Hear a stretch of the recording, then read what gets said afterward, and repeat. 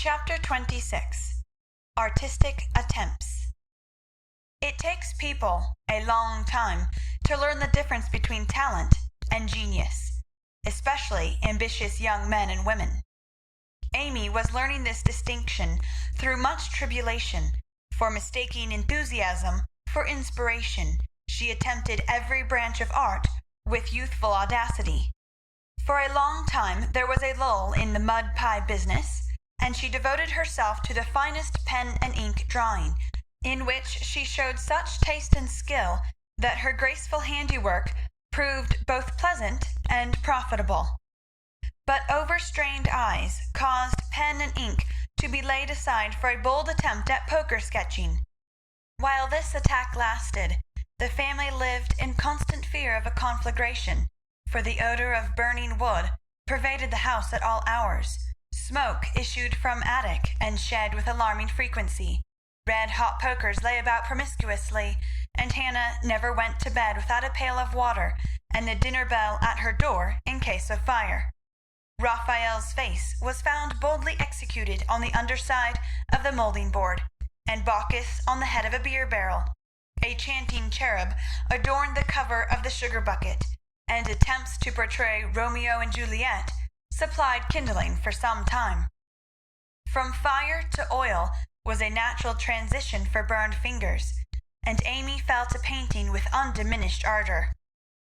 An artist friend fitted her out with his cast-off palettes, brushes, and colors, and she daubed away, producing pastoral and marine views, such as were never seen on land or sea. Her monstrosities in the way of cattle would have taken prizes at an agricultural fair, and the perilous pitching of her vessels would have produced seasickness in the most nautical observer, if the utter disregard to all known rules of shipbuilding and rigging had not convulsed him with laughter at the first glance. Swarthy boys and dark-eyed Madonnas staring at you from one corner of the studio suggested Murillo. Oil-brown shadows of faces with a lurid streak in the wrong place meant Rembrandt. Buxom ladies and dropsical infants, Rubens. And Turner appeared in tempests of blue thunder, orange lightning, brown rain, and purple clouds, with a tomato-colored splash in the middle, which might be the sun, or a buoy, or a sailor's shirt, or a king's robe, as the spectator pleased. Charcoal portraits came next, and the entire family hung in a row, looking as wild and crocky as if just evoked from a coal-bin. Softened into crayon sketches, they did better, for the likenesses were good, and Amy's hair, Joe's nose, Meg's mouth, and Laurie's eyes were pronounced wonderfully fine. A return to clay and plaster followed, and ghostly casts of her acquaintances haunted corners of the house, or tumbled off closet shelves onto people's heads. Children were enticed in as models, till their incoherent accounts of her mysterious doings caused Miss Amy to be regarded in the light of a young ogress. Her efforts in this line, however, were brought to an abrupt close by an outward accident, which quenched her ardor. Other models failing her for a time, she undertook to cast her own pretty foot, and the family were one day alarmed by an unearthly bumping and screaming, and running to the rescue, found the young enthusiast hopping wildly about the shed with her foot held fast in a pan full of plaster, which had hardened with unexpected rapidity. With much difficulty and some danger she was dug out, for Joe was so overcome with laughter while she excavated that her knife went too far, cut the poor foot, and left a lasting memorial of one artistic attempt at least. After this Amy subsided, till a mania for sketching from nature set her to haunting river, field, and wood for picturesque studies, and sighing for ruins to copy. She caught endless colds sitting on damp grass to book a delicious bit, composed of a stone, a stump, one mushroom, and a broken mullein stalk, or a heavenly mass of clouds that looked like a choice display of feather-beds when done.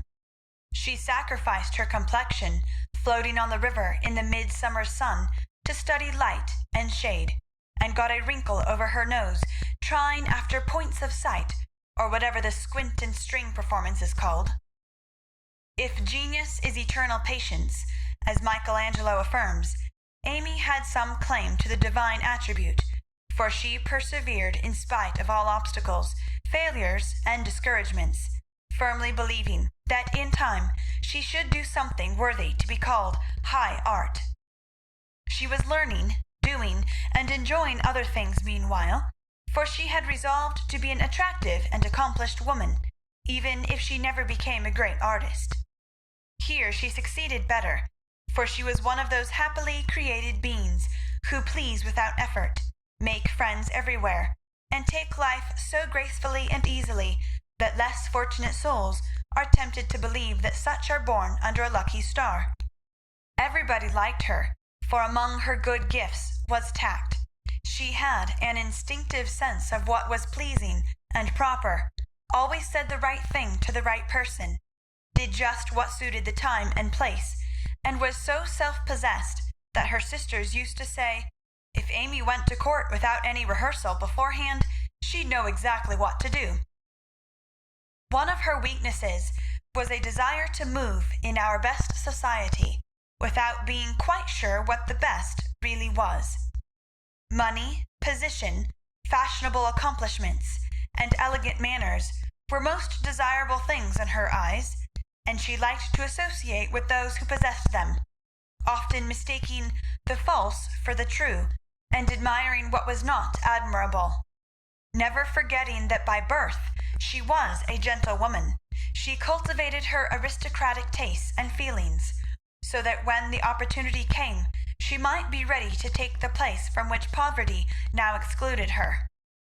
My lady, as her friends called her, sincerely desired to be a genuine lady, and was so at heart, but had yet to learn that money cannot buy refinement of nature, that rank does not always confer nobility, and that true breeding makes itself felt in spite of external drawbacks. I want to ask a favor of you, mamma, Amy said, coming in with an important air one day. Well, little girl, what is it? Replied her mother, in whose eyes the stately young lady still remained the baby. Our drawing class breaks up next week, and before the girls separate for the summer, I want to ask them out here for a day. They are wild to see the river, sketch the broken bridge, and copy some of the things they admire in my book. They have been very kind to me in many ways, and I am grateful, for they are rich, and I know I am poor, yet they never made any difference. Why should they? And Mrs. March put the question with what the girls called her Maria Theresa air. You know as well as I that it does make a difference with nearly everyone, so don't ruffle up like a dear motherly hen when your chickens get pecked by smarter birds. The ugly duckling turned out a swan, you know. And Amy smiled without bitterness, for she possessed a happy temper and hopeful spirit. Mrs. March laughed and smoothed down her maternal pride as she asked, Well, my swan, what is your plan? I should like to ask the girls out to lunch next week, to take them for a drive to the places they want to see, a row on the river, perhaps, and make a little artistic fete for them. That looks feasible. What do you want for lunch? Cake, sandwiches, fruit, and coffee will be all that is necessary, I suppose? Oh, dear no. We must have cold tongue and chicken, French chocolate and ice cream besides. The girls are used to such things, and I want my lunch to be proper and elegant, though I do work for my living. How many young ladies are there? Asked her mother, beginning to look sober. 12 or 14 in the class, but I dare say they won't all come. Bless me, child, you will have to charter an omnibus to carry them about. Why, mother, how can you think of such a thing? Not more than 6 or 8 will probably come, so I shall hire a beach wagon and borrow Mr. Lawrence's cherry bounce. Hannah's pronunciation of cherubang. All of this will be expensive, Amy. Not very. I've calculated the cost, and I'll pay for it myself. Don't you think, dear, that as these girls are used to such things, and the best we can do will be nothing new, that some simpler plan would be pleasanter to them, as a change, if nothing more, and much better for us, than buying or borrowing what we don't need, and attempting a style not in keeping with our circumstances. If I can't have it as I like, I don't care to have it at all. I know that I can carry it out perfectly well, if you and the girls will help a little, and I don't see why I can't if I'm willing to pay for it," said Amy, with the decision which opposition was apt to change into obstinacy. Mrs. March knew that experience was an excellent teacher, and when it was possible, she left her children to learn alone the lessons which she would gladly have made easier if they had not objected to taking advice as much as they did salts and senna. "Very well, Amy, if your heart is set upon it, and you see your way through without too great an outlay of money, time, and temper, I'll say no more. Talk it over with the girls, and whichever way you decide, I'll do my best to help you." "Thanks, mother, you are always so kind." And away went Amy to lay her plan before her sisters.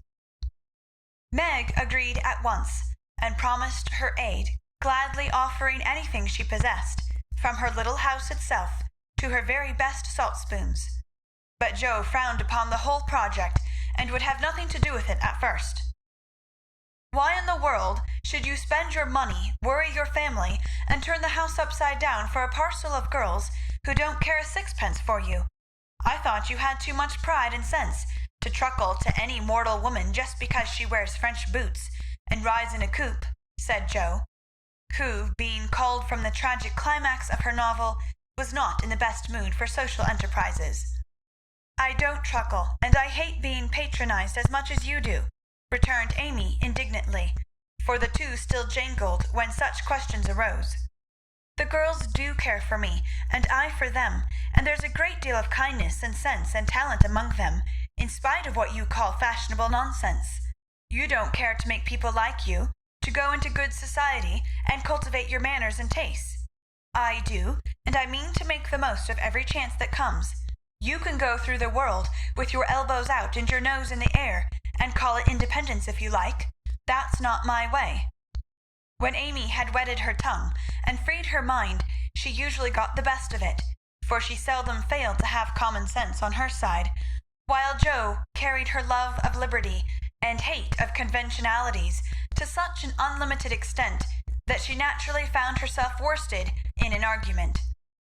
Amy's definition of Joe's idea of independence was such a good hit that both burst out laughing, and the discussion took a more amiable turn. Much against her will, Joe at length consented to sacrifice a day to Mrs. Grundy, and help her sister through what she regarded as a nonsensical business. The invitations were sent, nearly all accepted, and the following Monday was set apart for the grand event. Hannah was out of humour because her week's work was deranged, and prophesied that if the washing and ironing weren't done regular, nothing would go well anywheres. This hitch in the mainspring of the domestic machinery had a bad effect upon the whole concern, but Amy's motto was nil desperandum, and having made up her mind what to do, she proceeded to do it in spite of all obstacles. To begin with, Hannah's cooking didn't turn out well. The chicken was tough, the tongue too salty, and the chocolate wouldn't froth properly. Then the cake and ice cost more than Amy expected. So did the wagon and various other expenses, which seemed trifling at the outset, counted up rather alarmingly afterward. Beth got a cold and took to her bed. Meg had an unusual number of callers to keep her at home, and Joe was in such a divided state of mind that her breakages, accidents, and mistakes were uncommonly numerous, serious, and trying. If it was not fair on Monday, the young ladies were to come on Tuesday, an arrangement which aggravated Joe and Hannah to the last degree. On Monday morning the weather was in that undecided state which is more exasperating than a steady pour. It drizzled a little, shone a little, blew a little, and didn't make up its mind till it was too late for anyone else to make up theirs. Amy was up at dawn, hustling people out of their beds and through their breakfasts, that the house might be got in order. The parlour struck her as looking uncommonly shabby, but without stopping to sigh for what she had not, she skilfully made the best of what she had. arranging chairs over the worn places in the carpet, covering stains on the walls with homemade statuary, which gave an artistic air to the room, as did the lovely vases of flowers Jo scattered about. The lunch looked charming, and as she surveyed it, she sincerely hoped it would taste well, and that the borrowed glass, china, and silver would get safely home again. The carriages were promised. Meg and Mother were all ready to do the honors. Beth was able to help Hannah behind the scenes. Jo had engaged to be as lively and amiable as an absent mind and aching head, and a very decided disapproval of everybody and everything, would allow. And as she wearily dressed, Amy cheered herself with anticipations of the happy moment when, lunch safely over, she should drive away with her friends for an afternoon of artistic delights, for the cherry bounce and the broken bridge were her strong points. Then came the hours of suspense, during which she vibrated from parlor to porch, while public opinion varied like the weathercock. A smart shower at 11 had evidently quenched the enthusiasm of the young ladies who were to arrive at 12, for nobody came, and at 2 the exhausted family sat down in a blaze of sunshine to consume the perishable portions of the feast, that nothing might be lost. "No doubt about the weather today. They will certainly come, so we must fly around and be ready for them," said Amy, as the sun woke her next morning. She spoke briskly, but in her secret soul she wished she had said nothing about Tuesday, for her interest, like her cake, was getting a little stale. "I can't get any lobsters, so you will have to do without salad today," said Mr. March, coming in half an hour later with an expression of placid despair. "Use the chicken, then. The toughness won't matter in a salad," advised his wife. "Hannah left it on the kitchen table a minute, and the kittens got at it. I'm very sorry, Amy," added Beth, who was still a patroness of cats. "Then I must have lobster, for tongue alone won't do," said Amy decidedly. "Shall I rush into town and demand one?" asked Jo, with the magnanimity of a martyr. "You'd come bringing it home under your arm without any paper, just to try me. I'll go myself," answered Amy, whose temper was beginning to fail. Shrouded in a thick veil, and armed with a genteel travelling basket, she departed, feeling that a cool drive would soothe her ruffled spirit and fit her for the labours of the day. After some delay, the object of her desire was procured, likewise a bottle of dressing to prevent further loss of time at home, and off she drove again, well pleased with her own forethought. As the omnibus contained only one other passenger, a sleepy old lady, Amy pocketed her veil, and beguiled the tedium of the way by trying to find out where all her money had gone to. So busy was she with her card full of refractory figures, that she did not observe a newcomer, who entered without stopping the vehicle, till a masculine voice said, "Good morning, Miss March," and looking up, she beheld one of Laurie's most elegant college friends. Fervently hoping that he would get out before she did, Amy utterly ignored the basket at her feet, and congratulating herself that she had on her new travelling dress, returned the young man's greeting with her usual suavity and spirit. They got on excellently, for Amy's chief care was soon set at rest by learning that the gentleman would leave first, and she was chatting away in a peculiarly lofty strain when the old lady got out. In stumbling to the door, she upset the basket, and, oh horror, the lobster, in all its vulgar size and brilliancy, was revealed to the high-born eyes of a tutor.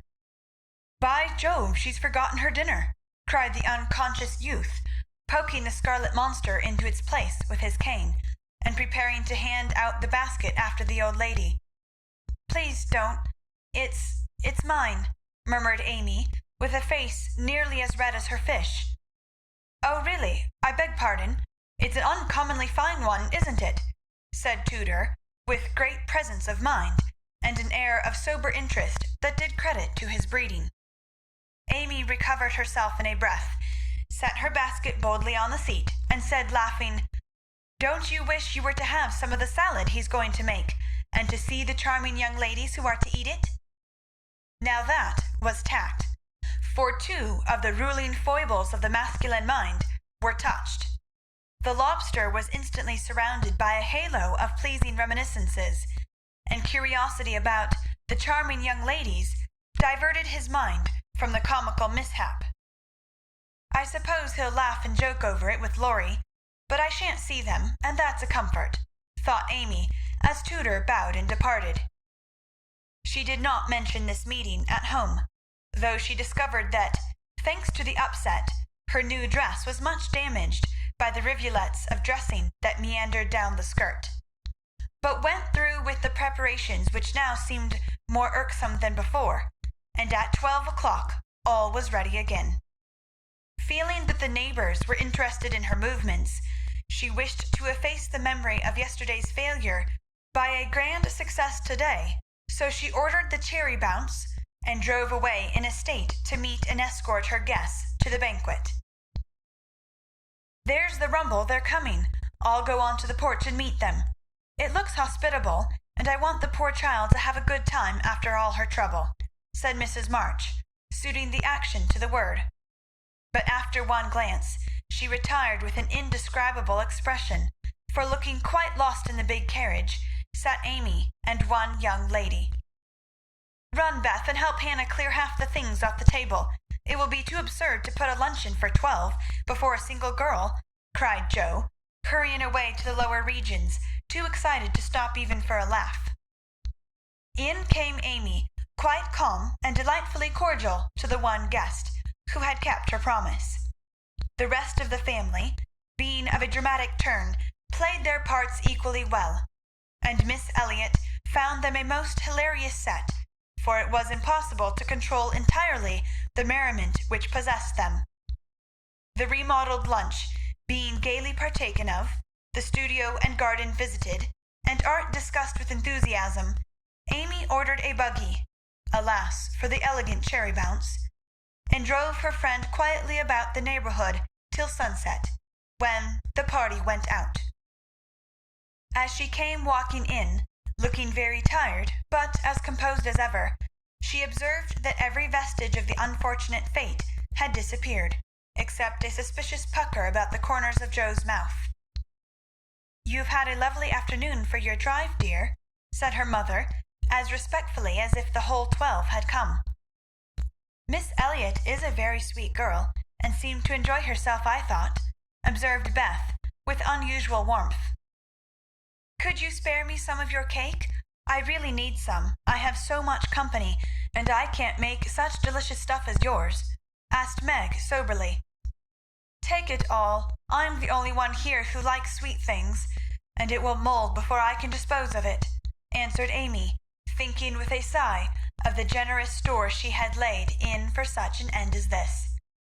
"It's a pity Laurie isn't here to help us," began Joe, as they sat down to ice cream and salad for the second time in 2 days. A warning look from her mother checked any further remarks, and the whole family ate in heroic silence, till Mr. March mildly observed, "Salad was one of the favorite dishes of the ancients, and Evelyn—" Here a general explosion of laughter cut short the history of salads, to the great surprise of the learned gentleman. "Bundle everything into a basket and send it to the Hummels. Germans like messes. I'm sick of the sight of this, and there's no reason you should all die of a surfeit because I've been a fool," cried Amy, wiping her eyes. "I thought I should have died when I saw you two girls rattling about in the what-you-call-it like two little colonels in a very big nutshell, and mother waiting in state to receive the throng," sighed Joe, quite spent with laughter. "I'm very sorry you were disappointed, dear, but we all did our best to satisfy you," said Mrs. March in a tone full of motherly regret. "I am satisfied. I've done what I undertook, and it's not my fault that it failed. I comfort myself with that," said Amy, with a little quiver in her voice. "I thank you all very much for helping me, and I'll thank you still more if you won't allude to it for a month at least." No one did for several months, but the word fate always produced a general smile, and Laurie's birthday gift to Amy was a tiny coral lobster in the shape of a charm for her watch guard. End of chapter 26. Chapter 27. Literary Lessons. Fortune suddenly smiled upon Jo, and dropped a good-luck penny in her path. Not a golden penny exactly, but I doubt if 500,000 would have given more real happiness than did the little sum that came to her in this wise. Every few weeks she would shut herself up in her room, put on her scribbling suit, and fall into a vortex, as she expressed it, writing away at her novel with all her heart and soul, for till that was finished she could find no peace. Her scribbling suit consisted of a black woolen pinafore, on which she could wipe her pen at will, and a cap of the same material, adorned with a cheerful red bow, into which she bundled her hair when the decks were cleared for action. This cap was a beacon to the inquiring eyes of her family, who during these periods kept their distance, merely popping in their heads semi-occasionally to ask with interest, "Does genius burn, Jo?" They did not always venture even to ask this question, but took an observation of the cap, and judged accordingly. If this expressive article of dress was drawn low upon the forehead, it was a sign that hard work was going on. In exciting moments it was pushed rakishly askew, and when despair seized the author, it was plucked wholly off and cast upon the floor. At such times the intruder silently withdrew, and not until the red bow was seen gaily erect upon the gifted brow did anyone dare address Jo. She did not think herself a genius by any means, but when the writing fit came on, she gave herself up to it with entire abandon, and led a blissful life, unconscious of want, care, or bad weather, while she sat safe and happy in an imaginary world, full of friends almost as real and dear to her as any in the flesh. Sleep forsook her eyes. Meals stood untasted, day and night were all too short to enjoy the happiness which blessed her only at such times, and made these hours worth living, even if they bore no other fruit. The divine afflatus usually lasted a week or two, and then she emerged from her vortex, hungry, sleepy, cross, or despondent. She was just recovering from one of these attacks when she was prevailed upon to escort Miss Crocker to a lecture, and in return for her virtue was rewarded with a new idea. It was a people's course, the lecture on the pyramids, and Jo rather wondered at the choice of such a subject for such an audience, but took it for granted that some great social evil would be remedied, or some great want supplied, by unfolding the glories of the Pharaohs to an audience whose thoughts were busy with the price of coal and flour, and whose lives were spent in trying to solve harder riddles than that of the Sphinx. They were early, and while Miss Crocker set the heel of her stocking, Jo amused herself by examining the faces of the people who occupied the seat with them. On her left were two matrons with massive foreheads and bonnets to match, discussing women's rights and making tatting. Beyond sat a pair of humble lovers, artlessly holding each other by the hand, a sombre spinster eating peppermints out of a paper bag, and an old gentleman taking his preparatory nap behind a yellow bandana. On her right, her only neighbor, was a studious-looking lad, absorbed in a newspaper.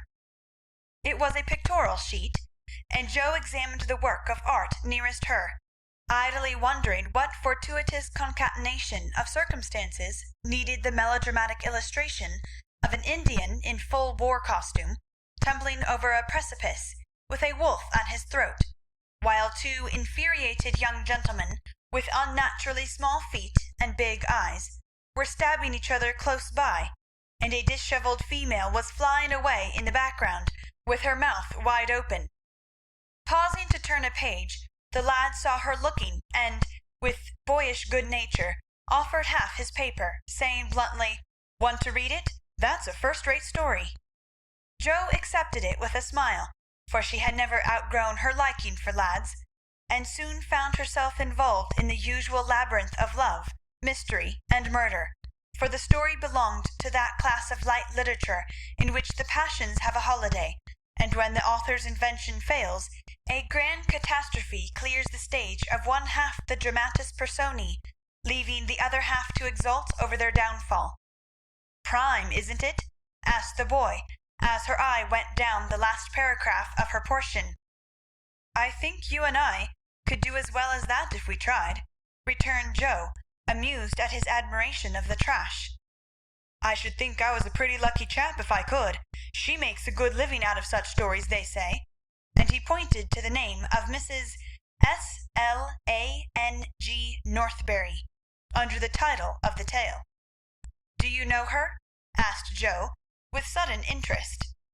"No, but I read all her pieces, and I know a fellow who works in the office where this paper is printed." "Do you say she makes a good living out of stories like this?" And Joe looked more respectfully at the agitated group and thickly sprinkled exclamation points that adorned the page. "Guess she does. She knows just what folks like and gets paid well for writing it."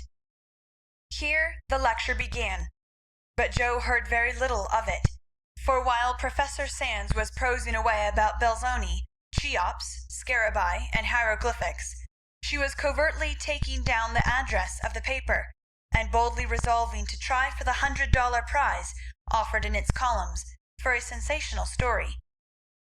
By the time the lecture ended and the audience awoke, she had built up a splendid fortune for herself, not the first founded on paper, and was already deep in the concoction of her story, being unable to decide whether the duel should come before the elopement or after the murder. She said nothing of her plan at home, but fell to work next day, much to the disquiet of her mother, who always looked a little anxious when genius took to burning. Joe had never tried this style before, contenting herself with very mild romances for the Spread Eagle. Her experience and miscellaneous reading were of service now, for they gave her some idea of dramatic effect and supplied plot, language, and costumes. Her story was full of desperation and despair, as her limited acquaintance with those uncomfortable emotions enabled her to make it, and having located it in Lisbon, she wound up with an earthquake as a striking and appropriate denouement.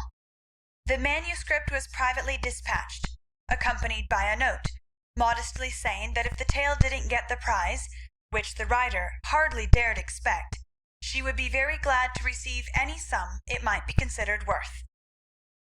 6 weeks is a long time to wait, and a still longer time for a girl to keep a secret. But Joe did both, and was just beginning to give up all hope of ever seeing her manuscript again, when a letter arrived which almost took her breath away, for on opening it, a check for $100 fell into her lap. For a minute she stared at it as if it had been a snake. Then she read her letter and began to cry.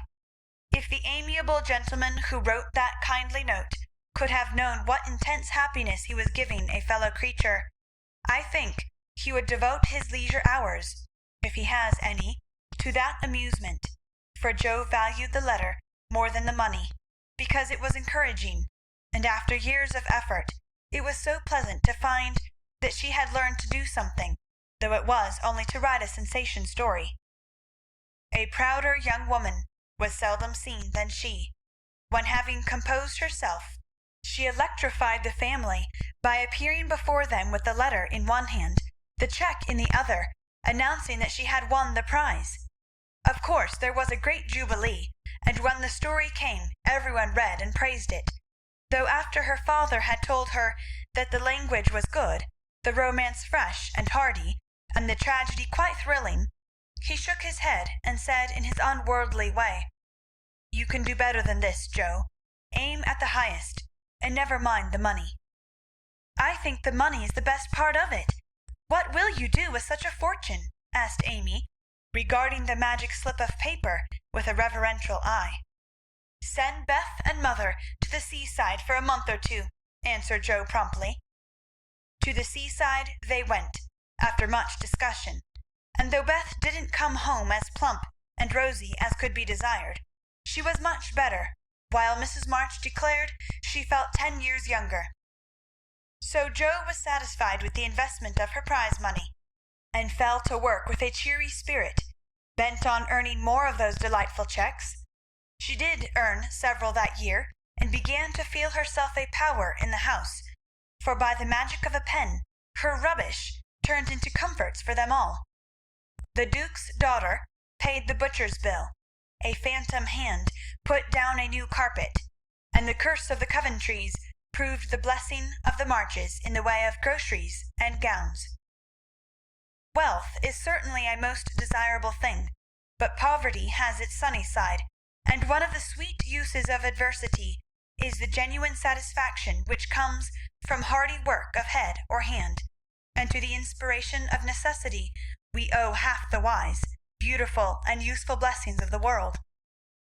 Jo enjoyed a taste of this satisfaction, and ceased to envy richer girls, taking great comfort in the knowledge that she could supply her own wants, and need ask no one for a penny. Little notice was taken of her stories, but they found a market, and encouraged by this fact, she resolved to make a bold stroke for fame and fortune. Having copied her novel for the 4th time, read it all to her confidential friends, and submitted it with fear and trembling to 3 publishers, she at last disposed of it, on condition that she would cut it down 1/3, and omit all the parts which she particularly admired. Now I must either bundle it back into my tin kitchen to mould, pay for printing it myself, or chop it up to suit purchasers, and get what I can for it. Fame is a very good thing to have in the house, but cash is more convenient, so I wish to take the sense of the meeting on this important subject," said Jo, calling a family council. "Don't spoil your book, my girl, for there is more in it than you know, and the idea is well worked out. Let it wait and ripen," was her father's advice, and he practised what he preached, having waited patiently 30 years for fruit of his own to ripen, and being in no haste to gather it even now, when it was sweet and mellow. "It seems to me that Jo will profit more by taking the trial than by waiting," said Mrs. March. "Criticism is the best test of such work, for it will show her both unsuspected merits and faults, and help her to do better next time. We are too partial, but the praise and blame of outsiders will prove useful, even if she gets but little money." "Yes," said Jo, knitting her brows, "that's just it. I've been fussing over the thing so long, I really don't know whether it's good, bad, or indifferent. It will be a great help to have cool, impartial persons take a look at it, and tell me what they think of it." "I wouldn't leave a word out of it.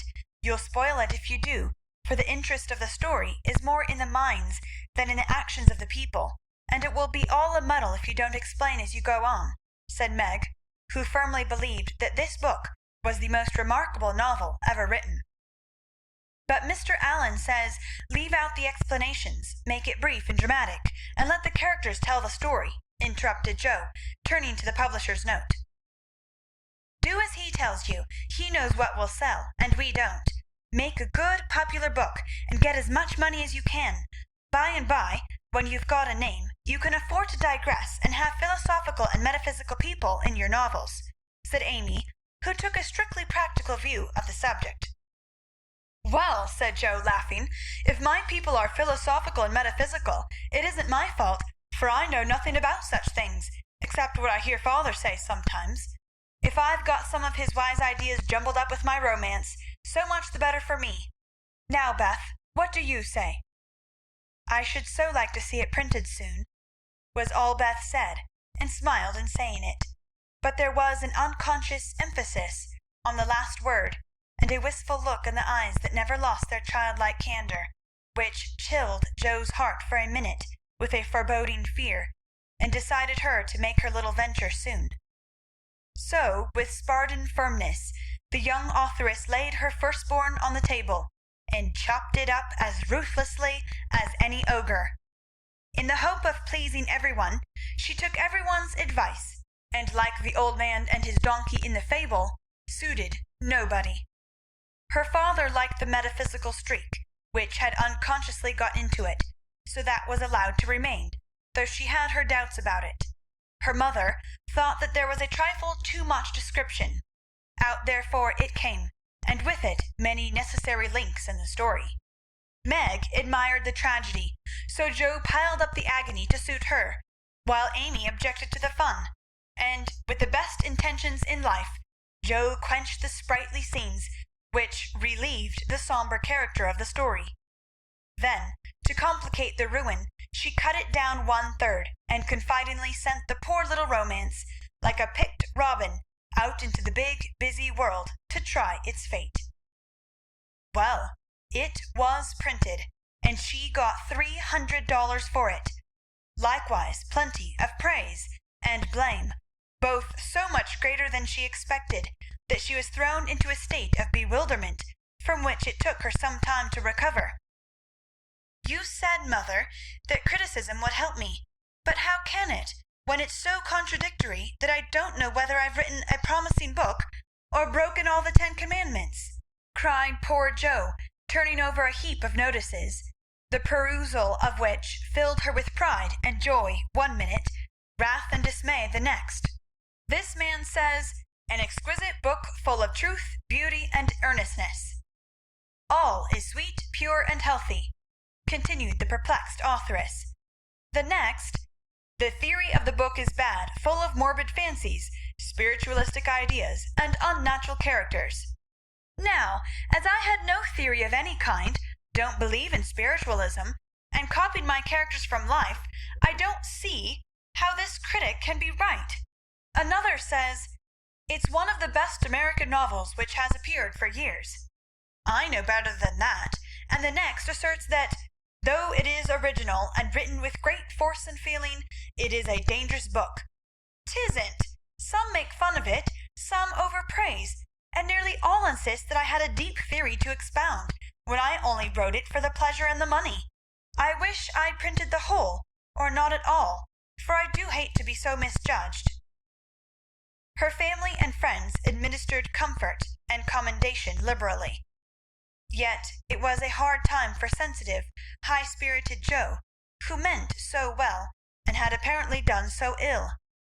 But it did her good, for those whose opinion had real value gave her the criticism which is an author's best education, and when the first soreness was over, she could laugh at her poor little book, yet believe in it still, and feel herself the wiser and stronger for the buffeting she had received. "Not being a genius like Keats, it won't kill me," she said stoutly, "and I've got the joke on my side, after all, for the parts that were taken straight out of real life are denounced as impossible and absurd, and the scenes that I made up out of my own silly head are pronounced charmingly natural, tender, and true. So I'll comfort myself with that, and when I'm ready, I'll up again and take another." End of Chapter 27. Chapter 28. Domestic Experiences. Like most other young matrons, Meg began her married life with the determination to be a model housekeeper. John should find home a paradise. He should always see a smiling face, should fare sumptuously every day, and never know the loss of a button. She brought so much love, energy, and cheerfulness to the work that she could not but succeed, in spite of some obstacles. Her paradise was not a tranquil one, for the little woman fussed, was over-anxious to please, and bustled about like a true Martha, cumbered with many cares. She was too tired sometimes even to smile. John grew dyspeptic after a course of dainty dishes, and ungratefully demanded plain fare. As for buttons, she soon learned to wonder where they went, to shake her head over the carelessness of men, and to threaten to make him sew them on himself, and see if his work would stand impatient and clumsy fingers any better than hers. They were very happy, even after they discovered that they couldn't live on love alone. John did not find Meg's beauty diminished, though she beamed at him from behind the familiar coffee-pot. Nor did Meg miss any of the romance from the daily parting, when her husband followed up his kiss with a tender inquiry, "Shall I send some veal or mutton for dinner, darling?" The little house ceased to be a glorified bower, but it became a home, and the young couple soon felt that it was a change for the better. At first They played keep house, and frolicked over it like children. Then John took steadily to business, feeling the cares of the head of a family upon his shoulders, and Meg laid by her cambric wrappers, put on a big apron, and fell to work, as before said, with more energy than discretion. While the cooking mania lasted, she went through Mrs. Cornelius's receipt book as if it were a mathematical exercise, working out the problems with patience and care. Sometimes her family were invited to help eat up a too bounteous feast of success, or Lottie would be privately dispatched with a batch of failures, which were to be concealed from all eyes in the convenient stomachs of the little Hummels. An evening with John over the account books usually produced a temporary lull in the culinary enthusiasm, and a frugal fit would ensue, during which the poor man was put through a course of bread pudding, hash, and warmed-over coffee, which tried his soul, although he bore it with praiseworthy fortitude. Before the golden mean was found, however, Meg added to her domestic possessions what young couples seldom get on long without, a family jar. Fired with a housewifely wish to see her storeroom stocked with homemade preserves, she undertook to put up her own currant jelly. John was requested to order home a dozen or so of little pots, and an extra quantity of sugar, for their own currants were ripe, and were to be attended to at once. As John firmly believed that my wife was equal to anything, and took a natural pride in her skill, he resolved that she should be gratified, and their only crop of fruit laid by in a most pleasing form for winter use. Home came 4 dozen delightful little pots, half a barrel of sugar, and a small boy to pick the currants for her.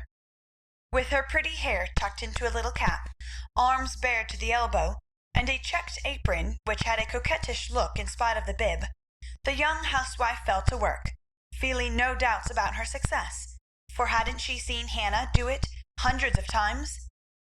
The array of pots rather amazed her at first, but John was so fond of jelly, and the nice little jars would look so well on the top shelf, that Meg resolved to fill them all, and spent a long day picking, boiling, straining, and fussing over her jelly. She did her best. She asked advice of Mrs. Cornelius.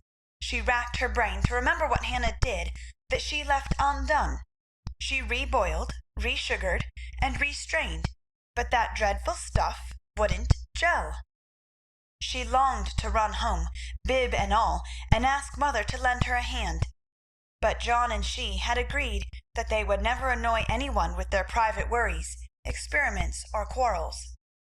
They had laughed over that last word as if the idea it suggested was a more preposterous one, but they had held to their resolve, and whenever they could get on without help, they did so, and no one interfered, for Mrs. March had advised the plan. So Meg wrestled alone with the refractory sweetmeats all that hot summer day, and at 5 o'clock she sat down in her topsy-turvy kitchen, wrung her bedaubed hands, lifted up her voice, and wept. Now, in the first flush of the new life, she had often said, "My husband shall always feel free to bring a friend home whenever he likes. I shall always be prepared. There shall be no flurry, no scolding, no discomfort, but a neat house, a cheerful wife, and a good dinner. John, dear, never stop to ask my leave. Invite whom you please, and be sure of a welcome from me." How charming that was, to be sure! John quite glowed with pride to hear her say it, and felt what a blessed thing it was to have a superior wife. But although they had had company from time to time, it never happened to be unexpected, and Meg had never had an opportunity to distinguish herself till now.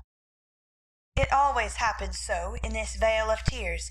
There is an inevitably about such things which we can only wonder at, deplore, and bear as we best can. If John had not forgotten all about the jelly, it really would have been unpardonable in him to choose that day, of all the days in the year, to bring a friend home to dinner unexpectedly. Congratulating himself that a handsome repast had been ordered that morning, feeling sure that it would be ready to the minute, and indulging in pleasant anticipations of the charming effect it would produce, when his pretty wife came running out to meet him, he escorted his friend to his mansion, with the irrepressible satisfaction of a young host and husband. It is a world of disappointments, as John discovered when he reached the Dovecote. The front door usually stood hospitably open. Now it was not only shut, but locked, and yesterday's mud still adorned the steps. The parlour windows were closed and curtained. No picture of the pretty wife sewing on the piazza, in white, with a distracting little bow in her hair, or a bright-eyed hostess smiling a shy welcome as she greeted her guest. Nothing of the sort, for not a soul appeared but a sanguinary-looking boy asleep under the currant bushes. "I'm afraid something has happened. Step into the garden, Scott, while I look up Mrs. Brooke," said John, alarmed at the silence and solitude. Round the house he hurried, led by a pungent smell of burned sugar, and Mr. Scott strolled after him with a queer look on his face. He paused discreetly at a distance when Brooke disappeared, but he could both see and hear, and being a bachelor, enjoyed the prospect mightily. In the kitchen reigned confusion and despair. One edition of jelly was trickled from pot to pot, another lay upon the floor, and a third was burning gaily on the stove. Lottie, with Teutonic phlegm, was calmly eating bread and currant wine, for the jelly was still in a hopelessly liquid state, while Mrs. Brooke, with her apron over her head, sat sobbing dismally. "My dearest girl, what is the matter?" cried John, rushing in with awful visions of scalded hands, sudden news of affliction, and secret consternation at the thought of the guest in the garden. "Oh, John, I'm so tired and hot and cross and worried. I've been at it till I'm all worn out. Do come and help me, or I shall die." And the exhausted housewife cast herself upon his breast, giving him a sweet welcome in every sense of the word, for her pinafore had been baptized at the same time as the floor. "What worries you, dear? Has anything dreadful happened?" asked the anxious John, tenderly kissing the crown of the little cap, which was all askew. "Yes," sobbed Meg despairingly. "Tell me quick, then. Don't cry. I can bear anything better than that. Out with it, love." The jelly won't gel, and I don't know what to do." John Brooke laughed then as he never dared laugh afterward, and the derisive Scot smiled involuntarily as he heard the hearty peal, which put the finishing stroke to poor Meg's woe. "Is that all? Fling it out of the window and don't bother any more about it. I'll buy you quartz if you want it, but for heaven's sake don't have hysterics, for I've brought Jack Scott home to dinner, and—" John got no further, for Meg cast him off and clasped her hands with a tragic gesture as she fell into a chair, exclaiming, in a tone of mingled indignation, reproach, and dismay, "A man to dinner, and everything in a mess! John Brooke, how could you do such a thing?" "Hush, he's in the garden. I forgot the confounded jelly, but it can't be helped now," said John, surveying the prospect with an anxious eye. "You ought to have sent word, or told me this morning, and you ought to have remembered how busy I was," continued Meg petulantly, for even turtle doves will peck when ruffled. "I didn't know it this morning, and there was no time to send word, for I met him on the way out. I never thought of asking leave, when you have always told me to do as I liked. I never tried it before, and hang me if I ever do again," added John with an aggrieved air. "I should hope not. Take him away at once. I can't see him, and there isn't any dinner." "Well, I like that. Where's the beef and vegetables I sent home, and the pudding you promised?" cried John, rushing to the larder. "I hadn't time to cook anything. I meant to dine at mother's. I'm sorry, but I was so busy," and Meg's tears began again. John was a mild man, but he was human, and after a long day's work to come home tired, hungry, and hopeful, to find a chaotic house, an empty table, and a cross wife, was not exactly conducive to repose of mind or manner. He restrained himself, however, and the little squall would have blown over, but for one unlucky word. It's a scrape, I acknowledge, but if you will lend a hand, we'll pull through and have a good time yet. Don't cry, dear, but just exert yourself a bit and fix us up something to eat. We're both as hungry as hunters, so we shan't mind what it is. Give us the cold meat and bread and cheese. We won't ask for jelly." He meant it to be a good-natured joke, but that one word sealed his fate. Meg thought it was too cruel to hint about her sad failure, and the last atom of patience vanished as he spoke. "You must get yourself out of the scrape as you can. I'm too used up to exert myself for anyone. It's like a man to propose a bowl of vulgar bread and cheese for company. I won't have anything of the sort in my house.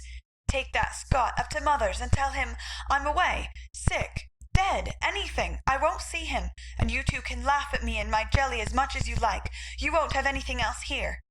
And having delivered her defiance, all on one breath, Meg cast away her pinafore and precipitately left the field to bemoan herself in her own room. What those two creatures did in her absence she never knew, but Mr. Scott was not taken up to mother's, and when Meg descended after they had strolled away together, she found traces of a promiscuous lunch, which filled her with horror. Lottie reported that they had eaten much and greatly laughed, and the master bid her throw away all the sweet stuff and hide the pots.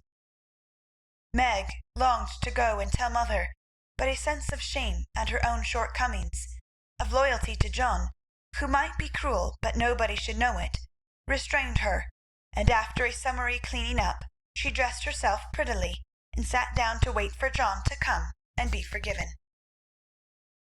Unfortunately, John didn't come. Not seeing the matter in that light, he had carried it off as a good joke with Scott, excused his little wife as well as he could, and played the host so hospitably that his friend enjoyed the impromptu dinner and promised to come again. But John was angry, though he did not show it. He felt that Meg had deserted him in his hour of need. It wasn't fair to tell a man to bring folks home any time, with perfect freedom, and when he took you at your word, to flame up and blame him, and leave him in the lurch, to be laughed at or pitied. No, by George, it wasn't, and Meg must know it. He had fumed inwardly during the feast, but when the flurry was over, and he strolled home after seeing Scott off, a milder mood came over him. Poor little thing! It was hard upon her when she tried so heartily to please me. She was wrong, of course, but then she was young. I must be patient and teach her. He hoped she had not gone home. He hated gossip and interference. For a minute he was ruffled again at the mere thought of it, and then the fear that Meg would cry herself sick softened his heart and sent him on at a quicker pace, resolving to be calm and kind, but firm, quite firm, and show her where she had failed in her duty to her spouse. Meg, likewise, resolved to be calm and kind, but firm, and show him his duty. She longed to run to meet him and beg pardon, and be kissed and comforted, as she was sure of being, but, of course, she did nothing of the sort, and when she saw John coming, began to hum quite naturally, as she rocked and sewed, like a lady of leisure in her best parlour. John was a little disappointed not to find a tender Niobe, but feeling that his dignity demanded the first apology, he made none, only came leisurely in and laid himself upon the sofa with the singularly relevant remark, "We are going to have a new moon, dear." "I've no objection," was Meg's equally soothing remark. A few other topics of general interest were introduced by Mr. Brooke, and wet blanketed by Mrs. Brooke, and conversation languished. John went to one window, unfolded his paper, and wrapped himself in it, figuratively speaking. Meg went to the other window, and sewed as if new rosettes for slippers were among the necessaries of life. Neither spoke. Both looked quite calm and firm, and both felt desperately uncomfortable. "Oh dear," thought Meg, "married life is very trying, and does need infinite patience, as well as love, as mother says." The word mother suggested other maternal counsels given long ago, and received with unbelieving protests. John is a good man, but he has his faults. and you must learn to see and bear with them, remembering your own. He is very decided, but never will be obstinate, if you reason kindly, and not oppose impatiently. He is very accurate and particular about the truth, a good trait, though you call him fussy. Never deceive him by a look or word, Meg, and he will give you the confidence you deserve, the support you need. He has a temper, not like ours, one flash and then all over, but the white, still anger that is seldom stirred, but once kindled is hard to quench. Be careful, be very careful not to wake his anger against yourself, for peace and happiness depend on keeping his respect. Watch yourself, be the first to ask pardon if you both err, and guard against the little piques, misunderstandings, and hasty words that often pave the way for bitter sorrow and regret. These words came back to Meg as she sat sewing in the sunset, especially the last. This was the first serious disagreement. Her own hasty speeches sounded both silly and unkind as she recalled them. Her own anger looked childish now, and thoughts of poor John coming home to such a scene quite melted her heart. She glanced at him with tears in her eyes, but he did not see them. She put down her work and got up, thinking, "I will be the first to say, 'Forgive me.'" But he did not seem to hear her. She went very slowly across the room, for pride was hard to swallow, and stood by him, but he did not turn his head. For a minute she felt as if she really couldn't do it. Then came the thought, "This is the beginning. I'll do my part and have nothing to reproach myself with." And stooping down, she softly kissed her husband on the forehead. Of course, that settled it. The penitent kiss was better than a world of words, and John had her on his knee in a minute, saying tenderly, "It was too bad to laugh at the poor little jelly pots. Forgive me, dear, I never will again." But he did. Oh, bless you, yes, hundreds of times, and so did Meg, both declaring that it was the sweetest jelly they ever made, for family peace was preserved in that little family jar. After this, Meg had Mr. Scott to dinner by special invitation, and served him up a pleasant feast without a cooked wife for the first course, on which occasion she was so gay and gracious, and made everything go off so charmingly, that Mr. Scott told John he was a lucky fellow, and shook his head over the hardships of bachelorhood all the way home. In the autumn, new trials and experiences came to Meg. Sally Moffat renewed her friendship, was always running out for a dish of gossip at the little house, or inviting "that poor dear" to come in and spend the day at the big house. It was pleasant, for in dull weather Meg often felt lonely. All were busy at home, John absent till night, and nothing to do but sew or read or potter about. So it naturally fell out that Meg got into the way of gadding and gossiping with her friend. Seeing Sally's pretty things made her long for such, and pity herself because she had not got them. Sally was very kind, and often offered her the coveted trifles, but Meg declined them, knowing that John wouldn't like it. And then this foolish little woman went and did what John disliked even worse.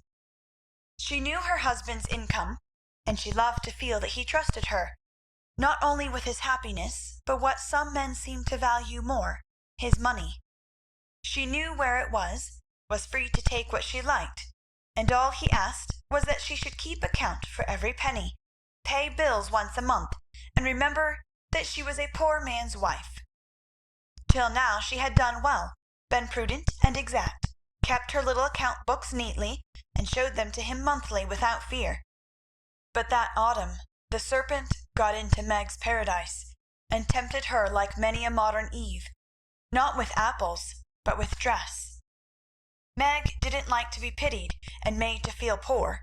It irritated her, but she was ashamed to confess it, and now and then she tried to console herself by buying something pretty, so that Sally needn't think she had to economize. She always felt wicked after it, for the pretty things were seldom necessaries, but then they cost so little, it wasn't worth worrying about.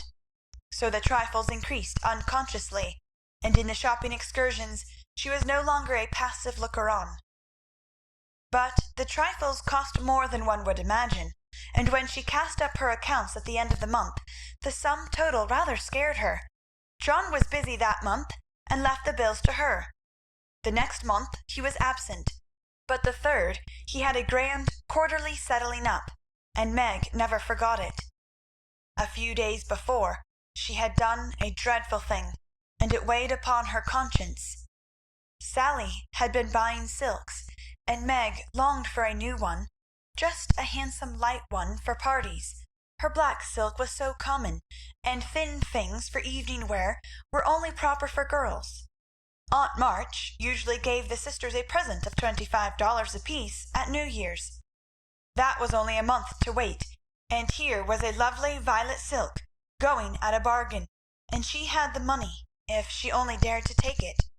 John always said what was his was hers, but would he think it right to spend not only the prospective 25, but another 25 out of the household fund? That was the question. Sally had urged her to do it, had offered to lend the money, and with the best intentions in life had tempted Meg beyond her strength. In an evil moment the shopman held up the lovely shimmering folds and said, "A bargain, I assure you, ma'am." She answered, "I'll take it," and it was cut off and paid for, and Sally had exulted, and she had laughed as if it were a thing of no consequence, and driven away feeling as if she had stolen something, and the police were after her.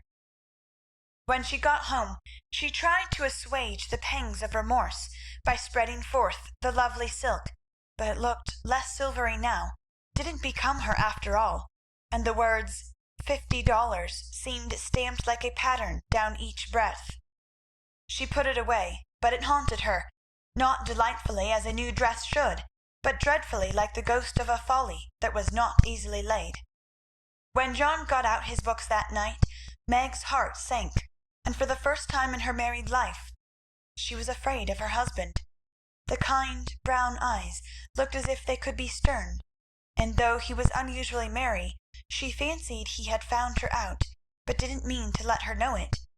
The house bills were all paid, the books all in order. John had praised her, and was undoing the old pocket-book, which they called the bank, when Meg, knowing that it was quite empty, stopped his hand, saying nervously, "You haven't seen my private expense book yet." John never asked to see it, but she always insisted on his doing so, and used to enjoy his masculine amazement at the queer things women wanted, and made him guess what piping was, demanded fiercely the meaning of a hug-me-tight, or wonder how a little thing composed of 3 rosebuds, a bit of velvet, and a pair of strings could possibly be a bonnet, and cost $6. That night he looked as if he would like the fun of quizzing her figures, and pretending to be horrified at her extravagance, as he often did, being particularly proud of his prudent wife. The little book was brought slowly out, and laid down before him. Meg got behind his chair under pretence of smoothing the wrinkles out of his tired forehead, and standing there, she said, with her panic increasing with every word, "John, dear, I'm ashamed to show you my book, for I've really been dreadfully extravagant lately. I go about so much, I must have things, you know, and Sally advised my getting it, so I did, and my New Year's money will partly pay for it, but I was sorry after I had done it, for I knew you'd think it wrong in me." John laughed, and drew her round beside him, saying good-humouredly, "Don't go and hide. I won't beat you if you have got a pair of killing boots. I'm rather proud of my wife's feet, and don't mind if she does pay $8 or $9 for her boots, if they are good ones." That had been one of her last trifles, and John's eye had fallen on it as he spoke. "Oh, what will he say when he comes to that awful $50, thought Meg with a shiver. "It's worse than boots. It's a silk dress," she said, with the calmness of desperation, for she wanted the worst over.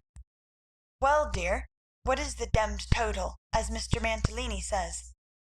That didn't sound like John, and she knew he was looking up at her with the straightforward look that she had always been ready to meet and answer with one as frank, till now. She turned the page, and her head at the same time, pointing to the sum, which would have been bad enough without the 50, but which was appalling to her with that added. For a minute the room was very still. Then John said slowly, but she could feel it cost him an effort to express no displeasure, "Well, I don't know that 50 is much for a dress, with all the furbelows and notions you have to finish it off these days." "It isn't made or trimmed," sighed Meg faintly, for a sudden recollection of the cost still to be incurred quite overwhelmed her. 25 yards of silk seems a good deal to cover one small woman, but I've no doubt my wife will look as fine as Ned Moffat's when she gets it on," said John dryly. "I know you are angry, John, but I can't help it. I don't mean to waste your money, and I didn't think those little things would count up so. I can't resist them when I see Sally buying all she wants, and pitying me because I don't. I try to be content, but it is hard, and I'm tired of being poor."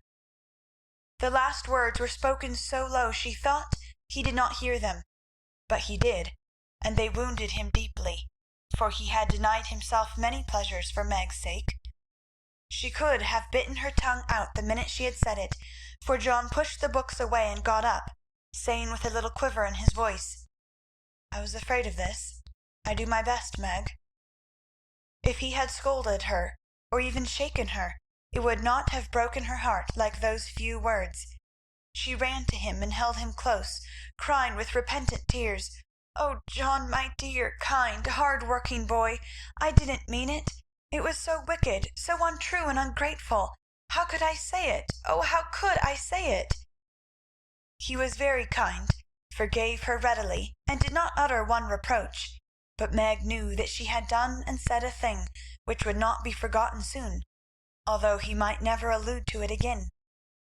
She had promised to love him for better or worse, and then she, his wife, had reproached him with his poverty after spending his earnings recklessly. It was dreadful, and the worst of it was John went on so quietly afterward, just as if nothing had happened, except that he stayed in town later and worked at night when she had gone to cry herself to sleep. A week of remorse nearly made Meg sick, and the discovery that John had countermanded the order for his new great coat reduced her to a state of despair which was pathetic to behold. He had simply said, in answer to her surprised inquiries as to the change, "I can't afford it, my dear." Meg said no more, but a few minutes after he found her in the hall with her face buried in the old great coat, crying as if her heart would break.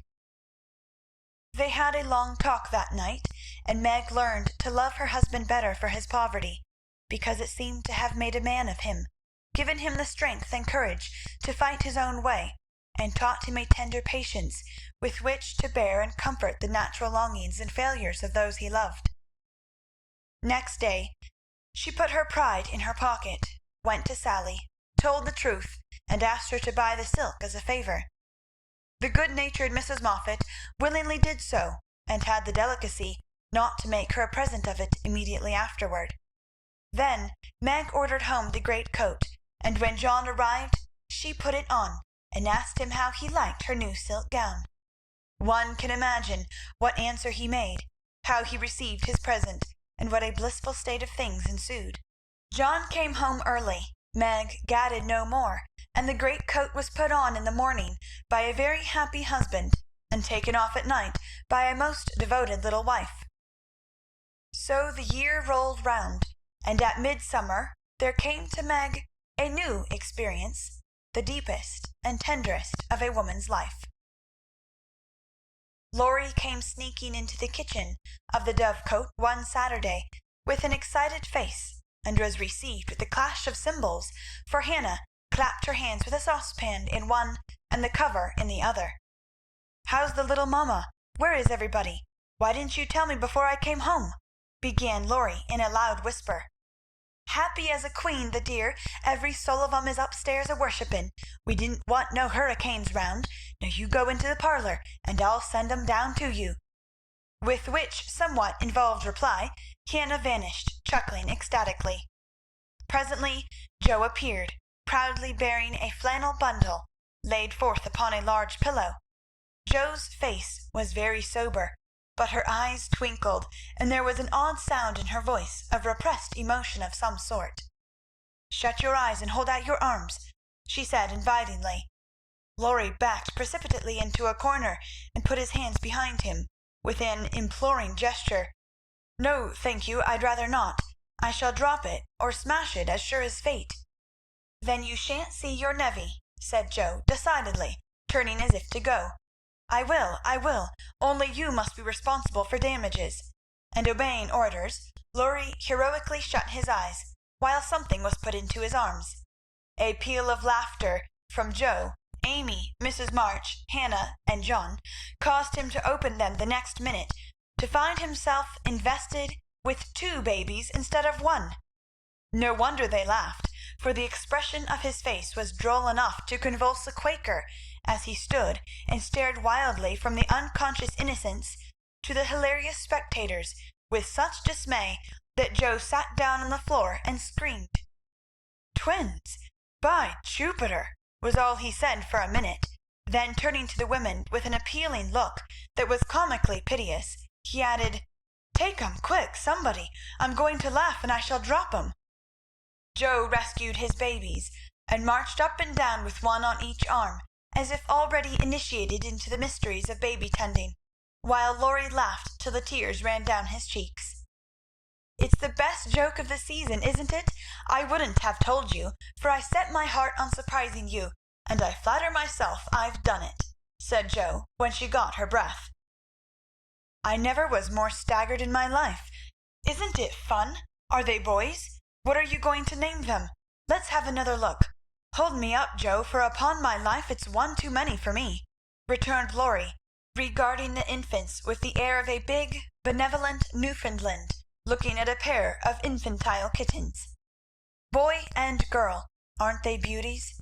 said the proud papa, beaming upon the little red squirmers as if they were unfledged angels. "Most remarkable children I ever saw. Which is which?" And Laurie bent like a well sweep to examine the prodigies.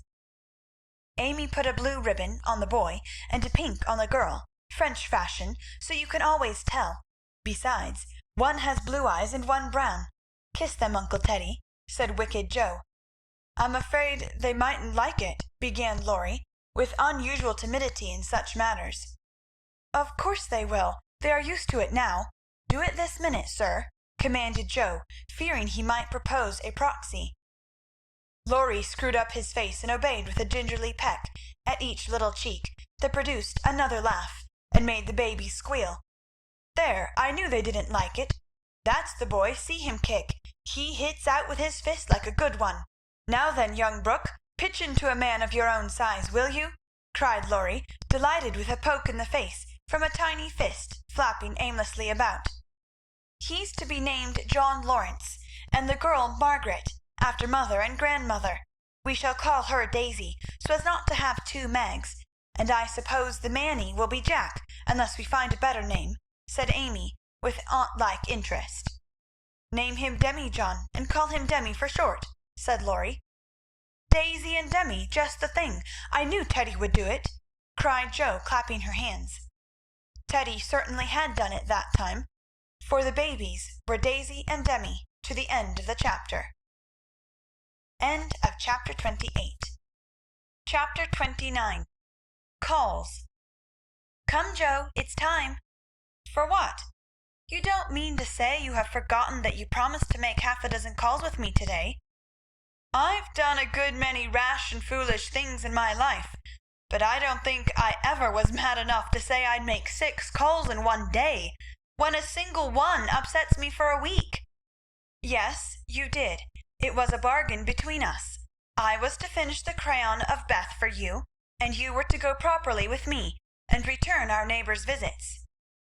"If it was fair, that was in the bond, and I stand to the letter of my bond, Shylock. There is a pile of clouds in the east, it's not fair, and I don't go." "Now that's shirking. It's a lovely day, no prospect of rain, and you pride yourself on keeping promises, so be honorable, come and do your duty, and then be at peace for another 6 months."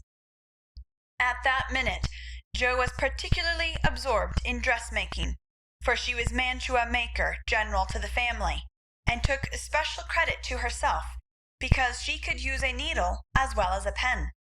It was very provoking to be arrested in the act of a first trying on, and ordered out to make calls in her best array on a warm July day. She hated calls of the formal sort, and never made any till Amy compelled her with a bargain, bribe, or promise.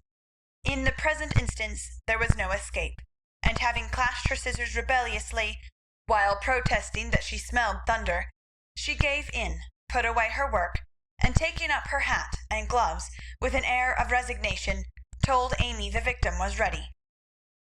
"Jo March, you are perverse enough to provoke a saint. You don't intend to make calls in that state, I hope?" cried Amy, surveying her with amazement. "Why not? I'm neat and cool and comfortable, quite proper for a dusty walk on a warm day. If people care more for my clothes than they do for me, I don't wish to see them. You can dress for both, and be as elegant as you please. It pays for you to be fine. It doesn't for me, and furbelows only worry me." "Oh dear," sighed Amy, "now she's in a contrary fit, and will drive me distracted before I can get her properly ready. I'm sure it's no pleasure to me to go to-day, but it's a debt we owe society, and there's no one to pay it but you and me. I'll do anything for you, Jo, if you'll only dress yourself nicely, and come and help me do the civil.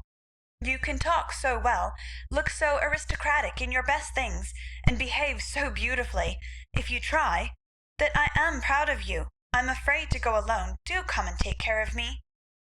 "You're an artful little puss to flatter and wheedle your cross old sister in that way. The idea of my being aristocratic and well-bred, and your being afraid to go anywhere alone! I don't know which is the most absurd. Well, I'll go if I must, and do my best. You shall be commander of the expedition, and I'll obey blindly. Will that satisfy you?" said Jo, with a sudden change from perversity to lamb-like submission. "You're a perfect cherub. Now put on all your best things, and I'll tell you how to behave at each place, so that you will make a good impression. I want people to like you, and they would if you'd only try to be a little more agreeable. Do your hair the pretty way, and put the pink rose in your bonnet.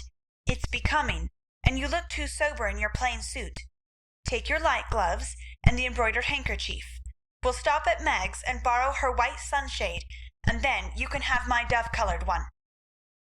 While Amy dressed, she issued her orders, and Jo obeyed them, not without entering her protest, however, for she sighed as she rustled into her new organdy, frowned darkly at herself as she tied her bonnet strings in an irreproachable bow, wrestled viciously with pins as she put on her collar, wrinkled up her features generally as she shook out the handkerchief, whose embroidery was as irritating to her nose as the present mission was to her feelings.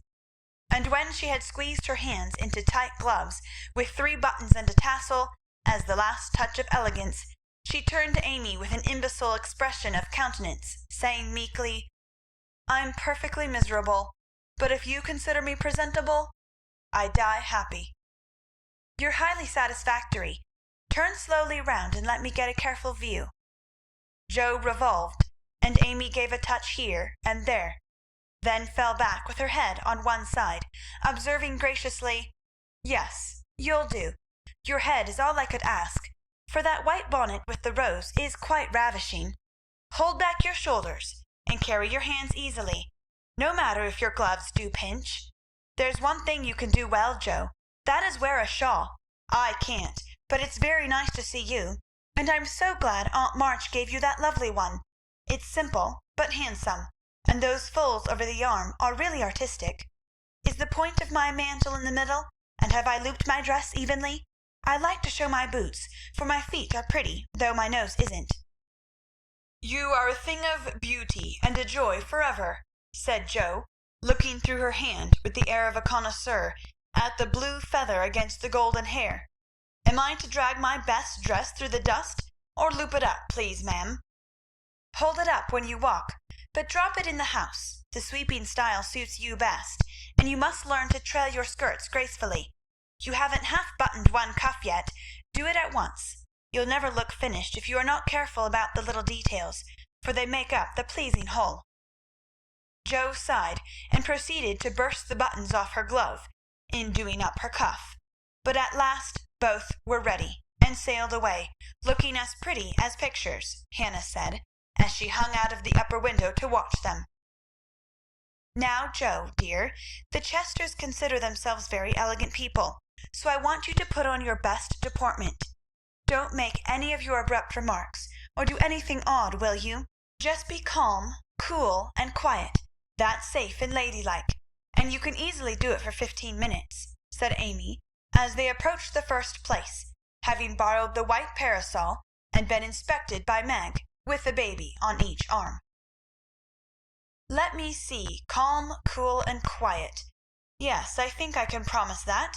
I've played the part of a prim young lady on the stage, and I'll try it off. My powers are great, as you shall see, so be easy in your mind, my child. Amy looked relieved, but naughty Jo took her at her word, for during the first call she sat with every limb gracefully composed, every fold correctly draped, calm as a summer sea, cool as a snowbank, and as silent as the Sphinx.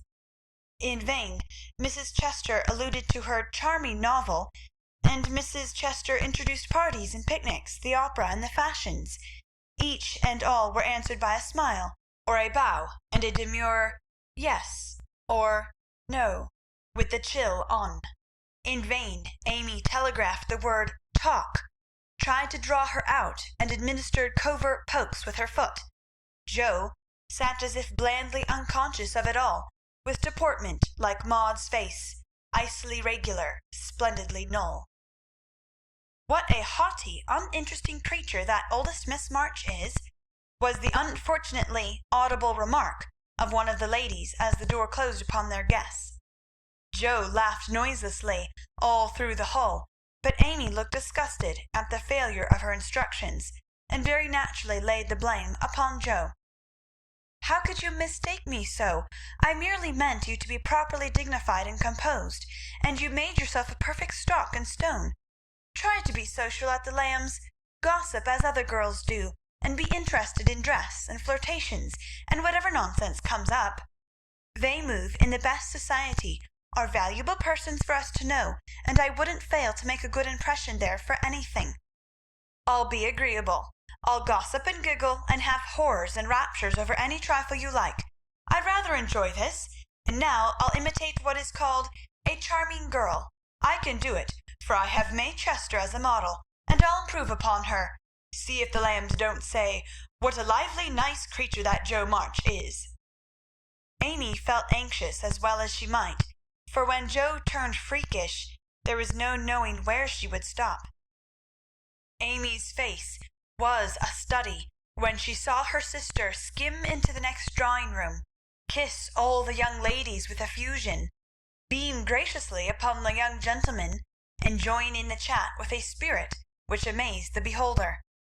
Amy was taken possession of by Mrs. Lamb, with whom she was a favourite, and forced to hear a long account of Lucretia's last attack, while 3 delightful young gentlemen hovered near, waiting for a pause when they might rush in and rescue her. So situated, she was powerless to check Jo, who seemed possessed by a spirit of mischief, and talked away as volubly as the lady. A knot of heads gathered about her, and Amy strained her ears to hear what was going on, for broken sentences filled her with curiosity, and frequent peals of laughter made her wild to share the fun. One may imagine her suffering on overhearing fragments of this sort of conversation. She rides splendidly. Who taught her? No one. She used to practice mounting, holding the reins and sitting straight on an old saddle in a tree. Now she rides anything, for she doesn't know what fear is, and the stableman lets her have horses cheap because she trains them to carry ladies so well. She has such a passion for it. I often tell her, if everything else fails, she can be a horsebreaker and get her living so.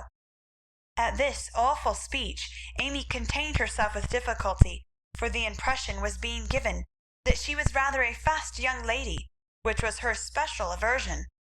But what could she do?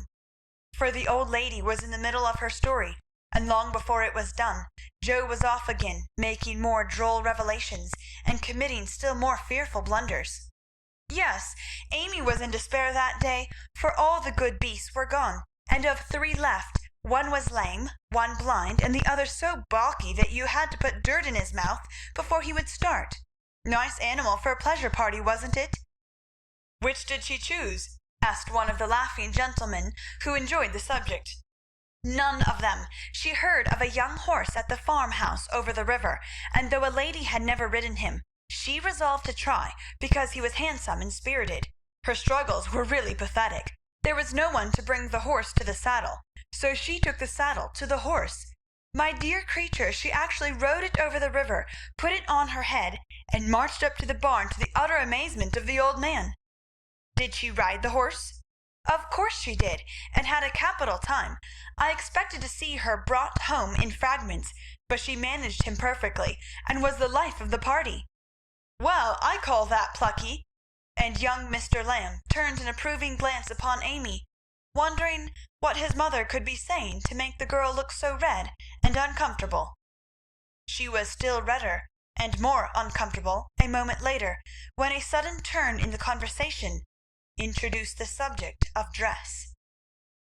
One of the young ladies asked Joe where she got the pretty drab hat she wore to the picnic, and stupid Joe, instead of mentioning the place where it was bought 2 years ago, must needs answer with unnecessary frankness, "Oh, Amy painted it. You can't buy those soft shades, so we paint ours any color we like. It's a great comfort to have an artistic sister." "Isn't that an original idea?" cried Miss Lamb, who found Joe great fun. "That's nothing compared to some of her brilliant performances. There's nothing the child can't do. Why, she wanted a pair of blue boots for Sally's party, so she just painted her soiled white ones the loveliest shade of sky blue you ever saw, and they looked exactly like satin," added Joe, with an air of pride in her sister's accomplishments that exasperated Amy, till she felt that it would be a relief to throw her card case at her. "We read a story of yours the other day, and enjoyed it very much," observed the elder Miss Lamb, wishing to compliment the literary lady, who did not look the character just then, it must be confessed. Any mention of her works always had a bad effect upon Joe, who either grew rigid and looked offended, or changed the subject with a brusque remark, as now. "Sorry you could find nothing better to read. I write that rubbish because it sells, and ordinary people like it. Are you going to New York this winter?" As Miss Lamb had enjoyed the story, this speech was not exactly grateful or complimentary. The minute it was made, Joe saw her mistake, but fearing to make the matter worse, suddenly remembered that it was for her to make the first move toward departure, and did so with an abruptness that left 3 people with half-finished sentences in their mouth. "Amy, we must go. Good-bye, dear. Do come and see us. We are pining for a visit. I don't dare to ask you, Mr. Lamb, but if you should come, I don't think I shall have the heart to send you away." Joe said this with such a droll imitation of May Chester's gushing style that Amy got out of the room as rapidly as possible, feeling a strong desire to laugh and cry at the same time.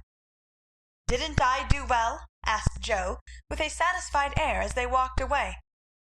"Nothing could have been worse," was Amy's crushing reply. "What possessed you to tell those stories about my saddle, and the hats and the boots, and all the rest of it?" "Why, it's funny, and amuses people. They know we are poor, so it's no use pretending that we have grooms, buy 3 or 4 hats a season, and have things as easy and fine as they do. You needn't go and tell them all our little shifts, and expose our poverty in that perfectly unnecessary way. You haven't a bit of proper pride, and never will learn when to hold your tongue and when to speak," said Amy despairingly. Poor Joe looked abashed, and silently chafed the end of her nose with the stiff handkerchief, as if performing a penance for her misdemeanours. "How shall I behave here?" she asked, as they approached the 3rd mansion. "Just as you please. I wash my hands of you," was Amy's short answer. "Then I'll enjoy myself. The boys are at home. and we'll have a comfortable time. Goodness knows I need a little change, for elegance has a bad effect upon my constitution," returned Joe gruffly, being disturbed by her failure to suit. An enthusiastic welcome from 3 big boys and several pretty children speedily soothed her ruffled feelings, and leaving Amy to entertain the hostess and Mr. Tudor, who happened to be calling likewise, Jo devoted herself to the young folks and found the change refreshing. She listened to college stories with deep interest, caressed pointers and poodles without a murmur, agreed heartily that Tom Brown was a brick, regardless of the improper form of praise, and when one lad proposed a visit to his turtle tank, she went with an alacrity which caused mamma to smile upon her, as that motherly lady settled the cap, which was left in a ruinous condition by filial hugs, bear-like but affectionate, and dearer to her than the most faultless coiffure from the hands of an inspired Frenchwoman. Leaving her sister to her own devices, Amy proceeded to enjoy herself to her heart's content.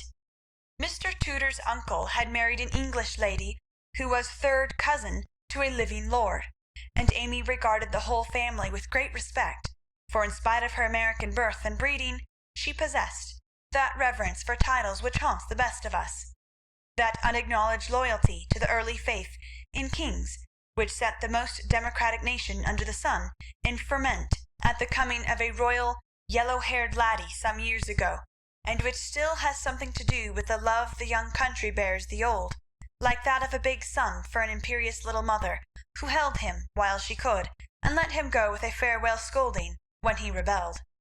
But even the satisfaction of talking with a distant connection of the British nobility did not render Amy forgetful of time, and when the proper number of minutes had passed, she reluctantly tore herself from this aristocratic society and looked about for Jo, fervently hoping that her incorrigible sister would not be found in any position which should bring disgrace upon the name of March.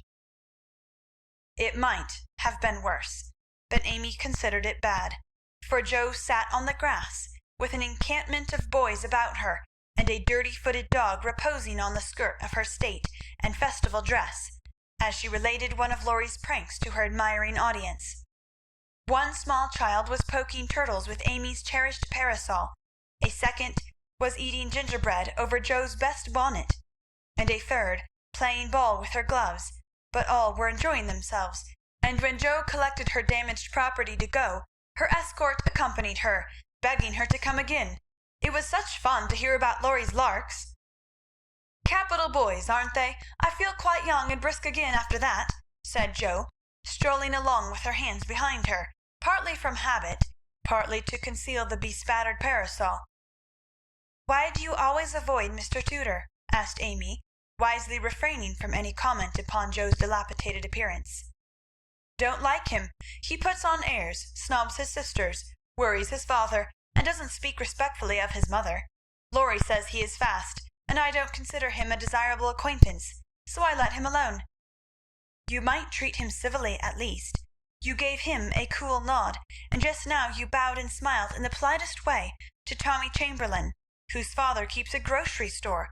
If you had just reversed the nod and the bow, it would have been right," said Amy reprovingly. "No, it wouldn't," returned Jo.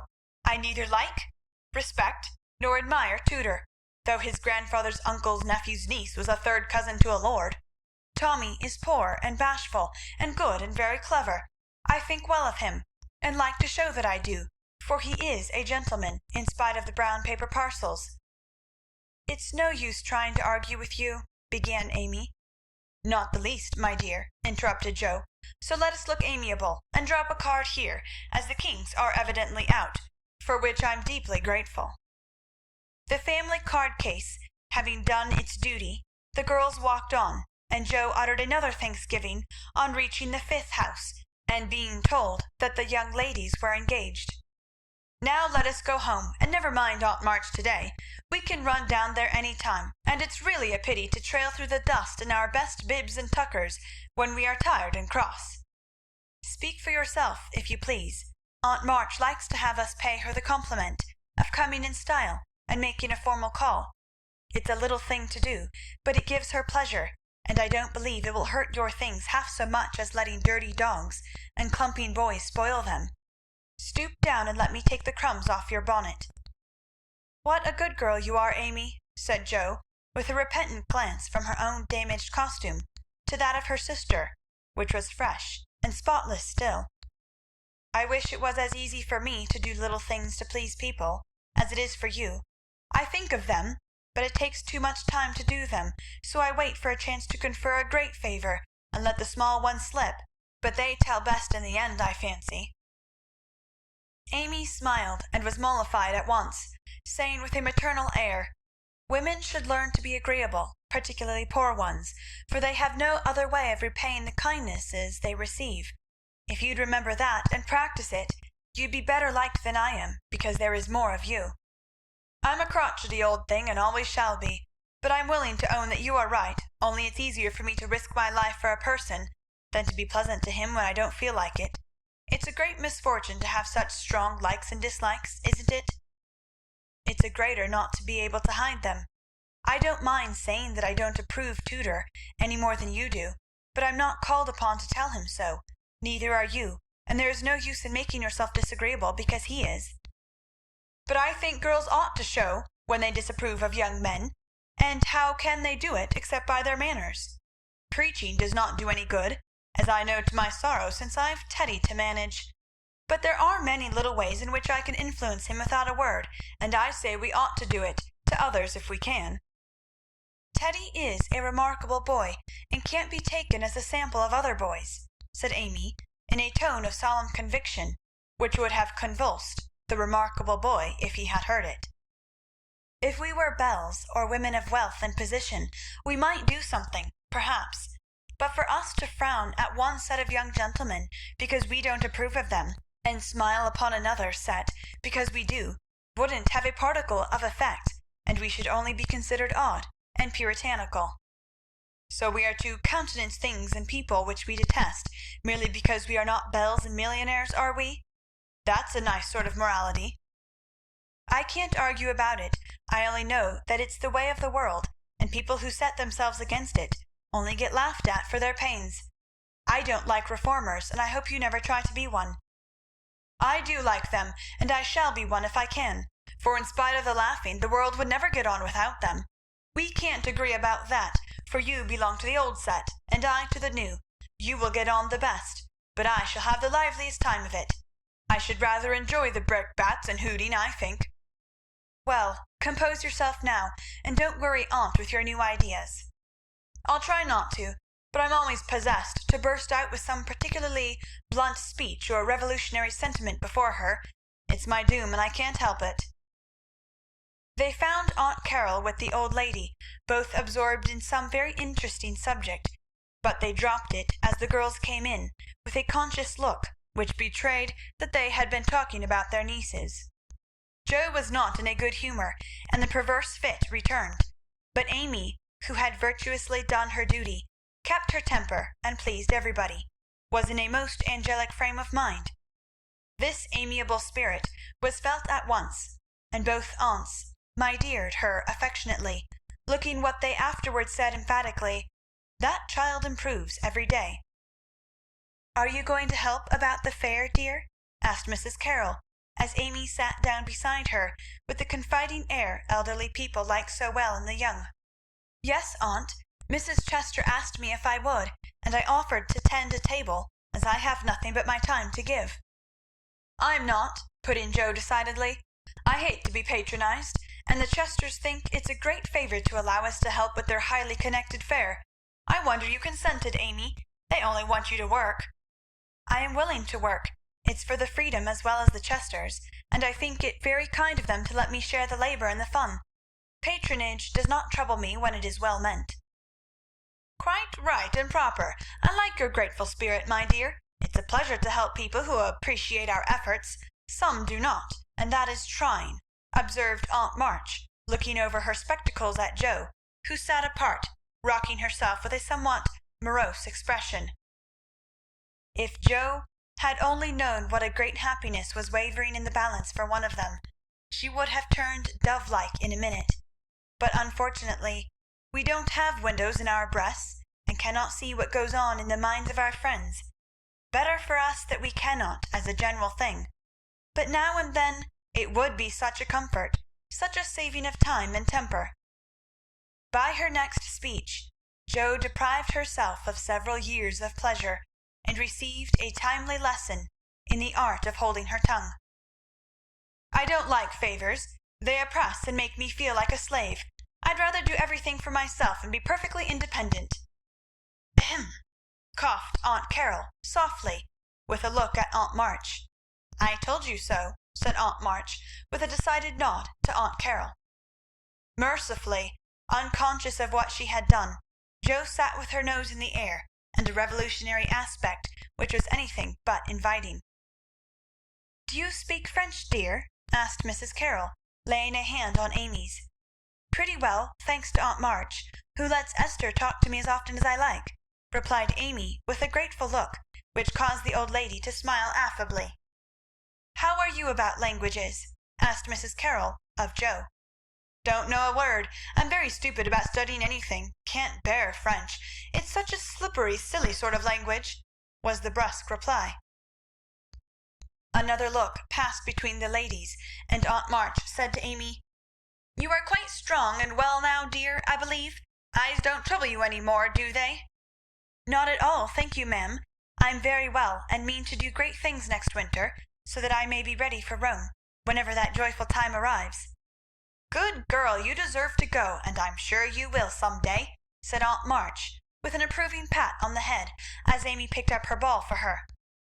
"Cross patch, draw the latch, sit by the fire and spin," squalled Polly, bending down from his perch on the back of her chair to peep into Jo's face, with such a comical air of impertinent inquiry that it was impossible to help laughing. "Most observing bird," said the old lady. "Come and take a walk, my dear?" cried Polly, hopping toward the china closet, with a look suggestive of a lump of sugar. "Thank you, I will. Come, Amy." And Jo brought the visit to an end, feeling more strongly than ever that calls did have a bad effect upon her constitution. She shook hands in a gentlemanly manner, but Amy kissed both the aunts, and the girls departed, leaving behind them the impression of shadow and sunshine, which impression caused Aunt March to say as they vanished, "You'd better do it, Mary. I'll supply the money." And Aunt Carroll to reply decidedly, "I certainly will, if her father and mother consent." End of chapter 29. Chapter 30. Consequences.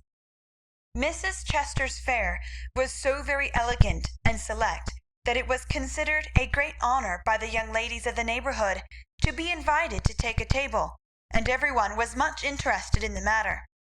Amy was asked, but Jo was not, which was fortunate for all parties, as her elbows were decidedly akimbo at this period of her life, and it took a good many hard knocks to teach her how to get on easily. The haughty, uninteresting creature was let severely alone, but Amy's talent and taste were duly complimented by the offer of the art table, and she exerted herself to prepare and secure appropriate and valuable contributions to it. Everything went on smoothly till the day before the fair opened. Then there occurred one of the little skirmishes which it is almost impossible to avoid, when some 25 women, old and young, with all their private piques and prejudices, try to work together. May Chester was rather jealous of Amy, because the latter was a greater favorite than herself, and just at this time several trifling circumstances occurred to increase the feeling. Amy's dainty pen and ink work entirely eclipsed May's painted vases. That was one thorn. Then the all-conquering tutor had danced 4 times with Amy at a late party, and only once with May. That was thorn number 2. But the chief grievance that rankled in her soul, and gave an excuse for her unfriendly conduct, was a rumor which some obliging gossip had whispered to her, that the March girls had made fun of her at the Lambs. All the blame of this should have fallen upon Jo, for her naughty imitation had been too lifelike to escape detection, and the frolicsome lambs had permitted the joke to escape. No hint of this had reached the culprits, however, and Amy's dismay can be imagined when, the very evening before the fair, as she was putting the last touches to her pretty table, Mrs. Chester, who, of course, resented the supposed ridicule of her daughter, said in a bland tone, but with a cold look, "I find, dear, that there is some feeling among the young ladies about my giving this table to any one but my girls. As this is the most prominent, and some say the most attractive table of all, and they are the chief getters up of the fair, it is thought best for them to take this place. I'm sorry, but I know you are too sincerely interested in the cause to mind a little personal disappointment, and you shall have another table if you like." Mrs. Chester fancied beforehand that it would be easy to deliver this little speech, but when the time came, she found it rather difficult to utter it naturally, with Amy's unsuspicious eyes looking straight at her full of surprise and trouble. Amy felt that there was something behind this, but could not guess what, and said quietly, feeling hurt, and showing that she did, "Perhaps you had rather I took no table at all. Now, my dear, don't have any ill feeling, I beg. It's merely a matter of expediency, you see. My girls will naturally take the lead, and this table is considered their proper place. I think it very appropriate to you, and feel very grateful for your efforts to make it so pretty. But we must give up our private wishes, of course, and I will see that you have a good place elsewhere. Wouldn't you like the flower table? The little girls undertook it, but they are discouraged. You could make a charming thing of it, and the flower table is always attractive, you know. Especially to gentlemen," added May, with a look which enlightened Amy as to one cause of her sudden fall from favour. She coloured angrily, but took no notice of that girlish sarcasm, and answered with an unexpected amiability, "It shall be as you please, Mrs. Chester. I'll give up my place here at once, and attend to the flowers if you like." "You can put your own things on your own table if you prefer," began May, feeling a little conscience-stricken as she looked at the pretty racks, the painted shells, and quaint illuminations Amy had so carefully made and so gracefully arranged. She meant it kindly, but Amy mistook her meaning and said quickly, "Oh, certainly, if they are in your way," and sweeping her contributions into her apron pell-mell, she walked off, feeling that herself and her works of art had been insulted past forgiveness. "Now she's mad. Oh dear, I wish I hadn't asked you to speak, mamma," said May, looking disconsolately at the empty spaces on her table. "Girls' quarrels are soon over," returned her mother, feeling a trifle ashamed of her own part in this one, as well she might. The little girls hailed Amy and her treasures with delight, which cordial reception somewhat soothed her perturbed spirit, and she fell to work determined to succeed florally, if she could not artistically. But everything seemed against her. It was late, and she was tired. Every one was too busy with their own affairs to help her, and the little girls were only hindrances, for the dears fussed and chattered like so many magpies, making a great deal of confusion in their artless efforts to preserve the most perfect order. The evergreen arch wouldn't stay firm after she got it up, but wiggled and threatened to tumble down on her head when the hanging baskets were filled. Her best tile got a splash of water, which left a sepia tear on the Cupid's cheek. She bruised her hands with hammering, and got cold working in a draught, which last affliction filled her with apprehensions for the morrow.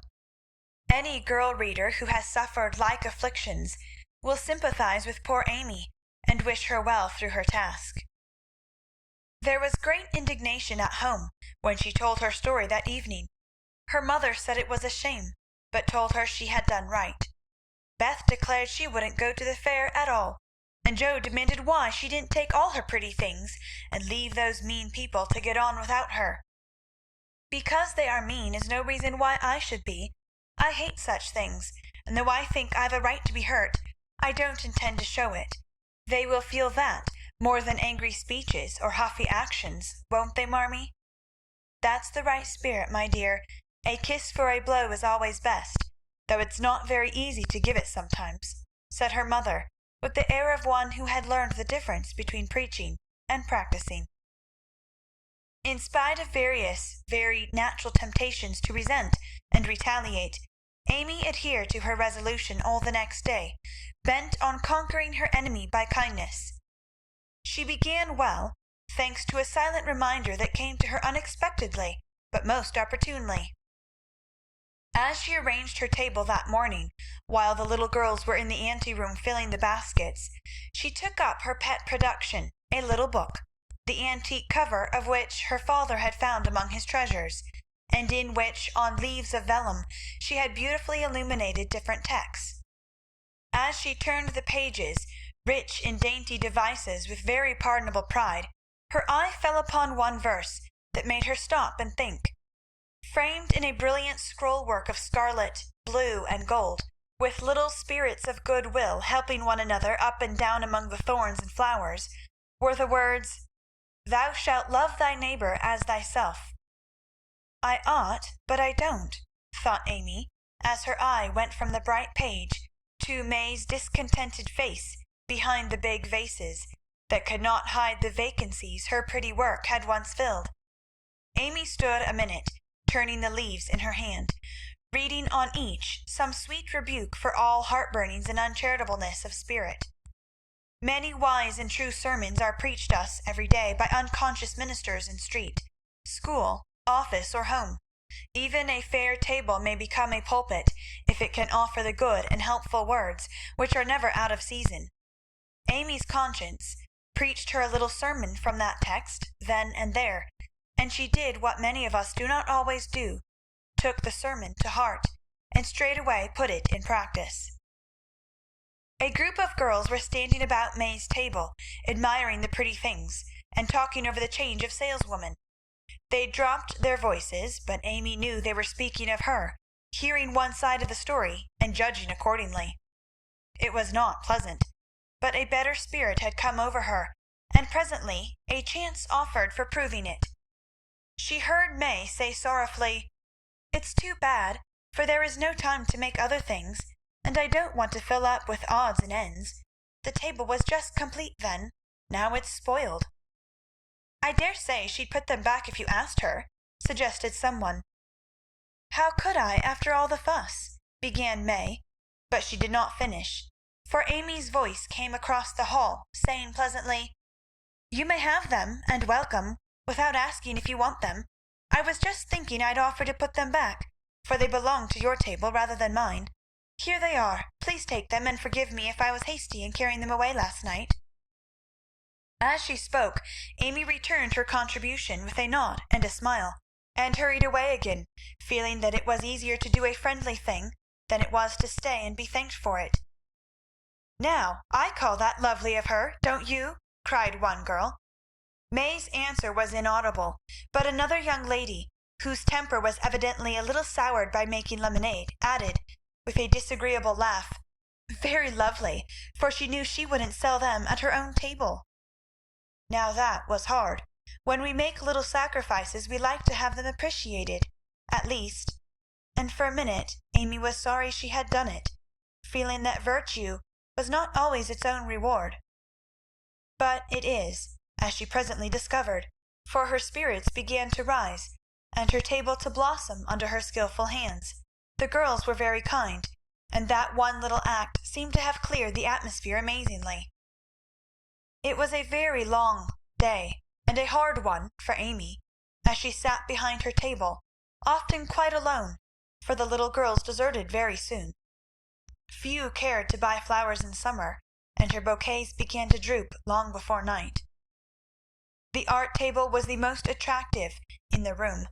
There were a crowd about it all day long, and the tenders were constantly flying to and fro with important faces and rattling money-boxes. Amy often looked wistfully across, longing to be there, where she felt at home and happy, instead of in a corner with nothing to do. It might seem no hardship to some of us, but to a pretty, blithe young girl it was not only tedious, but very trying, and the thought of Laurie and his friends made it a real martyrdom. She did not go home till night, and then she looked so pale and quiet that they knew the day had been a hard one, though she made no complaint, and did not even tell what she had done. Her mother gave her an extra cordial cup of tea. Beth helped her dress, and made a charming little wreath for her hair, while Jo astonished her family by getting herself up with unusual care, and hinting darkly that the tables were about to be turned. "Don't do anything rude, pray, Jo. I won't have any fuss made, so let it all pass and behave yourself," begged Amy, as she departed early, hoping to find a reinforcement of flowers to refresh her poor little table.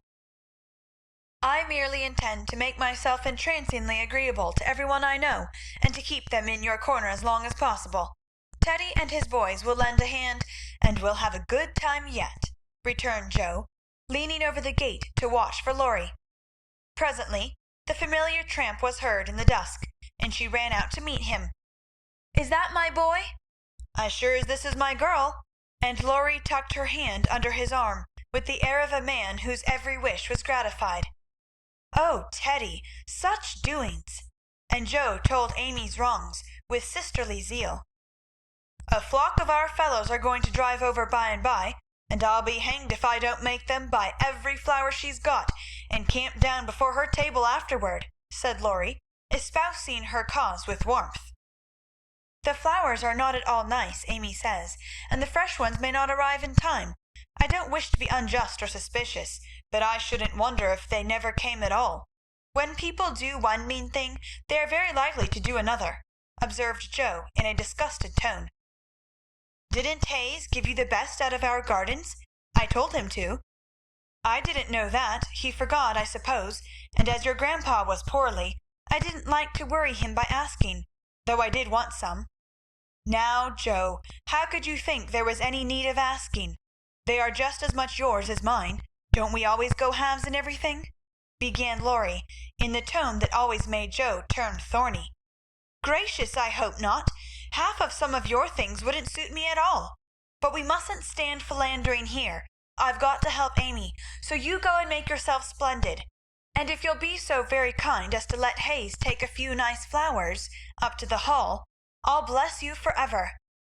"Couldn't you do it now?" asked Laurie, so suggestively that Jo shut the gate in his face with inhospitable haste, and called through the bars, "Go away, Teddy, I'm busy."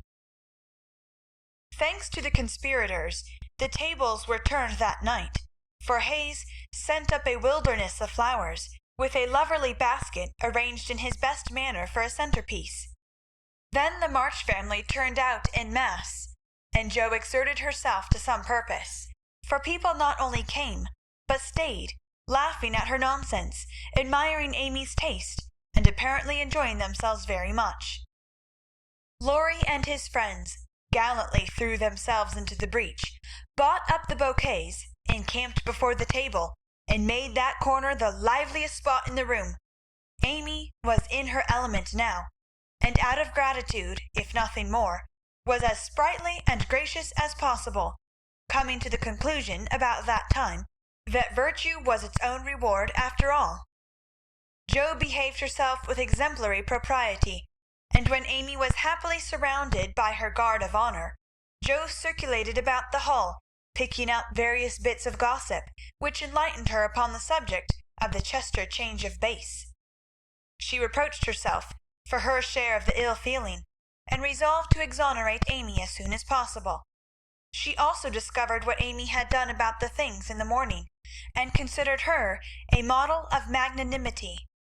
As she passed the art table, she glanced over it for her sister's things, but saw no sign of them. Tucked away out of sight, I dare say, thought Jo, who could forgive her own wrongs, but hotly resented any insult offered her family. "Good evening, Miss Jo. How does Amy get on?" asked May with a conciliatory air, for she wanted to show that she also could be generous. "She has sold everything she had that was worth selling, and now she is enjoying herself. The flower table is always attractive, you know, especially to gentlemen." Jo couldn't resist giving that little slap, but May took it so meekly she regretted it a minute after, and fell to praising the great vases which still remained unsold.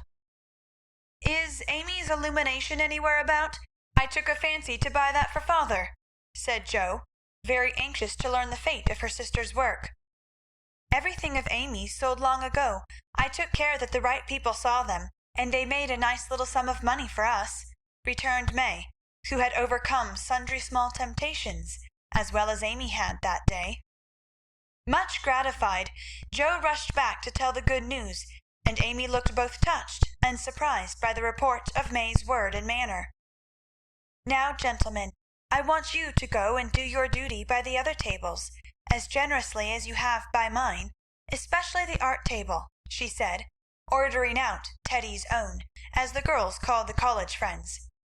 "Charge, Chester, charge, is the motto for that table, but do your duty like men, and you'll get your money's worth of art in every sense of the word," said the irrepressible Joe, as the devoted phalanx prepared to take the field. "To hear is to obey, but March is fairer far than May," said little Parker, making a frantic effort to be both witty and tender, and getting promptly quenched by Laurie, who said, "Very well, my son, for a small boy," and walked him off with a paternal pat on the head. "By the vases," whispered Amy to Laurie, as a final heaping of coals of fire on her enemy's head. To May's great delight, Mr. Lawrence not only bought the vases, but pervaded the hall with one under each arm. The other gentlemen speculated with equal rashness in all sorts of frail trifles, and wandered helplessly about afterward, burdened with wax flowers, painted fans, filigree portfolios, and other useful and appropriate purchases. Aunt Carroll was there, heard the story, looked pleased, and said something to Mrs. March in a corner, which made the latter lady beam with satisfaction, and watch Amy with a face full of mingled pride and anxiety, though she did not betray the cause of her pleasure till several days later. The fair was pronounced a success, and when May bade Amy good night, she did not gush as usual, but gave her an affectionate kiss and a look which said, "Forgive and forget." That satisfied Amy, and when she got home she found the vases paraded on the parlor chimney-piece, with a great bouquet in each. "The reward of merit for a magnanimous march," as Laurie announced with a flourish. "You've a deal more principle and generosity and nobleness of character than I ever gave you credit for, Amy. You've behaved sweetly, and I respect you with all my heart," said Joe warmly, as they brushed their hair together late that night. "Yes, we all do, and love her for being so ready to forgive. It must have been dreadfully hard, after working so long, and setting your heart on selling your own pretty things. I don't believe I could have done it as kindly as you did," added Beth from her pillow. "Why, girls, you needn't praise me so. I only did as I'd be done by. You laugh at me when I say I want to be a lady, but I mean a true gentlewoman in mind and manners, and I try to do it, as far as I know how. I can't explain exactly, but I want to be above the little meannesses and follies and faults that spoil so many women. I'm far from it now, but I do my best, and hope in time to be what mother is." Amy spoke earnestly, and Joe said with a cordial hug, "I understand now what you mean, and I'll never laugh at you again. You are getting on faster than you think, and I'll take lessons of you in true politeness, for you've learned the secret, I believe. Try away, dearie, you'll get your reward some day, and no one will be more delighted than I shall." A week later Amy did get her reward, and poor Joe found it hard to be delighted. A letter came from Aunt Carroll, and Mrs. March's face was illuminated to such a degree when she read it, that Joe and Beth, who were with her, demanded what the glad tidings were. "Aunt Carroll is going abroad next month, and wants—" "Me to go with her!" burst in Joe, flying out of her chair in an uncontrollable rapture. "No, dear, not you. It's Amy." "Oh, mother! She's too young. It's my turn first. I've wanted it so long. It would do me so much good and be so altogether splendid. I must go." "I'm afraid it's impossible, Joe. Aunt says Amy, decidedly, and it is not for us to dictate when she offers such a favor." It's always so. Amy has all the fun and I have all the work. It isn't fair. Oh, it isn't fair," cried Joe passionately. "I'm afraid it's partly your own fault, dear. When Aunt spoke to me the other day, she regretted your blunt manners and too independent spirit, and here she writes as if quoting something you had said. I planned at first to ask Joe, but as favors burden her, and she hates French, I think I won't venture to invite her. Amy is more docile, will make a good companion for Flo, and receive gratefully any help the trip may give her." "Oh, my tongue, my abominable tongue! Why can't I learn to keep it quiet?" groaned Joe, remembering words which had been her undoing. When she had heard the explanation of the quoted phrases, Mrs. March said sorrowfully, "I wish you could have gone, but there is no hope of it this time. So try to bear it cheerfully, and don't sadden Amy's pleasure by reproaches or regrets." "I'll try," said Joe, winking hard as she knelt down to pick up the basket she had joyfully upset. "I'll take a leaf out of her book, and try not only to seem glad, but to be so, and not grudge her 1 minute of happiness. But it won't be easy, for it is a dreadful disappointment." And poor Joe bedewed the little fat pincushion she held with several very bitter tears. "Joe, dear, I'm very selfish, but I couldn't spare you, and I'm glad you are not going quite yet," whispered Beth, embracing her, basket and all, with such a clinging touch and loving face that Joe felt comforted in spite of the sharp regret that made her want to box her own ears, and humbly beg Aunt Carroll to burden her with this favor, and see how gratefully she would bear it. By the time Amy came in, Joe was able to take her part in the family jubilation, not quite as heartily as usual, perhaps, but without repinings at Amy's good fortune. The young lady herself received the news as tidings of great joy, went about in a solemn sort of rapture, and began to sort her colours and pack her pencils that evening, leaving such trifles as clothes, money, and passports to those less absorbed in visions of art than herself. "It isn't a mere pleasure trip to me, girls," she said impressively, as she scraped her best palette. "It will decide my career, for if I have any genius, I shall find it out in Rome, and will do something to prove it." "Suppose you haven't," said Joe, sewing away, with red eyes, at the new collars which were to be handed over to Amy. "Then I shall come home and teach drawing for my living," replied the aspirant for fame, with philosophic composure, but she made a wry face at the prospect, and scratched away at her palette as if bent on vigorous measures before she gave up her hopes. "No, you won't. You hate hard work, and you'll marry some rich man, and come home to sit in the lap of luxury all your days," said Joe. "Your predictions sometimes come to pass, but I don't believe that one will. I'm sure I wish it would, for if I can't be an artist myself, I would like to be able to help those who are," said Amy, smiling as if the part of Lady Bountiful would suit her better than that of a poor drawing teacher. Said Joe with a sigh. "If you wish it, you'll have it, for your wishes are always granted, mine never." "Would you like to go?" asked Amy, thoughtfully patting her nose with her knife. "Rather." "Well, in a year or two I'll send for you, and we'll dig in the form for relics, and carry out all the plans we've made so many times." "Thank you. I'll remind you of your promise when that joyful day comes, if it ever does," returned Joe, accepting the vague but magnificent offer as gratefully as she could. There was not much time for preparation, and the house was in a ferment till Amy was off. Joe bore up very well till the last flutter of blue ribbons vanished, when she retired to her refuge, the garret, and cried till she couldn't cry any more. Amy, likewise, bore up stoutly till the steamer sailed. Then, just as the gangway was about to be withdrawn, it suddenly came over her that a whole ocean was soon to roll between her and those who loved her best, and she clung to Laurie, the last lingerer, saying with a sob, Oh, take care of them for me, and if anything should happen—" "I will, dear, I will, and if anything happens I'll come and comfort you," whispered Laurie, little dreaming that he would be called upon to keep his word.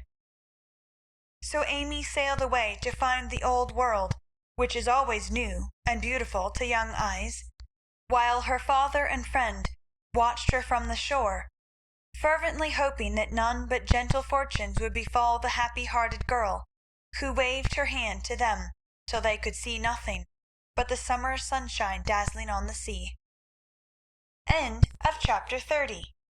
Chapter 31. Our Foreign Correspondent. London. Dearest people, here I really sit at a front window of the Bath Hotel, Piccadilly. It's not a fashionable place, but uncle stopped here years ago and won't go anywhere else.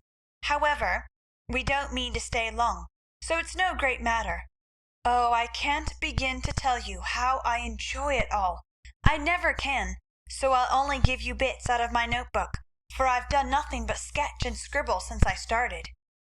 I sent a line from Halifax, when I felt pretty miserable, but after that I got on delightfully, seldom ill, on deck all day, with plenty of pleasant people to amuse me.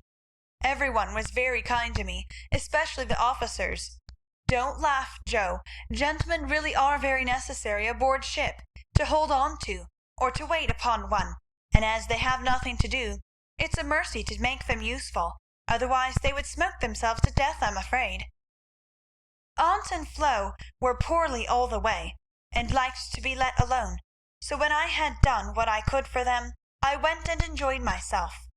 Such walks on deck, such sunsets, such splendid air and waves! It was almost as exciting as riding a fast horse, when we went rushing on so grandly. I wish Beth could have come. It would have done her so much good. As for Joe, she would have gone up and sat on the main top jib, or whatever the high thing is called, made friends with the engineers, and tooted on the captain's speaking trumpet. She'd have been in such a state of rapture. It was all heavenly, but I was glad to see the Irish coast, and found it very lovely, so green, so sunny, with brown cabins here and there, ruins on some of the hills, and gentlemen's country seats in the valleys, with deer feeding in the parks. It was early in the morning, but I didn't regret getting up to see it, for the bay was full of little boats, the shore so picturesque, and a rosy sky overhead. I never shall forget it. At Queenstown, one of my new acquaintances left us, Mr. Lennox, and when I said something about the lakes of Killarney, he sighed and sung with a look at me. "Oh, have you ever heard of Kate Carney? She lives on the banks of Killarney. From the glance of her eye shun danger and fly, for fatal's the glance of Kate Carney." Wasn't that nonsensical?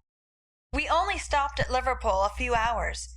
It's a dirty, noisy place, and I was glad to leave it. Uncle rushed out and bought a pair of dog-skin gloves, some ugly thick shoes, and an umbrella, and got shaved a la mutton chop the first thing. Then he flattered himself that he looked like a true Briton, but the first time he had the mud cleaned off his shoes, the little boot-black knew that an American stood in them, and said with a grin, "There you are, sir. I've given 'em the latest Yankee shine." It amused uncle immensely. Oh, I must tell you what that absurd Lennox did. He got his friend Ward, who came on with us, to order a bouquet for me, and the first thing I saw in my room was a lovely one, with "Robert Lennox's compliments" on the card. Wasn't that fun, girls? I like travelling. I never shall get to London if I don't hurry. The trip was like riding through a long picture gallery, full of lovely landscapes. The farmhouses were my delight, with thatched roofs, ivy up to the eaves, latticed windows, and stout women with rosy children at the doors. The very cattle looked more tranquil than ours, as they stood knee-deep in clover, and the hens had a contented cluck, as if they never got nervous like Yankee biddies. Such perfect colour I never saw. The grass so green, sky so blue, grain so yellow, woods so dark. I was in a rapture all the way. So was Flo, and we kept bouncing from one side to the other, trying to see everything, while we were whisking along at the rate of 60 miles an hour. Aunt was tired and went to sleep, but Uncle read his guidebook, and wouldn't be astonished at anything. This is the way we went on. Amy flying up. "Oh, that must be Kenilworth, that grey place among the trees." Flo darting to my window. "How sweet! We must go there sometime, won't we, papa?" Uncle calmly admiring his boots. "No, my dear, not unless you want beer. That's a brewery." A pause. Then Flo cried out, "Bless me, there's a gallows and a man going up."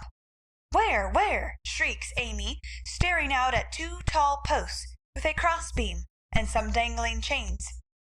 "A colliery," remarks Uncle with a twinkle of the eye.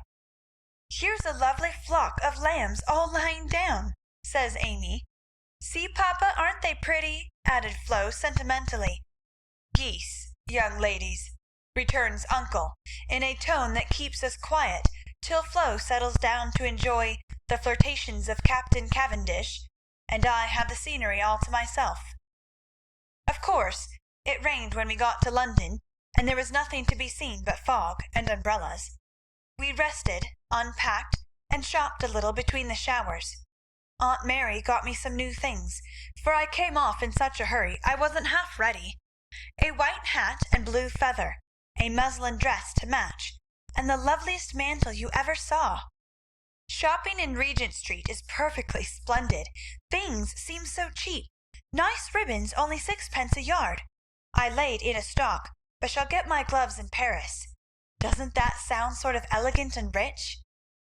Flo and I, for the fun of it, ordered a hansom cab, while Aunt and Uncle were out, and went for a drive, though we learned afterward that it wasn't the thing for young ladies to ride in them alone. It was so droll, for when we were shut in by the wooden apron, the man drove so fast that Flo was frightened, and told me to stop him, but he was up outside behind somewhere, and I couldn't get at him. He didn't hear me call, nor see me flap my parasol in front, and there we were, quite helpless, rattling away and whirling around corners at a breakneck pace. At last, in my despair, I saw a little door in the roof, and on poking it open, a red eye appeared, and a beery voice said, "Now then, mum." I gave my order as soberly as I could, and slamming down the door with an "Aye, aye, mum," the man made his horse walk as if going to a funeral. I poked again and said, "A little faster." Then off he went helter-skelter as before, and we resigned ourselves to our fate. Today was fair, and we went to Hyde Park, close by, for we are more aristocratic than we look. The Duke of Devonshire lives near. I often see his footmen lounging at the back gate, and the Duke of Wellington's house is not far off. Such sights as I saw, my dear, it was as good as punch, for there were fat dowagers rolling about in their red and yellow coaches, with gorgeous Jameses and silk stockings and velvet coats up behind, and powdered coachmen in front, smart maids with the rosiest children I ever saw, handsome girls looking half asleep, dandies in queer English hats and lavender kids lounging about, and tall soldiers in short red jackets and muffin caps stuck on one side, looking so funny I longed to sketch them. Rotten Row means Route de Roi, or the King's Way, but now it's more like a riding school than anything else. The horses are splendid, and the men, especially the grooms, ride well, but the women are stiff and bounce, which isn't according to our rules. I longed to show them a tearing American gallop, for they trotted solemnly up and down in their scant habits and high hats, looking like the women in a toy Noah's Ark. Everyone rides, old men, stout ladies, little children, and the young folks do a deal of flirting here. I saw a pair exchange rosebuds, for it's the thing to wear one in the buttonhole, and I thought it rather a nice little idea. In the P.M. to Westminster Abbey, but don't expect me to describe it. That's impossible, so I only say it was sublime. This evening we are going to see Fetcher, which will be an appropriate end to the happiest day of my life. It's very late, but I can't let my letter go in the morning without telling you what happened last evening. Who do you think came in as we were at tea? Laurie's English friends, Fred and Frank Vaughan. I was so surprised, for I shouldn't have known them but for their cards. Both are tall fellows with whiskers, Fred handsome in the English style, and Frank much better, for he only limps slightly, and uses no crutches. They had heard from Laurie where we were to be, and came to ask us to their house. But uncle won't go, so we shall return the call, and see them as we can. They went to the theatre with us, and we did have such a good time, for Frank devoted himself to Flo, and Fred and I talked over past, present, and future fun, as if we had known each other all our days. Tell Beth, Frank asked for her, and was sorry to hear of her ill health. Fred laughed when I spoke of Joe, and sent his respectful compliments to the big hat. Neither of them had forgotten Camp Lawrence, or the fun we had there. What ages ago it seems, doesn't it? Aunt is tapping on the wall for the third time, so I must stop. I really feel like a dissipated London fine lady, riding here so late, with my room full of pretty things, and my head a jumble of parks, theatres, new gowns, and gallant creatures who say, "Ah," and twirl their blonde moustaches with the true English lordliness. I long to see you all, and in spite of my nonsense, am, as ever, your loving Amy. Paris. Dear girls, in my last I told you about our London visit, how kind the Vaughans were, and what pleasant parties they made for us. I enjoyed the trips to Hampton Court and the Kensington Museum more than anything else, for at Hampton I saw Raphael's cartoons, and at the museum rooms full of pictures by Turner, Lawrence, Reynolds, Hogarth, and the other great creatures. The day in Richmond Park was charming, for we had a regular English picnic, and I had more splendid oaks and groups of deer than I could copy. Also heard a nightingale and saw larks go up. We did London to our heart's content, thanks to Fred and Frank, and were sorry to go away, for though English people are slow to take you in, when they once make up their minds to do it, they cannot be outdone in hospitality, I think. The Vaughans hope to meet us in Rome next winter, and I shall be dreadfully disappointed if they don't, for Grace and I are great friends, and the boys very nice fellows, especially Fred. Well, we were hardly settled here when he turned up again, saying he had come for a holiday and was going to Switzerland. Aunt looked sober at first, but he was so cool about it she couldn't say a word, and now we get on nicely, and are very glad he came, for he speaks French like a native, and I don't know what we should do without him. Uncle doesn't know 10 words, and insists on talking English very loud, as if it would make people understand him. Aunt's pronunciation is old-fashioned, and Flo and I, though we flattered ourselves that we knew a good deal, find we don't, and are very grateful to have Fred do the parley-vooing, as uncle calls it. Such delightful times as we are having, sightseeing from morning till night, stopping for nice lunches in the gay cafes, and meeting with all sorts of droll adventures. Rainy days I spend in the Louvre, revelling in pictures. Jo would turn up her naughty nose at some of the finest, because she has no soul for art, but I have, and I'm cultivating eye and taste as fast as I can. She would like the relics of great people better, for I've seen her Napoleon's cocked hat and grey coat, his baby's cradle, and his old toothbrush, also Marie Antoinette's little shoe, the ring of Saint Denis, Charlemagne's sword, and many other interesting things. I'll talk for hours about them when I come, but haven't time to write. The Palais Royal is a heavenly place, so full of bijouterie and lovely things that I'm nearly distracted because I can't buy them. Fred wanted to get me some, but of course I didn't allow it. De Nebois and the Champs-Élysées are très magnifiques. I've seen the imperial family several times. The Emperor, an ugly, hard-looking man. The Empress, pale and pretty, but dressed in bad taste, I thought. Purple dress, green hat, and yellow gloves. Little Nap is a handsome boy, who sits chattering to his tutor, and kisses his hand to the people as he passes in his 4-horse barouche, with postilions in red satin jackets, and a mounted guard before and behind. We often walk in the Tuileries gardens, for they are lovely, though the antique Luxembourg gardens suit me better.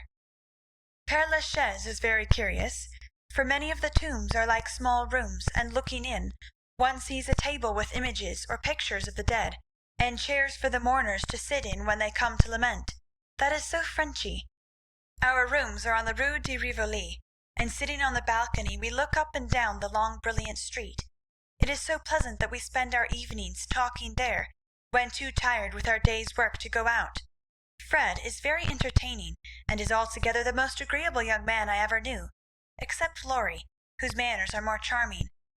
I wish Fred was dark, for I don't fancy light men. However, the Vaughns are very rich, and come of an excellent family, so I won't find fault with their yellow hair, as my own is yellower. Next week we are off to Germany and Switzerland, and as we shall travel fast, I shall only be able to give you hasty letters.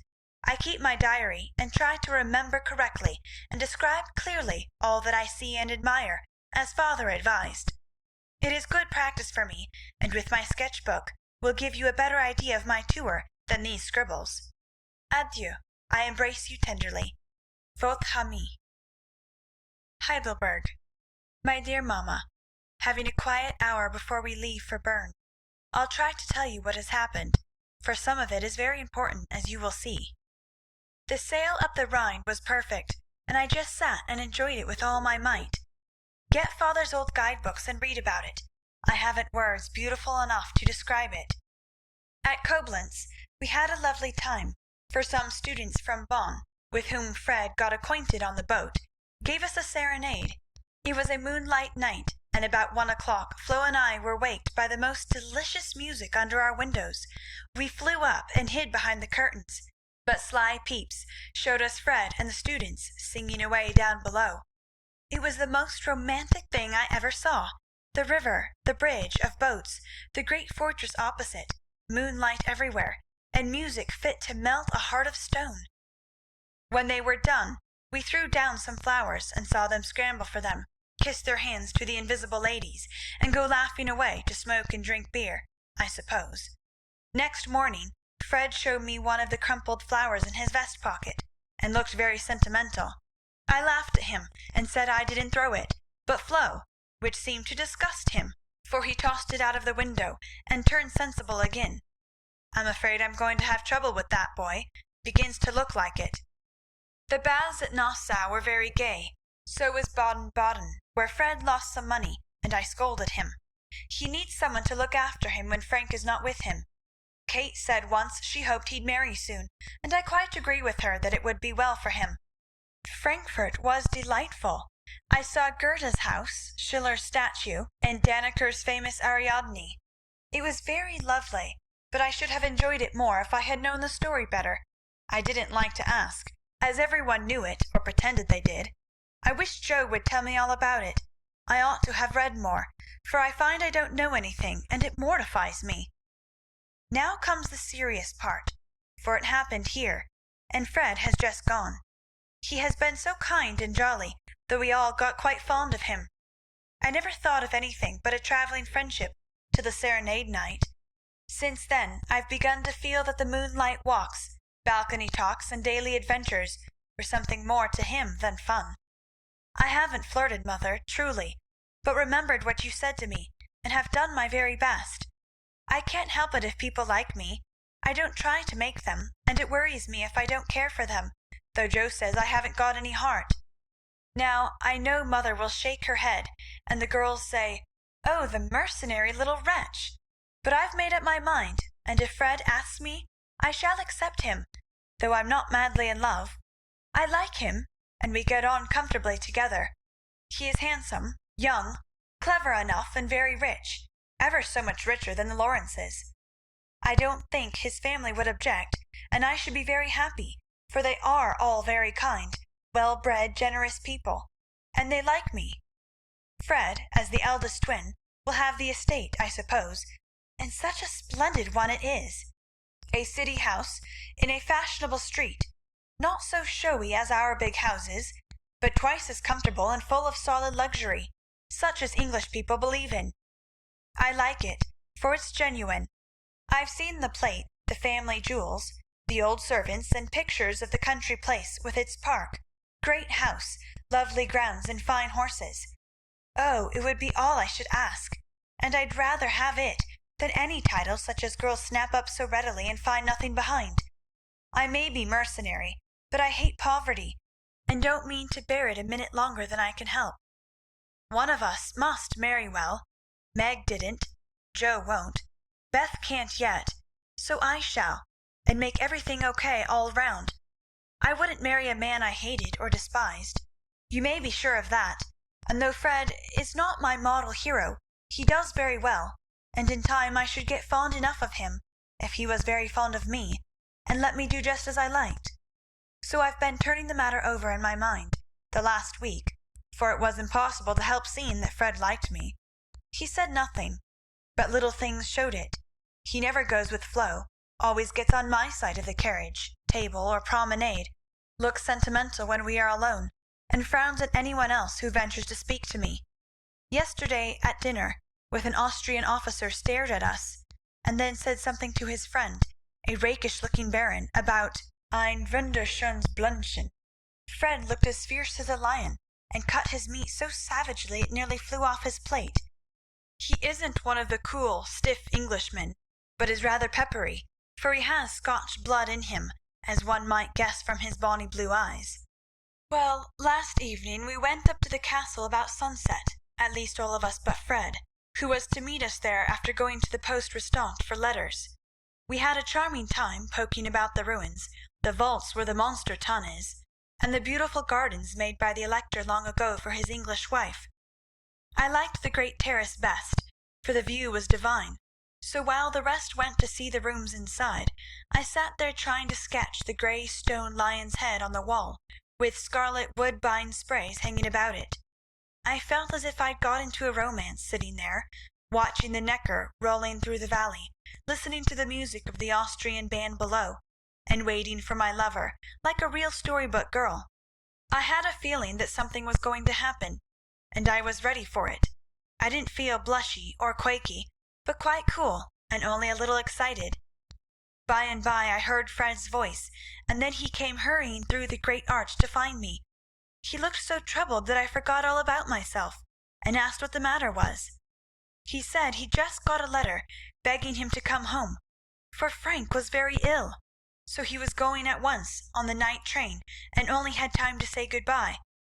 I was very sorry for him, and disappointed for myself, but only for a minute, because he said, as he shook my hands, and said it in a way that I could not mistake, "I shall soon come back. You won't forget me, Amy?" I didn't promise, but I looked at him, and he seemed satisfied, and there was no time for anything but messages and good-byes, for he was off in an hour, and we all miss him very much. I know he wanted to speak, but I think, from something he once hinted, that he had promised his father not to do anything of the sort yet awhile, for he is a rash boy, and the old gentleman dreads a foreign daughter-in-law. We shall soon meet in Rome, and then, if I don't change my mind, I'll say, "Yes, thank you," when he says, "Will you please?" Of course, this is all very private, but I wished you to know what was going on. Don't be anxious about me.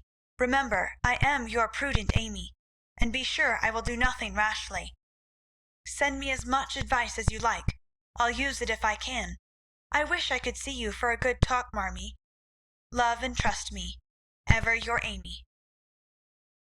End of Chapter 31. Chapter 32. Tender Troubles. Joe, I'm anxious about Beth. Why, Mother, she has seemed unusually well since the babies came. It's not her health that troubles me now. It's her spirits. I'm sure there is something on her mind, and I want you to discover what it is. What makes you think so, Mother? She sits alone a good deal and doesn't talk to her father as much as she used. I found her crying over the babies the other day. When she sings, the songs are always sad ones, and now and then I see a look in her face that I don't understand. This isn't Beth, and it worries me. Have you asked her about it? I have tried once or twice, but she either evaded my questions or looked so distressed that I stopped. I never force my children's confidence, and I seldom have to wait for long.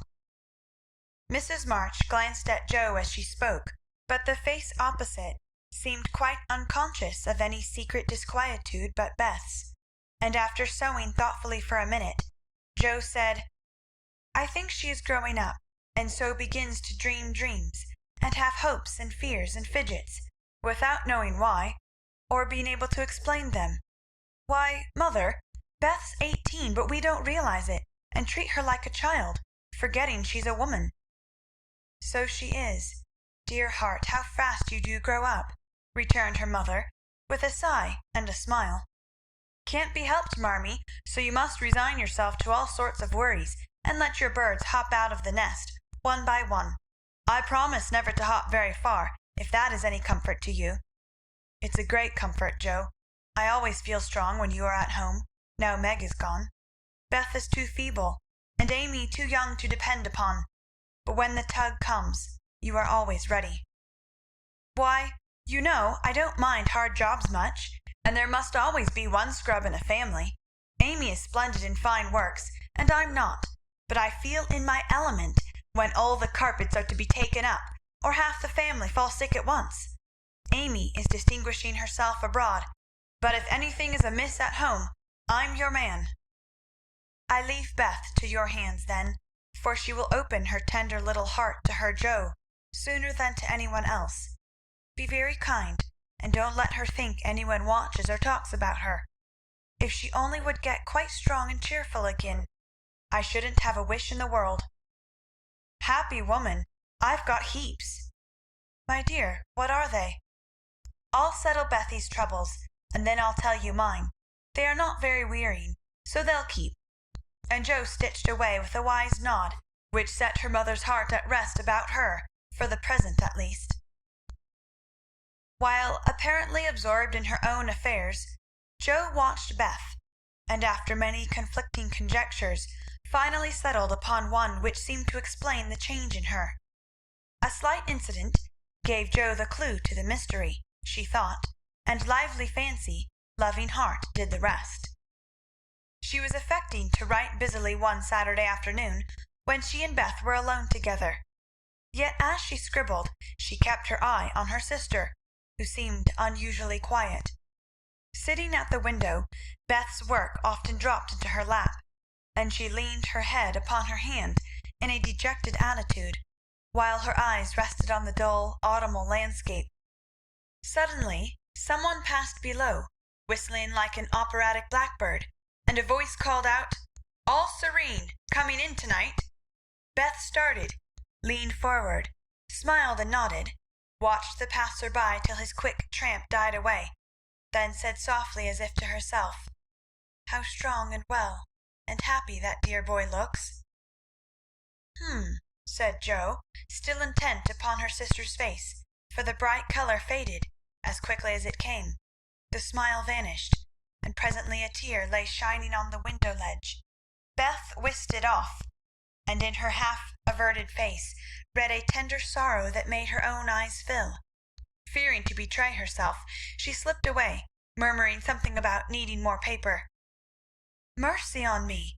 Beth loves Laurie," she said, sitting down in her own room, pale with the shock of the discovery which she believed she had just made. "I never dreamed of such a thing. What will mother say?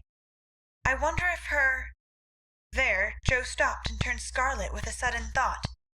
If he shouldn't love back again, how dreadful it would be! He must. I'll make him. And she shook her head threateningly at the picture of the mischievous-looking boy laughing at her from the wall. Oh dear, we are growing up with a vengeance.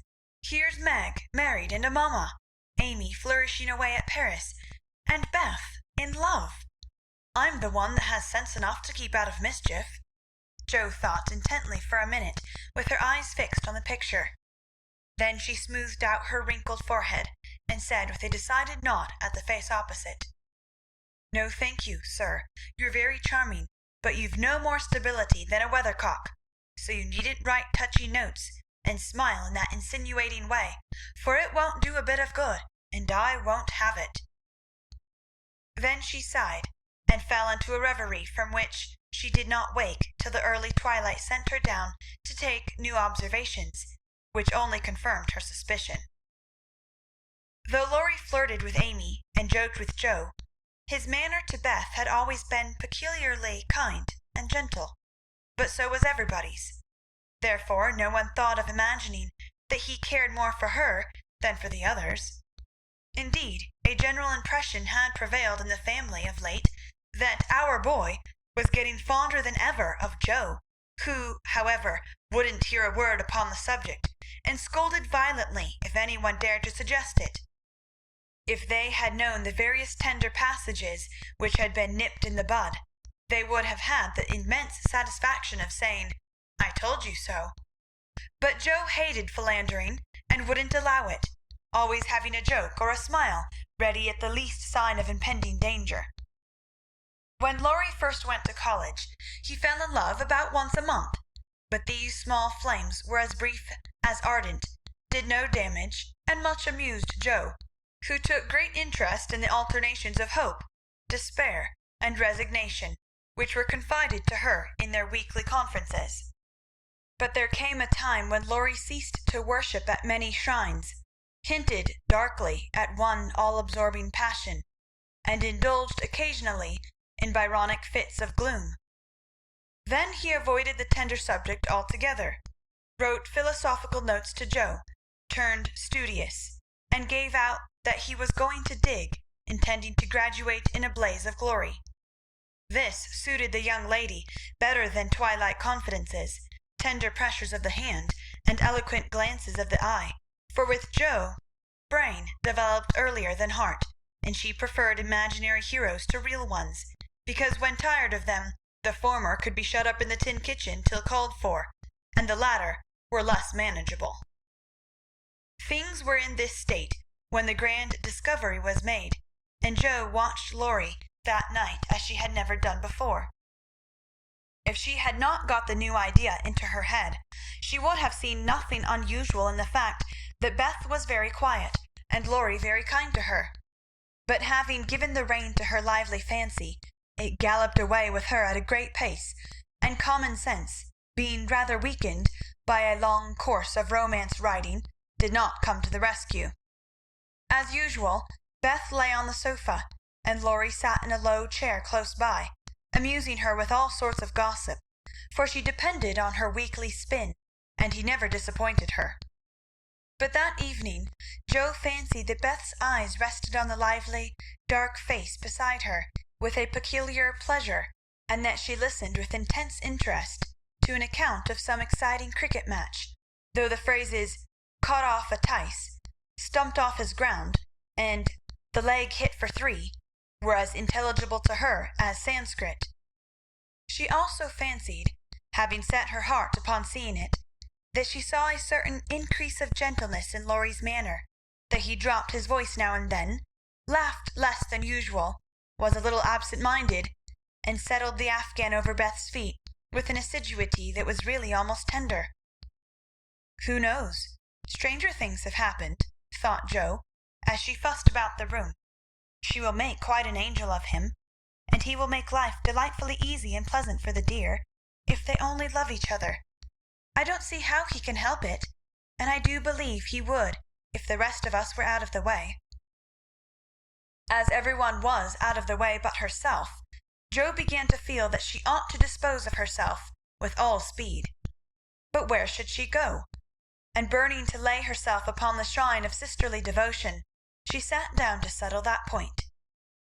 Now, the old sofa was a regular patriarch of a sofa, long, broad, well-cushioned, and low, a trifle shabby as well it might be, for the girls had slept and sprawled on it as babies, fished over the back, rode on the arms, and had menageries under it as children, and rested tired heads, dreamed dreams, and listened to tender talk on it as young women. They all loved it, for it was a family refuge, and one corner had always been Joe's favorite lounging place. Among the many pillows that adorned the venerable couch was one hard, round, covered with prickly horsehair, and furnished with a knobby button at each end. This repulsive pillow was her especial property, being used as a weapon of defence, a barricade, or a stern preventative of too much slumber. Laurie knew this pillow well, and had cause to regard it with deep aversion, having been unmercifully pummelled with it in former days when romping was allowed, and now frequently debarred by it from the seat he most coveted next to Joe in the sofa corner.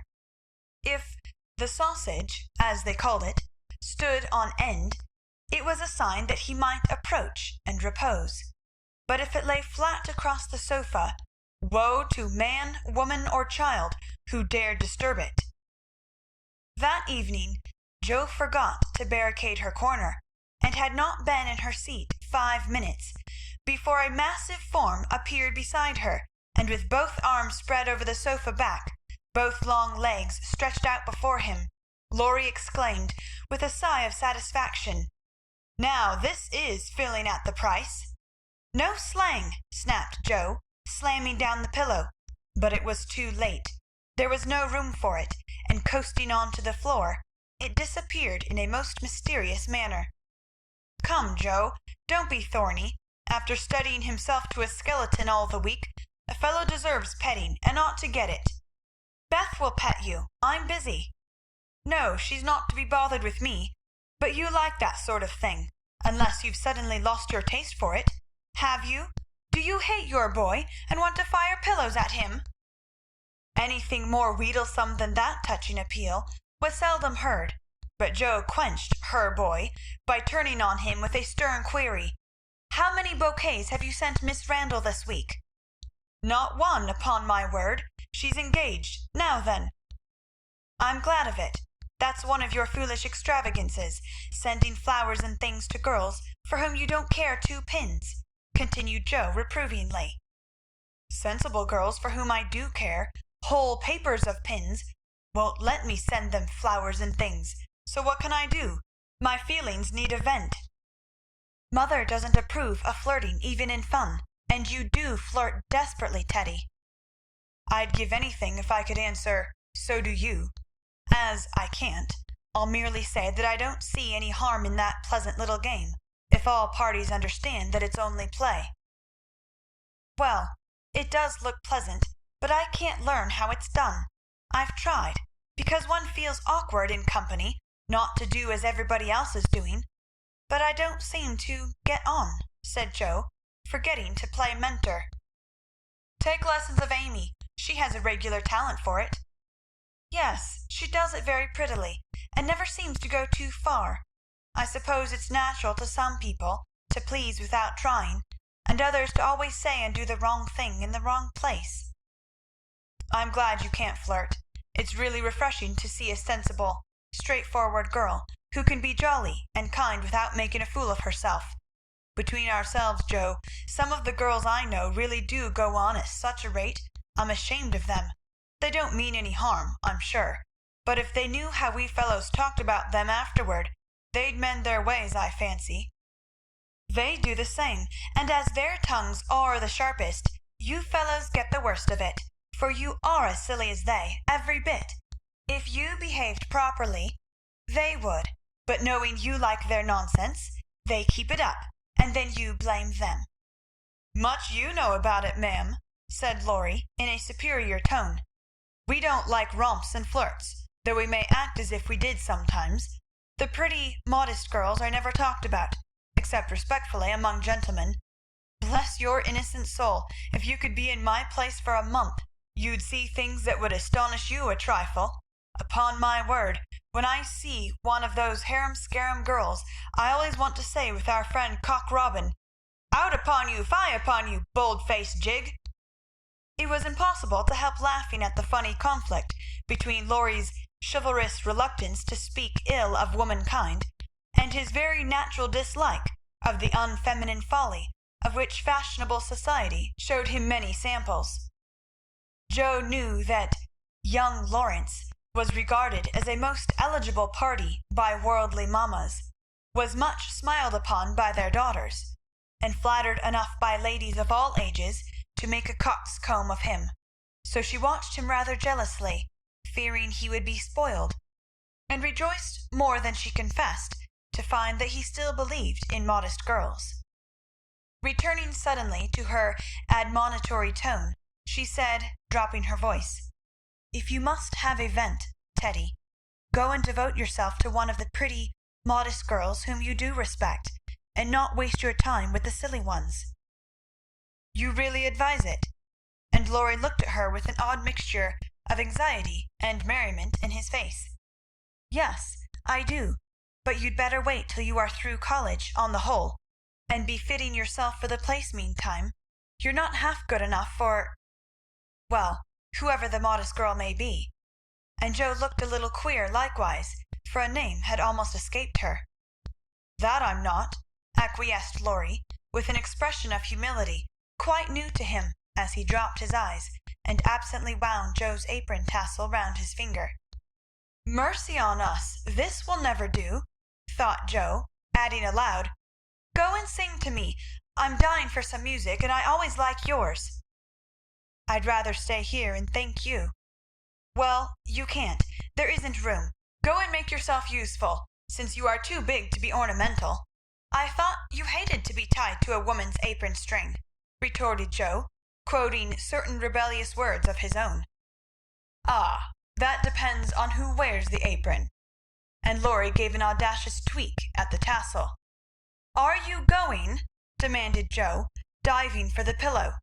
He fled at once, and the minute it was up with the bonnets of Bonnie Dundee, she slipped away to return no more till the young gentleman departed in high dudgeon. Joe lay long awake that night, and was just dropping off when the sound of a stifled sob made her fly to Beth's side with the anxious inquiry, "What is it, dear?" "I thought you were asleep," sobbed Beth. "Is it the old pain, my precious?" "No, it's a new one, but I can bear it." And Beth tried to check her tears. "Tell me all about it, and let me cure it as I often did the other." "You can't. There is no cure." There Beth's voice gave way, and clinging to her sister, she cried so despairingly that Joe was frightened. "Where is it? Shall I call mother?" No, don't call her. Don't tell her. I shall be better soon. Lie down here and pour my head. I'll be quiet and go to sleep, indeed I will." Joe obeyed, but as her hand went softly to and fro across Beth's hot forehead and wet eyelids, her heart was very full, and she longed to speak. But young as she was, Joe had learned that hearts, like flowers, cannot be rudely handled, but must open naturally. So though she believed she knew the cause of Beth's new pain, she only said, in her tenderest tone, "Does anything trouble you, dearie?" "Yes, Joe," after a long pause. "Wouldn't it comfort you to tell me what it is?" "Not now. Not yet." "Then I won't ask. But remember, Bethy, that mother and Joe are always glad to hear and help you if they can." "I know it. I'll tell you by and by. Is the pain better now?" "Oh yes, much better. You are so comfortable, Joe." "Go to sleep, dear. I'll stay with you." So cheek to cheek they fell asleep, and on the morrow Beth seemed quite herself again, for at 18 neither heads nor hearts ache long, and a loving word can medicine most ills. But Joe had made up her mind, and after pondering over a project for some days, she confided it to her mother. "You asked me the other day what my wishes were. I'll tell you one of them, Marmee," she began, as they sat along together. "I want to go away somewhere this winter for a change." "Why, Joe?" And her mother looked up quickly, as if the words suggested a double meaning. With her eyes on her work, Joe answered soberly, "I want something new. I feel restless and anxious to be seen, doing, and learning more than I am. I brood too much over my own small affairs, and need stirring up. So as I can be spared this winter, I'd like to hop a little way and try my wings." "Where will you hop?" "To New York. I had a bright idea yesterday, and this is it. You know Mrs. Kirk wrote to you for some respectable young person to teach her children, and so. It's rather hard to find just the thing, but I think I should suit if I tried." "My dear, go out to service in that great boarding house?" And Mrs. March looked surprised, but not displeased. "It's not exactly going out to service, for Mrs. Kirk is your friend, the kindest soul that ever lived, and would make things pleasant for me, I know. Her family is separate from the rest, and no one knows me there. Don't care if they do. It's honest work, and I'm not ashamed of it." "Nor I. But your writing? All the better for the change. I shall see and hear new things, get new ideas, and even if I haven't much time there, I shall bring home quantities of material for my rubbish." "I have no doubt of it. But are these your only reasons for this sudden fancy?" "No, mother." "May I know the others?" Joe looked up, and Joe looked down, then said slowly, with sudden colour in her cheeks, "It may be vain and wrong to say it, but I'm afraid Laurie is getting too fond of me." "Then you don't care for him in the way it is evident he begins to care for you?" And Mrs. March looked anxious as she put the question. "Mercy, no. I love the dear boy, as I always have, and am immensely proud of him. But as for anything more, it's out of the question." "I'm glad of that, Joe." "Why, please?" "Because, dear, I don't think you suited to one another. As friends you are very happy, and your frequent quarrels soon blow over. But I fear you would both rebel if you were mated for life. You are too much alike, and too fond of freedom, not to mention hot tempers and strong wills, to get on happily together in a relation which needs infinite patience and forbearance, as well as love." "That's just the feeling I had, though I couldn't express it. I'm glad you think he is only beginning to care for me. It would trouble me sadly to make him unhappy, for I couldn't fall in love with the dear old fellow merely out of gratitude, could I?" "You are sure of his feelings for you?" The colour deepened in Joe's cheeks as she answered, with the look of mingled pleasure, pride, and pain, which young girls wear when speaking of first lovers. "I'm afraid it is so, mother. He hasn't said anything, but he looks a great deal. I think I had better go away before it comes to anything." "I agree with you, and if it can be managed, you shall go." Joe looked relieved, and after a pause said smiling, "How Mrs. Moffat would wonder at your want of management, if she knew, and how she will rejoice that Annie may still hope." "Ah, Joe, mothers may differ in their management, but the hope is the same in all, the desire to see their children happy. Meg is so, and I am content with her success. You I leave to enjoy your liberty till you tire of it, for only then will you find that there is something sweeter. Amy is my chief care now, but her good sense will help her. For Beth, I indulge no hopes, except that she may be well. By the way, she seems brighter this last day or two. Have you spoken to her?" "Yes. She owned she had a trouble, and promised to tell me by and by. I said no more, for I think I know it." And Joe told her little story. Mrs. March shook her head, and did not take so romantic a view of the case, but looked grave, and repeated her opinion that for Laurie's sake Joe should go away for a time. "Let's say nothing about it to him till the plan is settled. Then I'll run away before he can collect his wits and be tragic. Beth must think I'm going to please myself, as I am, for I can't talk about Laurie to her. But she can pet and comfort him after I'm gone, and so cure him of this romantic notion. He's been through so many little trials of the sort, he's used to it, and will soon get over his lovelornity." Joe spoke hopefully, but could not rid herself of the foreboding fear that this little trial would be harder than the others, and that Laurie would not get over his lovelornity as easily as heretofore. The plan was talked over in a family council, and agreed upon, for Mrs. Kirke gladly accepted Joe, and promised to make a pleasant home for her. The teaching would render her independent, and such leisure as she got might be made profitable by writing, while the new scenes and society would be both useful and agreeable. Joe liked the prospect, and was eager to be gone, for the home nest was growing too narrow for her restless nature and adventurous spirit. When all was settled, with fear and trembling, she told Laurie, but to her surprise he took it very quietly. He had been graver than usual of late, but very pleasant, and when jokingly accused of turning over a new leaf, he answered soberly, "So I am, and I mean this one shall stay turned." Joe was very much relieved that one of his virtuous fits should come on just then, and made her preparations with a lightened heart, for Beth seemed more cheerful, and hoped she was doing the best for all. "One thing I leave in your special care," she said the night before she left. "You mean your papers?" asked Beth. "No, my boy. Be very good to him, won't you?" "Of course I will, but I can't fill your place, and he'll miss you sadly." "It won't hurt him, so remember I leave him in your charge, to plague, pet, and keep in order." "I'll do my best for your sake," promised Beth, wondering why Joe looked at her so queerly.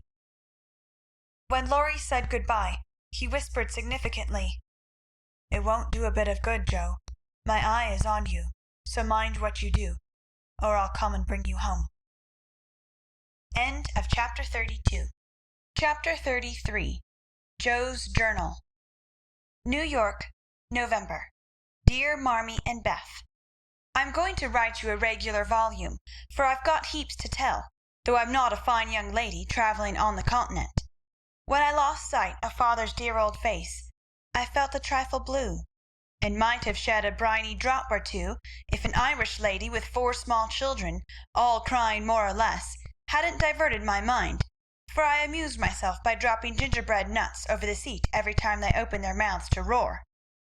Soon the sun came out, and taking it as a good omen, I cleared up likewise, and enjoyed my journey with all my heart. Mrs. Kirke welcomed me so kindly I felt at home at once, even in that big house full of strangers. She gave me a funny little sky parlour, all she had, but there is a stove in it, and a nice table and a sunny window, so I can sit here and write whenever I like. A fine view, and a church tower opposite, atoned for the many stairs, and I took a fancy to my den on the spot. The nursery, where I am to teach and sew, is a pleasant room next to Mrs. Kirke's private parlour, and the 2 little girls are pretty children, rather spoiled, I fancy, but they took to me after telling them the 7 bad pigs, and I've no doubt I shall make a model governess. I am to have my meals with the children, if I prefer it to the great table, and for the present I do, for I am bashful, though no one will believe it. "Now, my dear, make yourself at home," said Mrs. Kirke, in her motherly way. "I'm on the drive from morning to night, as you may suppose with such a family, but a great anxiety will be off my mind if I know the children are safe with you. My rooms are always open to you, and your own shall be as comfortable as I can make it. There are some pleasant people in the house, if you feel sociable, and your evenings are always free. Come to me if anything goes wrong, and be as happy as you can. There's the tea-bell. I must run and change my cap." And off she bustled, leaving me to settle myself in my new nest. As I went downstairs soon after, I saw something I liked. The flights are very long in this tall house, and as I stood waiting at the head of the 3rd one for a little servant girl to lumber up, I saw a gentleman come along behind her, take the heavy hod of coal out of her hand, carry it all the way up, put it down at a door near by, and walk away, saying, with a kind nod and a foreign accent, "It goes better so. The little back is too young to have such heaviness." Wasn't it good of him? I like such things, for as father says, trifles show character. When I mentioned it to Mrs. K. that evening, she laughed and said, "That must have been Professor Bear. He's always doing things of that sort." Mrs. K. told me he was from Berlin, very learned and good, but poor as a church mouse, and gives lessons to support himself and 2 little orphan nephews whom he is educating here, according to the wishes of his sister, who married an American. Not a very romantic story, but it interested me, and I was glad to hear that Mrs. K. lends him her parlour for some of his scholars. There is a glass door between it and the nursery, and I mean to peep at him, and then I'll tell you how he looks. He's almost 40, so it's no harm, Marmee. After tea, and a go-to-bed romp with the little girls, I attacked the big work-basket, and had a quiet evening chatting with my new friend. I shall keep a journal letter, and send it once a week, so good night, and more tomorrow. Tuesday Eve. Had a lovely time in my seminary this morning, for the children acted like Sancho, and at one time I really thought I should shake them all round. Some good angel inspired me to try gymnastics, and I kept it up till they were glad to sit down and keep still. After luncheon the girl took them out for a walk, and I went to my needlework, like little Mabel with a willing mind. I was thanking my stars that I'd learned to make nice buttonholes, when the parlour door opened and shut, and someone began to hum Kennst du das Land like a big bumblebee. It was dreadfully improper, I know, but I couldn't resist the temptation, and lifting one end of the curtain before the glass door, I peeped in. Professor Bear was there, and while he arranged his books, I took a good look at him. A regular German, rather stout, with brown hair tumbled all over his head, a bushy beard, good nose, the kindest eyes I ever saw, and a splendid big voice that does one's ears good after our sharp or slipshod American gabble. His clothes were rusty, his hands were large, and he hadn't a really handsome feature in his face, except his beautiful teeth. Yet I liked him, for he had a fine head, his linen was very nice, and he looked like a gentleman, though 2 buttons were off his coat, and there was a patch on one shoe. He looked sober in spite of his humming, till he went to the window to turn the hyacinth bulbs toward the sun, and stroke the cat, who received him like an old friend. Then he smiled, and when a tap came at the door, called out in a loud brisk tone, "Herein!" I was just going to run, when I caught sight of a morsel of a child carrying a big book, and stopped to see what was going on. "Me wants me bear," said the mite, slamming down her book and running to meet him. "Thou shalt have thy bear.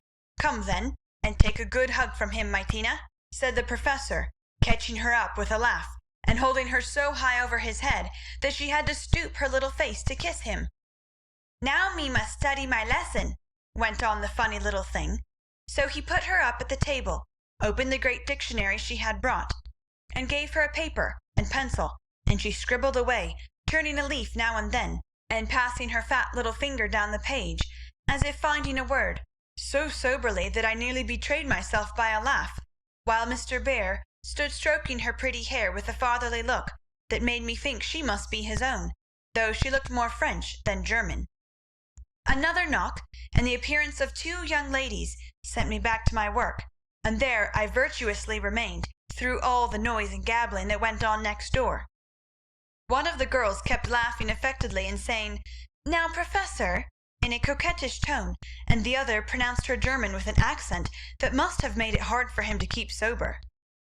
Both seemed to try his patience sorely, for more than once I heard him say emphatically, "No, no, it is not so. You have not attend to what I say." And once there was a loud rap, as if he struck the table with his book, followed by the despairing exclamation, "Prut, it all goes bad this day." Poor man, I pitied him, and when the girls were gone, took just one more peep to see if he survived it. He seemed to have thrown himself back in his chair, tired out, and sat there with his eyes shut, till the clock struck 2, when he jumped up, put his books in his pocket as if ready for another lesson, and taking little Tina, who had fallen asleep on the sofa, in his arms, he carried her quietly away. I fancy he has a hard life of it. Mrs. Kirk asked me if I wouldn't go down to the 5 o'clock dinner, and feeling a little bit homesick, I thought I would, just to see what sort of people are under the same roof with me. So I made myself respectable, and tried to slip in behind Mrs. Kirk, but as she is short and I am tall, my efforts at concealment were rather a failure. She gave me a seat by her, and after my face cooled off, I plucked up courage and looked about me. The long table was full, and every one intent on getting their dinner, the gentlemen especially, who seemed to be eating on time, for they bolted in every sense of the word, vanishing as soon as they were done. There was the usual assortment of young men, absorbed in themselves, young couples absorbed in each other, married ladies in their babies, and old gentlemen in politics. I don't think I shall care to have much to do with any of them, except one sweet-faced maiden lady, who looks as if she had something in her. Cast away at the very bottom of the table was the professor, shouting answers to the questions of a very inquisitive, deaf old gentleman on one side, and talking philosophy with a Frenchman on the other. If Amy had been here, she'd have turned her back on him forever, because, sad to relate, he had a great appetite and shovelled in his dinner in a manner which would have horrified her ladyship. I didn't mind, for I like to see folks eat with a relish, as Hannah says, and the poor man must have needed a deal of food after teaching idiots all day. As I went upstairs after dinner, 2 of the young men were settling their hats before the hall mirror, and I heard one say low to the other, "Who's the new party?" "Governess, or something of that sort." "What the deuce is she at our table for?" "Friend of the old lady's. Handsome head, but no style." "Not a bit of it. Give us a light, and come on." I felt angry at first, and then I didn't care, for a governess is as good as a clerk, and I've got sense if I haven't style, which is more than some people have, judging from the remarks of the elegant beings who clattered away, smoking like bad chimneys. I hate ordinary people. Thursday. Yesterday was a quiet day spent in teaching, sewing, and writing in my little room, which is very cosy, with a light and fire. I picked up a few bits of news, and was introduced to the professor. It seems that Tina is the child of the Frenchwoman who does the fine ironing in the laundry here. The little thing has lost her heart to Mr. Bear, and follows him about the house like a dog whenever he is at home, which delights him, as he is very fond of children, though a bachelor. Kitty and Minnie Kirk likewise regard him with affection, and tell all sorts of stories about the plays he invents, the presents he brings, and the splendid tales he tells. The younger men quiz him, it seems, call him Old Fritz, Lager Beer, Ursa Major, and make all manner of jokes on his name. But he enjoys it like a boy, Mrs. Kirk says, and takes it so good-naturedly that they all like him in spite of his foreign ways. The maiden lady is a Miss Norton, rich, cultivated, and kind. She spoke to me at dinner to-day, for I went to table again, it's such fun to watch people, and asked me to come and see her at her room. She has fine books and pictures, knows interesting persons, and seems friendly, so I shall make myself agreeable, for I do want to get into good society, only it isn't the same sort that Amy likes. I was in our parlour last evening, when Mr. Bear came in with some newspapers for Mrs. Kirk. She wasn't there, but Minnie, who is a little woman, introduced me very prettily. "This is mamma's friend, Miss March." "Yes, and she's jolly, and we like her lots," added Kitty, who is an enfant terrible. We both bowed, and then we laughed, for the prim introduction and the blunt addition were rather a comical contrast. "Ah, yes, I hear these naughty ones go to vex you, Miss March. If so again, call at me and I come," he said, with a threatening frown that delighted the little wretches. I promised I would, and he departed, but it seems as if I was doomed to see a good deal of him, for to-day, as I passed his door on my way out, by accident I knocked against it with my umbrella. It flew open, and there he stood in his dressing-gown, with a big blue sock on one hand and a darning needle in the other. He didn't seem at all ashamed of it, for when I explained and hurried on, he waved his hand, sock and all, saying in his loud, cheerful way, "You have a fine day to make your walk. Bon voyage, mademoiselle." I laughed all the way downstairs, but it was a little pathetic also to think of the poor man having to mend his own clothes. The German gentlemen embroider, I know, but darning hose is another thing, and not so pretty. Saturday. Nothing has happened to write about, except a call on Miss Norton, who has a room full of pretty things, and who is very charming, for she showed me all her treasures, and asked me if I would sometimes go with her to lectures and concerts as her escort, if I enjoyed them. She put it as a favour, but I'm sure Mrs. Kirk has told her about us, and she does it out of kindness to me. I'm as proud as Lucifer, but such favours from such people don't burden me, and I accepted gratefully. When I got back to the nursery, there was such an uproar in the parlour that I looked in, and there was Mr. Bear down on his hands and knees, with Tina on his back, Kitty leading him with a jump rope, and Minnie feeding 2 small boys with seed cakes as they roared and romped in cages built of chairs. "We are playing Nagerie," exclaimed Kitty. "This is my effluent," added Tina, holding on by the professor's hair. "Mamma always allows us to do what we like Saturday afternoon when Franz and Emil come, doesn't she, Mr. Bear?" said Minnie. The effluent sat up, looking as much in earnest as any of them, and said soberly to me, "I give you my word it is so. If we make too large a noise you shall say hush to us, and we go more softly." I promised to do so, but left the door open, and enjoyed the fun as much as they did, for a more glorious frolic I never witnessed. They played tag and soldiers, danced and sang, and when it began to grow dark they all piled on to the sofa about the professor, while he told charming fairy stories of the storks on the chimney tops, and the little kobolds who ride the snowflakes as they fall. I wish Americans were as simple and natural as Germans, don't you? I'm so fond of writing I should go spinning on forever if motives of economy didn't stop me, for though I've used thin paper and written fine, I tremble to think of the stamps this long letter will need. Pray forward Amy's as soon as you can spare them. My small news will sound very flat after her splendours, but you will like them, I know. Is Teddy studying so hard that he can't find time to write to his friends? Take good care of him for me, Beth, and tell me all about the babies, and give heaps of love to everyone. From your faithful Joe. P.S. On reading over my letter, it strikes me as rather bary, but I am always interested in odd people, and I really had nothing else to write about. Bless you. December. My precious Betsy, as this is to be a scribble-scrabble letter, I direct it to you, for it may amuse you, and give you some idea of my goings-on, for though quiet, they are rather amusing, for which, oh, be joyful. After what Amy would call Herculaneum efforts, in the way of mental and moral agriculture, my young ideas begin to shoot, and my little twigs to bend as I could wish. They are not so interesting to me as Tina and the boys, but I do my duty by them, and they are fond of me. Franz and Emil are jolly little lads, quite after my own heart, for the mixture of German and American spirit in them produces a constant state of effervescence.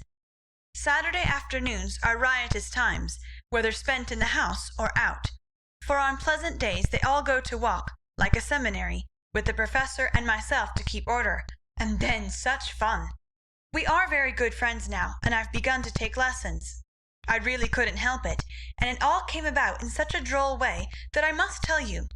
To begin at the beginning, Mrs. Kirk called to me one day as I passed Mr. Bear's room, where she was rummaging.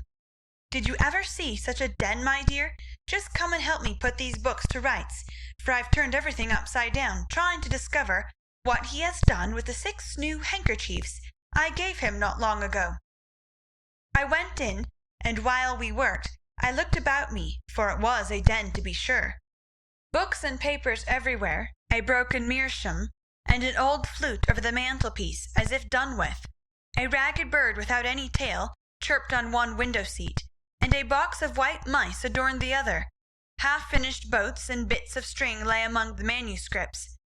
Dirty little boots stood drying before the fire, and traces of the dearly beloved boys, for whom he makes a slave of himself, were to be seen all over the room. After a grand rummage, 3 of the missing articles were found, one over the bird-cage, one covered with ink, and a third burned brown, having been used as a holder. "Such a man!" laughed good-natured Mrs. K., as she put the relics in the rag-bag. "I suppose the others are torn up to rig ships, bandage cut fingers, or make kite-tails. It's dreadful, but I can't scold him. He's so absent-minded and good-natured. He lets those boys ride over him roughshod. I agreed to do his washing and mending, but he forgets to give out his things, and I forget to look them over, so he comes to a sad pass sometimes." "Let me mend them," said I. "I don't mind it, and he needn't know. I'd like to, he's so kind to me about bringing my letters and lending books." So I have got his things in order, and knit heels into 2 pairs of the socks, for they were boggled out of shape with his queer darns. Nothing was said, and I hoped he wouldn't find it out. But one day last week he caught me at it. Hearing the lessons he gives to others has interested and amused me so much that I took a fancy to learn, for Tina runs in and out, leaving the door open, and I can hear. I had been sitting near this door, finishing off the last sock, and trying to understand what he said to a new scholar, who is as stupid as I am. The girl had gone, and I thought he had also. It was so still, and I was busily gabbling over a verb, and rocking to and fro in a most absurd way, when a little crow made me look up. and there was Mr. Bear, looking and laughing quietly while he made signs to Tina not to betray him. "So," he said, as I stopped and stared like a goose, "you peep at me, I peep at you, and this is not bad. But see, I am not pleasanting when I say, have you a wish for German?" "Yes, but you are too busy. I am too stupid to learn," I blundered out, as red as a peony. "Prut, we will make the time, and we fail not to find the sense. At evening I shall give a little lesson with much gladness, for look you, Miss March, I have this debt to pay." And he pointed to my work. "Yes," they say to one another, "these so kind ladies, he is a stupid old fellow, he will see not what we do. He will never observe that his sock heels go not in holes any more. He will think his buttons grow out new when they fall, and believe that strings make themselves. Ah, but I have an eye, and I see much. I have a heart, and I feel thanks for this. Come, a little lesson then and now, or no more good fairy works for me and mine." Of course I couldn't say anything after that, and as it really is a splendid opportunity, I made the bargain, and we began. I took 4 lessons, and then I stuck fast in a grammatical bog. The professor was very patient with me, but it must have been torment to him, and now and then he'd look at me with such an expression of mild despair that it was a toss-up with me whether to laugh or cry. I tried both ways, and when it came to a sniff or utter mortification and woe, he just threw the grammar onto the floor and marched out of the room.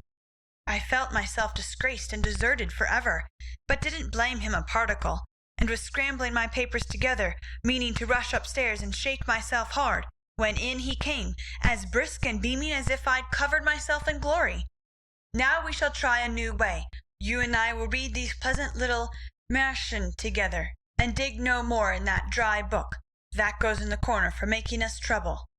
He spoke so kindly, and opened Hans Andersen's fairy tales so invitingly before me, that I was more ashamed than ever, and went on at my lesson in a neck-or-nothing style that seemed to amuse him immensely. I forgot my bashfulness, and pegged away, no other word will express it, with all my might, tumbling over long words, pronouncing according to inspiration of the minute, and doing my very best. When I finished reading my first page, and stopped for breath, he clapped his hands and cried out in his hearty way, "This is good. Now we go well. My turn. I do him in German. Give me your ear." And away he went, rumbling out the words with his strong voice, and a relish which was good to see as well as hear. Fortunately the story was the Constant Tin Soldier, which is droll, you know, so I could laugh, and I did, though I didn't understand half he read, for I couldn't help it, he was so earnest, I so excited, and the whole thing so comical. After that we got on better, and now I read my lessons pretty well, for this way of studying suits me, and I can see that the grammar gets tucked into the tales and poetry, as one gives pills and jelly. I like it very much, and he doesn't seem tired of it yet, which is very good of him, isn't it? I mean to give him something on Christmas, for I dare not offer money. Tell me something nice, Marmee. I'm glad Laurie seems so happy and busy, that he has given up smoking and lets his hair grow. You see, Beth manages him better than I did. I'm not jealous, dear. Do your best. Only don't make a saint of him. I'm afraid I couldn't like him without a spice of human naughtiness. Read him bits of my letters. I haven't time to write much, and that will do just as well. Thank heaven Beth continues so comfortable. January. A happy new year to you all, my dearest family, which of course includes Mr. L. and a young man by the name of Teddy. I can't tell you how much I enjoyed your Christmas bundle, for I didn't get it till night, and had given up hoping. Your letter came in the morning, but you said nothing about a parcel, meaning it for a surprise, so I was disappointed, for I'd had a kind of feeling that you wouldn't forget me. I felt a little low in my mind as I sat up in my room after tea, and when the big, muddy, battered-looking bundle was brought to me, I just hugged it and pranced. It was so homey and refreshing that I sat down on the floor and read and looked and ate and laughed and cried in my usual absurd way. The things were just what I wanted, and all the better for being made instead of bought. Beth's new ink bib was capital, and Hannah's box of hard gingerbread will be a treasure. I'll be sure and wear the nice flannels you sent, Marmee, and read carefully the books father has marked. Thank you all heaps and heaps. Speaking of books, reminds me that I'm getting rich in that line, for on New Year's Day Mr. Bear gave me a fine Shakespeare. It is one he values much, and I've often admired it, set up in the place of honor with his German Bible, Plato, Homer, and Milton. So you may imagine how I felt when he brought it down without its cover, and showed me my own name in it, from my friend Friedrich Bear. You say often you wish a library. Here I give you one, for between these lids, he meant covers, is many books in one. Read him well, and he will help you much, for the study of character in this book will help you to read it in the world and paint it with your pen. I thanked him as well as I could, and talked now about my library as if I had 100 books.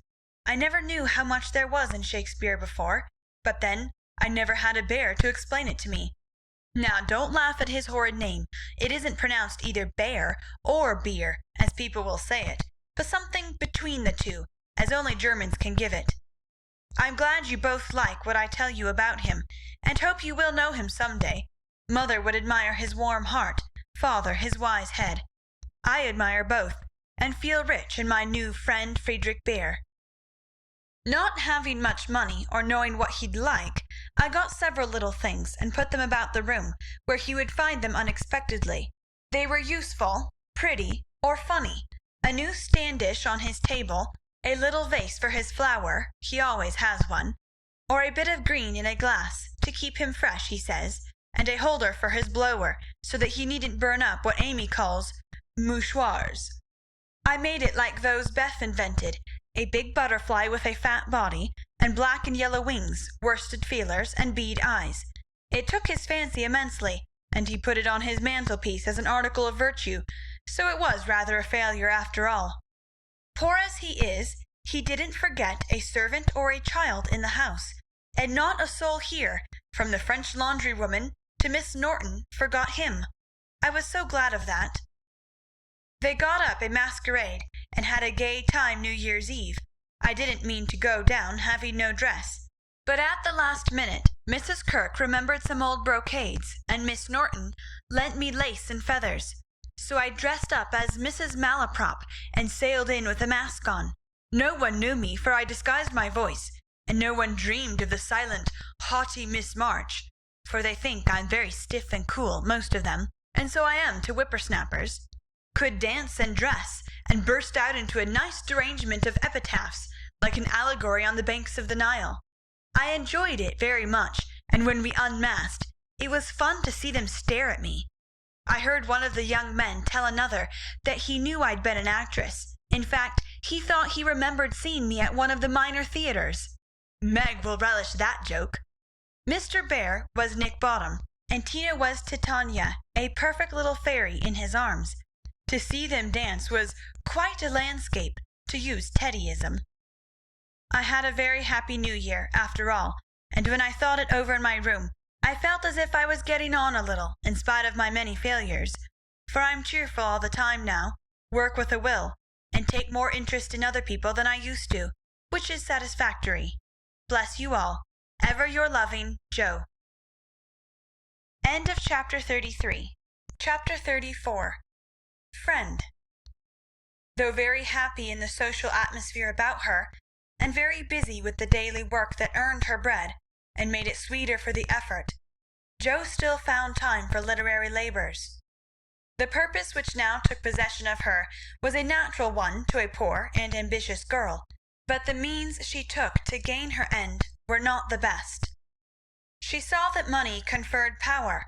Money and power therefore she resolved to have, not to be used for herself alone, but for those whom she loved more than life. The dream of filling home with comforts, giving Beth everything she wanted, from strawberries in winter to an organ in her bedroom, going abroad herself and always having more than enough, so that she might indulge in the luxury of charity, had been for years Jo's most cherished castle in the air. The prize story experience had seemed to open a way which might, after long travelling and much uphill work, lead to this delightful chateau in Espagne.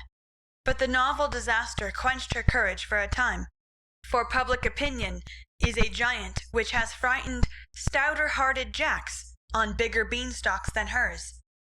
Like that immortal hero, She reposed a while after the first attempt, which resulted in a tumble, and the least lovely of the giant's treasures, if I remember rightly. But the up again and take another spirit was as strong in Joe as in Jack.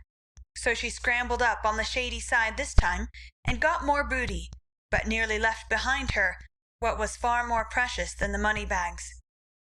She took to writing sensation stories, for in those dark ages even all-perfect America read rubbish.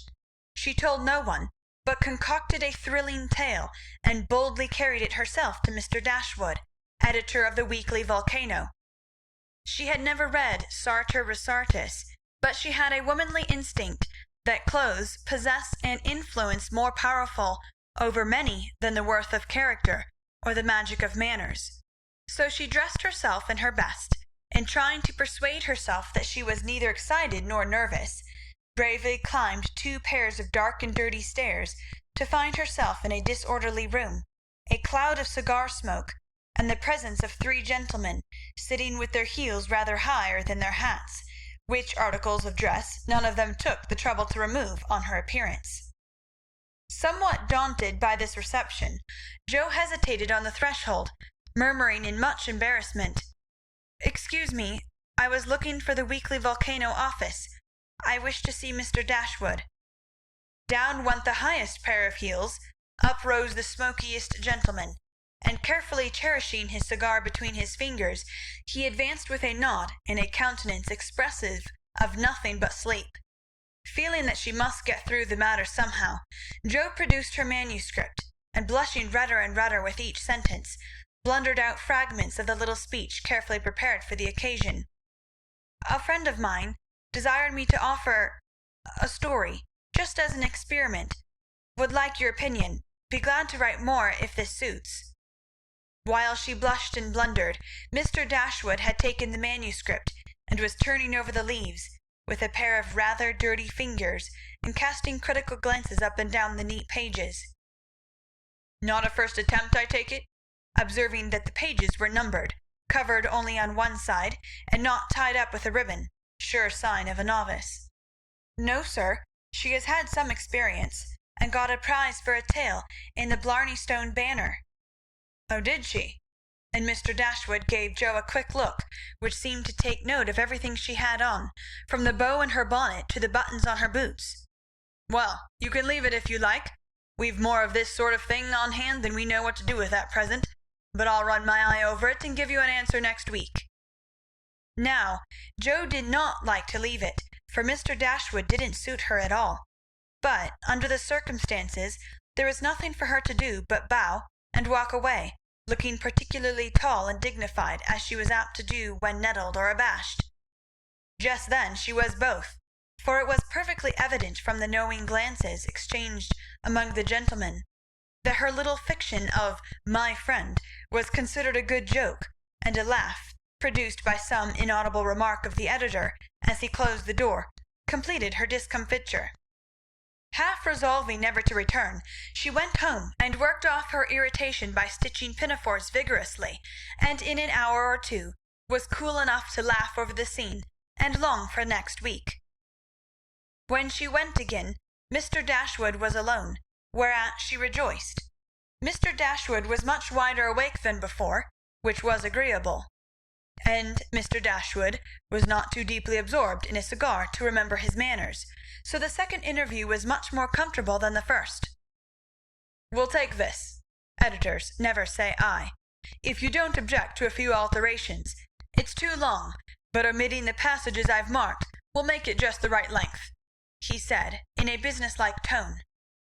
Jo hardly knew her own manuscript again, so crumpled and underscored were its pages and paragraphs, but feeling as a tender parent might on being asked to cut off her baby's legs in order that it might fit into a new cradle, she looked at the marked passages and was surprised to find that all the moral reflections, which she had carefully put in as ballast for much romance, had been stricken out.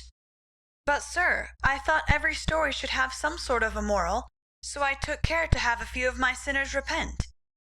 Mr. Dashwood's editorial gravity relaxed into a smile, for Jo had forgotten her friend, and spoken as only an author could. People want to be amused, not preached at, you know. Morals don't sell nowadays." Which was not quite a correct statement, by the way. "You think it would do with these alterations, then?"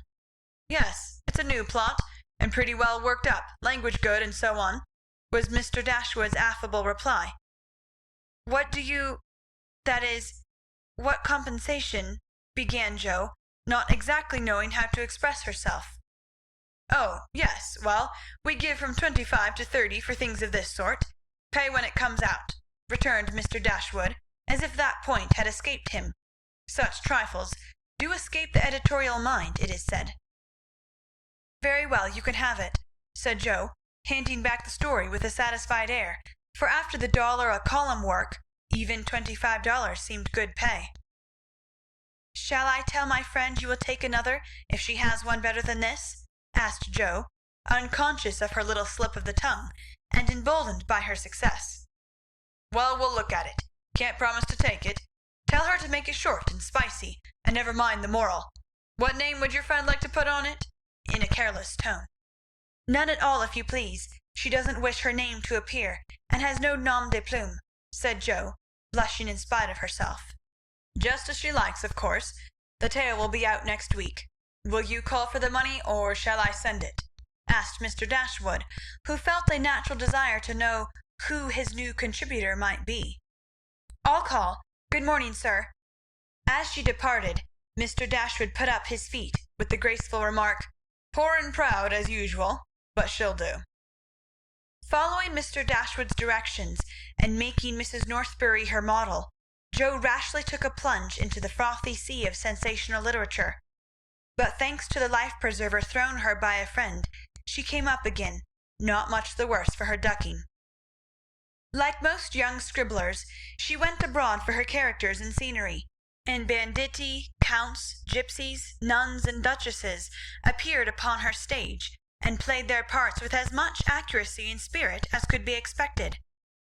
Her readers were not particular about such trifles as grammar, punctuation, and probability, and Mr. Dashwood graciously permitted her to fill his columns at the lowest price, not thinking it necessary to tell her that the real cause of his hospitality was the fact that one of his hacks, on being offered higher wages, had basely left him in the lurch.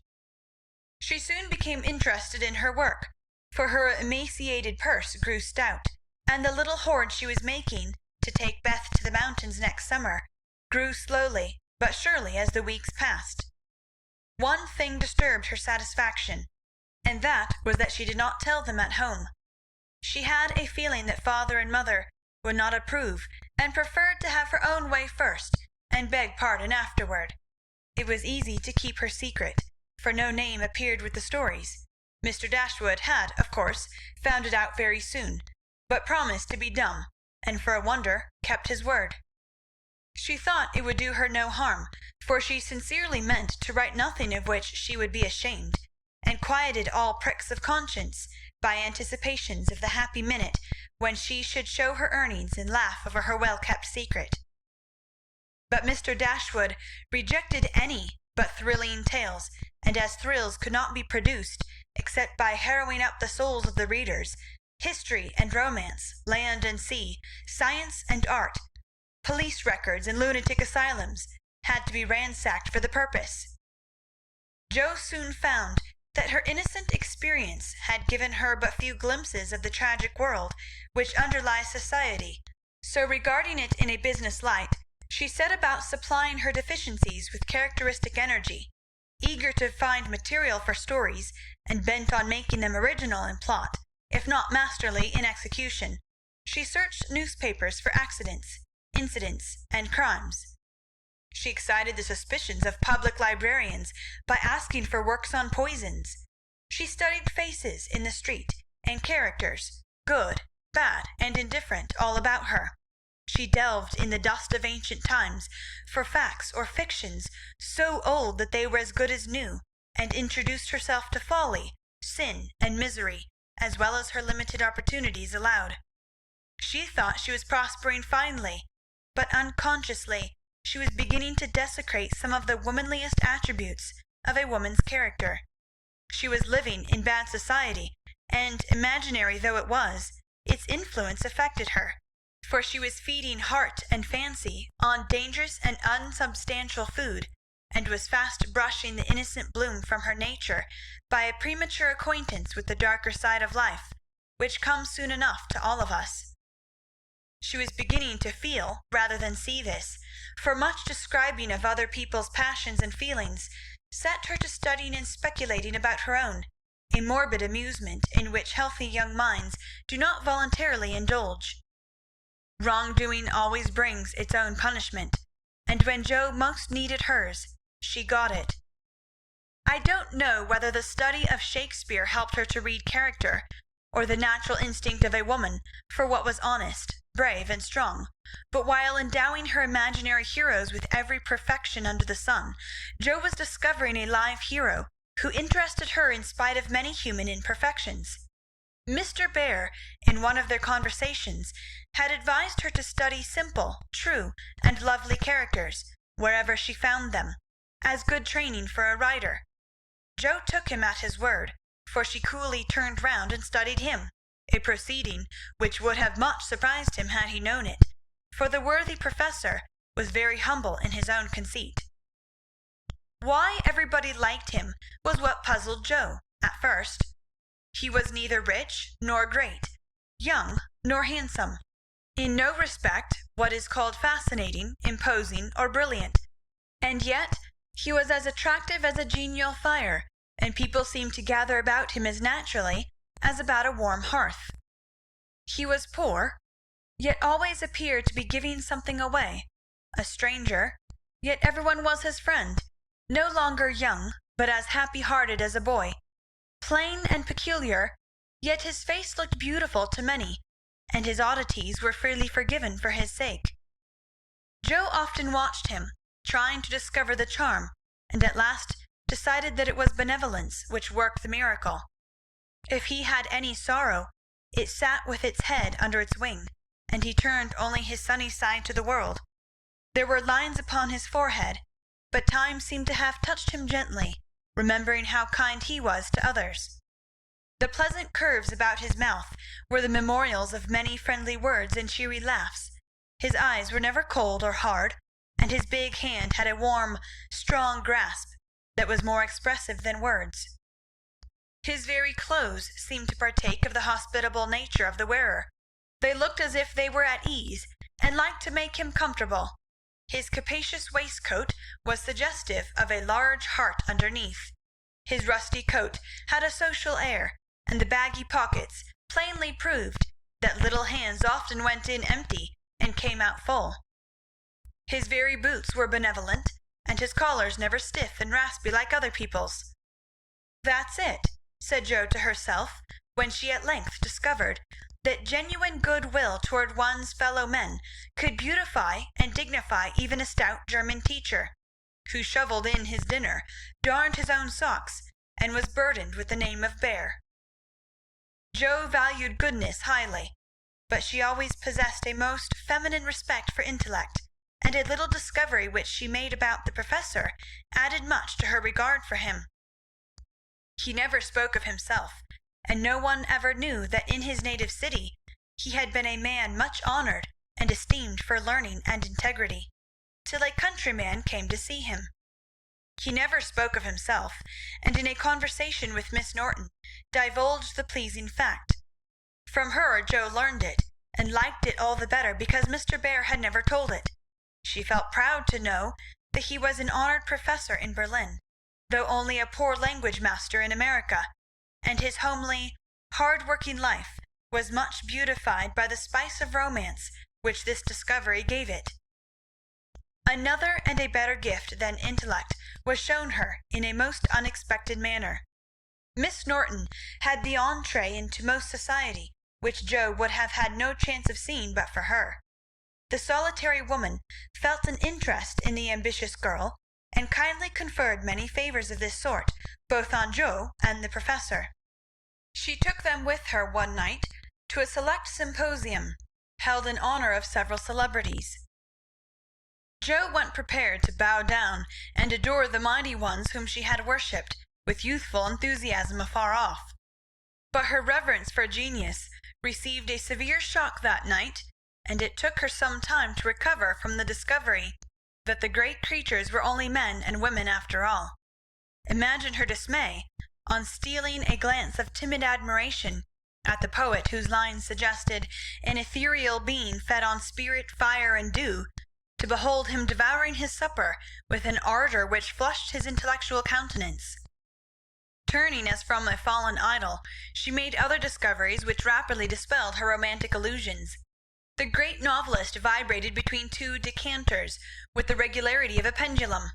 The famous divine flirted openly with one of the Madame de Staëls of the age, who looked daggers at another Corinne, who was amiably satirizing her after outmanoeuvring her in efforts to absorb the profound philosopher, who imbibed tea Johnsonianly and appeared to slumber, the loquacity of the lady rendering speech impossible.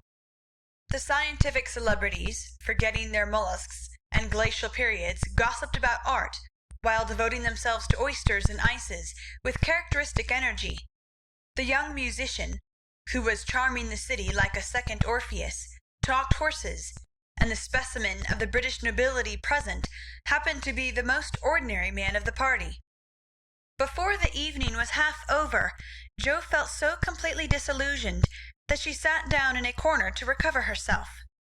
Mr. Bear soon joined her, looking rather out of his element, and presently several of the philosophers, each mounted on his hobby, came ambling up to hold an intellectual tournament in the recess. The conversations were miles beyond Jo's comprehension, but she enjoyed it, though Kant and Hegel were unknown gods, the subjective and objective unintelligible terms, and the only thing evolved from her inner consciousness was a bad headache after it was all over. It dawned upon her gradually that the world was being picked to pieces and put together on new, and according to the talkers, on infinitely better principles than before, that religion was in a fair way to be reasoned into nothingness, and intellect was to be the only God. Jo knew nothing about philosophy or metaphysics of any sort, but a curious excitement, half pleasurable, half painful, came over her as she listened, with a sense of being turned adrift into time and space, like a young balloon out on a holiday. She looked round to see how the professor liked it, and found him looking at her with the grimmest expression she had ever seen him wear. He shook his head and beckoned her to come away, but she was fascinated just then by the freedom of speculative philosophy, and kept her seat trying to find out what the wise gentleman intended to rely upon after they had annihilated all the old beliefs. Now, Mr. Bear was a different man, and slow to offer his own opinions, not because they were unsettled, but too sincere and earnest to be lightly spoken. As he glanced from Jo to several other young people, attracted by the brilliancy of the philosophic pyrotechnics, he knit his brows and longed to speak, fearing that some inflammable young soul would be led astray by the rockets, to find, when the display was over, that they had only an empty stick or a scorched hand.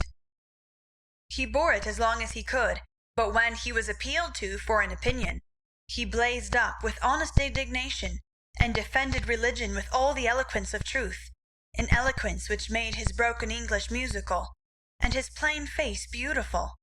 He had a hard fight, for the wise men argued well, but he didn't know when he was beaten, and stood to his colours like a man. Somehow, as he talked, the world got right again to Jo. The old beliefs that had lasted so long seemed better than the new. God was not a blind force, and immortality was not a pretty fable, but a blessed fact. She felt as if she had solid ground under her feet again. And when Mr. Bear paused, out-talked, but not one whit convinced, Jo wanted to clap her hands and thank him. She did neither, but she remembered the scene, and gave the professor her heartiest respect, for she knew it cost him an effort to speak out then and there, because his conscience would not let him be silent. She began to see that character is a better possession than money, rank, intellect, or beauty, and to feel that if greatness is what a wise man has defined it to be, truth, reverence, and good-will, then her friend Friedrich Bear was not only good, but great. This belief strengthened daily. She valued his esteem. She coveted his respect. She wanted to be worthy of his friendship. And just when the wish was sincerest, she came near to losing everything. It all grew out of a cocked hat. For one evening the professor came in to give Jo her lesson, with a paper soldier cap on his head, which Tina had put there, and he had forgotten to take off. "It's evident he doesn't look in his glass before coming down," thought Jo with a smile, as he said, "Good evening," and sat soberly down, quite unconscious of the ludicrous contrast between his subject and his headgear, for he was going to read her The Death of Wallenstein. She said nothing at first, for she liked to hear him laugh out his big hearty laugh when anything funny happened, so she left him to discover it for himself, and presently forgot all about it, for to hear a German read Schiller is rather an absorbing occupation. After the reading came the lesson, which was a lively one, for Jo was in a gay mood that night, and the cocked hat kept her eyes dancing with merriment. The professor didn't know what to make of her, and stopped at last to ask with an air of mild surprise that was irresistible, "Miss March, for what do you laugh in your master's face? Have you no respect for me that you go on so bad?" "How can I be respectful, sir, when you forget to take your hat off?" said Jo. Lifting his hand to his head, the absent-minded professor gravely felt and removed the little cocked hat, looked at it a minute, and then threw back his head and laughed like a merry bass viol. "Ah, I see him now. It is that imp Tina who makes me a fool with my cap. Well, it is nothing. But see you, if this lesson goes not well, you too shall wear him." But the lesson did not go at all for a few minutes, because Mr. Bear caught sight of a picture on the hat, and unfolding it, said with great disgust, "I wish these papers did not come in the house. They are not for children to see, nor young people to read. It is not well, and I have no patience with those who make this harm." Jo glanced at the sheet, and saw a pleasing illustration composed of a lunatic, a corpse, a villain, and a viper. She did not like it, but the impulse that made her turn it over was not one of displeasure but fear, because for a minute she fancied the paper was the volcano. It was not, however, and her panic subsided as she remembered that even if it had been, and one of her own tales in it, there would have been no name to betray her. She had betrayed herself, however, by a look and a blush, for though an absent man, the professor saw a good deal more than people fancied. He knew that Jo wrote, and had met her down among the newspaper offices more than once, but as she never spoke of it, he asked no questions in spite of a strong desire to see her work. Now it occurred to him that she was doing what she was ashamed to own, and it troubled him. He did not say to himself, "It is none of my business. I've no right to say anything," as many people would have done. He only remembered that she was young and poor, a girl far away from mother's love and father's care, and he was moved to help her with an impulse as quick and natural as that which would prompt him to put out his hand to save a baby from a puddle. All this flashed through his mind in a minute, but not a trace of it appeared in his face, and by the time the paper was turned and Jo's needle threaded, he was ready to say quite naturally, but very gravely, "Yes, you are right to put it from you. I do not think that good young girls should see such things. They are made pleasant to some, but I would more rather give my boys gunpowder to play with than this bad trash." "All may not be bad, only silly, you know, and if there is a demand for it, I don't see any harm in supplying it. Many very respectable people make an honest living out of what are called sensation stories," said Jo, scratching gathers so energetically that a row of little slits followed her pen. "There is a demand for whiskey, but I think you and I do not care to sell it. If the respectable people knew what harm they did, they would not feel that the living was honest. They have no right to put poison in the sugar plum, and let the small ones eat it. No, they should think a little, and sweep mud in the street before they do this thing." Mr. Bear spoke warmly, and walked to the fire, crumpling the paper in his hands. Jo sat still, looking as if the fire had come to her, for her cheeks burned long after the cocked hat had turned to smoke and gone harmlessly up the chimney. "I should like much to send all the rest after him," muttered the professor, coming back with a relieved air. Jo thought what a blaze her pile of papers upstairs would make, and her hard-earned money lay rather heavily on her conscience at that minute. Then she thought consolingly to herself, "Mine are not like that. They are only silly, never bad, so I won't be worried." And taking up her book, she said with a studious face, "Shall we go on, sir? I'll be very good and proper now."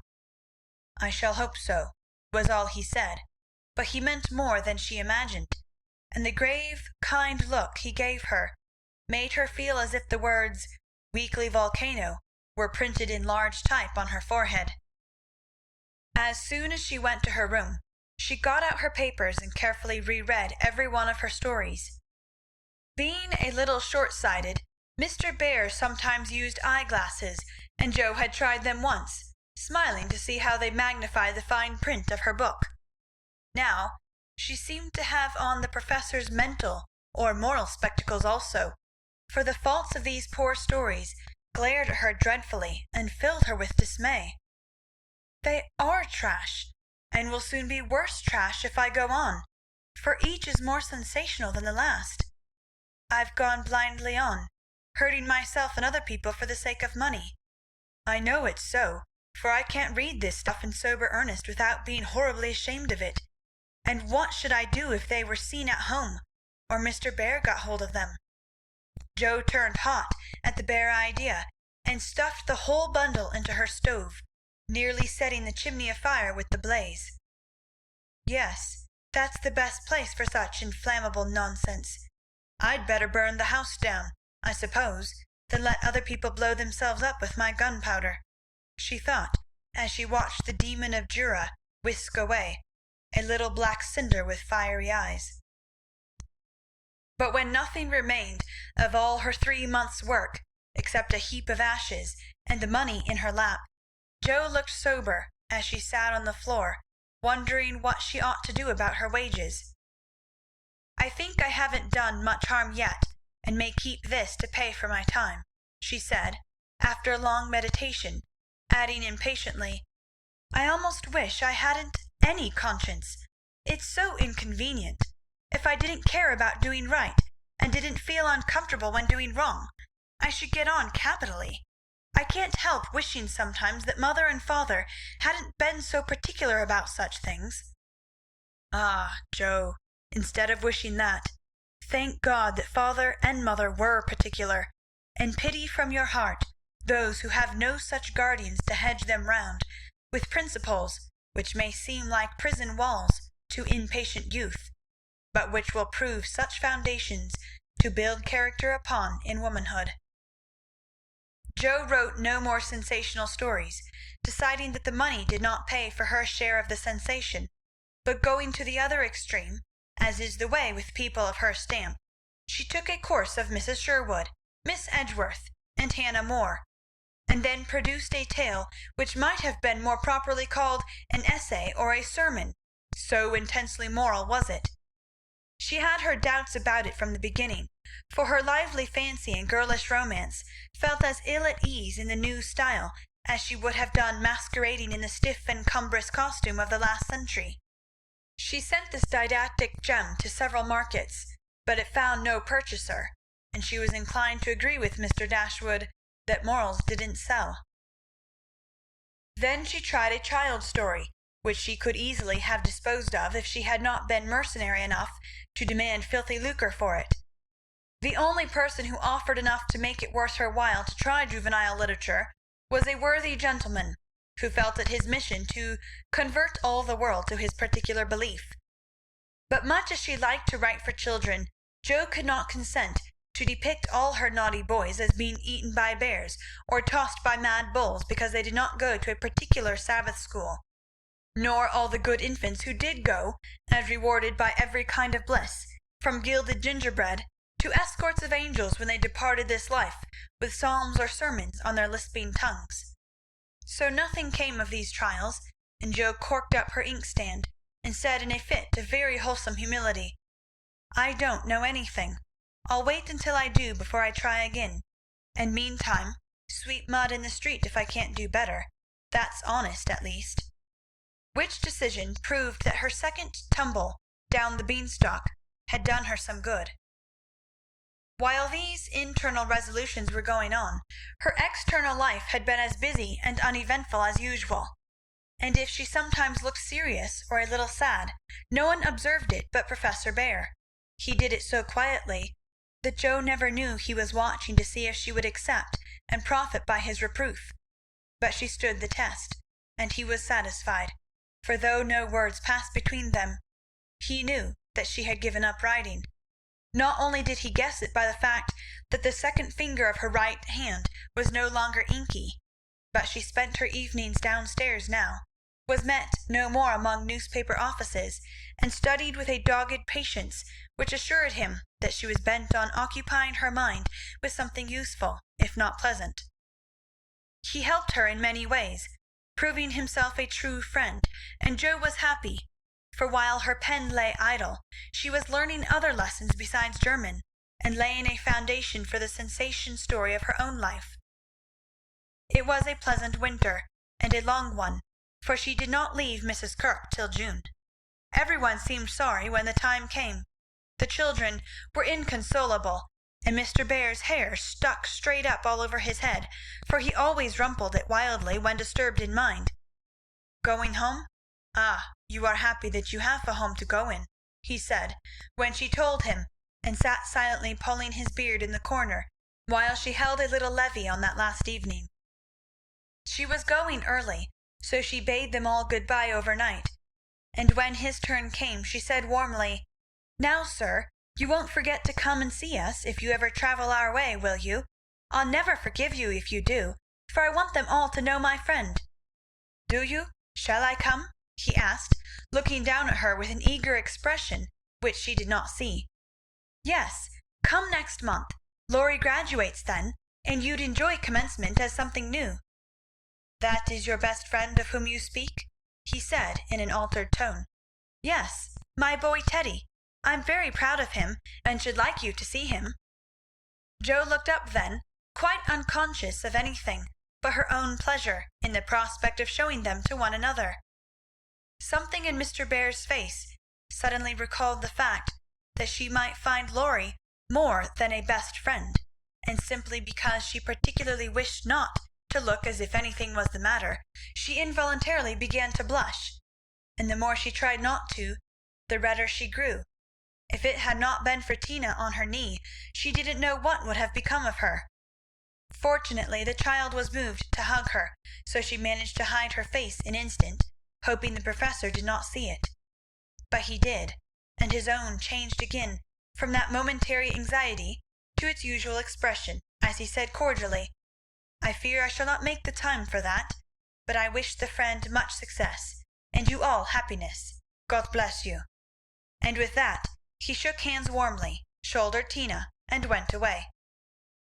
But after the boys were abed, he sat long before his fire with the tired look on his face, the heimweh, or homesickness, lying heavy at his heart. Once, when he remembered Joe as she sat with the little child in her lap, and that new softness in her face, he leaned his head on his hands a minute, and then roamed about the room as if in search of something that he could not find. "It is not for me. I must not hope it now," he said to himself, with a sigh that was almost a groan. Then, as if reproaching himself for the longing that he could not repress, he went and kissed the two tousled heads upon the pillow, took down his seldom used meerschaum, and opened his Plato. He did his best, and did it manfully, but I don't think he found that a pair of rampant boys, a pipe, or even the divine Plato, were very satisfactory substitutes for wife and child at home. Early as it was, he was at the station next morning to see Joe off, and thanks to him, she began her solitary journey with the pleasant memory of a familiar face smiling its farewell, a bunch of violets to keep her company, and best of all, the happy thought, "Well, the winter's gone, and I've written no books, earned no fortune, but I've made a friend worth having, and I'll try to keep him all my life. End of chapter 34. Chapter 35. Heartache. Whatever his motive might have been, Laurie studied to some purpose that year, for he graduated with honor, and gave the Latin narration with the grace of a Phillips and the eloquence of a Demosthenes, so his friends said. They were all there, his grandfather, oh, so proud, Mr. and Mrs. March, John and Meg, Joe and Beth, and all exulted over him with the sincere admiration which boys make light of at the time, but fail to win from the world by any after triumphs. I've got to stay for this confounded supper, but I shall be home early. You'll come and meet me as usual, girls, Laurie said, as he put the sisters into the carriage, after the joys of the day were over. He said girls, but he meant Joe, for she was the only one who kept up the old custom. She had not the heart to refuse her splendid, successful boy anything, and answered warmly, I'll come, Teddy, rain or shine, and march before you, playing Hail the Conquering Hero Comes on a Jew's harp. Laurie thanked her with a look that made her think in a sudden panic, Oh, dearie me, I know he'll say something, and then what shall I do? Evening meditation and morning work somewhat allayed her fears, and having decided that she wouldn't be vain enough to think people were going to propose, when she had given them every reason to know what her answer would be, she set forth at the appointed time, hoping Teddy wouldn't do anything to make her hurt his poor feelings. A call at Meg's, and a refreshing snip and sip at the Daisy and Demijohn, still further fortified her for the tete-a-tete, but when she saw a stalwart figure looming in the distance, she had a strong desire to turn about and run away. Where's the Jew's harp, Joe? Cried Laurie, as soon as he was within speaking distance. I forgot it, and Joe took heart again, for that salutation could not be called lover-like. She always used to take his arm on these occasions, now she did not, and he made no complaint, which was a bad sign, but talked on rapidly about all sorts of far-away subjects, till they turned from the road into the little path that led homeward through the grove. Then he walked more slowly, suddenly lost his fine flow of language, and now and then a dreadful pause occurred.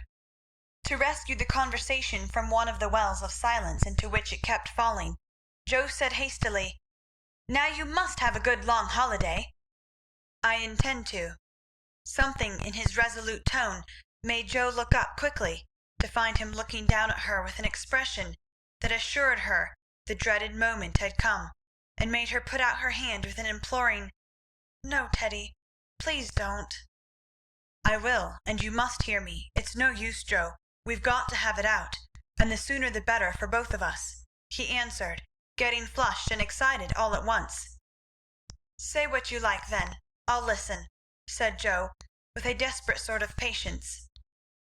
Laurie was a young lover, but he was in earnest, and meant to have it out, if he died in the attempt, so he plunged into the subject with characteristic impetuosity, saying in a voice that would get choky now and then, in spite of manful efforts to keep it steady, I've loved you ever since I've known you, Joe, couldn't help it. You've been so good to me. I've tried to show it, but you wouldn't let me. Now I'm going to make you hear and give me an answer, for I can't go on so any longer. I wanted to save you this. I thought you'd understand, began Joe, finding it a great deal harder than she expected. I know you did, but the girls are so queer you never know what they mean. They say no when they mean yes, and drive a man out of his wits just for the fun of it, returned Laurie, entrenching himself behind an undeniable fact. I don't. I never wanted to make you care for me so, and I went away to keep you from it if I could. I thought so. It was like you, but it was no use. I only loved you all the more, and I worked hard to please you, and I gave up billiards and everything you didn't like, and waited and never complained, for I hoped you'd love me, though I'm not half good enough. Here there was a choke that couldn't be controlled, so he decapitated Buttercups while he cleared his confounded throat. You're a great deal too good for me, and I'm so grateful to you, and so proud and fond of you. I don't know why I can't love you as you want me to. I've tried, but I can't change the feeling, and it would be a lie to say I do when I don't." "Really, truly, Joe?" He stopped short and caught both her hands as he put his question with a look that she did not soon forget. "Really, truly, dear?" They were in the grove now, close by the stile, and when the last words fell reluctantly from Joe's lips, Laurie dropped her hands and turned as if to go on, but for once in his life the fence was too much for him, so he just laid his head down on the mossy post and stood so still that Joe was frightened. "Oh, Teddy, I'm sorry, so desperately sorry. I could kill myself if it would do any good. I wish you wouldn't take it so hard. I can't help it. You know it's impossible for people to make themselves love other people if they don't," cried Joe, inelegantly but remorsefully, as she softly patted his shoulder, remembering the time when he had comforted her so long ago. "They do sometimes," said a muffled voice from the post. "I don't believe it's the right sort of love, and I'd rather not try it," was the decided answer. There was a long pause, while a blackbird sung blithely on the willow by the river, and the tall grass rustled in the wind. Presently Joe said very soberly, as she sat down on the step of the stile, "Laurie, I want to tell you something." He started as if he had been shot, threw up his head, and cried out in a fierce tone, "Don't tell me that, Joe. I can't bear it now." "Tell what?" she asked, wondering at his violence. "That you love that old man." "What old man?" demanded Joe, thinking he must mean his grandfather. "That devilish professor you were always writing about. If you say you love him, I know I shall do something desperate." And he looked as if he would keep his word, as he clenched his hands with a wrathful spark in his eyes. Joe wanted to laugh, but restrained herself and said warmly, for she too was getting excited with all this, "Don't swear, Teddy. He isn't old, nor anything bad, but good and kind, and the best friend I've got next to you. Pray don't fly into a passion. I want to be kind, but I know I shall get angry if you abuse my professor. I haven't the least idea of loving him or anybody else." "But you will, after a while, and then what will become of me?" "You'll love someone else too, like a sensible boy, and forget all this." "I can't love anyone else, and I'll never forget you, Joe, never, never," with a stamp to emphasize his passionate words.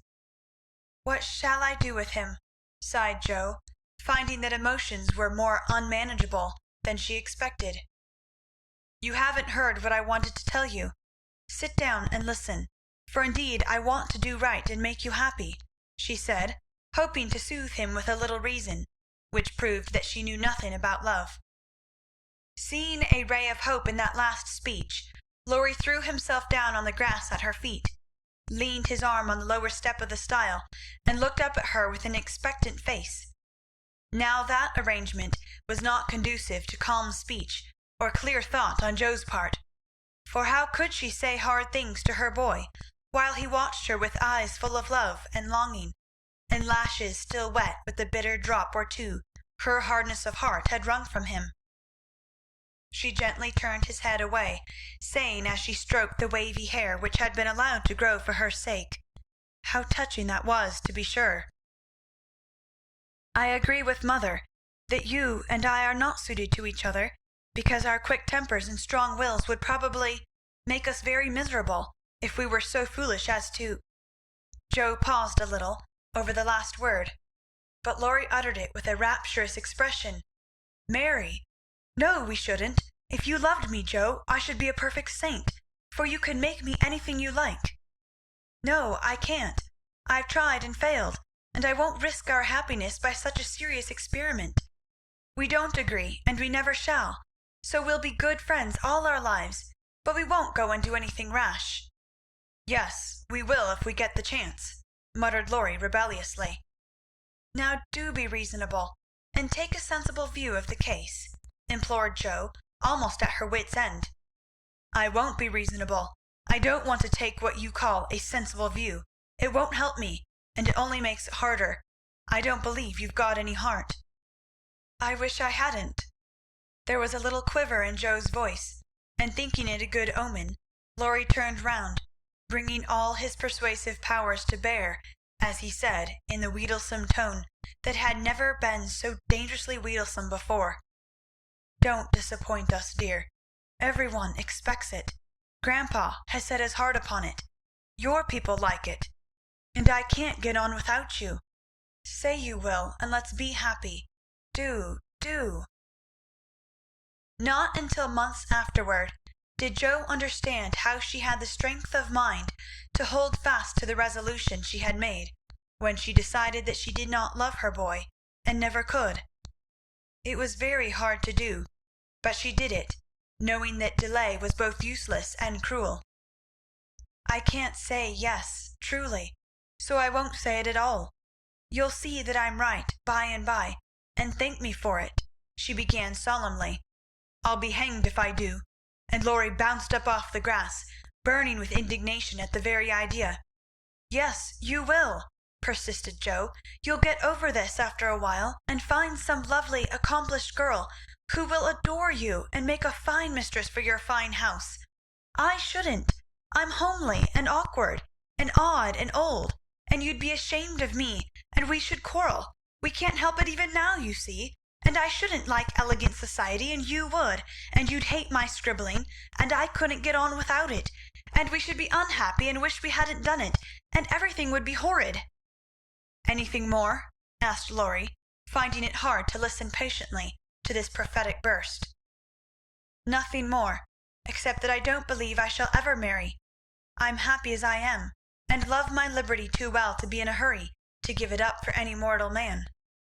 "I know better," broke in Laurie. "You think so now, but there'll come a time when you will care for somebody, and you'll love him tremendously, and live and die for him. I know you will. It's your way, and I shall have to stand by and see it." And the despairing lover cast his hat upon the ground with a gesture that would have seemed comical if his face had not been so tragic. "Yes, I will live and die for him, if he ever comes and makes me love him in spite of myself, and you must do the best you can," cried Joe, losing patience with poor Teddy. "I've done my best, but you won't be reasonable, and it's selfish of you to keep teasing for what I can't give. I shall always be fond of you, very fond indeed, as a friend, but I'll never marry you, and the sooner you believe it the better for both of us. So now—" That speech was like gunpowder. Laurie looked at her a minute, as if he did not quite know what to do with himself, then turned sharply away, saying in a desperate sort of tone, "You'll be sorry some day, Joe." "Oh, where are you going?" she cried, for his face frightened her. "To the devil," was the consoling answer.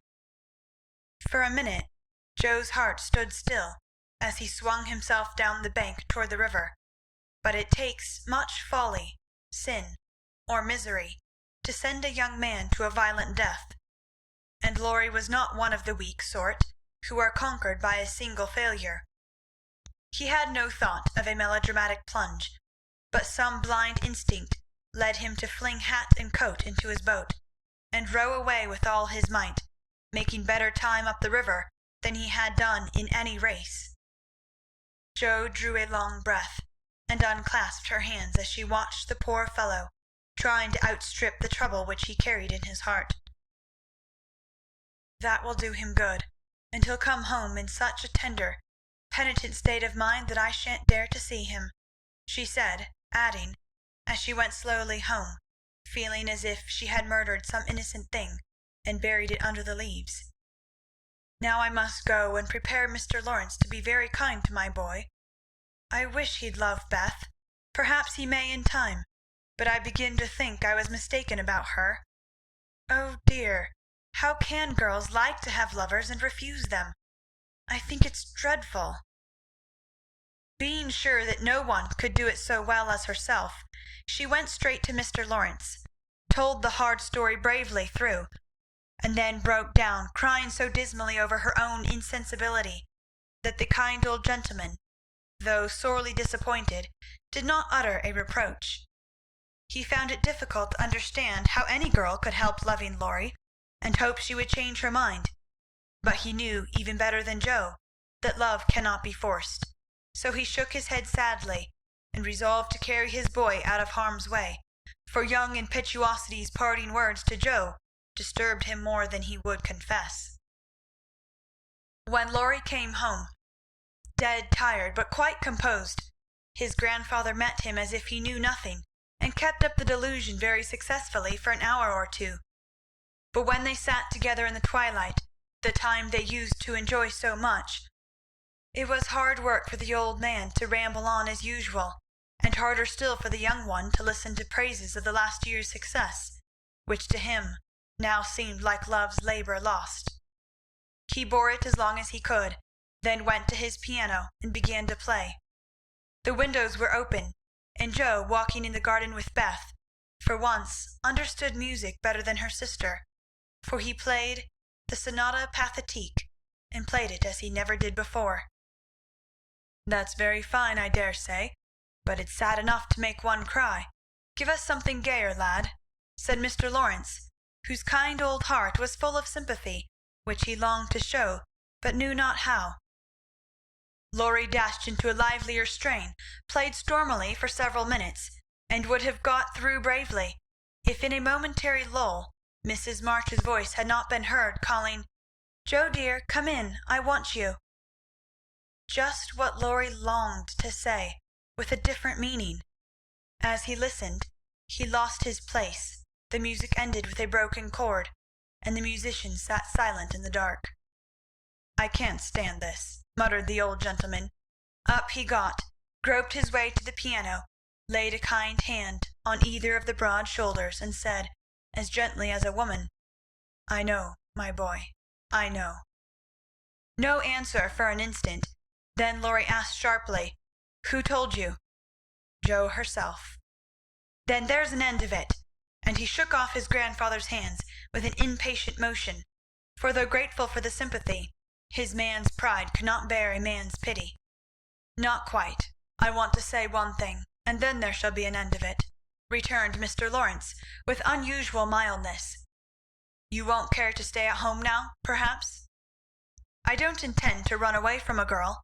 Joe can't prevent my seeing her, and I shall stay and do it as long as I like," interrupted Laurie in a defiant tone. "Not if you are the gentleman I think you. I am disappointed, but the girl can't help it, and the only thing left for you to do is to go away for a time. Where will you go?" "Anywhere. I don't care what becomes of me." And Laurie got up with a reckless laugh that grated on his grandfather's ear. "Take it like a man, and don't do anything rash, for God's sake.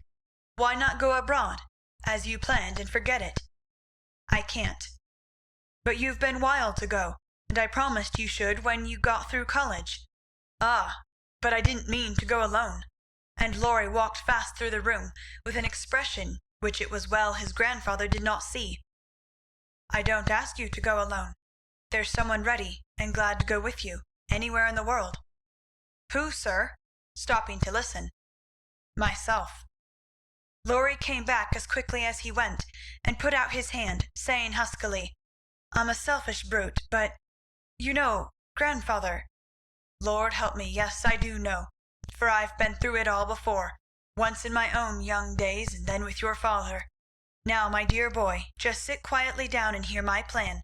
It's all settled, and can be carried out at once," said Mr. Lawrence, keeping hold of the young man, as if fearful that he would break away as his father had done before him. "Well, sir, what is it?" And Laurie sat down, without a sign of interest in face or voice. "There is business in London that needs looking after. I meant you should attend to it, but I can do it better myself, and things here will get on very well with Brooke to manage them. My partners do almost everything. I'm merely holding on until you take my place, and can be off at any time." "But you hate travelling, sir. I can't ask it of you at your age," began Laurie, who was grateful for the sacrifice, but much preferred to go alone if he went at all. The old gentleman knew that perfectly well, and particularly desired to prevent it, for the mood in which he found his grandson assured him that it would not be wise to leave him to his own devices. So, stifling a natural regret at the thought of the home comforts he would leave behind him, he said stoutly, "Bless your soul, I'm not superannuated yet.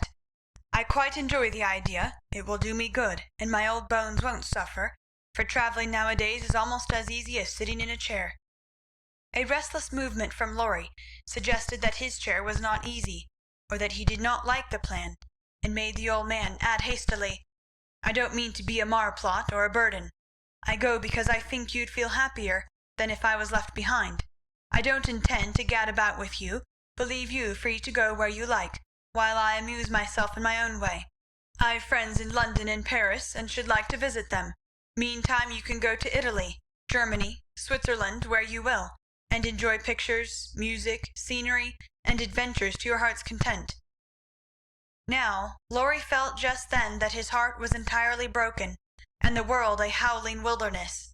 But at the sound of certain words, which the old gentleman artfully introduced into his closing sentence, the broken heart gave an unexpected leap, and a green oasis or two suddenly appeared in the howling wilderness. He sighed, and then said in a spiritless tone, "Just as you like, sir. It doesn't matter where I go or what I do." "It does to me. Remember that, my lad. I give you entire liberty, but I trust you to make an honest use of it. Promise me that, Laurie." "Anything you like, sir." "Good," thought the old gentleman. "You don't care now, but there'll come a time when that promise will keep you out of mischief, or I'm much mistaken." Being an energetic individual, Mr. Lawrence struck while the iron was hot, and before the blighted being recovered spirit enough to rebel, they were off. During the time necessary for preparation, Laurie bore himself as young gentlemen usually do in such cases. He was moody, irritable, and pensive by turns, lost his appetite, neglected his dress, and devoted much time to playing tempestuously on his piano, avoided Jo, but consoled himself by staring at her from his window, with a tragic face that haunted her dreams by night and oppressed her with a heavy sense of guilt by day. Unlike some sufferers, he never spoke of his unrequited passion, and would allow no one, not even Mrs. March, to attempt consolation or offer sympathy. On some accounts this was a relief to his friends, but the weeks before his departure were very uncomfortable, and every one rejoiced that the poor dear fellow was going away to forget his trouble and come home happy. Of course, he smiled darkly at their delusion, but passed it by with the sad superiority of one who knew that his fidelity, like his love, was unalterable. When the parting came, he affected high spirits, to conceal certain inconvenient emotions which seemed inclined to assert themselves. This gaiety did not impose upon anybody, but they tried to look as if it did for his sake, and he got on very well till Mrs. March kissed him with a whisper full of motherly solicitude. Then, feeling that he was going very fast, he hastily embraced them all round, not forgetting the afflicted Hannah, and ran downstairs as if for his life. Jo followed a minute after to wave her hand to him, if he looked round. He did look round, came back, put his arms about her as she stood on the step above him, and looked up at her with a face that made his short appeal eloquent and pathetic. "Oh, Jo, can't you? Teddy dear, I wish I could." That was all, except a little pause. Then Laurie straightened himself up, said, "It's all right, never mind," and went away without another word. Ah, but it wasn't all right, and Jo did mind, for while the curly head lay on her arm a minute after her hard answer, she felt as if she had stabbed her dearest friend, and when he left her without a look behind him, she knew that the boy Laurie never would come again. End of chapter 35. Chapter 36. Beth's Secret. When Jo came home that spring, she had been struck with the change in Beth. No one spoke of it or seemed aware of it, for it had come too gradually to startle those who saw her daily. But to eyes sharpened by absence, it was very plain, and a heavy weight fell on Jo's heart as she saw her sister's face. It was no paler, and but little thinner than in the autumn, yet there was a strange transparent look about it, as if the mortal was being slowly refined away, and the immortal shining through the frail flesh with an indescribably pathetic beauty. Jo saw and felt it, but said nothing at the time, and soon the first impression lost much of its power, for Beth seemed happy, no one appeared to doubt that she was better, and presently, in other cares, Jo for a time forgot her fear. But when Laurie was gone, and peace prevailed again, the vague anxiety returned, and haunted her. She had confessed her sins and been forgiven, but when she showed her savings and proposed a mountain trip, Beth had thanked her heartily, but begged not to go so far away from home. Another little visit to the seashore would suit her better, and as grandma could not be prevailed upon to leave the babies, Jo took Beth down to the quiet place, where she could live much in the open air, and let the fresh sea breezes blow a little colour into her pale cheeks. It was not a fashionable place, but even among the pleasant people there, the girls made few friends, preferring to live for one another. Beth was too shy to enjoy society, and Jo too wrapped up in her to care for any one else. So they were all in all to each other, and came and went, quite unconscious of the interest they excited in those about them, who watched with sympathetic eyes the strong sister and the feeble one, always together, as if they felt instinctively that a long separation was not far away. They did feel it, yet neither spoke of it, for often between ourselves and those nearest and dearest to us there exists a reserve which it is very hard to overcome.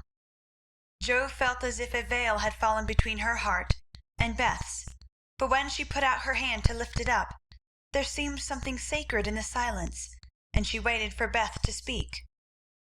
She wondered, and was thankful also, that her parents did not seem to see what she saw, and during the quiet weeks when the shadows grew so plain to her, she said nothing of it to those at home, believing that it would tell itself, when Beth came back, no better. She wondered still more if her sister really guessed the hard truth, and what thoughts were passing through her mind during the long hours when she lay on the warm rocks with her head in Jo's lap, while the winds blew healthfully over her and the sea made music at her feet. One day Beth told her. Jo thought she was asleep, she lay so still, and putting down her book, sat looking at her with wistful eyes, trying to see signs of hope in the faint colour on Beth's cheeks. But she could not find enough to satisfy her, for the cheeks were very thin, and the hands seemed too feeble to hold even the rosy little shells they had been collecting. It came to her then, more bitterly than ever, that Beth was slowly drifting away from her, and her arms instinctively tightened their hold upon the dearest treasure she possessed. For a minute her eyes were too dim for seeing, and when they cleared, Beth was looking up at her so tenderly that there was hardly any need for her to say, "Jo, dear, I'm glad you know it. I've tried to tell you, but I couldn't." There was no answer except her sister's cheek against her own, not even tears, for when most deeply moved, Jo did not cry. She was the weaker then, and Beth tried to comfort and sustain her, with her arms about her, and the soothing words she whispered in her ear. "I've known it for a good while, dear, and now I'm used to it. It isn't hard to think of, or to bear. Try to see it so, and don't be troubled about me, because it's best, indeed it is." "Is this what made you so unhappy in the autumn, Beth? You did not feel it then, and keep it to yourself so long, did you?" asked Jo, refusing to see or say that it was best, but glad to know that Laurie had no part in Beth's trouble. "Yes, I gave up hoping then, but I didn't like to own it. I tried to think it was a sick fancy, and would not let it trouble any one. But when I saw you all so well and strong, and full of happy plans, it was hard to feel that I could never be like you, and then I was miserable, Jo." "Oh, Beth, and you didn't tell me, didn't let me comfort and help you? How could you shut me out and bear it all alone?" Jo's voice was full of tender reproach, and her heart ached to think of the solitary struggle that must have gone on while Beth learned to say good-bye to health, love, and life, and take up her cross so cheerfully. "Perhaps it was wrong, but I tried to do right. I wasn't sure, no one said anything, and I hoped I was mistaken. It would have been selfish to frighten you all when Marmee was so anxious about Meg, and Amy away. and you so happy with Laurie. At least I thought so then." "And I thought you loved him, Beth, and I went away because I couldn't," cried Joe, glad to see all the truth. Beth looked so amazed at the idea that Joe smiled in spite of her pain, and added softly, "Then you didn't, dearie? I was so afraid it was so, and imagined your poor little heart full of lovelornity all that while." "Why, Joe, how could I, when he was so fond of you?" asked Beth, as innocently as a child. "I do love him dearly. He is so good to me. How can I help it? But he could never be anything to me but my brother. I hope he truly will be sometime." "Not through me," said Joe decidedly. "Amy is left for him, and they would suit excellently. But I have no heart for such things now. I don't care what becomes of anybody but you, Beth. You must get well." "Oh, I want to, oh so much. I try, but every day I lose a little, and feel more sure that I shall never gain it back. It's like the tide, Joe, when it turns. It goes slowly, but it can't be stopped." "It shall be stopped. Your tide must not turn so soon. 19 is too young, Beth. I can't let you go. I'll work and pray and fight against it. I'll keep you in spite of everything. There must be ways. It can't be too late. God won't be so cruel as to take you from me," cried poor Joe rebelliously, for her spirit was far less piously submissive than Beth's. Simple, sincere people seldom speak much of their piety. It shows itself in acts rather than in words, and has more influence than homilies or protestations. Beth could not reason upon or explain the faith that gave her courage and patience to give up life and cheerfully wait for death. Like a confiding child, she asked no questions, but left everything to God and nature, father and mother of us all, feeling sure that they, and they only, could teach and strengthen heart and spirit for this life and the life to come. She did not rebuke Joe with saintly speeches, only loved her better for her passionate affection, and clung more closely to the dear human love, from which our Father never means us to be weaned, but through which he draws us closer to himself. She could not say, "I'm glad to go," for life was very sweet for her. She could only sob out, "I tried to be willing," while she held fast to Joe, as the first bitter wave of this great sorrow broke over them together. By and by Beth said, with recovered serenity, "You'll tell them this when we go home?" "I think they will see it without words," sighed Joe, for now it seemed to her that Beth changed every day. "Perhaps not. I've heard that the people who love best are often blindest to such things. If they don't see it, you will tell them for me. I don't want any secrets, and it's kinder to prepare them. Meg has John and the babies to comfort her. But you must stand by father and mother. Won't you, Joe?" "If I can. But, Beth, I don't give up yet. I'm going to believe that it is a sick fancy, and not let you think it's true," said Joe, trying to speak cheerfully. Beth lay a minute thinking, and then said in her quiet way, "I don't know how to express myself, and shouldn't try to anyone but you, because I can't speak out except to my Joe. I only mean to say that I have a feeling that it never was intended I should live long. I'm not like the rest of you. I never made any plans about what I'd do when I grew up. I never thought of being married, as you all did. I couldn't seem to imagine myself anything but stupid little Beth, trotting about at home of no use anywhere but there. I never wanted to go away, and the hard part now is the leaving you all. I'm not afraid, but it seems as if I should be homesick for you, even in heaven." Joe could not speak, and for several minutes there was no sound but the sigh of the wind and the lapping of the tide. A white-winged gull flew by, with the flash of sunshine on its silvery breast. Beth watched it till it vanished, and her eyes were full of sadness. A little grey-coated sand-bird came tripping over the beach, peeping softly to itself, as it enjoyed the sun and sea. It came quite close to Beth, and looked at her with a friendly eye, and sat upon a warm stone, dressing its wet feathers, quite at home. Beth smiled and felt comforted, for the tiny thing seemed to offer its small friendship and remind her that a pleasant world was still to be enjoyed. "Dear little bird, see, Joe, how tame it is. I like peeps better than gulls. They are not so wild and handsome, but they seem happy, confiding little things. I used to call them my birds last summer, and mother said they reminded her of me, busy, Quaker-colored creatures, always near the shore, and always chirping that contented little song of theirs. You are the gull, Joe, strong and wild, fond of the storm and the wind, flying far out to sea and happy all alone. Meg is the turtle dove, and Amy is the lark she writes about, trying to get up among the clouds, but always dropping down into its nest again. Dear little girl, she's so ambitious, but her heart is good and tender, and no matter how high she flies, she never will forget home. I hope I shall see her again, but she seems so far away." "She is coming in the spring, and I mean that you shall be all ready to see and enjoy her.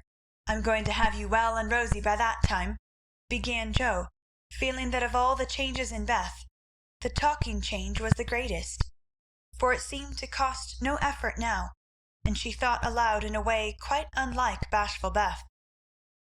"Joe dear, don't hope any more. It won't do any good. I'm sure of that. We won't be miserable, but enjoy being together while we wait. We'll have happy times, for I don't suffer much, and I think the tide will go out easily if you help me." Joe leaned down to kiss the tranquil face, and with that silent kiss she dedicated herself, soul and body, to Beth. She was right. There was no need of any words when they got home, for father and mother saw plainly now what they had prayed to be saved from seeing.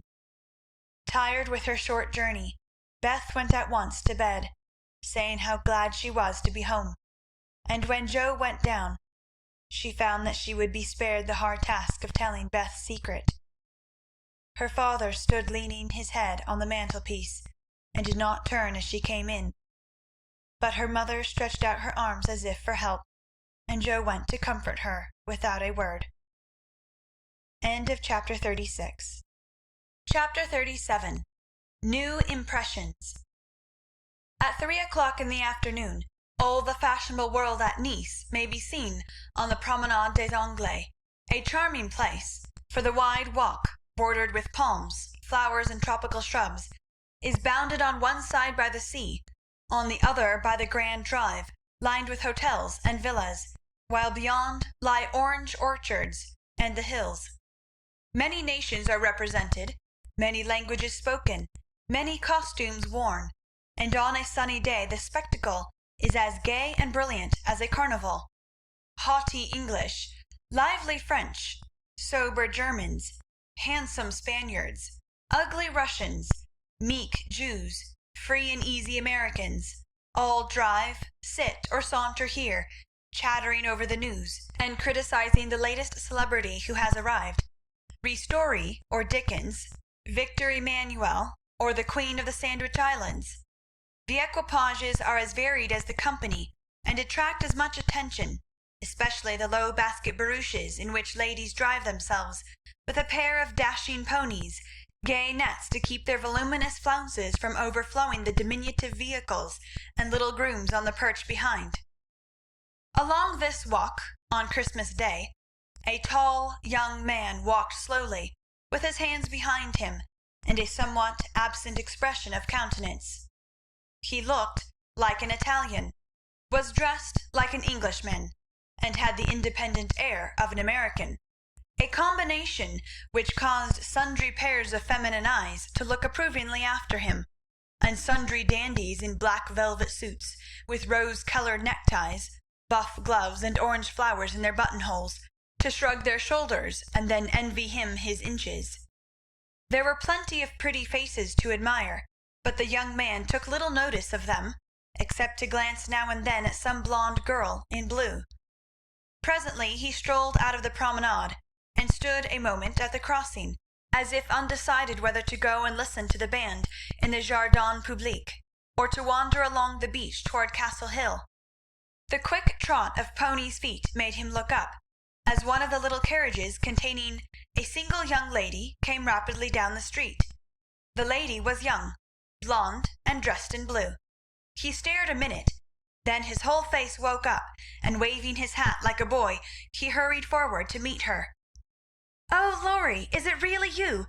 I thought you'd never come," cried Amy, dropping the reins and holding out both hands, to the great scandalization of a French mamma, who hastened her daughter's steps, lest she should be demoralized by beholding the free manners of these mad English. "I was detained by the way, but I promised to spend Christmas with you, and here I am." "How is your grandfather? When did you come? Where are you staying?" "Very well. Last night, at the Chauvin. I called at your hotel, but you were out." "I have so much to say, I don't know where to begin. Get in, and we can talk at our ease. I was going for a drive and longing for company. Flo's saving up for tonight." "What happens then? A ball?" "A Christmas party at our hotel. There are many Americans there, and they give it in honor of the day. You'll go with us, of course. Aunt will be charmed." "Thank you. Where now?" asked Laurie, leaning back and folding his arms, a proceeding which suited Amy, who preferred to drive, for her parasol whip and blue reins over the white ponies' backs afforded her infinite satisfaction. "I'm going to the banker's first for letters, and then to Castle Hill. The view is so lovely, and I like to feed the peacocks. Have you ever been there?" "Often, years ago, but I don't mind having a look at it." "Now tell me all about yourself. The last I heard of you, your grandfather wrote that he expected you from Berlin." "Yes, I spent a month there, and then joined him in Paris, where he was settled for the winter. He has friends there, and finds plenty to amuse him, so I go and come, and we get on capitally." "That's a sociable arrangement," said Amy, missing something in Laurie's manner, though she couldn't tell what. "Why, you see, he hates to travel, and I hate to keep still, so we each suit ourselves, and there is no trouble. I am often with him, and he enjoys my adventures, while I like to feel that someone is glad to see me when I get back from my wanderings. Dirty old hole, isn't it?" he added, with a look of disgust as they drove along the boulevard to the Place Napoleon in the old city. "The dirt is picturesque, so I don't mind. The river and the hills are delicious, and these glimpses of the narrow cross streets are my delight. Now we shall have to wait for that procession to pass. It's going to the Church of St. John." While Laurie listlessly watched the procession of the priests under their canopies, white-veiled nuns bearing lighted tapers, and some brotherhood in blue chanting as they walked, Amy watched him and felt a new sort of shyness steal over her, for he was changed, and she could not find the merry-faced boy she left in the moody-looking man beside her. He was handsomer than ever, and greatly improved, she thought, but now that the flush of pleasure at meeting her was over, he looked tired and spiritless, not sick, nor exactly unhappy, but older and graver than a year or two of prosperous life should have made him. She couldn't understand it, and did not venture to ask questions, so she shook her head and touched up her ponies as the procession wound away across the arches of the Paglioni Bridge and vanished in the church. "Que pensez-vous?" she asked, airing her French, which had improved in quantity, if not in quality, since she came abroad. "That mademoiselle has made good use of her time, and the result is charming," replied Laurie, bowing with his hand on his heart, and an admiring look. She blushed with pleasure, but somehow the compliment did not satisfy her like the blunt praises he used to give her at home, when he promenaded round her on festival occasions, and told her she was altogether jolly, with a hearty smile and an approving pat on the head. She didn't like the new tone, for though not blasé, it sounded indifferent in spite of the look. "If that's the way he's going to grow up, I wish he'd stay a boy," she thought, with a curious sense of disappointment and discomfort, trying meantime to seem quite easy and gay. At Avigers she found the precious home letters, and giving the reins to Laurie, read them luxuriously as they wound up the shady road between green hedges, where tea roses bloomed as freshly as in June. "Beth is very poorly, mother says. I often think I ought to go home, but they all say stay, so I do. for I shall never have another chance like this," said Amy, looking sober over one page. "I think you are right there. You could do nothing at home, and it is a great comfort to them to know that you are well and happy and enjoying so much, my dear."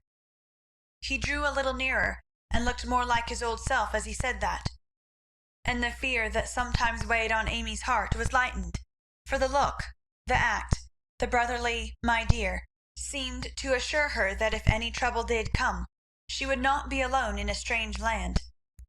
Presently she laughed and showed him a small sketch of Jo in her scribbling suit, with the bow rampantly erect upon her cap, and issuing from her mouth the words "Genius Burns." Laurie smiled, took it, put it in his vest pocket, to keep it from blowing away, and listened with interest to the lively letter Amy read him. "This will be a regular Merry Christmas to me, with presents in the morning, you and letters in the afternoon, and a party at night," said Amy, as they alighted among the ruins of the old fort, and a flock of splendid peacocks came trooping about them, tamely waiting to be fed. While Amy stood laughing on the bank above him, as she scattered crumbs to the brilliant birds, Laurie looked at her as she had looked at him, with a natural curiosity to see what changes time and absence had wrought.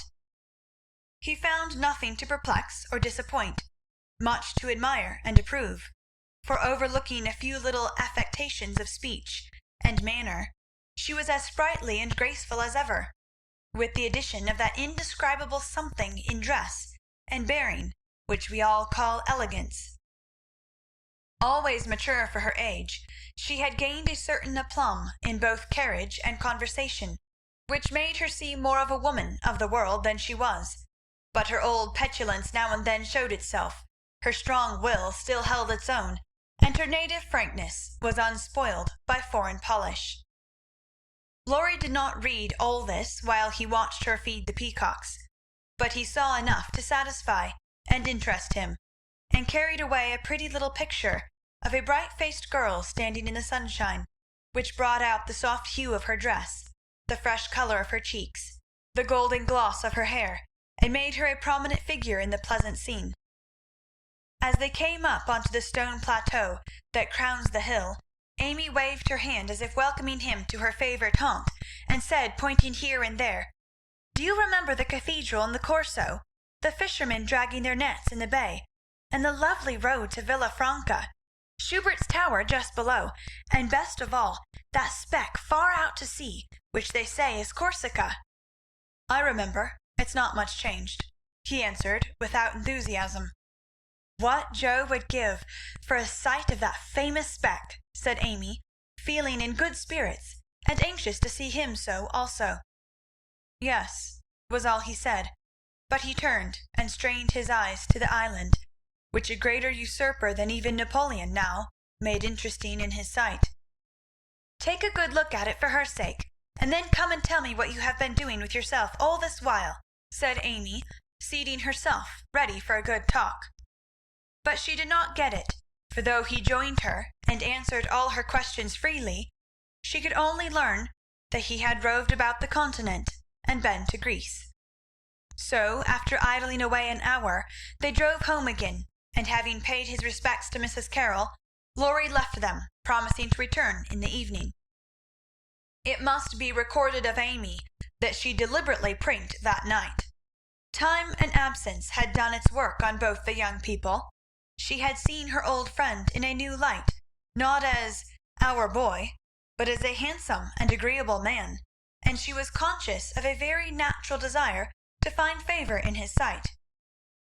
Amy knew her good points, and made the most of them with the taste and skill which is a fortune to a poor and pretty woman.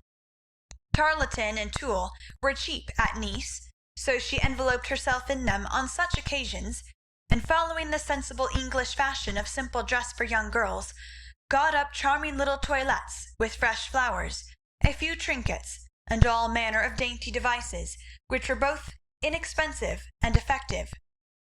It must be confessed that the artist sometimes got possession of the woman, and indulged in antique coiffures, statuesque attitudes, and classic draperies.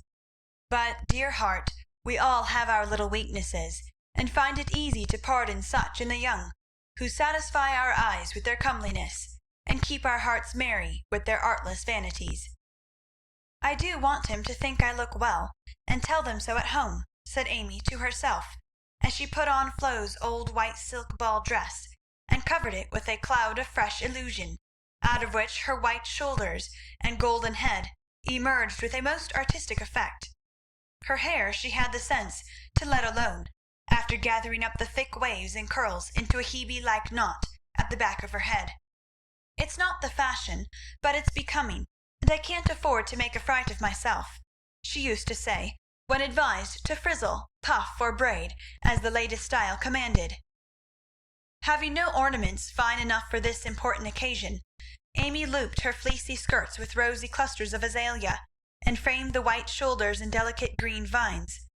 Remembering the painted boots, she surveyed her white satin slippers with girlish satisfaction, and chassed down the room, admiring her artistic feat all by herself.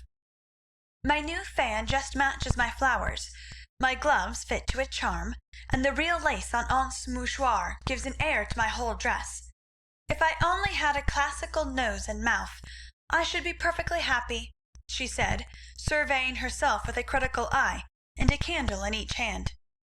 In spite of this affliction, she looked unusually gay and gracefully as she glided away. She seldom ran; it did not suit her style, she thought, for being tall, the stately and Juno-esque was more appropriate than the sportive or piquant.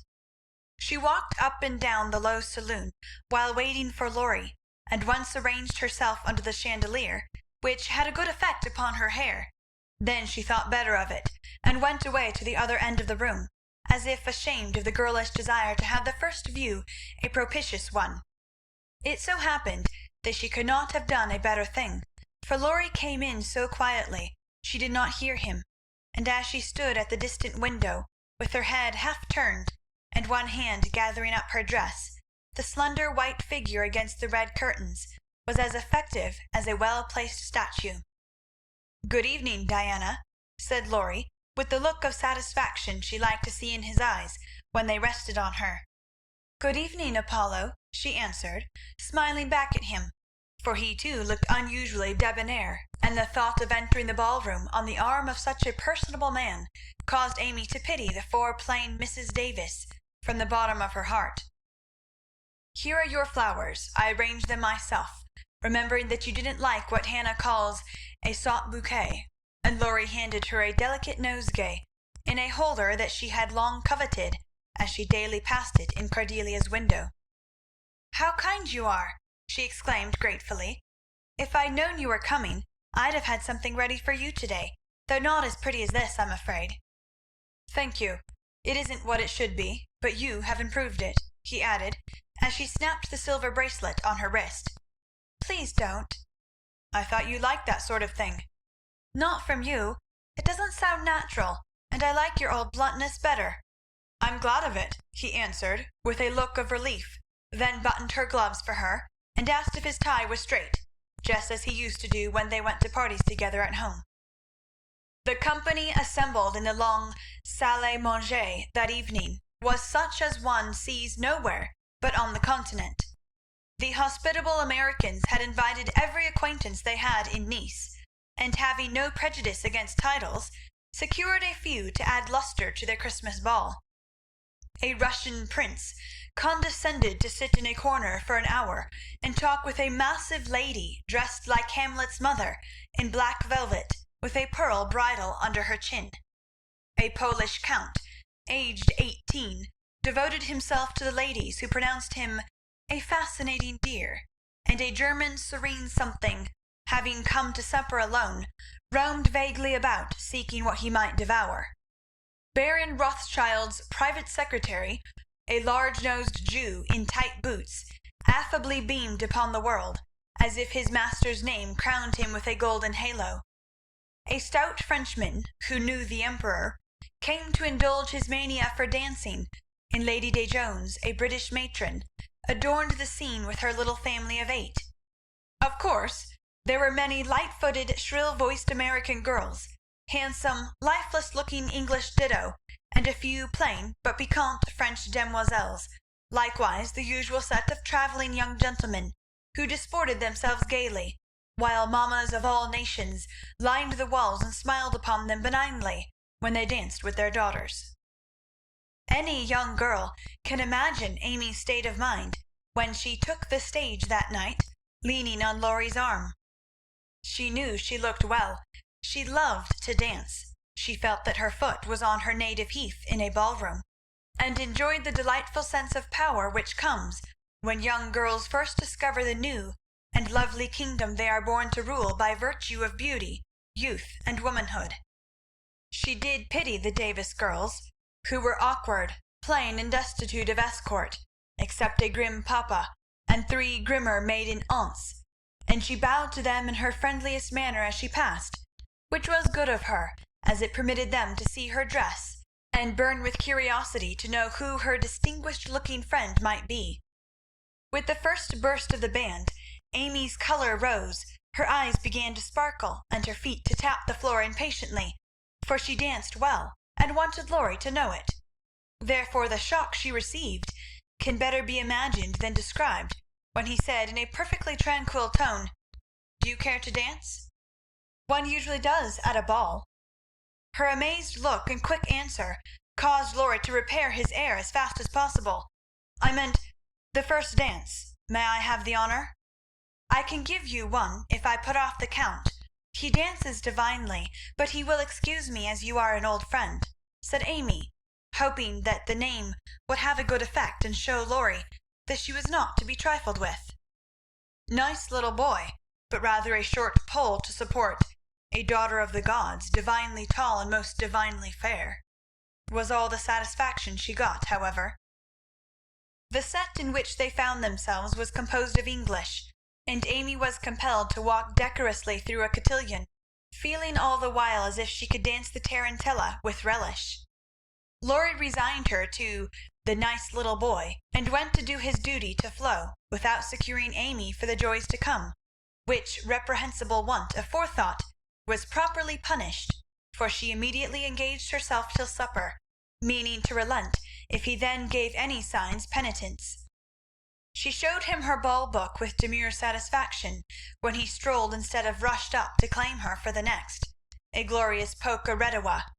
But his polite regrets didn't impose upon her, and when she galloped away with the Count, she saw Laurie sit down by her aunt with an actual expression of relief. That was unpardonable, and Amy took no more notice of him for a long while, except a word now and then, when she came to her chaperone between the dances for a necessary pin or a moment's rest. Her anger had a good effect, however, for she hid it under a smiling face, and seemed unusually blithe and brilliant. Laurie's eyes followed her with pleasure, for she neither romped nor sauntered, but danced with spirit and grace, making the delightsome pastime what it should be. He very naturally fell to studying her from this new point of view, and before the evening was half over had decided that little Amy was going to make a very charming woman. It was a lively scene, for soon the spirit of the social season took possession of every one, and Christmas merriment made all faces shine, hearts happy, and heels light. The musicians fiddled, tooted, and banged as if they enjoyed it.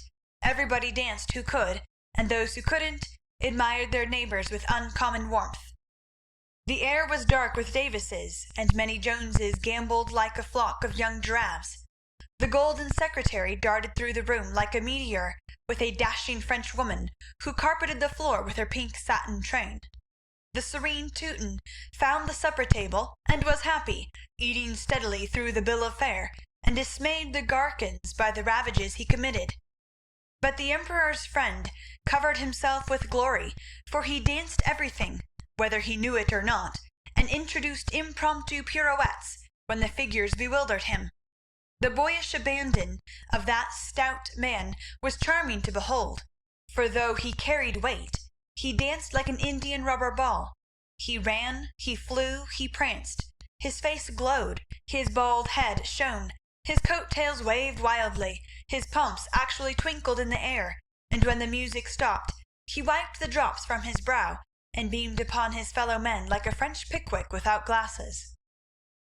Amy and her Pole distinguished themselves by equal enthusiasm, but more graceful agility, and Laurie found himself involuntarily keeping time to the rhythmic rise and fall of the white slippers as they flew by as indefatigably as if winged. When little Vladimir finally relinquished her, with assurances that he was desolated to leave so early, she was ready to rest and see how her recreant knight had borne his punishment.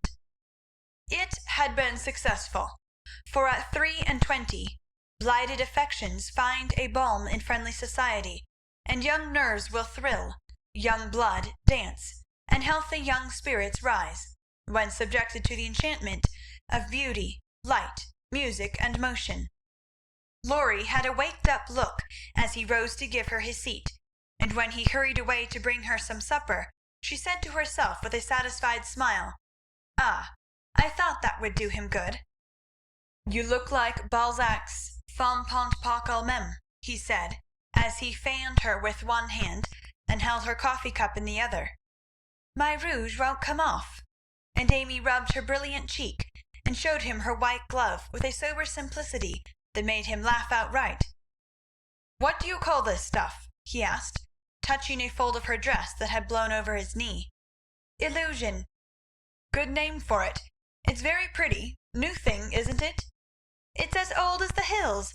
You have seen it on dozens of girls, and you never found out that it was pretty till now. Stupid!" "I never saw it on you before, which accounts for the mistake, you see." "None of that. It is forbidden. I'd rather take coffee than compliments just now. No, don't lounge. It makes me nervous." Laurie sat bolt upright, and meekly took her empty plate, feeling an odd sort of pleasure in having little Amy order him about, for she had lost her shyness now, and felt an irresistible desire to trample on him, as girls have a delightful way of doing when lords of creation show any signs of subjection. "Where did you learn all this sort of thing?" he asked, with a quizzical look. "As this sort of thing is rather a vague expression, would you kindly explain?" returned Amy, knowing perfectly well what he meant, but wickedly leaving him to describe what is indescribable. "Well, the general air, the style, the self-possession, the illusion, you know," laughed Laurie, breaking down and helping himself out of his quandary with the new word.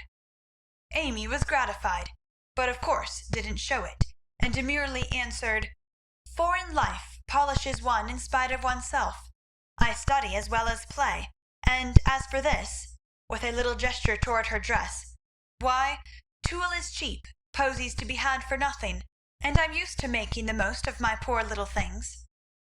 Amy rather regretted that last sentence, fearing it wasn't in good taste, but Laurie liked her better for it, and found himself both admiring and respecting the brave patience that made the most of opportunity, and the cheerful spirit that covered poverty with flowers.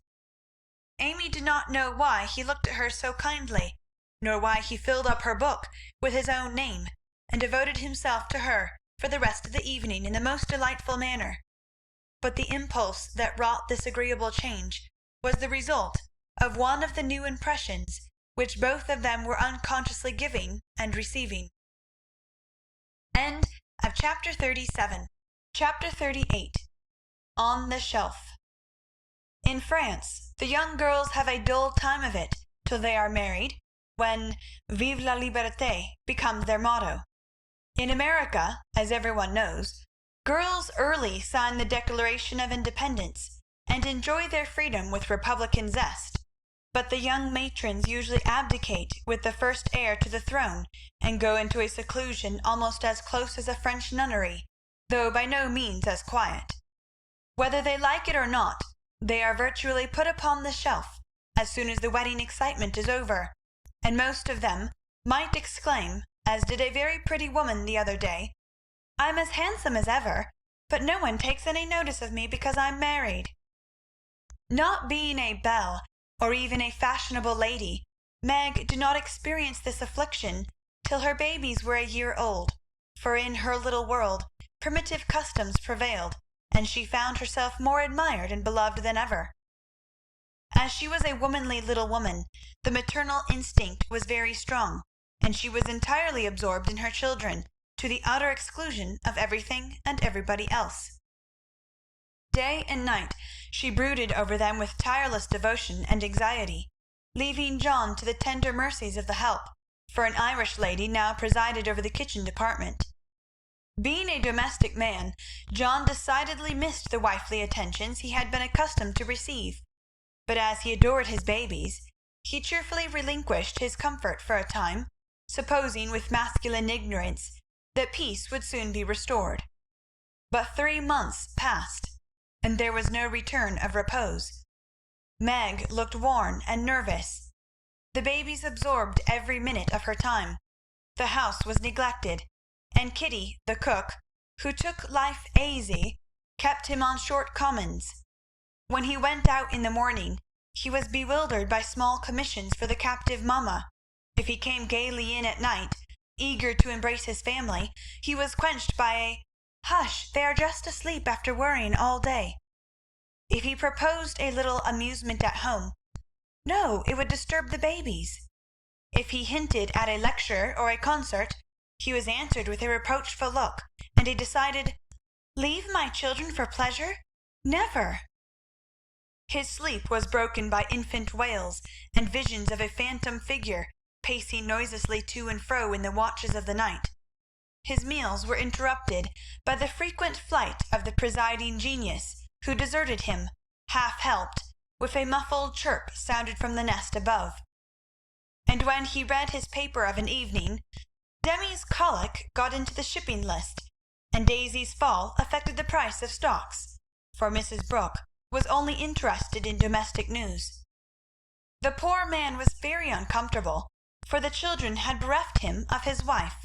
Home was merely a nursery, and the perpetual hushing made him feel like a brutal intruder whenever he entered the sacred precincts of Babyland.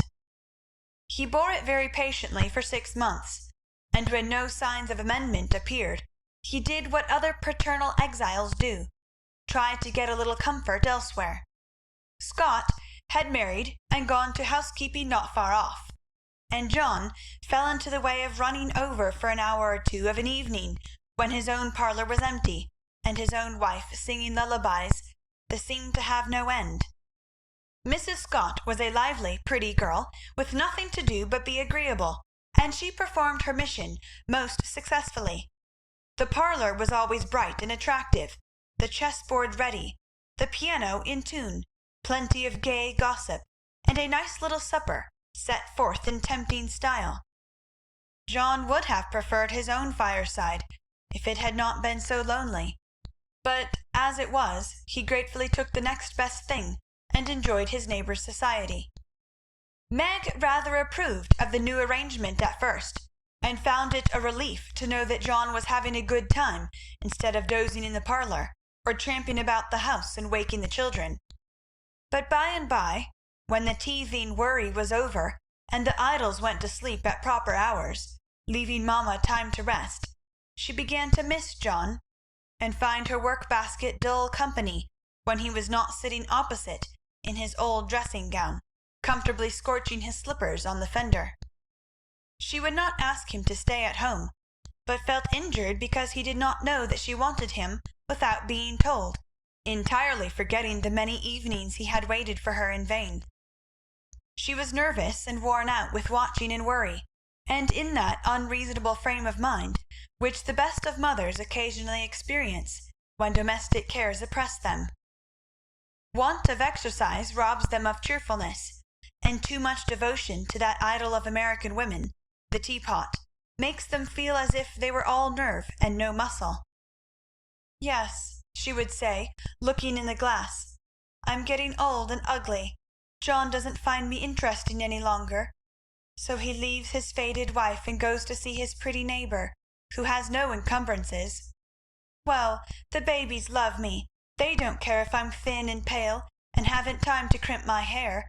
They are my comfort, and some day John will see what I've gladly sacrificed for them. Won't he, my precious?" To which pathetic appeal Daisy would answer with a coo, or Demi with a crow, and Meg would put by her lamentations for a maternal revel, which soothed her solitude for the time being.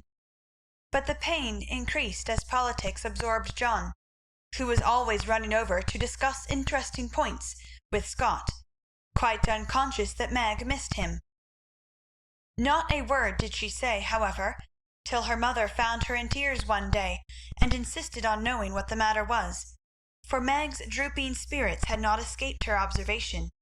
"I wouldn't tell any one except you, mother, but I really do need advice, for if John goes on much longer I might as well be widowed," replied Mrs. Brooke, drying her tears on Daisy's bib with an injured air.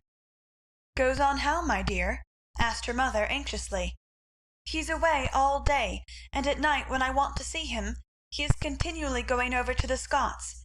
It isn't fair that I should have the hardest work, and never any amusement. Men are very selfish, even the best of them." "So are women. Don't blame John till you see where you are wrong yourself." "But it can't be right for him to neglect me." "Don't you neglect him?" "Why, mother, I thought you'd take my part." "So I do, as far as sympathizing goes, but I think the fault is yours, Meg." "I don't see how." "Let me show you. Did John ever neglect you, as you call it, while you made it a point to give him your society of an evening, his only leisure time?" "No, but I can't do it now, with 2 babies to tend." "I think you could, dear, and I think you ought. May I speak quite freely, and will you remember that it's mother who blames, as well as mother who sympathizes?" "Indeed I will. Speak to me as if I were little Meg again. I often feel as if I needed teaching more than ever, since these babies look to me for everything."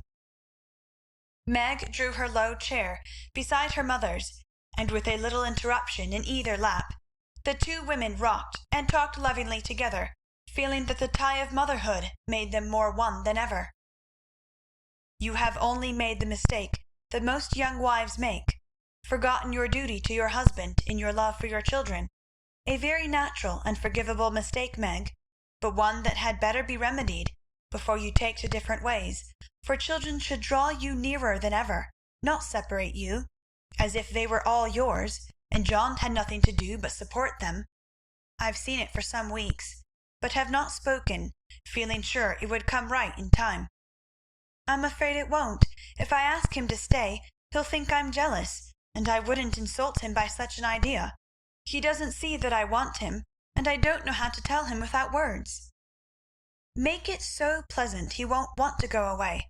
My dear, he's longing for his little home, but it isn't home without you, and you are always in the nursery." "Oughtn't I to be there?" "Not all the time. Too much confinement makes you nervous, and then you are unfitted for everything. Besides, you owe something to John as well as to the babies. Don't neglect husband for children.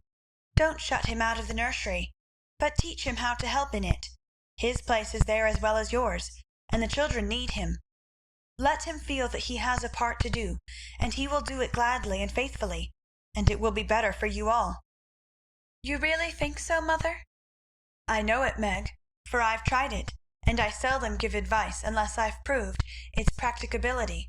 When you and Joe were little, I went on just as you are, feeling as if I didn't do my duty unless I devoted myself wholly to you. Poor father took to his books after I had refused all offers of help, and let me to try my experiment alone. I struggled along as well as I could, but Joe was too much for me. I nearly spoiled her by indulgence. You were poorly, and I worried about you till I fell sick myself. Then father came to the rescue, quietly managed everything, and made himself so helpful that I saw my mistake, and never have been able to get on without him since. That is the secret of our home happiness. He does not let his business wean him from the little cares and duties that affect us all, and I try not to let domestic worries destroy my interest in his pursuits. Each do our part alone in many things, but at home we work together always." "It is so, mother, and my great wish is to be to my husband and children what you have been to yours. Show me how. I'll do anything you say." "You always were my docile daughter. Well, dear, if I were you, I'd let John have more to do with the management of Demi, for the boy needs training, and it's none too soon to begin.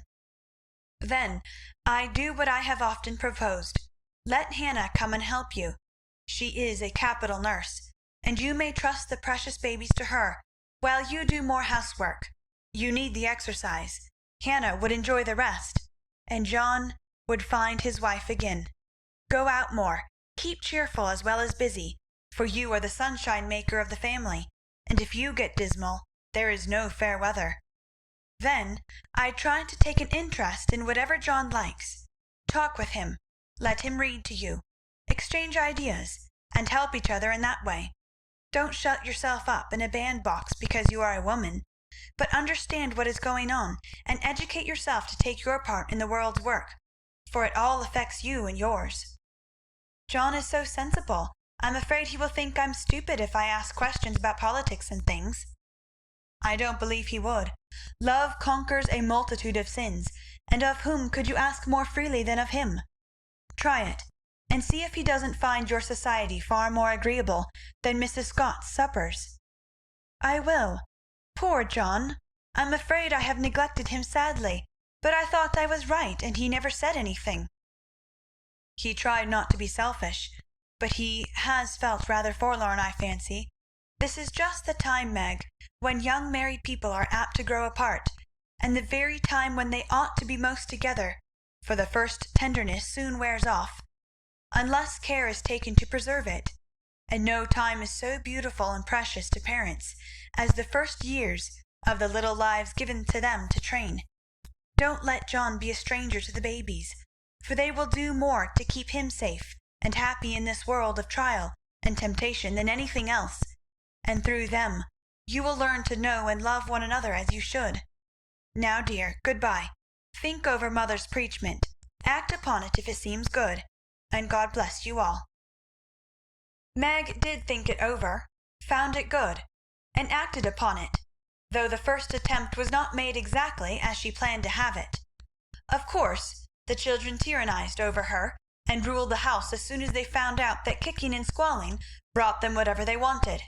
Mamma was an abject slave to their caprices, but Papa was not so easily subjected, and occasionally afflicted his tender spouse by an attempt at paternal discipline with his obstreperous son. For Demi inherited a trifle of his sire's firmness of character, we won't call it obstinacy, and when he made up his little mind to have or to do anything, all the king's horses and all the king's men could not change that pertinacious little mind. Mamma thought the dear too young to be taught to conquer his prejudices, but Papa believed that it never was too soon to learn obedience.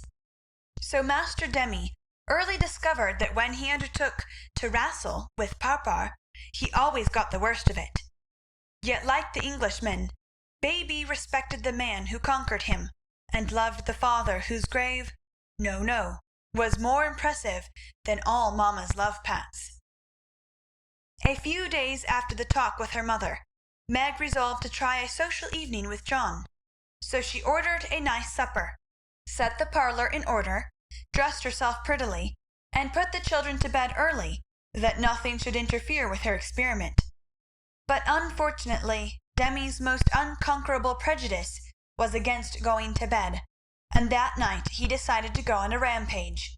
So poor Meg sang and rocked, told stories, and tried every sleep-provoking wile she could devise, but all in vain. The big eyes wouldn't shut, and long after Daisy had gone to lie low, like the chubby little bunch of good nature she was, naughty Demi lay staring at the light with the most discouragingly wide-awake expression of countenance. "Will Demi lie still like a good boy, while mamma runs down and gives poor papa his tea?"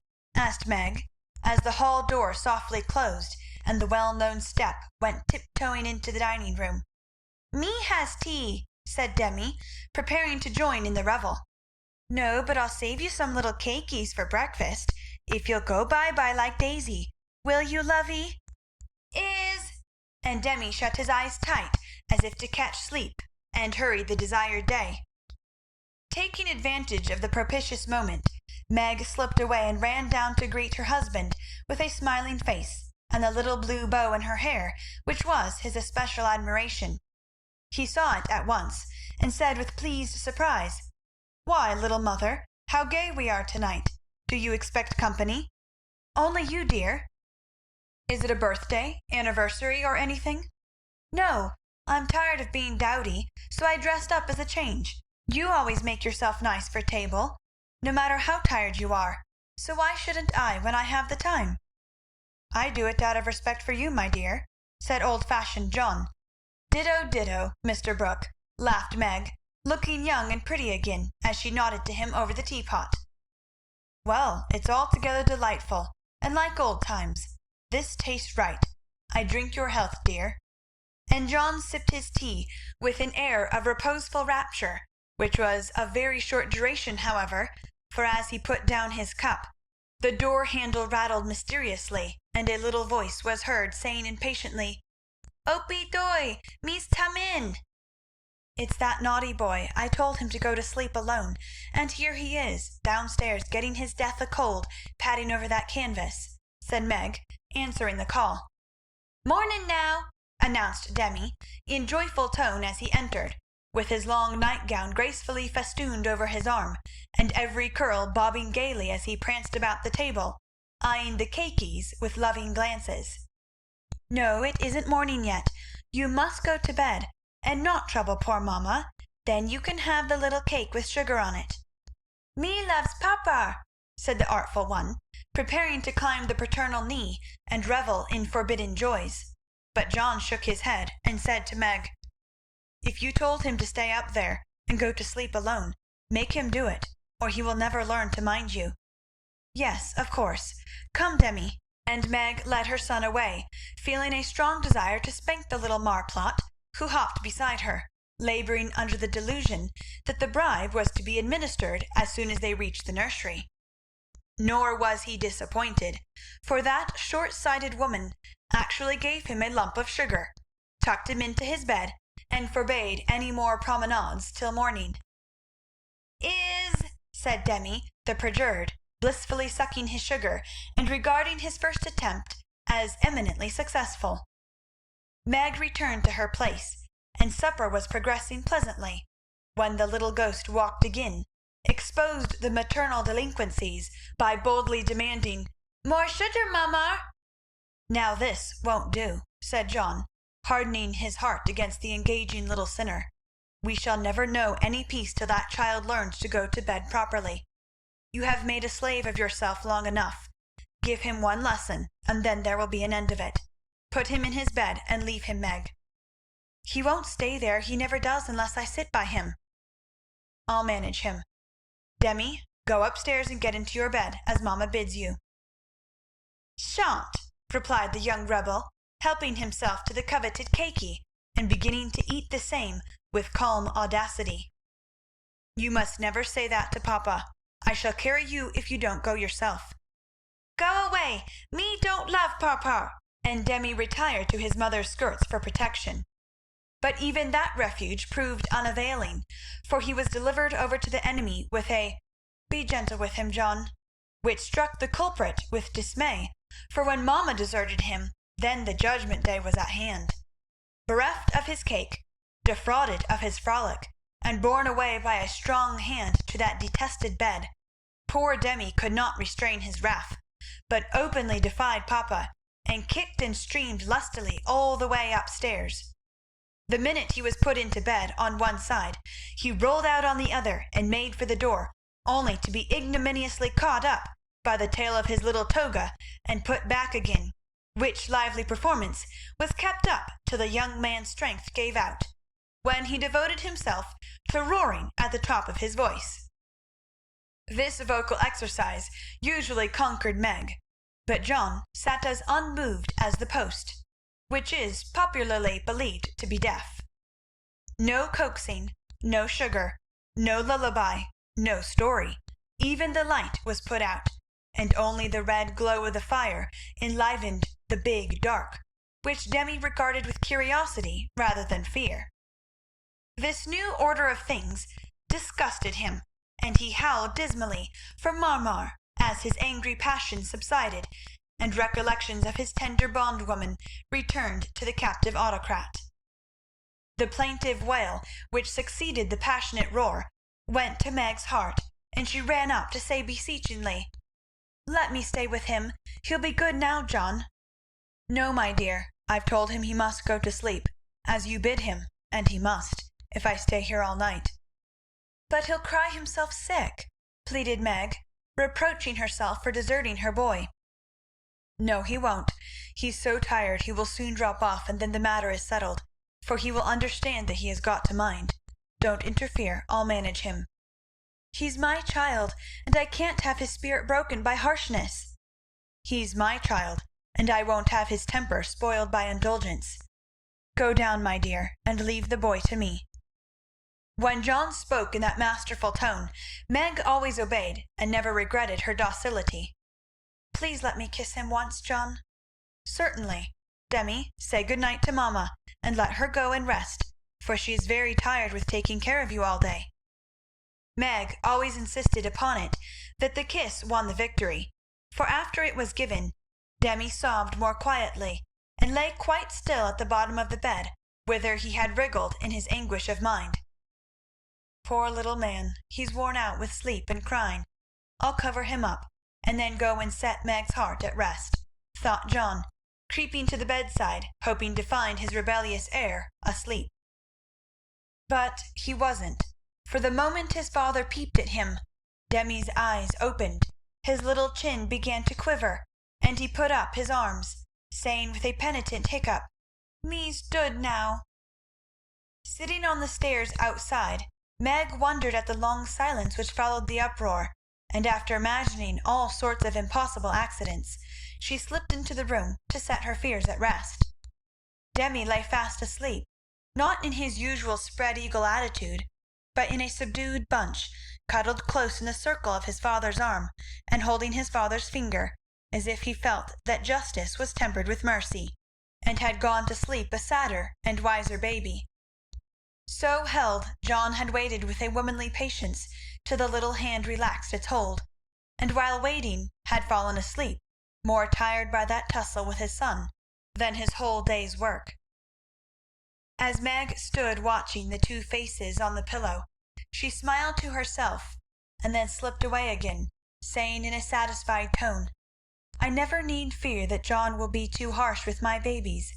He does know how to manage them, and will be a great help, for Demi is getting too much for me." When John came down at last, expecting to find a pensive or reproachful wife, he was agreeably surprised to find Meg placidly trimming a bonnet, and to be greeted with the request to read something about the election, if he was not too tired.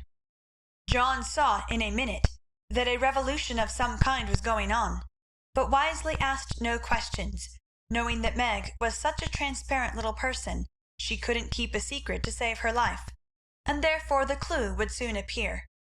He read a long debate with the most amiable readiness, and then explained it in his most lucid manner, while Meg tried to look deeply interested, to ask intelligent questions, and keep her thoughts from wandering from the state of the nation to the state of her bonnet. In her secret soul, however, she decided that politics were as bad as mathematics, and that the mission of politicians seemed to be calling each other names, but she kept these feminine ideas to herself, and when John paused, shook her head and said with what she thought diplomatic ambiguity, "Well, I really don't see what we are coming to." John laughed, and watched her for a minute as she poised a pretty little preparation of lace and flowers on her hand, and regarded it with the genuine interest which his harangue had failed to waken. "She's trying to like politics for my sake, so I'll try and like millinery for hers. That's only fair," thought John the just, adding aloud, "That's very pretty. Is it what you call a breakfast cap?" "My dear man, it's a bonnet, my very best go-to-concert and theatre bonnet." "I beg your pardon, it was so small, I naturally mistook it for one of the fly-away things you sometimes wear. How do you keep it on?" "These bits of lace are fastened under the chin with a rosebud so," and Meg illustrated by putting on the bonnet, and regarding him with an air of calm satisfaction that was irresistible. "It's a love of a bonnet, but I prefer the face inside, for it looks young and happy again," and John kissed the smiling face, to to the great detriment of the rosebud under the chin. "I'm glad you like it, for I want you to take me to one of the new concerts some night. I really need some music to put me in tune. Will you, please?" "Of course I will, with all my heart, or anywhere else you like. You have been shut up so long, it will do you no end of good, and I shall enjoy it of all things. What put it into your head, little mother?" "Well, I had a talk with Marmee the other day, and told her how nervous and cross and out of sorts I felt, and she said I needed change and less care. So Hannah is to help me with the children, and I'm to see things about the house more, and now and then have a little fun, just to keep me from getting to be a fidgety, broken down old woman before my time. It's only an experiment, John, and I want to try it for your sake as much as for mine, because I've neglected you shamefully lately, and I'm going to make home what it used to be if I can. You don't object, I hope?" Never mind what John said, or what a very narrow escape the little bonnet had from utter ruin. All that we have any business to know is that John did not appear to object, judging from the changes which gradually took place in the house and its inmates. It was not all paradise by any means, but every one was better for the division of labour system. The children throve under the paternal rule, for accurate, steadfast John brought order and obedience into babydom, while Meg recovered her spirits and composed her nerves by plenty of wholesome exercise, a little pleasure, and much confidential conversation with her sensible husband. Home grew homelike again, and John had no wish to leave it, unless he took Meg with him. The Scotts came to the Brooks now, and every one found the little house a cheerful place, full of happiness, content, and family love. Even Sally Moffat liked to go there.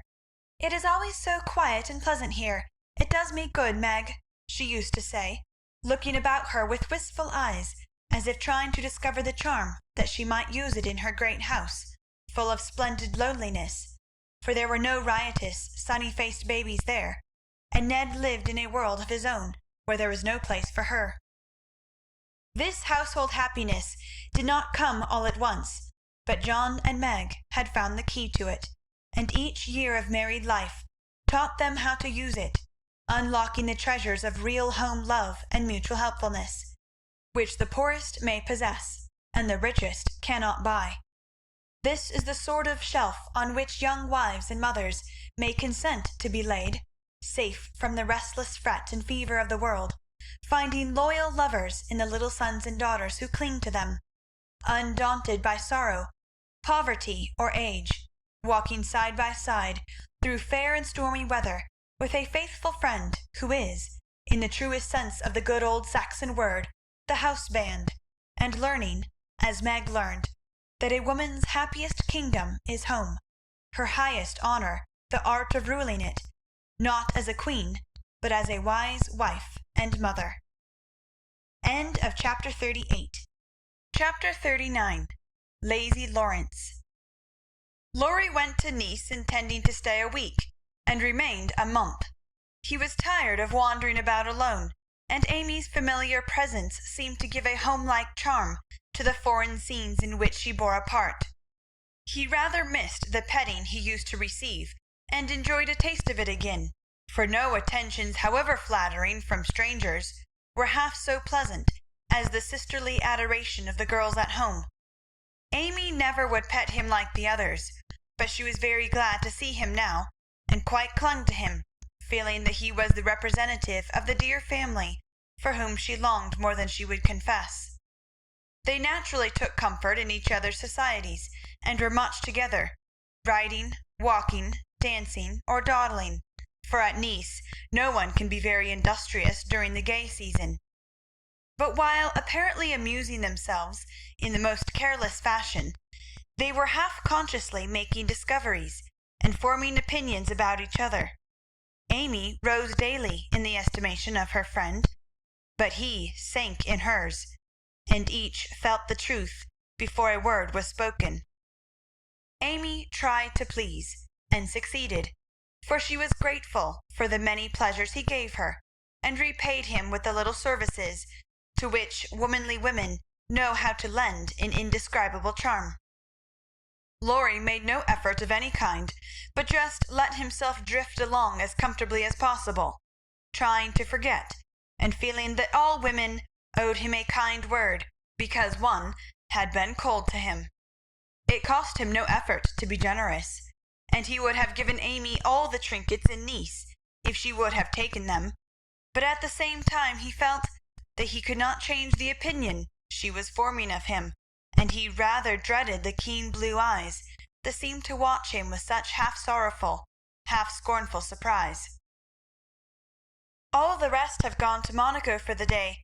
I prefer to stay at home and write letters. They are done now, and I'm going to Valrosa to sketch. Will you come?" said Amy, as she joined Laurie one lovely day when he lounged in as usual about noon. "Well, yes, but isn't it rather warm for such a long walk?" he answered slowly, for the shaded saloon looked inviting after the glare without. "I'm going to have the little carriage, and Baptiste can drive, so you'll have nothing to do but hold your umbrella and keep your gloves nice," returned Amy, with a sarcastic glance at the immaculate kids, which were a weak point with Laurie. "Then I'll go with pleasure," and he put out his hand for her sketch-book, but she tucked it under her arm with a sharp, "Don't trouble yourself, it's no exertion to me, but you don't look equal to it." Laurie lifted his eyebrows, and followed at a leisurely pace as she ran downstairs, but when they got into the carriage he took the reins himself, and left little Baptiste nothing to do but fold his arms and fall asleep on his perch. The two never quarrelled. Amy was too well bred, and just now Laurie was too lazy, so in a moment he peeped under her hat brim with an inquiring air. She answered him with a smile, and they went on together in the most amicable manner. It was a lovely drive, along winding roads rich in the picturesque scenes that delight beauty-loving eyes. Here an ancient monastery, whence the solemn chanting of the monks came down to them. There a bare-legged shepherd, in wooden shoes, pointed hat, and rough jacket over one shoulder, sat piping on a stone, while his goats skipped among the rocks or lay at his feet. Meek, mouse-coloured donkeys, laden with panniers of freshly cut grass, passed by, with a pretty girl on a capelline, sitting between the green piles, or an old woman spinning with a distaff as she went. Brown soft-eyed children ran out from the quaint stone hovels to offer nosegays, or bunches of oranges still on the bough. Gnarled olive trees covered the hills with their dusky foliage, fruit hung golden in the orchard, and great scarlet anemones fringed the roadside, while beyond green slopes and craggy heights the maritime Alps rose sharp and white against the blue Italian sky. Valrosa well deserved its name, for in that climate of perpetual summer roses blossomed everywhere. They overhung the archway, thrust themselves between the bars of the great gate with a sweet welcome to passers-by, and lined the avenue, winding through lemon trees and feathery palms up to the villa on the hill. Every shadowy nook where seats invited one to stop and rest was a mass of bloom. Every cool grotto had its marble nymph smiling from a veil of flowers, and every fountain reflected crimson, white, or pale pink roses leaning down to smile at their own beauty. Roses covered the walls of the house, draped the cornices, climbed the pillars, and ran riot over the balustrade of the wide terrace, whence one looked down on the sunny Mediterranean and the white-walled city on its shore.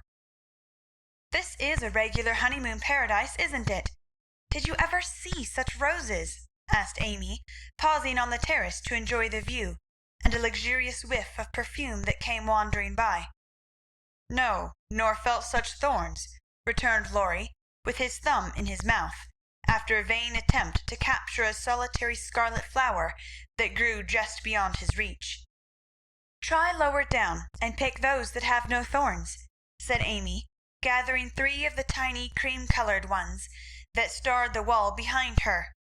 She put them in his buttonhole as a peace offering, and he stood a minute looking down at them with a curious expression, for in the Italian part of his nature there was a touch of superstition, and he was just then in that state of half-sweet, half-bitter melancholy when imaginative young men find significance in trifles and food for romance everywhere.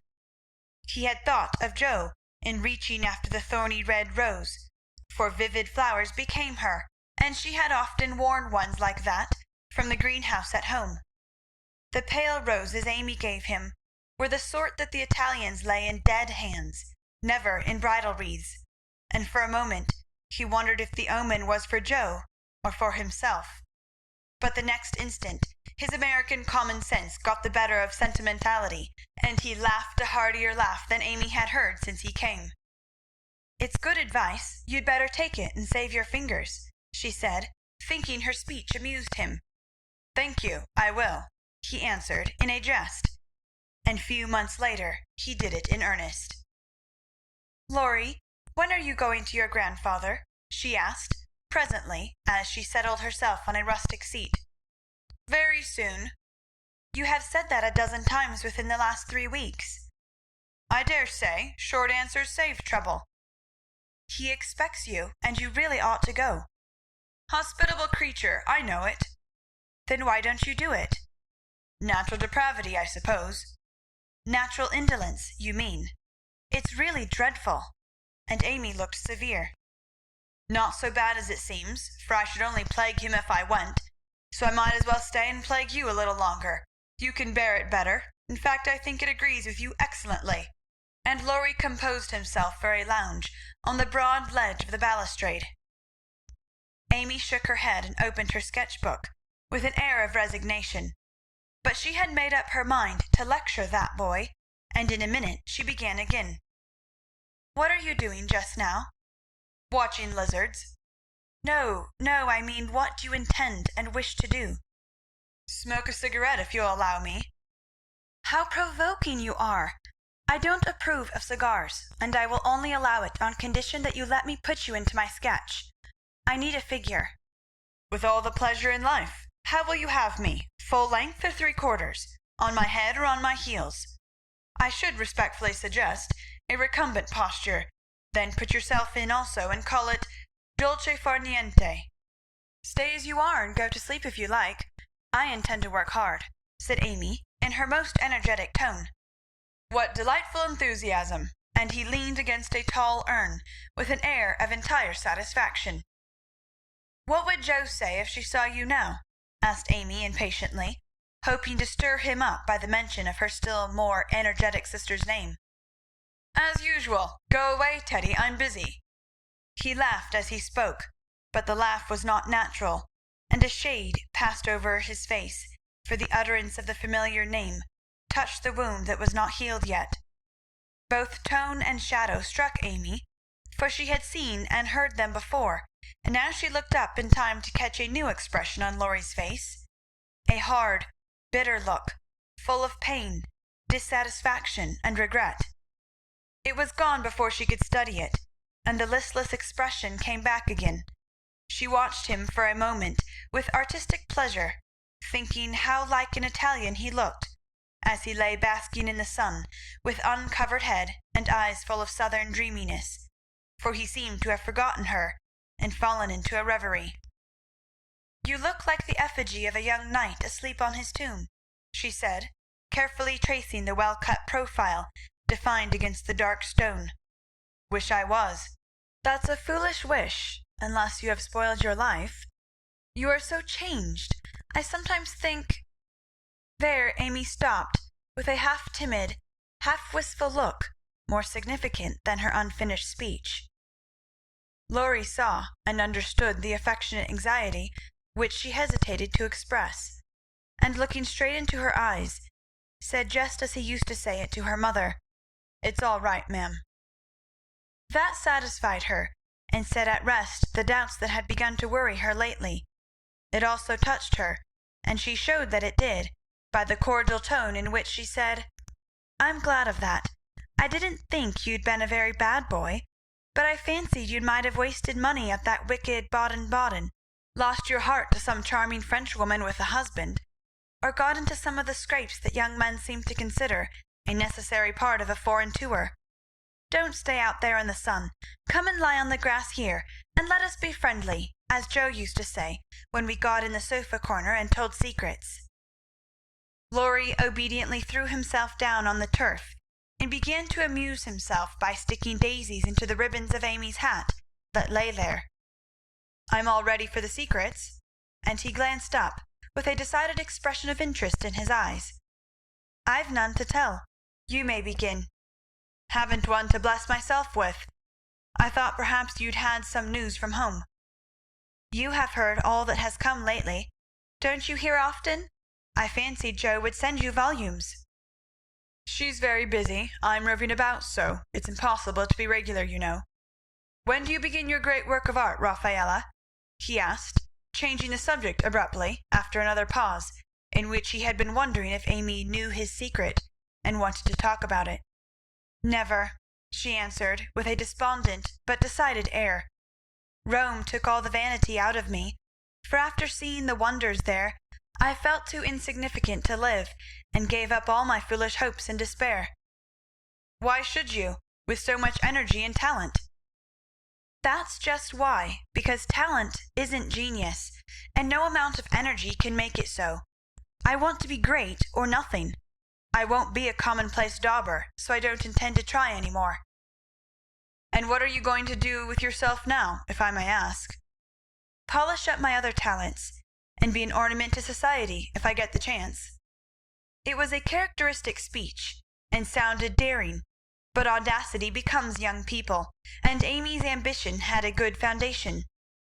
Laurie smiled, but he liked the spirit with which she took up a new purpose when a long-cherished one died, and spent no time lamenting. "Good, and here is where Fred Vaughn comes in, I fancy?" Amy preserved a discreet silence, but there was a conscious look in her downcast face that made Laurie sit up and say gravely, "Now I'm going to play brother, and ask questions. May I?" "I don't promise to answer." "Your face will, if your tongue won't. You aren't a woman of the world enough yet to hide your feelings, my dear. I heard rumours about Fred and you last year, and it's my private opinion that if he had not been called home so suddenly and detained so long, something would have come of it, eh?" "That's not for me to say," was Amy's grim reply, but her lips would smile, and there was a treacherous sparkle of the eye which betrayed that she knew her power and enjoyed the knowledge. "You are not engaged, I hope?" and Laurie looked very elder brotherly and grave all of a sudden. "No." "But you will be, if he comes back and goes properly down on his knees, won't you?" "Very likely." "Then you are fond of old Fred?" "I could be, if I tried." "But you don't intend to try till the proper moment? Bless my soul, what unearthly prudence! He's a good fellow, Amy, but not the man I fancied you'd like." "He is rich, a gentleman, and has delightful manners," began Amy, trying to be quite cool and dignified, but feeling a little ashamed of herself, in spite of the sincerity of her intentions. "I understand. Queens of society can't get on without money. So you mean to make a good match and start in that way? Quite right and proper as the world goes. But it sounds odd, from the lips of one of your mother's girls." "True, nevertheless." A short speech, but the quiet decision with which it was uttered contrasted curiously with the young speaker. Laurie felt this instinctively, and laid himself down again with a sense of disappointment which he could not explain. His look and silence, as well as a certain inward self-disapproval, ruffled Amy, and made her resolve to deliver her lecture without delay. "I wish you'd do me the favour to rouse yourself a little," she said sharply. "Do it for me, there's a dear girl." "I could if I tried," and she looked as if she would like doing it in the most summary style. "Try then, I give you leave," returned Laurie, who enjoyed having someone to tease after his long abstinence from his favourite pastime. "You'd be angry in 5 minutes." "I'm never angry with you. It takes 2 flints to make a fire. You are as cool and soft as snow." "You don't know what I can do. Snow produces a glow and a tingle, if applied rightly. Your indifference is half affectation, and a good stirring up would prove it."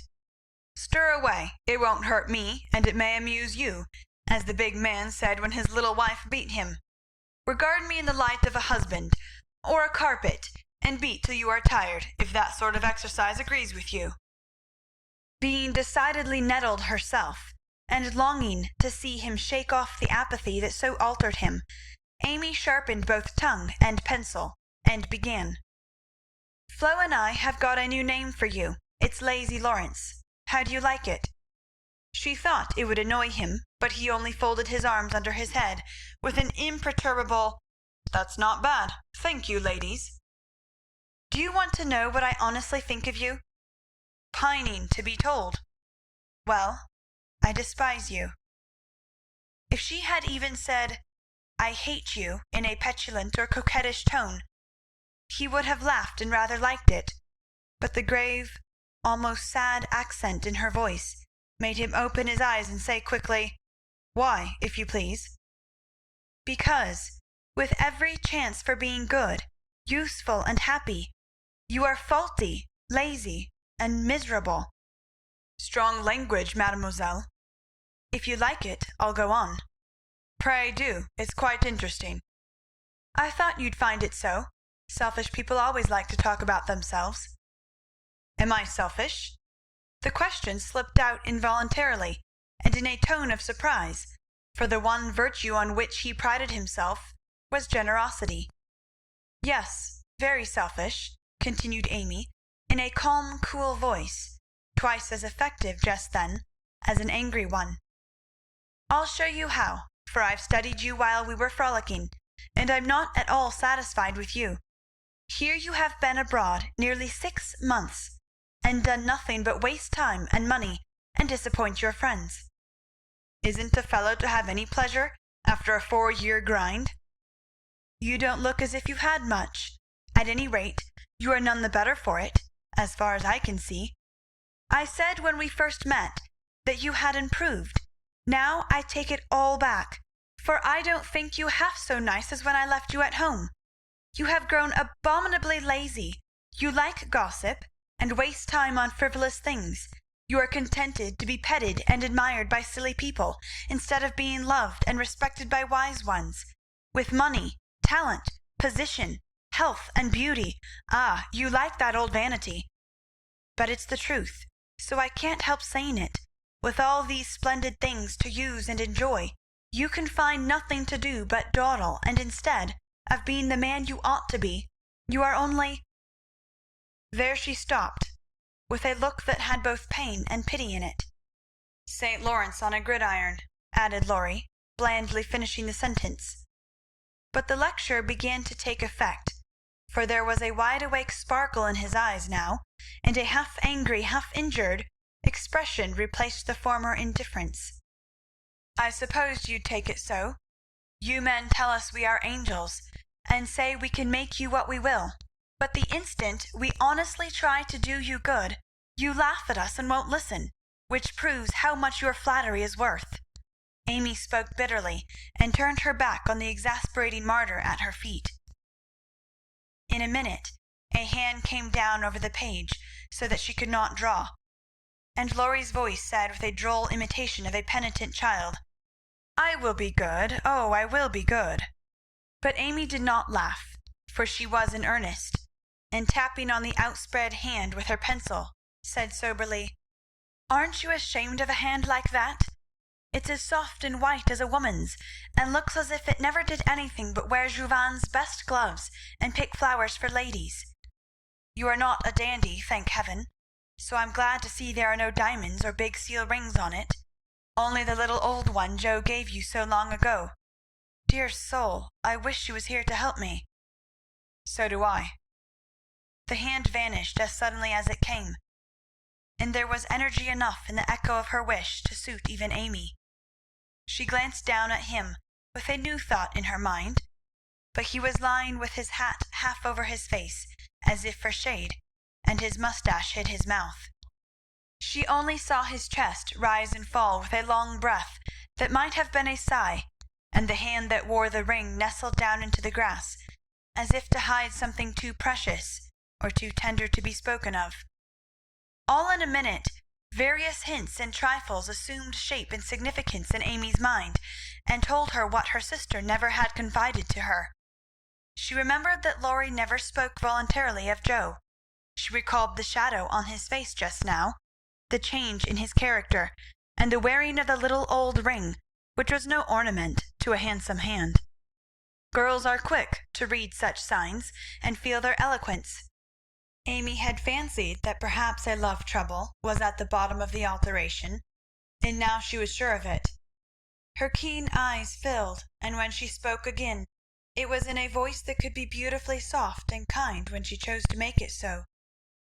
"I know I have no right to talk so to you, Laurie, and if you weren't the sweetest tempered fellow in the world, you'd be very angry with me. But we are all so fond and proud of you, I couldn't bear to think they should be disappointed in you at home, as I have been, though perhaps they would understand the change better than I do." "I think they would," came from under the hat, in a grim tone, quite as touching as a broken one. "They ought to have told me, and not let me go blundering and scolding, when I should have been more kind and patient than ever. I never did like that Miss Randall, and now I hate her," said artful Amy, wishing to be sure of her facts this time. "Hang Miss Randall!" and Laurie knocked the hat off his face, with a look that left no doubt of his sentiments toward that young lady. "I beg pardon, I thought—" and there she paused diplomatically. "No, you didn't. You knew perfectly well I never cared for any one but Joe." Laurie said that in his old impetuous tone, and turned his face away as he spoke. "I did think so, but as they never said anything about it, and you came away, I supposed I was mistaken. And Joe wouldn't be kind to you? Why, I was sure she loved you dearly." "She was kind, but not in the right way, and it's lucky for her she didn't love me, if I'm the good-for-nothing fellow you think me. It's her fault, though, and you may tell her so." The hard, bitter look came back again as he said that, and it troubled Amy, for she did not know what balm to apply. "I was wrong. I didn't know. I'm very sorry I was so cross, but I can't help wishing you'd bear it better, Teddy dear." "Don't. That's her name for me." And Laurie put up his hand with a quick gesture to stop the words spoken in Joe's half kind, half reproachful tone. "Wait till you've tried it yourself," he added in a low voice as he pulled up the grass by the handful. "I'd take it manfully, and be respected if I couldn't be loved," said Amy, with the decision of one who knew nothing about it. Now Laurie flattered himself that he had borne it remarkably well, making no moan, asking no sympathy, and taking his trouble away to live it down alone. Amy's lecture put the matter in a new light, and for the first time it did look weak and selfish to lose heart at the first failure, and shut himself up in a moody indifference. He felt as if suddenly shaken out of a pensive dream and found it impossible to go to sleep again. Presently he sat up and asked slowly, "Do you think Joe would despise me as you do?" "Yes, if she saw you now. She hates lazy people. Why don't you do something splendid, and make her love you?" "I did my best, but it was no use." "Graduating well, you mean? That was no more than you ought to have done, for your grandfather's sake. It would have been shameful to fail after spending so much time and money, when every one knew that you could do so well." "I did fail. Say what you will, for Joe wouldn't love me," began Laurie, leaning his head on his hand in a despondent attitude. "No, you didn't, and you'll say so in the end, for it did you good, and proved that you could do something if you tried. If you'd only set about another task of some sort, you'd soon be your hearty, happy self again, and forget your trouble." "That's impossible." "Try it and see. You needn't shrug your shoulders and think, 'Much she knows about such things.' I don't pretend to be wise, but I am observing, and I see a great deal more than you'd imagine. I'm interested in other people's experiences and inconsistencies, and though I can't explain, I remember and use them for my own benefit. Love Joe all your days, if you choose, but don't let it spoil you, for it's wicked to throw away so many good gifts because you can't have the one you want. There, I won't lecture any more, for I know you'll wake up and be a man in spite of that hard-hearted girl." Neither spoke for several minutes. Laurie sat turning the little ring on his finger, and Amy put the last touches to the hasty sketch she had been working at while she talked. Presently she put it on his knee, merely saying, "How do you like that?" He looked, and then he smiled, as he could not well help doing, for it was capitally done, the long, lazy figure on the grass, with listless face, half-shut eyes, and one hand holding a cigar, from which came the little wreath of smoke that encircled the dreamer's head. "How well you draw," he said, with a genuine surprise and pleasure at her skill, adding with a half-laugh, "Yes, that's me." "As you are. This is as you were." And Amy laid another sketch beside the one he held. It was not nearly so well done, but there was a life and spirit in it which atoned for many faults, and it recalled the past so vividly that a sudden change swept over the young man's face as he looked. Only a rough sketch of Laurie taming a horse. Hat and coat were off, and every line of the active figure, resolute face, and commanding attitude was full of energy and meaning. The handsome brute, just subdued, stood arching his neck under the tightly drawn rein, with one foot impatiently pawing the ground, and ears pricked up as if listening for the voice that had mastered him. In the ruffled mane, the rider's breezy hair, and erect attitude, there was a suggestion of suddenly arrested motion, of strength, courage, and youthful buoyancy, that contrasted sharply with the supine grace of the dolce far niente sketch.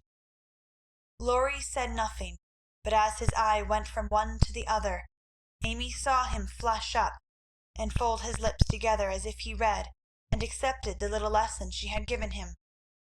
That satisfied her, and without waiting for him to speak, she said in her sprightly way, "Don't you remember the day you played Rarey with Puck, and we all looked on? Meg and Beth were frightened, but Joe clapped and pranced, and I sat on the fence and drew you.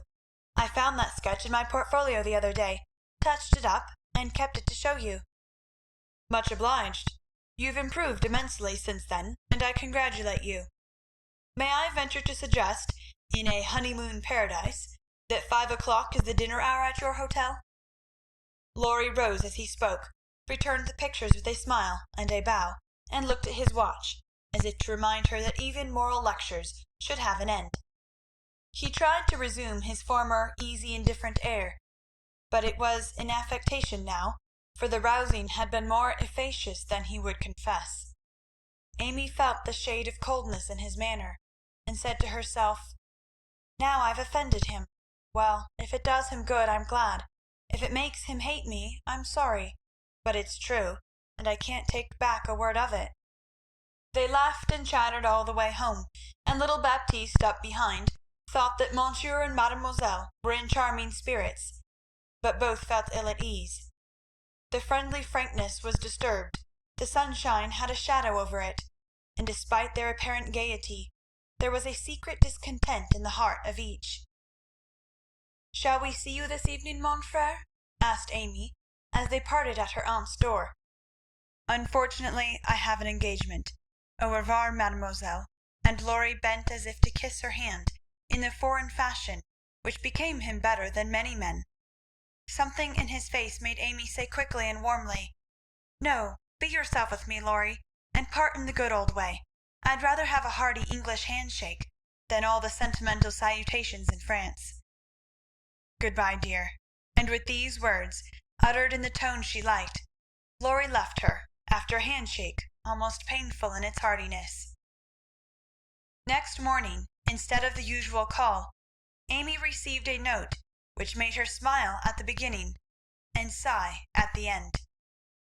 "My dear Mentor, please make my adieu to your aunt, and exult within yourself, for lazy Lawrence has gone to his grandpa, like the best of boys. A pleasant winter to you, and may the gods grant you a blissful honeymoon at Valrosa. I think Fred would be benefited by a rouser. Tell him so, with my congratulations. Yours gratefully, Telemachus." "Good boy, I'm glad he's gone," said Amy with an approving smile. The next minute her face fell as she glanced about the empty room, adding with an involuntary sigh, "Yes, I am glad, but how I shall miss him." End of chapter 39. Chapter 40. The Valley of the Shadow. When the first bitterness was over, the family accepted the inevitable, and tried to bear it cheerfully, helping one another by the increased affection which comes to bind households tenderly together in times of trouble. They put away their grief, and each did his or her part toward making that last year a happy one. The pleasantest room in the house was set apart for Beth, and in it was gathered everything that she most loved: flowers, pictures, her piano, the little work table, and the beloved pussies. Father's best books found their way there, mother's easy chair, Joe's desk, Amy's finest sketches, and every day Meg brought her babies on a loving pilgrimage, to make sunshine for Auntie Beth. John quietly set apart a little sum, that he might enjoy the pleasure of keeping the invalid supplied with the fruit she loved and longed for. Old Hannah never wearied of concocting dainty dishes to tempt a capricious appetite, dropping tears as she worked, and from across the sea came little gifts and cheerful letters, seeming to bring breaths of warmth and fragrance from lands that know no winter.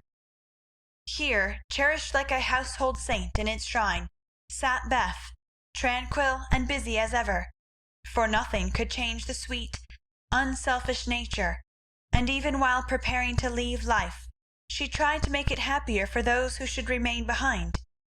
The feeble fingers were never idle, and one of her pleasures was to make little things for the school children daily passing to and fro, to drop a pair of mittens from her window for a pair of purple hands, a needle-book for some small mother of many dolls, pen-wipers for young penmen toiling through forests of pot-hooks, scrap-books for picture-loving eyes, and all manner of pleasant devices, till the reluctant climbers of the ladder of learning found their way strewn with flowers as it were, and came to regard the gentle giver as a sort of fairy godmother, who sat above there and showered down gifts miraculously suited to their tastes and needs.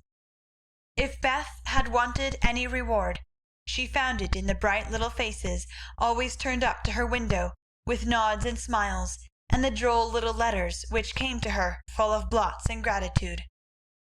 The first few months were very happy ones, and Beth often used to look round and say, "How beautiful this is," as they all sat together in her sunny room, the babies kicking and crowing on the floor, mother and sisters working near, and father reading in his pleasant voice from the wise old books, which seemed rich in good and comfortable words, as applicable now as when written centuries ago, a little chapel where a paternal priest taught his flock the hard lessons all must learn, trying to show them that hope can comfort love, and faith make resignation possible. Simple lessons that went straight to the souls of those who listened, for the father's heart was in the minister's religion, and the frequent falter in the voice gave a double eloquence to the words he spoke or read. It was well for all that this peaceful time was given them as preparation for the sad hours to come, for by and by Beth said the needle was so heavy, and put it down forever. Talking wearied her, faces troubled her, pain claimed her for its own, and her tranquil spirit was sorrowfully perturbed by the ills that vexed her feeble flesh. Ah me, such heavy days, such long, long nights, such aching hearts and imploring prayers, when those who loved her best were forced to see the thin hands stretched out to them beseechingly, to hear the bitter cry, "Help me, help me," and to feel that there was no help. A sad eclipse of the serene soul, a sharp struggle of the young life with death, but both were mercifully brief, and when the natural rebellion over, the old peace returned more beautiful than ever. With the wreck of her frail body, Beth's soul grew strong, and though she said little, those about her felt that she was ready, saw that the first pilgrim Cold was likewise the fittest, and waited with her on the shore, trying to see the shining ones coming to receive her when she crossed the river. Joe never left her for an hour since Beth had said, "I feel stronger when you are here." She slept on a couch in the room, waking often to renew the fire, to feed, lift, or wait upon the patient creature who seldom asked for anything, and tried not to be a trouble. All day she haunted the room, jealous of any other nurse, and prouder of being chosen then than of any honour her life ever brought her. Precious and helpful hours to Joe, for now her heart received the teaching that it needed. Lessons in patience were so sweetly taught her that she could not fail to learn them. Charity for all, the lovely spirit that can forgive and truly forget unkindness, the loyalty to duty that makes the hardest easy, and the sincere faith that fears nothing but trusts undoubtingly. Often when she woke, Joe found Beth reading in her well-worn little book, heard her singing softly to beguile the sleepless nights, or saw her lean her face upon her hands, while slow tears dropped through the transparent fingers, and Joe would lie watching her with thoughts too deep for tears, feeling that Beth, in her simple, unselfish way, was trying to wean herself from the dear old life, and fit herself for the life to come by sacred words of comfort, quiet prayers, and the music she loved so well. Seeing this did more for Joe than the wisest sermons, the saintliest hymns, the most fervent prayers that any voice could utter. For with eyes made clear by many tears, and a heart softened by the tenderest sorrow, she recognized the beauty of her sister's life. Uneventful, unambitious, yet full of the genuine virtues which smell sweet and blossom in the dust. The self-forgetfulness that makes the humblest on earth remembered soonest in heaven. The true success which is possible to all. One night, when Beth looked among the books upon her table to find something to make her forget the mortal weariness that was almost as hard to bear as pain, as she turned the leaves of her old favourite Pilgrim's Progress, she found a little paper scribbled over in Joe's hand. The name caught her eye, and the blurred look of the lines made her sure that tears had fallen on it. "Poor Joe, she's fast asleep, so I won't wake her to ask leave. She shows me all her things, and I don't think she'll mind if I look at this," thought Beth, with a glance at her sister, who lay on the rug with the tongs beside her, ready to wake up the minute the log fell apart. My Beth, sitting patient in the shadow till the blessed light shall come, a serene and saintly presence sanctifies our troubled home. Earthly joys and hopes and sorrows break like ripples on the strand of the deep and solemn river where her willing feet now stand. O my sister, passing from me, out of human care and strife, leave me as a gift those virtues which have beautified your life. Dear, bequeath me that great patience which has power to sustain a cheerful, uncomplaining spirit in its prison house of pain. Give me, for I need it sorely, of that courage, wise and sweet, which has made the path of duty green beneath your willing feet. Give me that unselfish nature, that, with charity divine, can pardon wrong for love's dear sake. Meek heart, forgive me mine. Thus our parting daily loseth something of its bitter pain, and while learning this hard lesson, my great loss becomes my gain. For the touch of grief will render my wild nature more serene, give to life new aspirations, a new trust in the unseen. Henceforth, safe across the river, I shall see forevermore a beloved household spirit waiting for me on the shore. Hope and faith, born of my sorrow, guardian angels shall come, and the sister gone before me by their hands shall lead me home. Blurred and blotted, faulty and feeble as the lines were, they brought a look of inexpressible comfort to Beth's face, for her one regret had been that she had done so little, and this seemed to assure her that her life had not been useless, that her death would not bring the despair she feared. As she sat with the paper folded between her hands, the charred log fell asunder. Joe started up, revived the blaze, and crept to the bedside, hoping Beth slept. "Not asleep, but so happy, dear. See, I found this and read it. I knew you wouldn't care. Have I been all that to you, Joe?" she asked, with wistful, humble earnestness. "Oh, Beth, so much, so much," and Joe's head went down upon the pillow beside her sister's. "Then I don't feel as if I'd wasted my life. I'm not so good as you make me, but I've tried to do right. And now, when it's too late to begin even to do better, it's such a comfort to know that someone loves me so much, and feels as if I'd helped them. More than anyone in the world, Beth. I used to think I couldn't let you go, but I'm learning to feel that I don't lose you, that you'll be more to me than ever, and death can't part us, though it seems to. I know it cannot, and I don't fear it any longer, for I'm sure I shall be your Beth still, to love and help you more than ever. You must take my place, Joe, and be everything to father and mother when I'm gone. They will turn to you.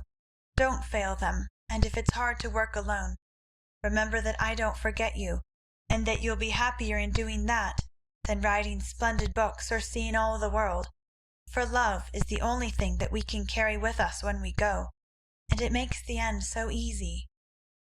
"I'll try, Beth."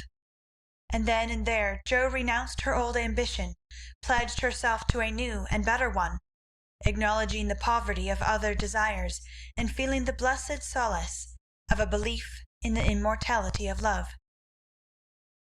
So the spring days came and went. The sky grew clearer and earth greener.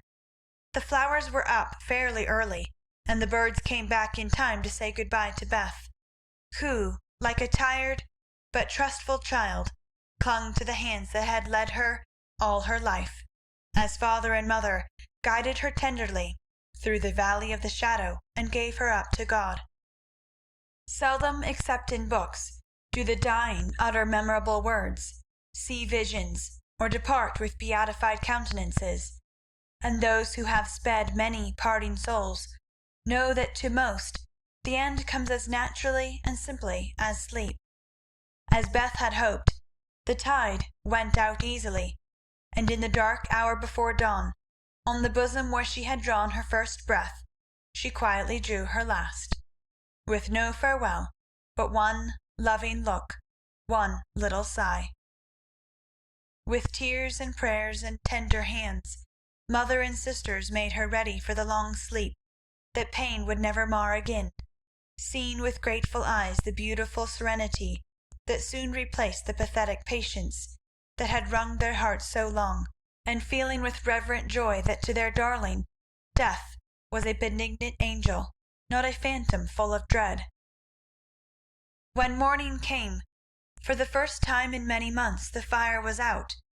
Joe's place was empty, and the room was very still, but a bird sang blithely on a budding bough close by, the snowdrops blossomed freshly at the window, and the spring sunshine streamed in like a benediction over the placid face upon the pillow, a face so full of painless peace that those who loved it best smiled through their tears, and thanked God that Beth was well at last.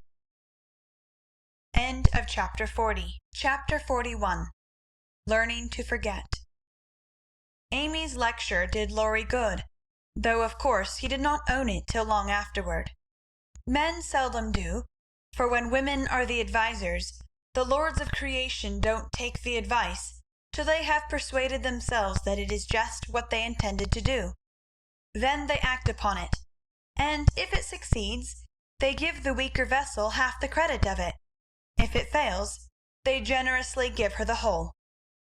Laurie went back to his grandfather, and was so dutifully devoted for several weeks that the old gentleman declared the climate of Nice had improved him wonderfully, and he had better try it again. There was nothing the young gentleman would have liked better, but elephants could not have dragged him back after the scolding he had received. Pride forbid, and whenever the longing grew very strong, he fortified his resolution by repeating the words that had made the deepest impression. "I despise you. Go and do something splendid that will make her love you." Laurie turned the matter over in his mind so often that he soon brought himself to confess that he had been selfish and lazy. But then, when a man has a great sorrow, he should be indulged in all sorts of vagaries till he has lived it down. He felt that his blighted affections were quite dead now, and though he should never cease to be a faithful mourner, there was no occasion to wear his weeds ostentatiously. Joe wouldn't love him, but he might make her respect and admire him by doing something which should prove that a girl's no had not spoiled his life. He had always meant to do something, and Amy's advice was quite unnecessary. He had only been waiting till the aforesaid blighted affections were decently interred. That being done, he felt that he was ready to hide his stricken heart and still toil on. As Goethe, when he had a joy or a grief, put it into a song, so Laurie resolved to embalm his love sorrow in music, and to compose a requiem which should harrow up Joe's soul and melt the heart of every hearer.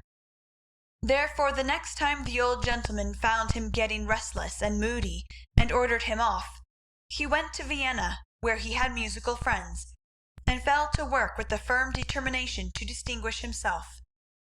But whether the sorrow was too vast to be embodied in music, or music too ethereal to uplift a mortal woe, he soon discovered that the requiem was beyond him just at present. It was evident that his mind was not in working order yet, and his ideas needed clarifying, for often in the middle of a plaintive strain he would find himself humming a dancing tune that vividly recalled the Christmas ball at Nice, especially the stout Frenchman, and put an effectual stop to tragic composition for the time being. Then he tried an opera, for nothing seemed impossible in the beginning. But here again unforeseen difficulties beset him. He wanted Joe for his heroine, and called upon his memory to supply him with tender recollections and romantic visions of his love. But memory turned traitor, and as if possessed by the perverse spirit of the girl, would only recall Joe's oddities, faults, and freaks, would only show her in the most unsentimental aspects, beating mats with her head tied up in a bandana, barricading herself with the sofa pillow, or throwing cold water over his passion a la Gummidge, and an irresistible laugh spoiled the pensive picture he was endeavouring to paint. Joe wouldn't be put into the opera at any price, and he had to give her up with a "Bless that girl, what a torment she is," and a clutch at his hair, as became a distracted composer. When he looked about him for another and a less intractable damsel to immortalize in melody, memory produced one with the most obliging readiness. This phantom wore many faces, but it always had golden hair, was enveloped in a diaphanous cloud, and floated airily before his mind's eye in a pleasing chaos of roses, peacocks, white ponies, and blue ribbons. He did not give the complacent wraith any name, but he took her for his heroine, and grew quite fond of her, as well as he might, for he gifted her with every gift and grace under the sun, and escorted her unscathed through trials which would have annihilated any mortal woman. Thanks to this inspiration, he got on swimmingly for a time, but gradually the work lost its charm, and he forgot to compose, while he sat musing, pen in hand, or roamed about the gay city to get some new ideas and refresh his mind, which seemed to be in a somewhat unsettled state that winter. He did not do much, but he thought a great deal, and was conscious of a change of some sort going on in spite of himself. "It's genius simmering, perhaps. I'll let it simmer, and see what comes of it," he said, with a secret suspicion all the while that it wasn't genius, but something far more common. Whatever it was, it simmered to some purpose, for he grew more and more discontented with his desultory life, began to long for some real and earnest work to go at, soul and body, and finally came to the wise conclusion that everyone who loved music was not a composer.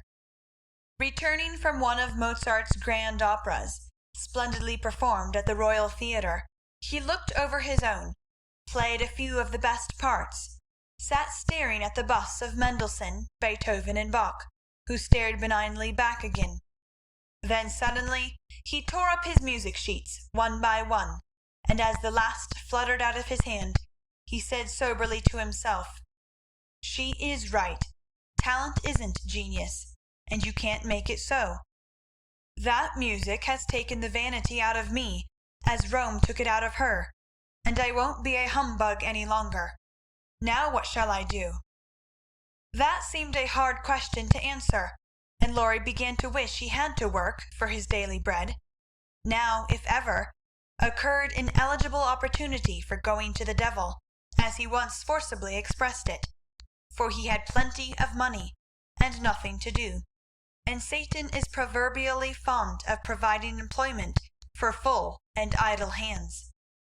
The poor fellow had temptations enough from without and from within, but he withstood them pretty well, for much as he valued liberty, he valued good faith and confidence more.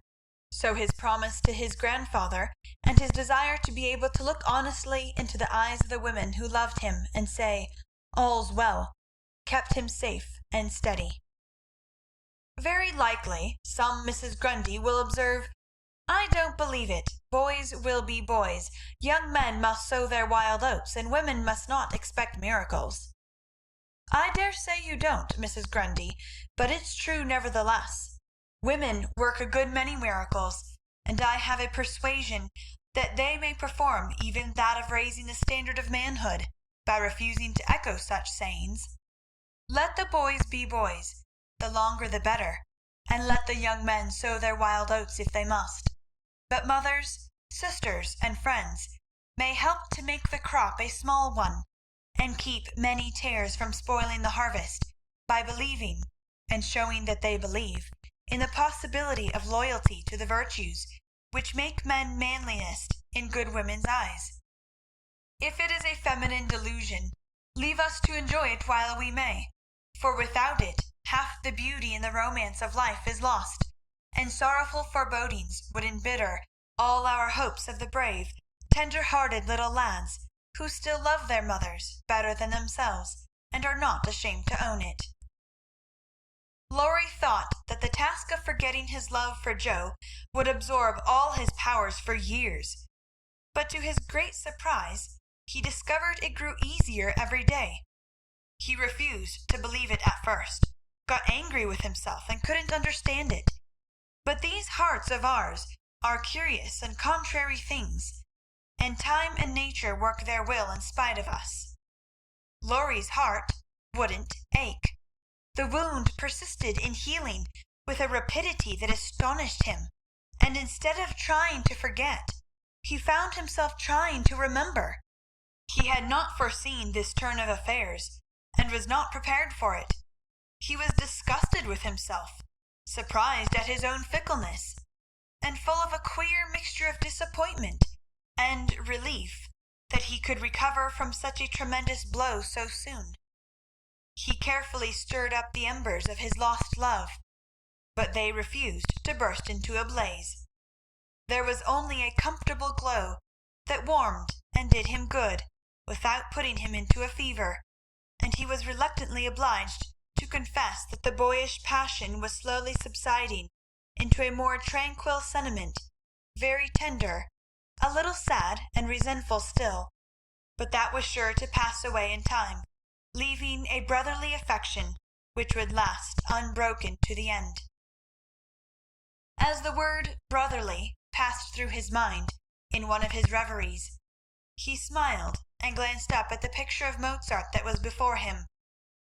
Well, he was a great man, and when he couldn't have one sister, he took the other, and was happy. Laurie did not utter the words, but he thought them, and the next instant kissed the little old ring, saying to himself, "No, I won't. I haven't forgotten. I never can. I'll try again, and if that fails, why then—" Leaving his sentence unfinished, he seized pen and paper and wrote to Jo, telling her that he could not settle to anything while there was the least hope of her changing her mind. Couldn't she? Wouldn't she?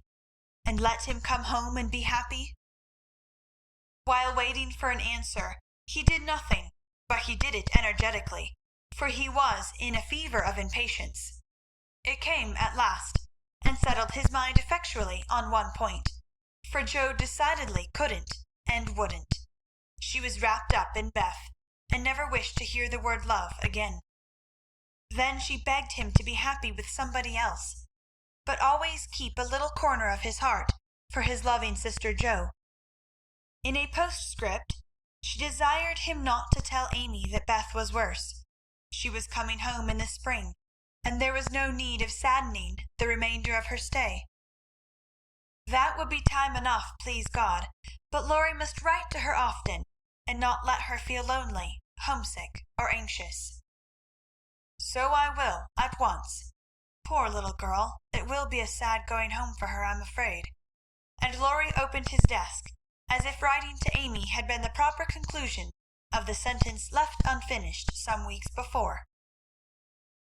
But he did not write the letter that day, for as he rummaged out his best paper, he came across something which changed his purpose. Tumbling about in one part of the desk, among bills, passports, and business documents of various kinds, were several of Jo's letters, and in another compartment were 3 notes from Amy, carefully tied up with one of her blue ribbons, and sweetly suggestive of the little dead roses put away inside. With a half-repentant, half-amused expression, Laurie gathered up all Jo's letters, smoothed, folded, and put them neatly into a small drawer of the desk, stood a minute, turning the ring thoughtfully on his finger, then slowly drew it off, laid it with the letters, locked the drawer, and went out to hear high mass at St. Stephen's, feeling as if there had been a funeral, and though not overwhelmed with affliction, this seemed a more proper way to spend the rest of the day than in writing letters to charming young ladies. The letter went very soon, however, and was promptly answered, for Amy was homesick and confessed it in the most delightfully confiding manner. The correspondence flourished famously, and letters flew to and fro with unfailing regularity all through the early spring. Laurie sold his bus, made allumettes of his opera, and went back to Paris, hoping somebody would arrive before long. He wanted desperately to go to Nice, but would not till he was asked, and Amy would not ask him, for just then she was having little experiences of her own, which made her rather wish to avoid the quizzical eyes of "our boy." Fred Vaughan had returned, and put the question to which she had once decided to answer, "Yes, thank you," but now she said, "No, thank you," kindly but steadily, for when the time came, her courage failed her, and she found that something more than money and position was needed to satisfy the new longing that filled her heart, so full of tender hopes and fears. The words, "Fred is a good fellow, but not at all the man I fancied you would ever like," and Laurie's face when he uttered them, kept returning to her as pertinaciously as her own did when she said in look, if not in words, "I shall marry for money." It troubled her to remember that now. She wished she could take it back. It sounded so unwomanly. She didn't want Laurie to think her a heartless, worldly creature. She didn't care to be a queen of society now half so much as she did to be a lovable woman. She was so glad he didn't hate her for the dreadful things she said, but took them so beautifully, and was kinder than ever. His letters were such a comfort, for the home letters were very irregular, and not half so satisfactory as his when they did come. It was not only a pleasure, but a duty to answer them, for the poor fellow was forlorn and needed petting, since Joe persisted in being stony-hearted. She ought to have made an effort and tried to love him. It couldn't be very hard. Many people would be proud and glad to have such a dear boy care for them. But Joe never would act like other girls, so there was nothing to do but be very kind and treat him like a brother. If all brothers were treated as well as Laurie was at this period, they would be a much happier race of beings than they are. Amy never lectured now. She asked his opinion on all subjects. She was interested in everything he did, made charming little presents for him, and sent him 2 letters a week, full of lively gossip, sisterly confidences, and captivating sketches of the lovely scenes about her. As few brothers are complimented by having their letters carried about in their sisters' pockets, read and re-read diligently, cried over when short, kissed when long, and treasured carefully, we will not hint that Amy did any of these fond and foolish things. But she certainly did grow a little pale and pensive that spring, lost much of her relish for society, and went out sketching alone a good deal. She never had much to show when she came home, but was studying nature, I dare say, while she sat for hours, with her hands folded, on the terrace at Valrosa, or absently sketched any fancy that occurred to her, a stalwart knight carved on a tomb, a young man asleep in the grass, with his hat over his eyes, or a curly-haired girl in gorgeous array, promenading down a ballroom on the arm of a tall gentleman, both faces being left a blur, according to the last fashion in art, which was safe, but not altogether satisfactory. Her aunt thought that she regretted her answer to Fred, and finding denials useless and explanations impossible, Amy left her to think what she liked, taking care that Laurie should know that Fred had gone to Egypt. That was all, but he understood it, and looked relieved as he said to himself, with a venerable air, I was sure she would think better of it. Poor old fellow! I've been through it all, and I can sympathize.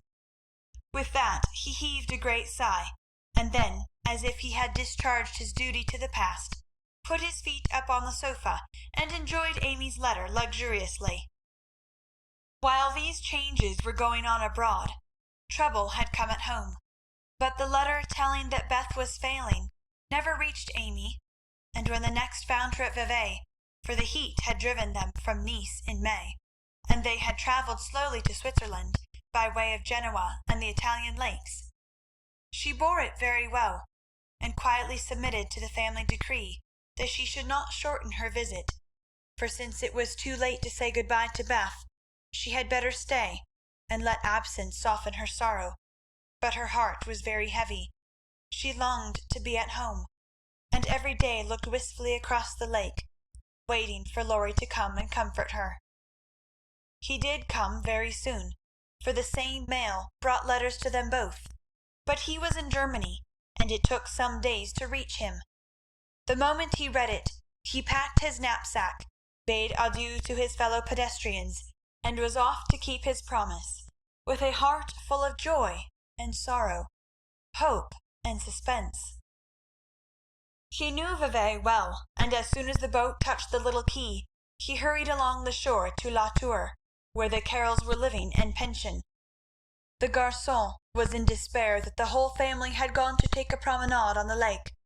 But no, the blonde mademoiselle might be in the chateau garden. If monsieur would give himself the pain of sitting down, a flash of time should present her. But monsieur could not wait even a flash of time, and in the middle of the speech departed to find mademoiselle himself. A pleasant old garden on the borders of the lovely lake, with chestnuts rustling overhead, ivy climbing everywhere, and the black shadow of the tower falling far across the sunny water. At one corner of the wide, low wall was a seat, and here Amy often came to read, or work, or console herself with the beauty all about her. She was sitting here that day, leaning her head on her hand, with a homesick heart and heavy eyes, thinking of Beth, and wondering why Laurie did not come. She did not hear him cross the courtyard beyond, nor see him pause in the archway that led from the subterranean path into the garden. He stood a minute, looking at her with new eyes, seeing what no one had ever seen before, the tender side of Amy's character. Everything about her mutely suggested love and sorrow. The blotted letters in her lap, the black ribbon that tied up her hair, the womanly pain and patience in her face. Even the little ebony cross at her throat seemed pathetic to Laurie, for he had given it to her, and she wore it as her only ornament.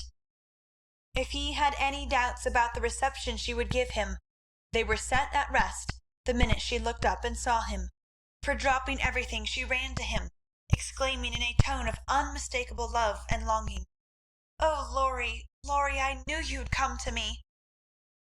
I think everything was said and settled then, for as they stood together, quite silent for a moment, with the dark head bent down protectingly over the light one, Amy felt that no one could comfort and sustain her so well as Laurie. And Laurie decided that Amy was the only woman in the world who could fill Joe's place and make him happy. He did not tell her so, but she was not disappointed, for both felt the truth, were satisfied, and gladly left the rest to silence. In a minute Amy went back to her place, and while she dried her tears, Laurie gathered up the scattered papers, finding in the sight of sundry well-worn letters and suggestive sketches good omens for the future. As he sat down beside her, Amy felt shy again, and turned rosy red at the recollection of her impulsive greeting. "I couldn't help it. I felt so lonely and sad, and was so very glad to see you. It was such a surprise to look up and find you, just as I was beginning to fear you wouldn't come," she said, trying in vain to speak quite naturally. "I came the minute I heard. I wish I could say something to comfort you for the loss of dear little Beth, but I can only feel, and—" He could not get any further, for he too turned bashful all of a sudden, and did not quite know what to say. He longed to lay Amy's head down on his shoulder, and tell her to have a good cry, but he did not dare, so he took her hand instead, and gave it a sympathetic squeeze that was better than words. "You needn't say anything. This comforts me," she said softly. "Beth is well and happy, and I mustn't wish her back. But I dread the going home, much as I long to see them all. We won't talk about it now, for it makes me cry, and I want to enjoy you while you stay. You needn't go right back, need you?" "Not if you want me, dear." "I do so much. Aunt and Flo are very kind, but you seem like one of the family, and it would be so comfortable to have you for a little while." Amy spoke and looked so like a homesick child, whose heart was full, that Laurie forgot his bashfulness all at once, and gave her just what she wanted, the petting she was used to, and the cheerful conversation she needed. "Poor little soul, you look as if you'd grieved yourself half sick. I'm going to take care of you, so don't cry any more, but come and walk about with me. The wind is too chilly for you to sit still," he said, in the half caressing, half commanding way that Amy liked, as he tied on her hat, drew her arm through his, and began to pace up and down the sunny walk under the new-leaved chestnuts. He felt more at ease upon his legs, and Amy found it pleasant to have a strong arm to lean upon, a familiar face to smile at her, and a kind voice to talk delightfully for her own. The quaint old garden had sheltered many pairs of lovers, and seemed expressively made for them, so sunny and secluded was it, with nothing but the tower to overlook them, and the wide lake to carry away the echo of their words as it rippled by below. For an hour this new pair walked and talked, or rested on the wall, enjoying the sweet influences which gave such a charm to time and place. And when an unromantic dinner bell warned them away, Amy felt as if she left her burden of loneliness and sorrow behind her in the chateau garden.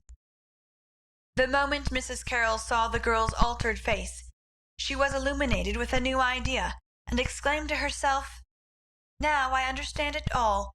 The child has been pining for young Lawrence. Bless my heart, I never thought of such a thing."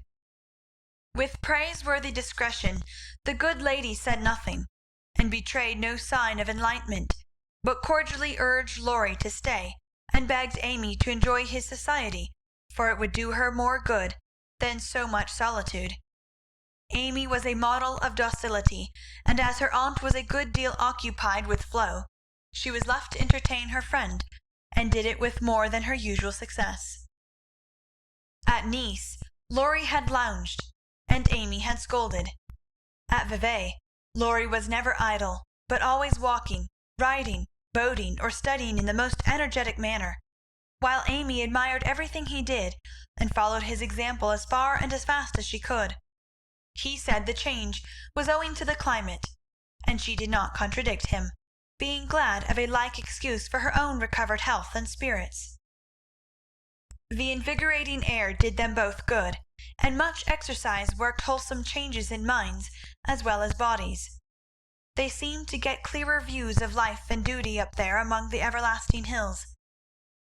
The fresh winds blew away desponding doubts, delusive fancies, and moody mists. The warm spring sunshine brought out all sorts of aspiring ideas, tender hopes, and happy thoughts. The lake seemed to wash away the troubles of the past, and the grand old mountains to look benignly down upon them, saying, "Little children, love one another." In spite of the new sorrow, it was a very happy time, so happy that Laurie could not bear to disturb it by a word. It took him a little while to recover from his surprise at the cure of his first, and as he had firmly believed, his last and only love. He consoled himself for the seeming disloyalty by the thought that Joe's sister was almost the same as Joe herself, and the conviction that it would have been impossible to love any other woman but Amy so soon and so well.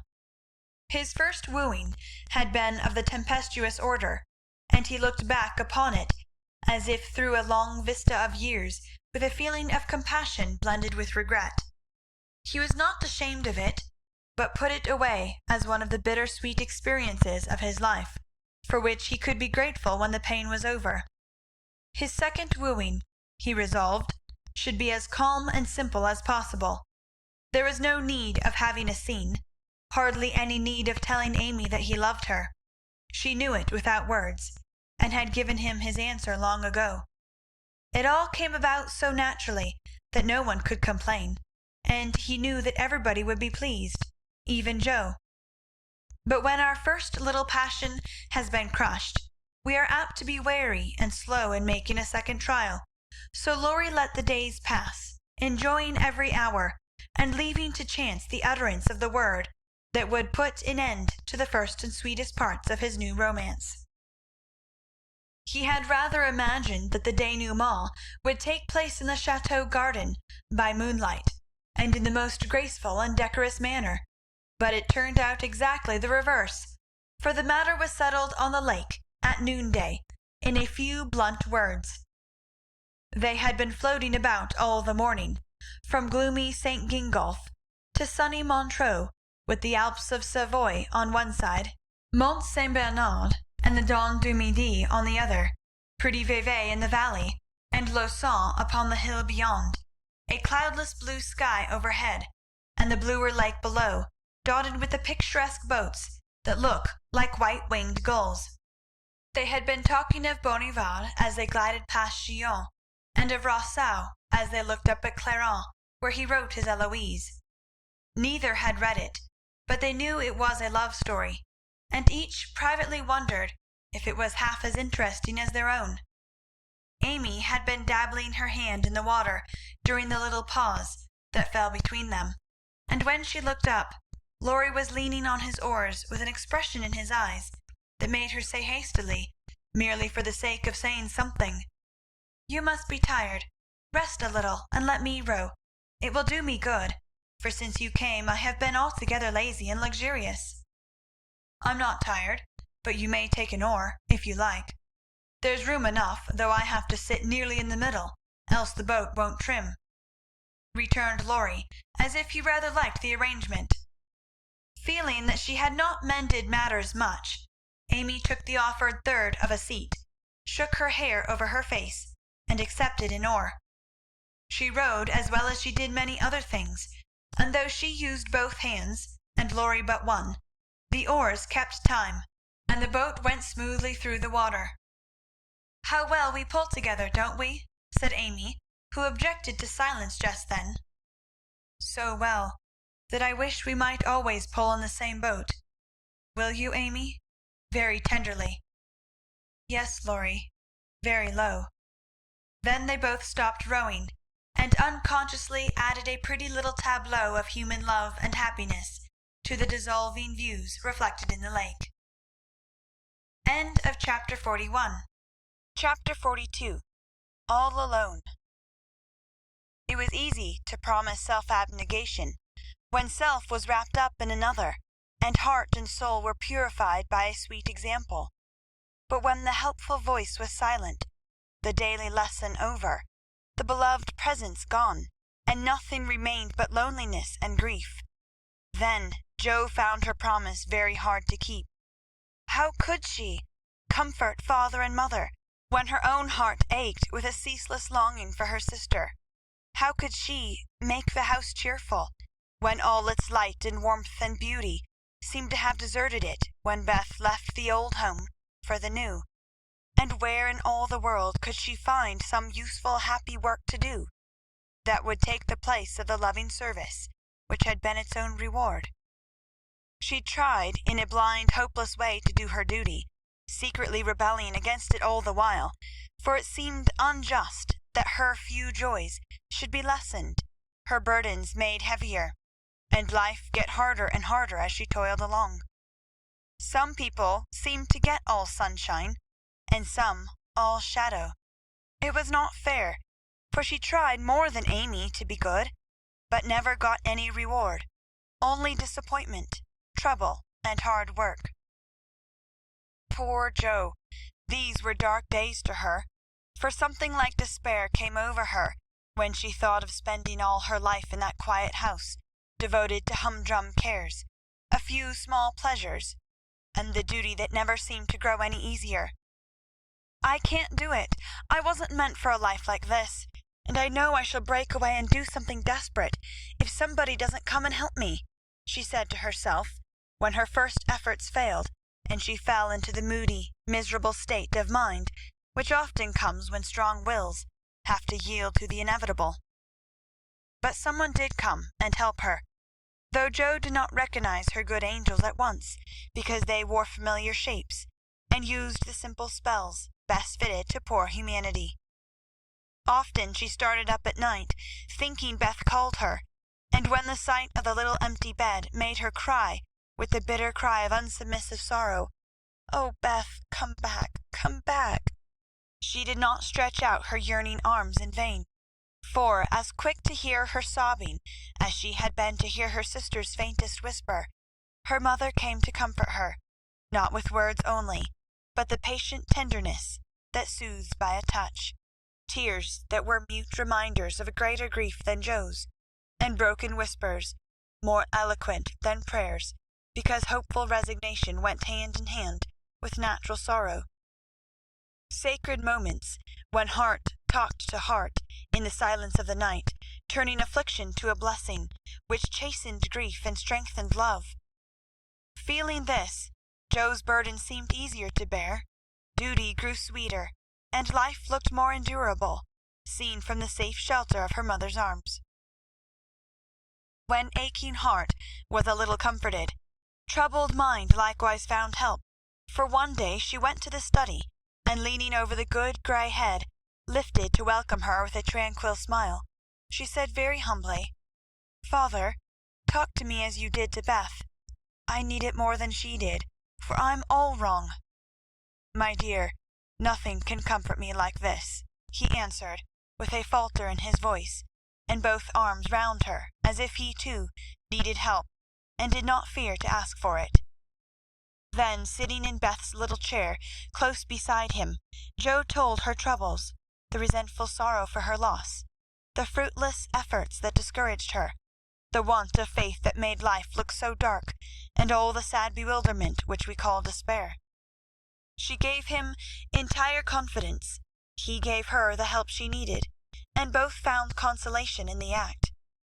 For the time had come when they could talk together not only as father and daughter, but as man and woman, able and glad to serve each other with mutual sympathy as well as mutual love.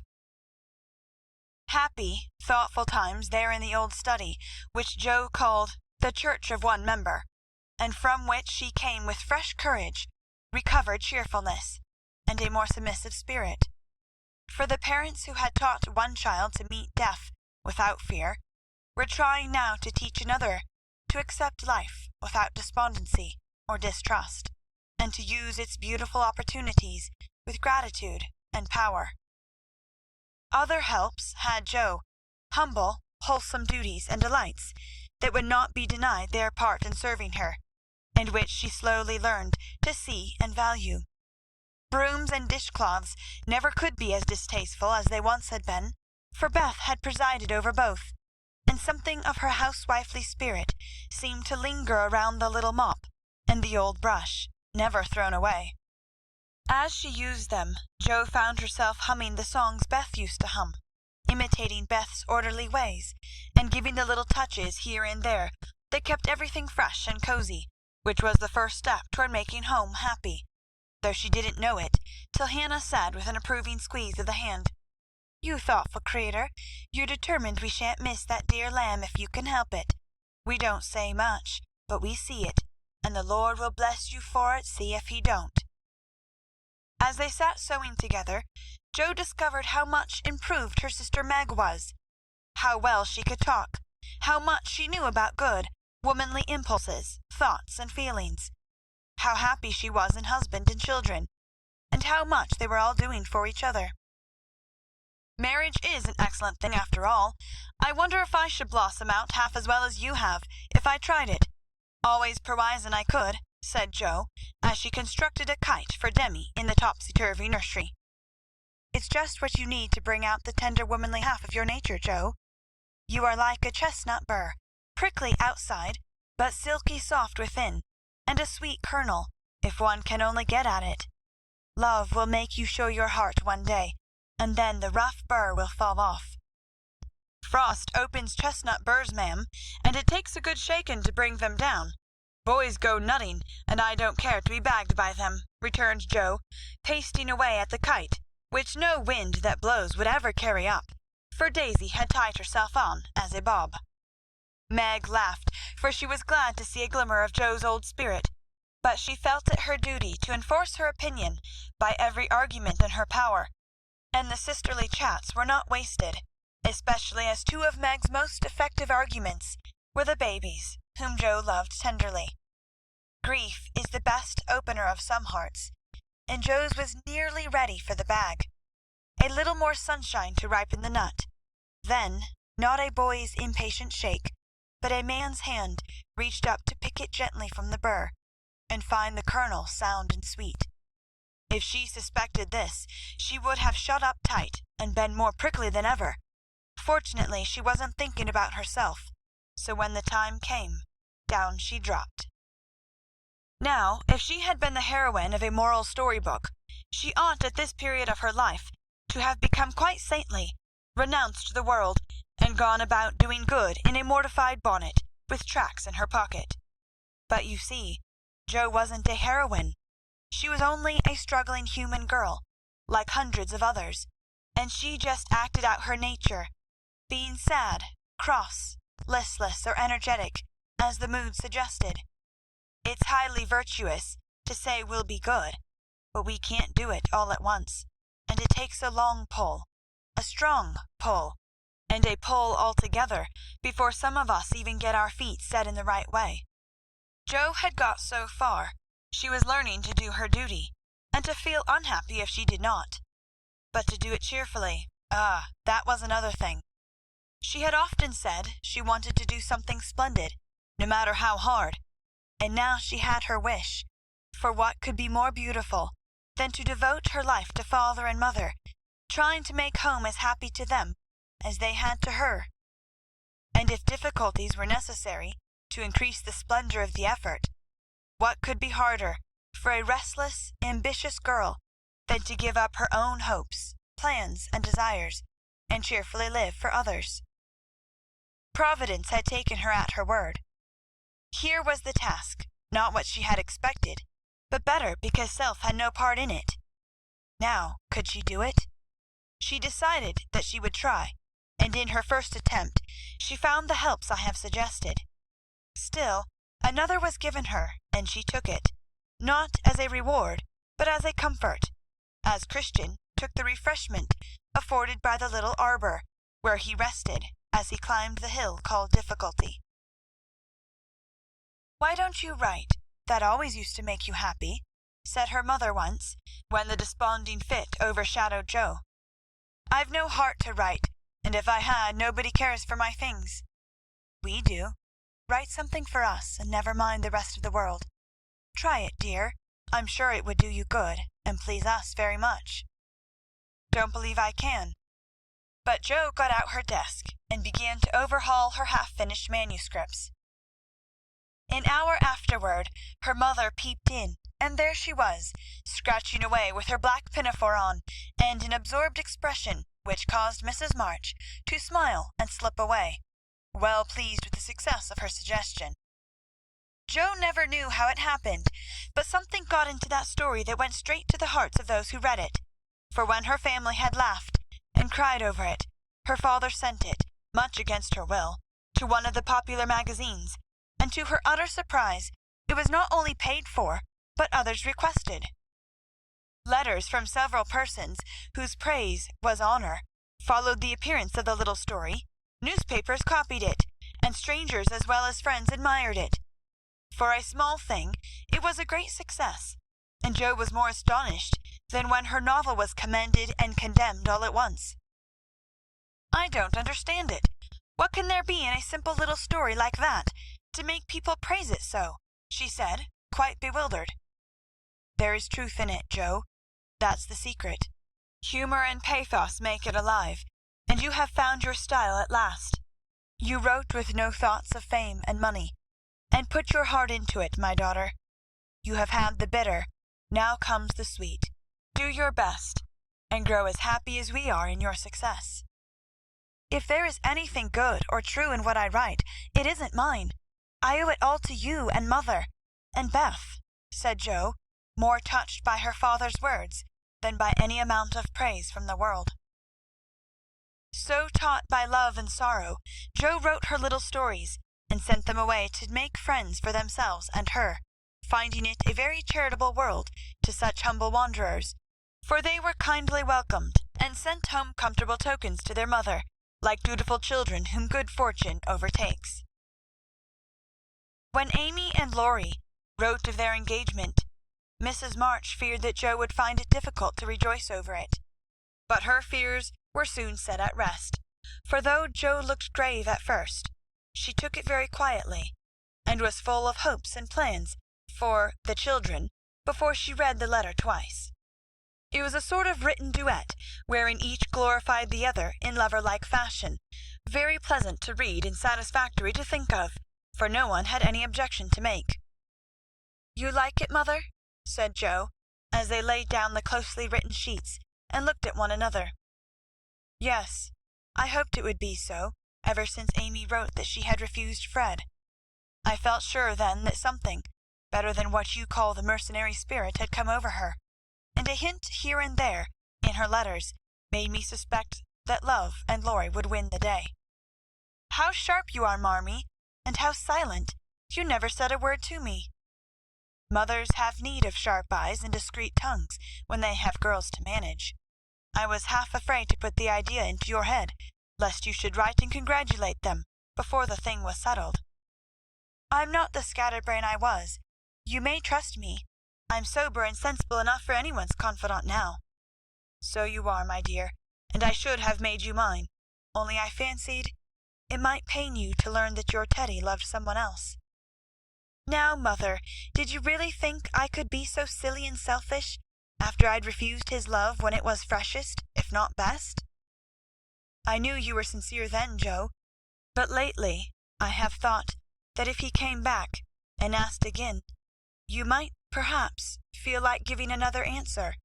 Forgive me, dear. I can't help seeing that you are very lonely, and sometimes there is a hungry look in your eyes that goes to my heart. So I fancied that your boy might fill the empty place, if he tried now. No, mother, it is better as it is, and I'm glad Amy has learned to love him. But you are right in one thing. I am lonely, and perhaps if Teddy had tried again, I might have said yes, not because I love him any more, but because I care more to be loved than when he went away. I'm glad of that, Joe, for it shows that you are getting on. There are plenty to love you, so try to be satisfied with father and mother, sisters and brothers, friends and babies, till the best lover of all comes to give you your reward. Mothers are the best lovers in the world, but I don't mind whispering to Marmee that I'd like to try all kinds. It's very curious, but the more I try to satisfy myself with all sorts of natural affections, the more I seem to want. I'd no idea hearts could take in so many. Mine is so elastic, it never seems full now, and I used to be quite contented with my family. I don't understand it." "I do," and Mrs. March smiled her wise smile, as Joe turned back the leaves to read what Amy said of Laurie. "It is so beautiful to be loved as Laurie loves me. He isn't sentimental, doesn't say much about it, but I see and feel it in all he says and does, and it makes me so happy and so humble that I don't seem to be the same girl I was. I never knew how good and generous and tender he was till now, for he lets me read his heart, and I find it full of noble impulses and hopes and purposes, and am so proud to know it's mine. He says he feels as if he could make a prosperous voyage now with me aboard as mate, and lots of love for ballast. I pray he may, and try to be all he believes me, for I love my gallant captain with all my heart and soul and might, and never will desert him, while God lets us be together. Oh, mother, I never knew how much like heaven this world could be, when two people love and live for one another." "And that's our cool, reserved, and worldly Amy. Truly, love does work miracles. How very, very happy they must be." And Joe laid the rustling sheets together with a careful hand, as one might shut the covers of a lovely romance which holds the reader fast till the end comes, and he finds himself alone in the workaday world again. By and by, Joe roamed away upstairs, for it was rainy, and she could not walk. A restless spirit possessed her, and the old feeling came again, not bitter as it once was, but a sorrowful, patient wonder why one sister should have all she asked, the other nothing. It was not true, she knew that, and tried to put it away, but the natural craving for affection was strong, and Amy's happiness woke the hungry longing for someone to love with heart and soul, and cling to while God let them be together. Up in the garret, where Joe's unquiet wanderings ended, stood 4 little wooden chests in a row, each marked with its owner's name, and each filled with relics of the childhood and girlhood ended now for all. Joe glanced into them, and when she came to her own, leaned her chin on the edge, and stared absently at the chaotic collection, till a bundle of old exercise books caught her eye. She drew them out, turned them over, and relived that pleasant winter at kind Mrs. Kirke's. She had smiled at first, then she looked thoughtful, next sad, and when she came to a little message written in the professor's hand, her lips began to tremble, the book slid out of her lap, and she sat looking at the friendly words, as they took a new meaning and touched a tender spot in her heart. "Wait for me, my friend. I may be a little late, but I shall surely come." Oh, if he only would! So kind, so good, so patient with me always, my dear old Fritz. I didn't value him half enough when I had him, but now how I should love to see him, for everyone seems going away from me, and I'm all alone. And holding the little paper fast, as if it were a promise yet to be fulfilled, Joe laid her head down on a comfortable rag bag, and cried, as if in opposition to the rain pattering on the roof. Was it all self-pity, loneliness, or low spirits? Or was it the waking up of a sentiment which had bided its time as patiently as its inspirer. Who shall say? End of chapter 42. Chapter 43. Surprises. Jo was alone in the twilight, lying on the old sofa, looking at the fire and thinking. It was her favourite way of spending the hour of dusk. No one disturbed her, and she used to lie there on Beth's little red pillow, planning stories, dreaming dreams, or thinking tender thoughts of the sister who never seemed far away. Her face looked tired, grave, and rather sad, for tomorrow was her birthday, and she was thinking how fast the years went by, how old she was getting, and how little she seemed to have accomplished. Almost 25, and nothing to show for it. Jo was mistaken in that. There was a good deal to show, and by she saw, and was grateful for it. An old maid, that's what I'm to be. A literary spinster with a pen for a spouse, a family of stories for children, and 20 years hence, a morsel of fame perhaps, when, like poor Johnson, I'm old and can't enjoy it, solitary and can't share it, independent and don't need it. Well, I needn't be a sour saint nor a selfish sinner, and I dare say old maids are very comfortable when they get used to it.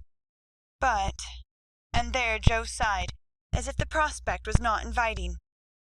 It seldom is, at first, and 30 seems the end of all things to 25, but it's not as bad as it looks, and one can get on quite happily if one has something in oneself to fall back upon.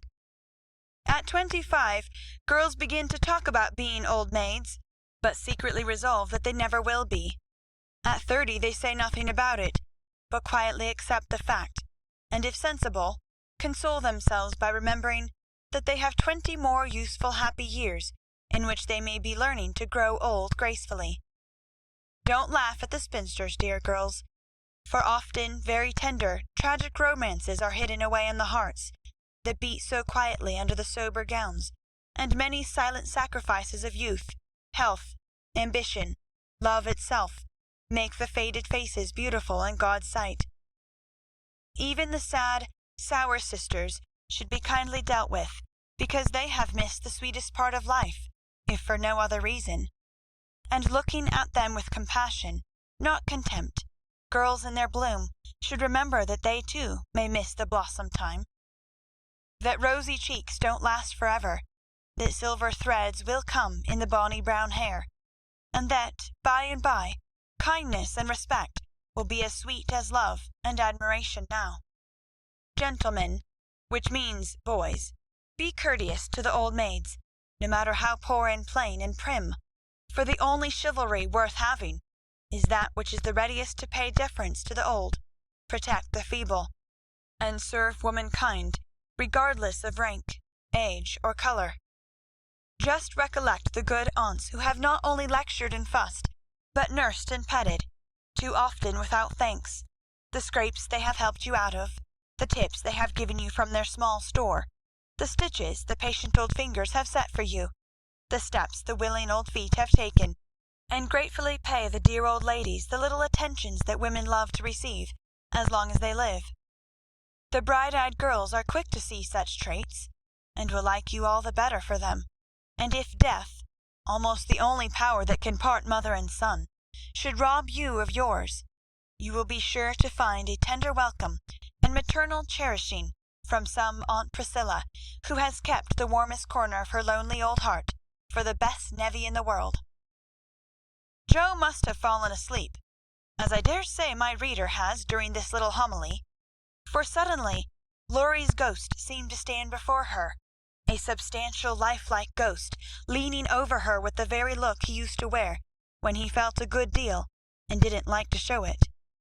But, like Jenny in the ballad, she could not think it he, and lay staring up at him in startled silence till he stooped and kissed her. Then she knew him, and flew up crying joyfully, "Oh, my Teddy! Oh, my Teddy!" "Dear Jo, you are glad to see me, then?" "Glad? My blessed boy, words can't express my gladness. Where's Amy?" "Your mother has got her down at Meg's. We stopped there by the way, and there was no getting my wife out of their clutches." "Your what?" cried Jo, for Laurie uttered those 2 words with an unconscious pride and satisfaction which betrayed him. "Oh, the dickens, now I've done it!" And he looked so guilty that Joe was down on him like a flash. "You've gone and got married!" "Yes, please, but I never will again." And he went down upon his knees with a penitent clasping of hands and a face full of mischief, mirth, and triumph. "Actually married?" "Very much so, thank you." "Mercy on us! What dreadful thing will you do next?" And Joe fell into her seat with a gasp. "A characteristic, but not exactly complimentary congratulation," returned Laurie, still in an abject attitude, but beaming with satisfaction. "What can you expect when you take one's breath away, creeping in like a burglar, and letting cats out of the bag like that? Get up, you ridiculous boy, and tell me all about it." "Not a word unless you let me come in my old place, and promise not to barricade." Joe laughed at that, as she had not done for many a long day, and patted the sofa invitingly, as she said in a cordial tone, "The old pillow is up garret, and we don't need it now. So come and fess, Teddy." "How good it sounds to hear you say Teddy. No one ever calls me that but you." And Laurie sat down with an air of great content. "What does Amy call you?" "My lord." "That's like her. Well, you look it." And Joe's eye plainly betrayed that she found her boy comelier than ever. The pillow was gone, but there was a barricade nevertheless, a natural one, raised by time, absence, and change of heart. Both felt it, and for a minute looked at one another as if that invisible barrier cast a little shadow over them. It was gone directly, however, for Laurie said, with a vain attempt at dignity, "Don't I look a married man and the head of a family?" "Not a bit, and you never will. You've grown bigger and bonnier, but you are the same scapegrace as ever." "Now really, Joe, you ought to treat me with more respect," began Laurie, who enjoyed it all immensely. "How can I, when the mere idea of you married and settled is so irresistibly funny that I can't keep sober?" answered Joe, smiling all over her face so infectiously that they had another laugh, and then settled down for a good talk, quite in the pleasant old fashion. "It's no use your going out in the cold to get Amy, for they are all coming up presently. I couldn't wait. I wanted to be the one to tell you the grand surprise, and have first skim, as we used to say when we squabbled about the cream. Of course you did, and spoiled your story by beginning at the wrong end. Now, start right, and tell me how it all happened. I'm pining to know." "Well, I did it to please Amy," began Laurie, with a twinkle that made Joe exclaim, "Fib number 1, Amy did it to please you. Go on and tell the truth if you can, sir." "Now she's beginning to marmot. Isn't it jolly to hear her?" said Laurie to the fire, and the fire glowed and sparkled as if it quite agreed. "It's all the same, you know. She and I being one. We planned to come home with the Carrolls a month or more ago, but they suddenly changed their minds and decided to pass another winter in Paris. But Grandpa wanted to come home. He went to please me, and I couldn't let him go alone. Neither could I leave Amy, and Mrs. Carroll had got English notions about chaperones and such nonsense, and wouldn't let Amy come with us. So I just settled the difficulty by saying, 'Let's be married, and then we can do as we like.'" "Of course you did. You always have things to suit you." "Not always," and something in Laurie's voice made Joe say hastily, "How did you ever get Aunt to agree?" "It was hard work, but between us, we talked her over, for we had heaps of good reasons on our side. There wasn't time to write and ask leave, but you all liked it, had consented to it by and by, and it was only taking time by the fetlock, as my wife says." "Aren't we proud of those 2 words, and don't we like to say them?" interrupted Joe, addressing the fire in her turn, and watching with delight the happy light it seemed to kindle in the eyes that had been so tragically gloomy when she saw them last. "A trifle, perhaps. She's such a captivating little woman I can't help being proud of her. Well, then uncle and aunt were there to play propriety. We were so absorbed in one another we were of no mortal use apart, and that charming arrangement would make everything easy all round, so we did it. When? Where? How?" asked Joe, in a fever of feminine interest and curiosity, for she could not realize it a particle. "6 weeks ago at the American Consul's in Paris. A very quiet wedding, of course, for even in our happiness we didn't forget dear little Beth." Joe put her hand in his as he said that, and Laurie gently smoothed the little red pillow which he remembered well. "Why didn't you let us know afterward?" asked Joe, in a quieter tone, when they had sat quite still a minute. "We wanted to surprise you. We thought we were coming directly home at first, but the dear old gentleman, as soon as we were married, found he couldn't be ready under a month, at least, and sent us off to spend our honeymoon wherever we liked. Amy had once called Valrosa a regular honeymoon home, so we went there, and were as happy as people are but once in their lives. My faith, wasn't it love among the roses?" Laurie seemed to forget Joe for a minute, and Joe was glad of it, for the fact that he told her these things so freely and so naturally assured her that he had quite forgiven and forgotten. She tried to draw away her hand, but as if he guessed the thought that prompted the half involuntary impulse, Laurie held it fast, and said with a manly gravity she had never seen in him before, "Joe, dear, I want to say one thing, and then we'll put it by forever. As I told you in my letter, when I wrote that Amy had been so kind to me, I never shall stop loving you, but the love is altered, and I have learned to see that it is better as it is. Amy and you changed places in my heart, that's all. I think it was meant to be so, and would have come about naturally if I had waited, as you tried to make me, but I never could be patient, and so I got a heartache. I was a boy then, headstrong and violent, and it took a hard lesson to show me my mistake, for it was one, Joe, as you said, and I found it out after making a fool of myself. Upon my word, I was so tumbled up in my mind at one time that I didn't know which I loved best, you or Amy, and tried to love you both alike. But I couldn't. And when I saw her in Switzerland, everything seemed to clear up all at once. You both got into your right places, and I felt sure that it was well off with the old love, before it was on with the new, that I could honestly share my heart between Sister Joe and wife Amy, and love them dearly. Will you believe it, and go back to the happy old times when we first knew one another?" "I'll believe it, with all my heart. But, Teddy, we never can be boy and girl again. The happy old times can't come back, and we mustn't expect it. We are man and woman now, with sober work to do, for playtime is over, and we must give up frolicking. I'm sure you feel this. I see the change in you, and you'll find it in me. I shall miss my boy, but I shall love the man as much, and admire him more, because he means to be what I hoped he would. We can't be little playmates any longer, but we'll be brother and sister to love and help one another all our lives, won't we, Laurie?"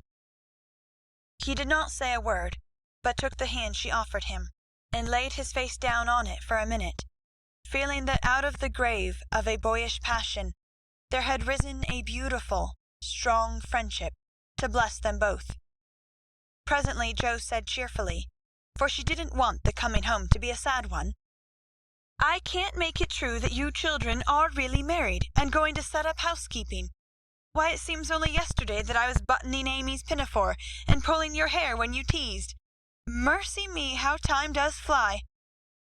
As one of the children is older than yourself, you needn't talk so like a grandma. I flatter myself I'm a gentleman growed, as Pegotty said of David, and when you see Amy, you'll find her rather a precious infant," said Laurie, looking amused at her maternal air. "You may be a little older in years, but I'm ever so much older in feeling, Teddy. Women always are, and this last year has been such a hard one that I feel 40. Poor Joe, we left you to bear it alone, while we went pleasuring. You are older. Here's a line and there's another. Unless you smile, your eyes look sad, and when I touched the cushion just now, I found a tear on it.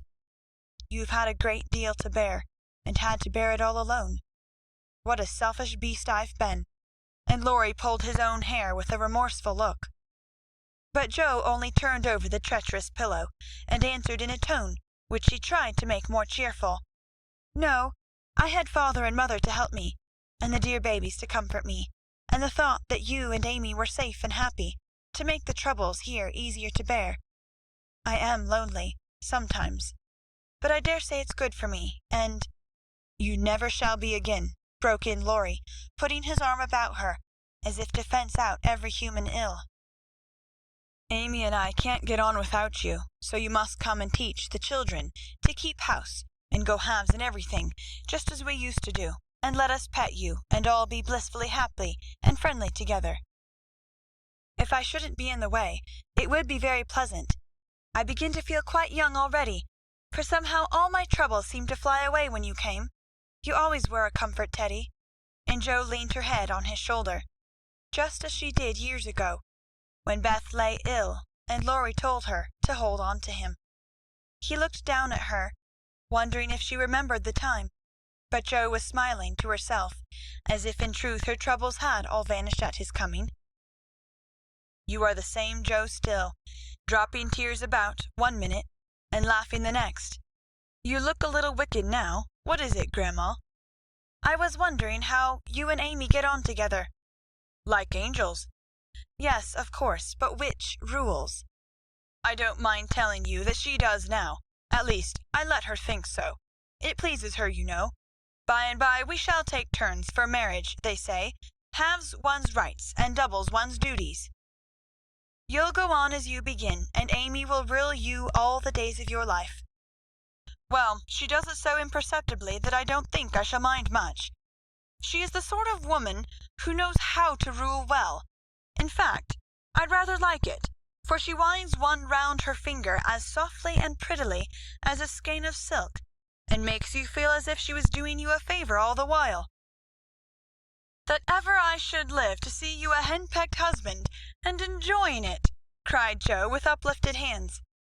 It was good to see Laurie square his shoulders and smile with masculine scorn at the insinuation, as he replied with his high and mighty air, "Amy is too well bred for that, and I am not the sort of man to submit to it. My wife and I respect ourselves and one another too much ever to tyrannize or quarrel."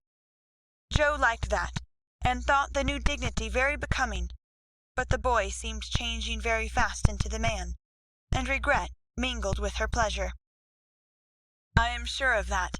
Amy and you never did quarrel as we used to. She is the sun, and I the wind in the fable, and the sun managed the man best, you remember." "She can blow him up as well as shine on him," laughed Laurie. "Such a lecture as I got at Nice! I give you my word it was a deal worse than any of your scoldings. A regular rouser. I'll tell you all about it some time.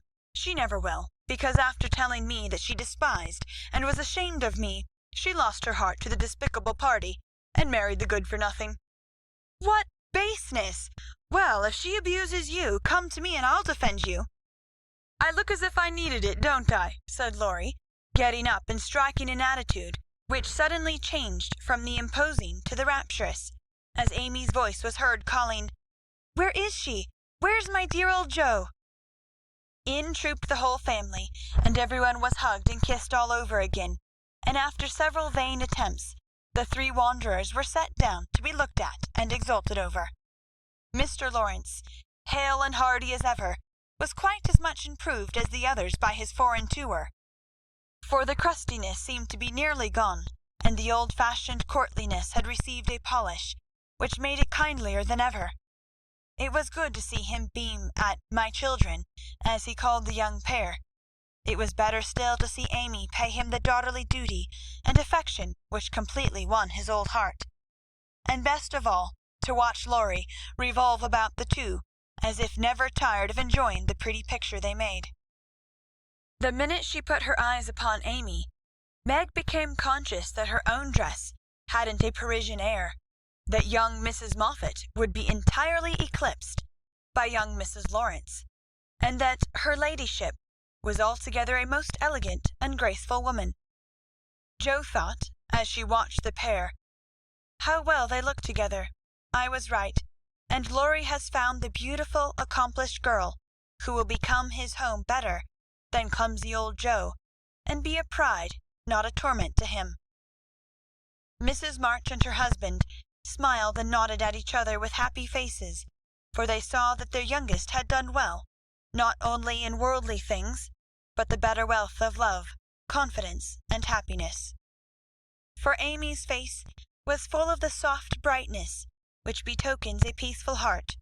Her voice had a new tenderness in it, and the cool, prim carriage was changed to a gentle dignity, both womanly and winning. No little affectations marred it, and the cordial sweetness of her manner was more charming than the new beauty or the old grace, for it stamped her at once with the unmistakable sign of the true gentlewoman she had hoped to become. "Love has done much for our little girl," said her mother softly.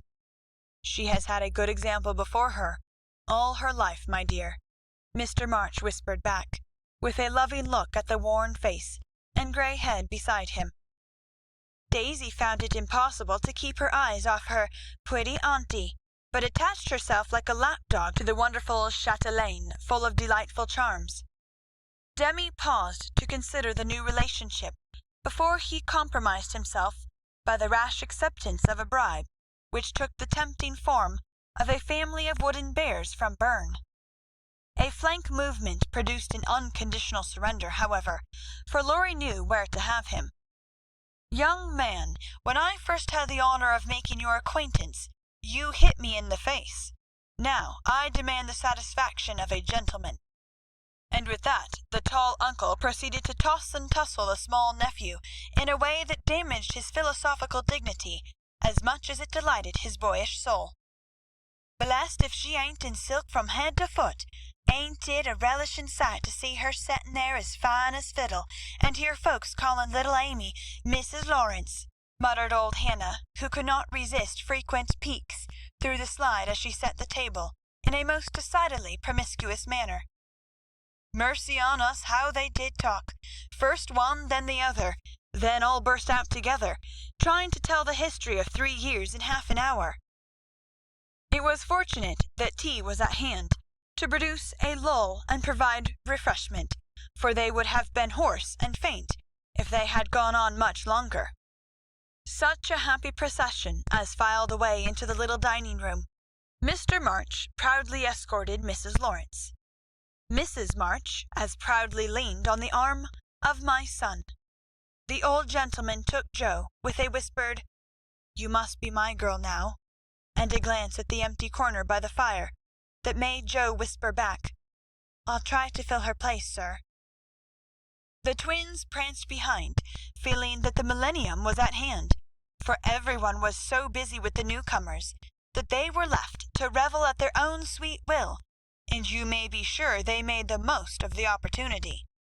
Didn't they steal sips of tea, stuffed gingerbread ad libitum, get a hot biscuit apiece, and as a crowning trespass, didn't they each whisk a captivating little tart into their tiny pockets, there to stick and crumble treacherously, teaching them that both human nature and a pastry are frail?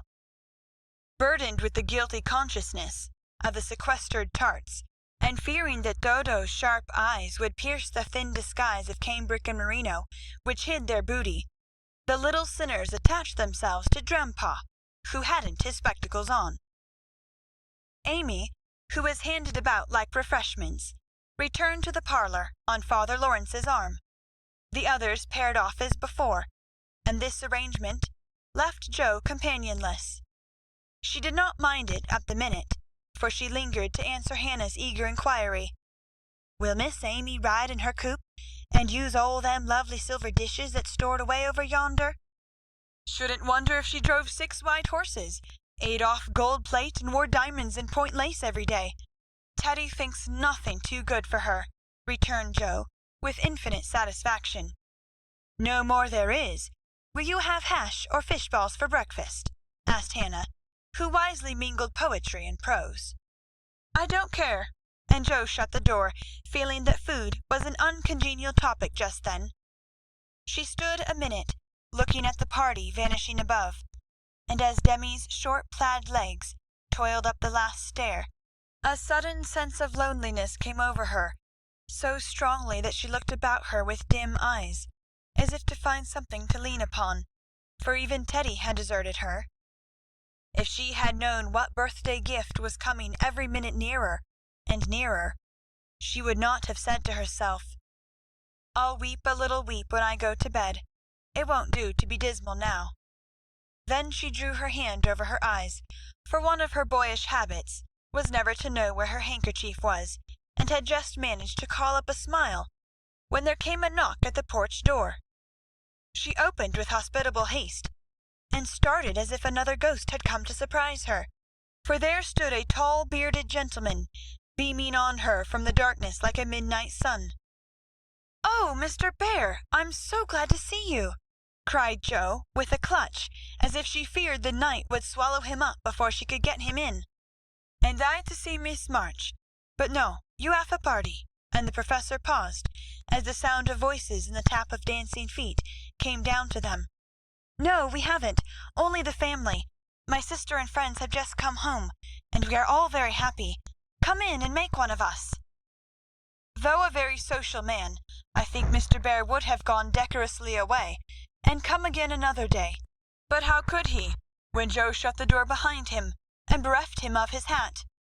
Perhaps her face had something to do with it, for she forgot to hide her joy at seeing him, and showed it with a frankness that proved irresistible to the solitary man, whose welcome had far exceeded his boldest hopes.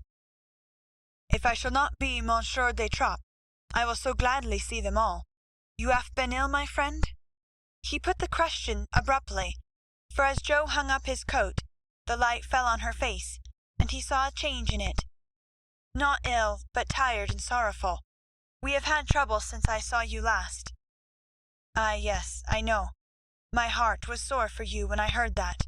And he shook hands again with such a sympathetic face that Jo felt as if no comfort could equal the look of the kind eyes, the grasp of the big, warm hand. "Father, mother, this is my friend Professor Bear," she said, with a face and tone of such irrepressible pride and pleasure that she might as well have blown a trumpet and opened the door with a flourish. If the stranger had any doubts about his reception, they were set at rest in a minute by the cordial welcome he received. Everyone greeted him kindly, for Jo's sake at first, but very soon they liked him for his own. They could not help it, for he carried the talisman that opens all hearts, and these simple people warmed to him at once, feeling even the more friendly because he was poor. For poverty enriches those who live about it, and is a sure passport to truly hospitable spirits. Mr. Bear sat looking about him with the air of a traveller who knocks at a strange door, and when it opens, finds himself at home. The children went to him like bees to a honey pot, and establishing themselves on each knee, proceeded to captivate him by rifling his pockets, pulling his beard, and investigating his watch with juvenile audacity.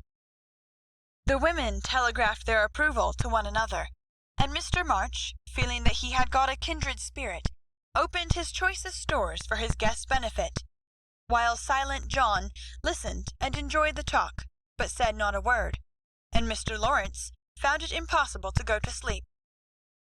If Jo had not been otherwise engaged, Laurie's behaviour would have amused her, for a faint twinge, not of jealousy, but something like suspicion, caused that gentleman to stand aloof at first, and observe the newcomer with brotherly circumspection. But it did not last long. He got interested in spite of himself, and before he knew it was drawn into the circle. For Mr. Bear talked well in his genial atmosphere, and did himself justice. He seldom spoke to Laurie, but he looked at him often, and a shadow would pass across his face, as if regretting his own lost youth, as he watched the young man in his prime.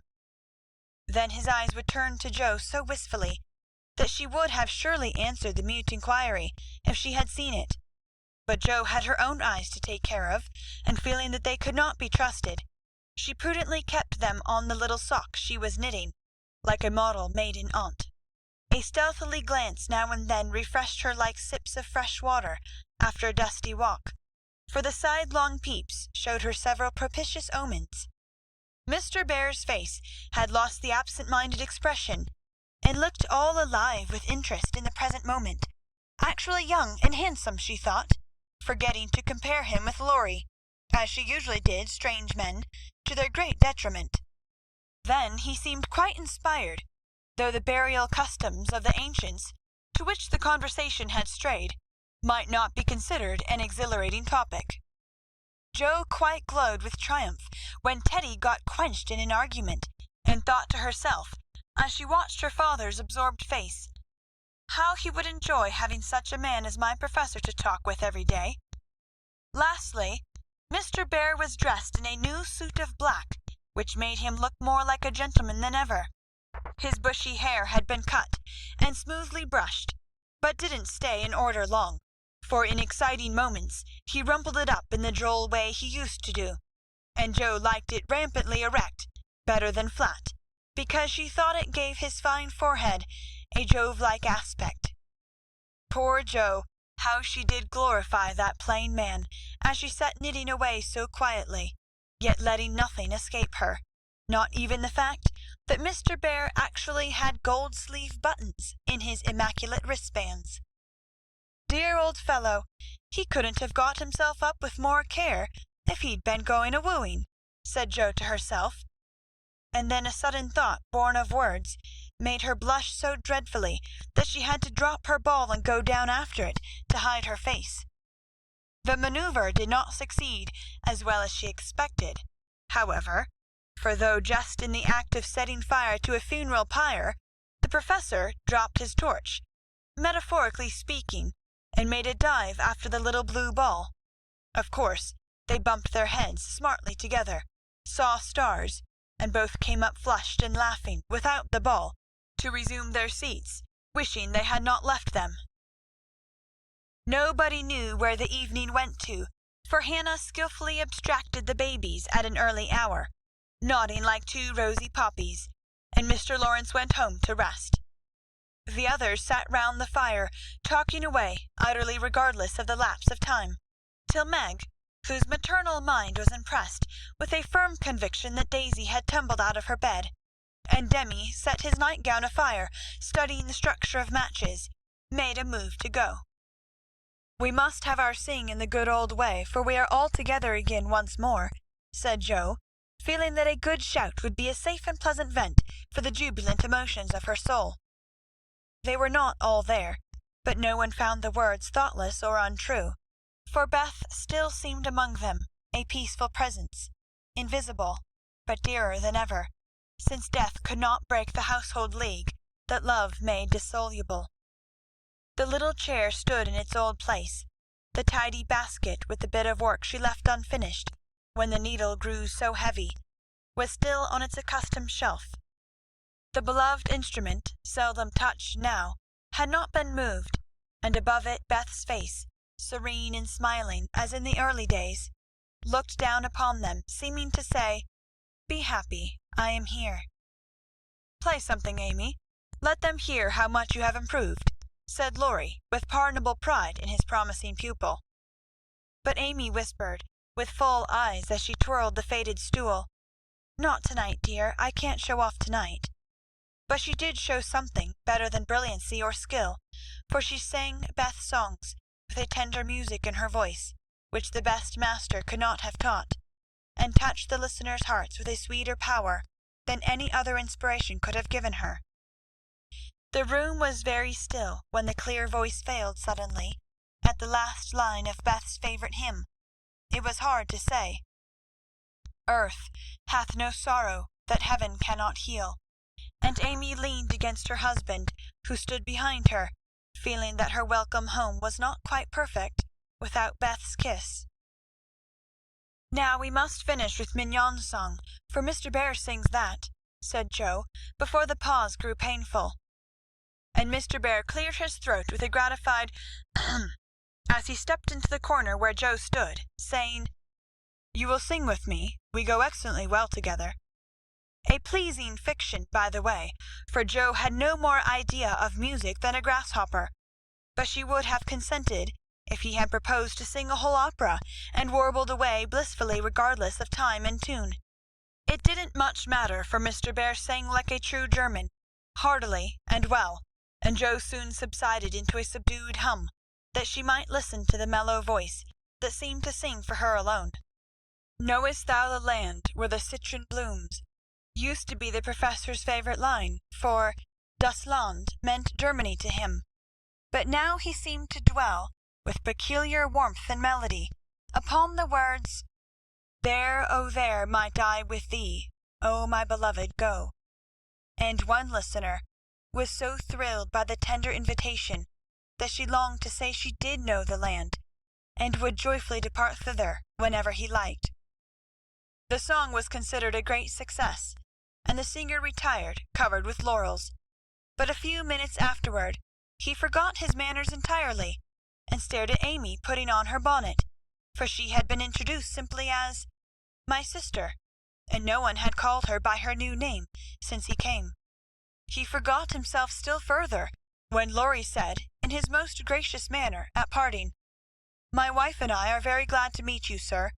Please remember that there is always a welcome waiting for you over the way." Then the professor thanked him so heartily, and looked so suddenly illuminated with satisfaction, that Laurie thought him the most delightfully demonstrative old fellow he ever met. "I too shall go, but I shall gladly come again, if you will give me leave, dear madam, for a little business in the city will keep me here some days." He spoke to Mrs. March, but he looked at Joe, and the mother's voice gave as cordial an assent as did the daughter's eyes, for Mrs. March was not so blind to her children's interest as Mrs. Moffat supposed. "I suspect that is a wise man," remarked Mr. March, with placid satisfaction, from the hearth-rug, after the last guest had gone. "I know he is a good one," added Mrs. March, with decided approval, as she wound up the clock. "I thought you'd like him," was all Joe said, as she slipped away to her bed. She wondered what the business was that brought Mr. Bear to the city, and finally decided that he had been appointed to some great honour somewhere, but had been too modest to mention the fact. If she had seen his face when, safe in his own room, he looked at the picture of a severe and rigid young lady with a good deal of hair, who appeared to be gazing darkly into futurity, it might have thrown some light upon the subject, especially when he turned off the glass and kissed the picture in the dark. End of chapter 43.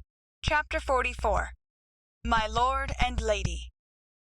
"Please, Madam Mother, could you lend me my wife for an hour? The luggage has come, and I've been making hay of Amy's Paris finery, trying to find some things I want," said Laurie, coming in next day to find Mrs. Lawrence sitting in her mother's lap, as if being made the baby again. "Certainly. Go, dear. I forgot that you have any home but this," and Mrs. March pressed the white hand that wore the wedding ring, as if asking pardon for her maternal covetousness. "I shouldn't have come over if I could have helped it, but I can't get on without my little woman any more than a weathercock can without the wind," suggested Joe, as he paused for a simile.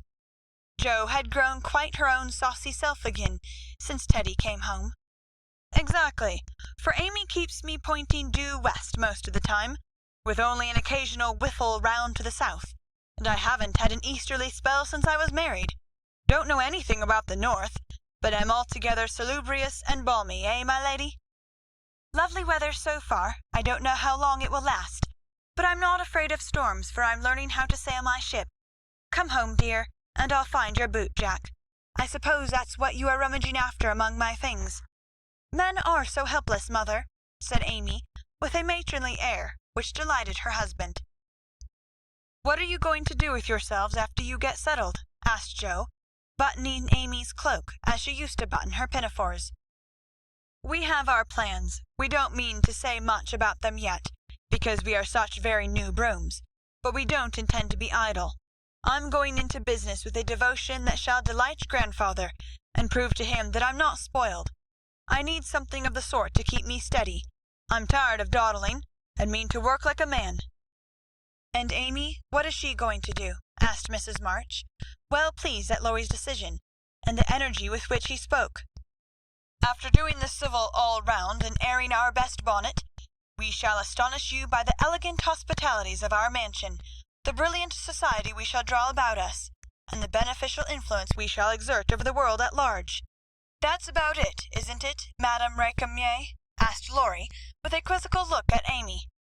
"Time will show. Come away, impertinence, and don't shock my family by calling me names before their faces," answered Amy, resolving that there should be a home with a good wife in it, before she set up a salon as the queen of society. "How happy those children seem together," observed Mr. March, finding it difficult to become absorbed in his Aristotle after the young couple had gone. "Yes, and I think it will last," added Mrs. March, with the restful expression of a pilot who has brought a ship safely into port. "I know it will. Happy Amy," and Joe sighed, then smiled brightly as Professor Bear opened the gate with an impatient push. Later in the evening, when his mind had been set at rest about the boot jack, Laurie said suddenly to his wife, "Mrs. Lawrence?" "My lord." "That man intends to marry our Joe." "I hope so. Don't you, dear?" "Well, my love, I consider him a trump, in the fullest sense of that expressive word. But I do wish he was a little younger, and a good deal richer." "Now, Laurie, don't be too fastidious and worldly minded. If they love one another, it doesn't matter a particle how old they are, nor how poor. Women never should marry for money." Amy caught herself up short as the words escaped her, and looked at her husband, who replied with malicious gravity, "Certainly not, though you do hear charming girls say that they intend to do it sometimes. If my memory serves me, you once thought it your duty to make a rich match. That accounts, perhaps, for your marrying a good-for-nothing like me." "Oh, my dearest boy, don't say that. I forgot you were rich when I said yes. I'd have married you if you hadn't a penny, and I sometimes wish you were poor, that I might show how much I love you." And Amy, who was very dignified in public, and very fond in private, gave convincing proofs of the truth of her words. "You don't really think I'm such a mercenary creature as I tried to be once, do you? It would break my heart if you didn't believe that I'd gladly pull in the same boat with you, even if you had to get your living by rowing on the lake." "Am I an idiot and a brute? How could I think so when you refused a richer man for me, and won't let me give you half I want to now, when I have the right? Girls do it every day, poor things, and are taught to think it is their only salvation. But you had better lessons, and though I trembled for you at one time, I was not disappointed, for the daughter was true to the mother's teaching. I told mamma so yesterday, and she looked as glad and grateful as if I'd given her a check for $1,000,000, to be spent in charity. You are not listening to my moral remarks, Mrs. Lawrence." And Laurie paused, for Amy's eyes had an absent look, though fixed upon his face. "Yes, I am, and admiring the mole in your chin at the same time. I don't wish to make you vain, but I must confess that I'm prouder of my handsome husband than all of his money. Don't laugh, but your nose is such a comfort to me." And Amy softly caressed the well-cut feature with artistic satisfaction. Laurie had received many compliments in his life, but never one that suited him better, as he plainly showed, though he did laugh at his wife's peculiar taste, while she said slowly, "May I ask you a question, dear?" "Of course you may." "Shall you care if Joe does marry Mr. Bear?" "Oh, that's the trouble, is it? I thought there was something in the dimple that didn't quite suit you.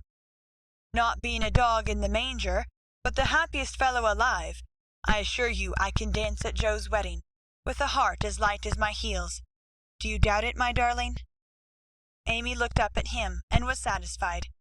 Her little jealous fear vanished forever, and she thanked him with a face full of love and confidence. "I wish we could do something for that capital old professor. Couldn't we invent a rich relation, who shall obligingly die out there in Germany, and leave him a tidy little fortune?" said Laurie, when they began to pace up and down the long drawing-room, arm in arm as they were fond of doing, in memory of the chateau garden. "Joe would find us out and spoil it all. She is very proud of him just as he is, and said yesterday that she thought poverty was a beautiful thing." Bless her dear heart, she won't think so when she has a literary husband and a dozen little professors and professorians to support. We won't interfere now, but watch our chance and do for them a good turn in spite of themselves. I owe Jo for a part of my education, and she believes in people's paying their honest debts, so I'll get round her in that way. How delightful it is to be able to help others, isn't it? That was always one of my dreams, to have the power of giving freely, and thanks to you, the dream has come true. Ah, we'll do quantities of good, won't we? There's one sort of poverty that I particularly like to help. Out-and-out beggars get taken care of, but poor gentlefolks fare badly, because they won't ask, and people don't dare to offer charity. Yet there are 1,000 ways of helping them if one only knows how to do it, so delicately that it does not offend. I must say, I like to serve a decayed gentleman better than a blarneying beggar. I suppose it's wrong, but I do, though it is harder. Because it takes a gentleman to do it, added the other member of the Domestic Admiration Society. Thank you. I'm afraid I don't deserve that pretty compliment, but I was going to say that while I was dawdling about abroad, I saw a good many talented young fellows making all sorts of sacrifices, and enduring real hardships that they might realize their dreams. Splendid fellows, some of them, working like heroes, poor and friendless, but so full of courage, patience, and ambition, that I was ashamed of myself, and longed to give them a right good lift. Those are people whom it's a satisfaction to help, for if they've got genius, it's an honor to be allowed to serve them, and not let it be lost or delayed for want of fuel to keep the pot boiling. If they haven't, it's a pleasure to comfort the poor souls, and keep them from despair when they find it out. Yes, indeed, and there's another class who can't ask, and who suffer in silence. I know something of it, for I belonged to it before you made a princess of me, as the king does the beggar maid in the old story. Ambitious girls have a hard time, Laurie, and often have to see youth, health, and precious opportunities go by, just for want of a little help at the right minute. People have been very kind to me, and whenever I see girls struggling along as we used to do, I want to put out my hand and help them as I was helped. And so you shall, like an angel as you are, cried Laurie, resolving with a glow of philanthropic zeal to found and endow an institution for the express benefit of young women with artistic tendencies. Rich people have no right to sit down and enjoy themselves, or let their money accumulate for others to waste. It's not half so sensible to leave legacies when one dies as it is to use the money wisely while alive, and enjoy making one's fellow creatures happy with it. We'll have a good time ourselves, and add an extra relish to our own pleasure by giving other people a generous taste. Will you be a little Dorcas, going about emptying a big basket of comforts, and filling it up with good deeds? With all my heart, if you will be a brave St. Martin, stopping as you ride gallantly through the world to share your cloak with the beggar. It's a bargain, and we shall get the best of it.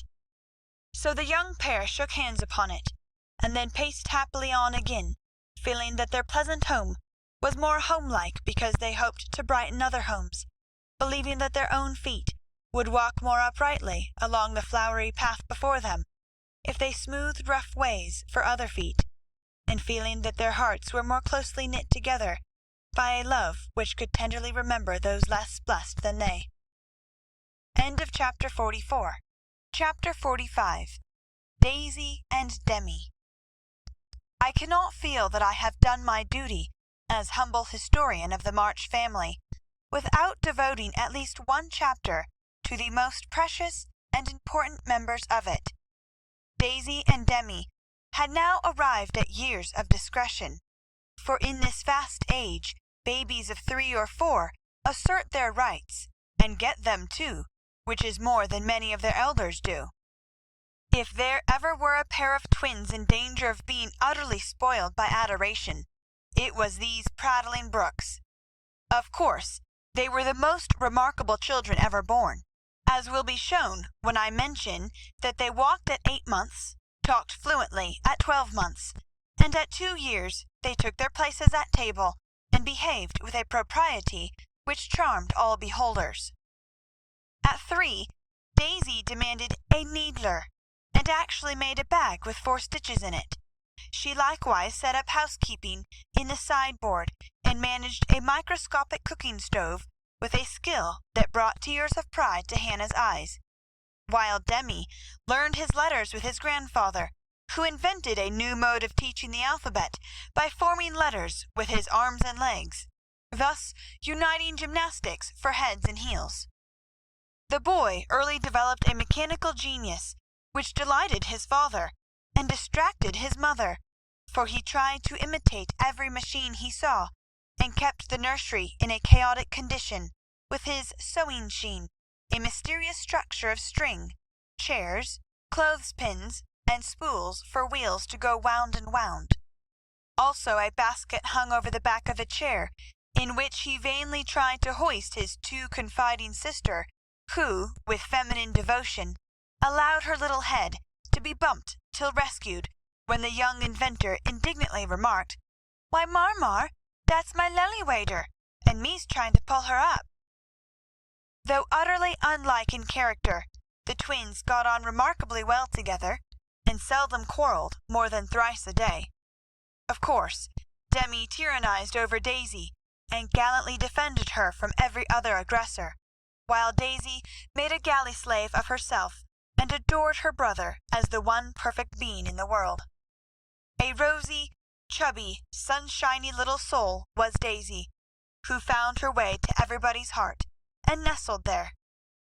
One of the captivating children who seemed made to be kissed and cuddled, adorned and adored like little goddesses, and produced for general approval on all festival occasions.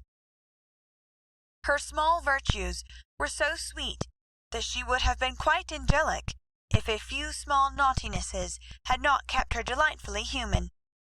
It was all fair weather in her world, and every morning she scrambled up to the window in her little nightgown to look out, and say, no matter whether it rained or shone, "Oh, pretty day! Oh, pretty day!"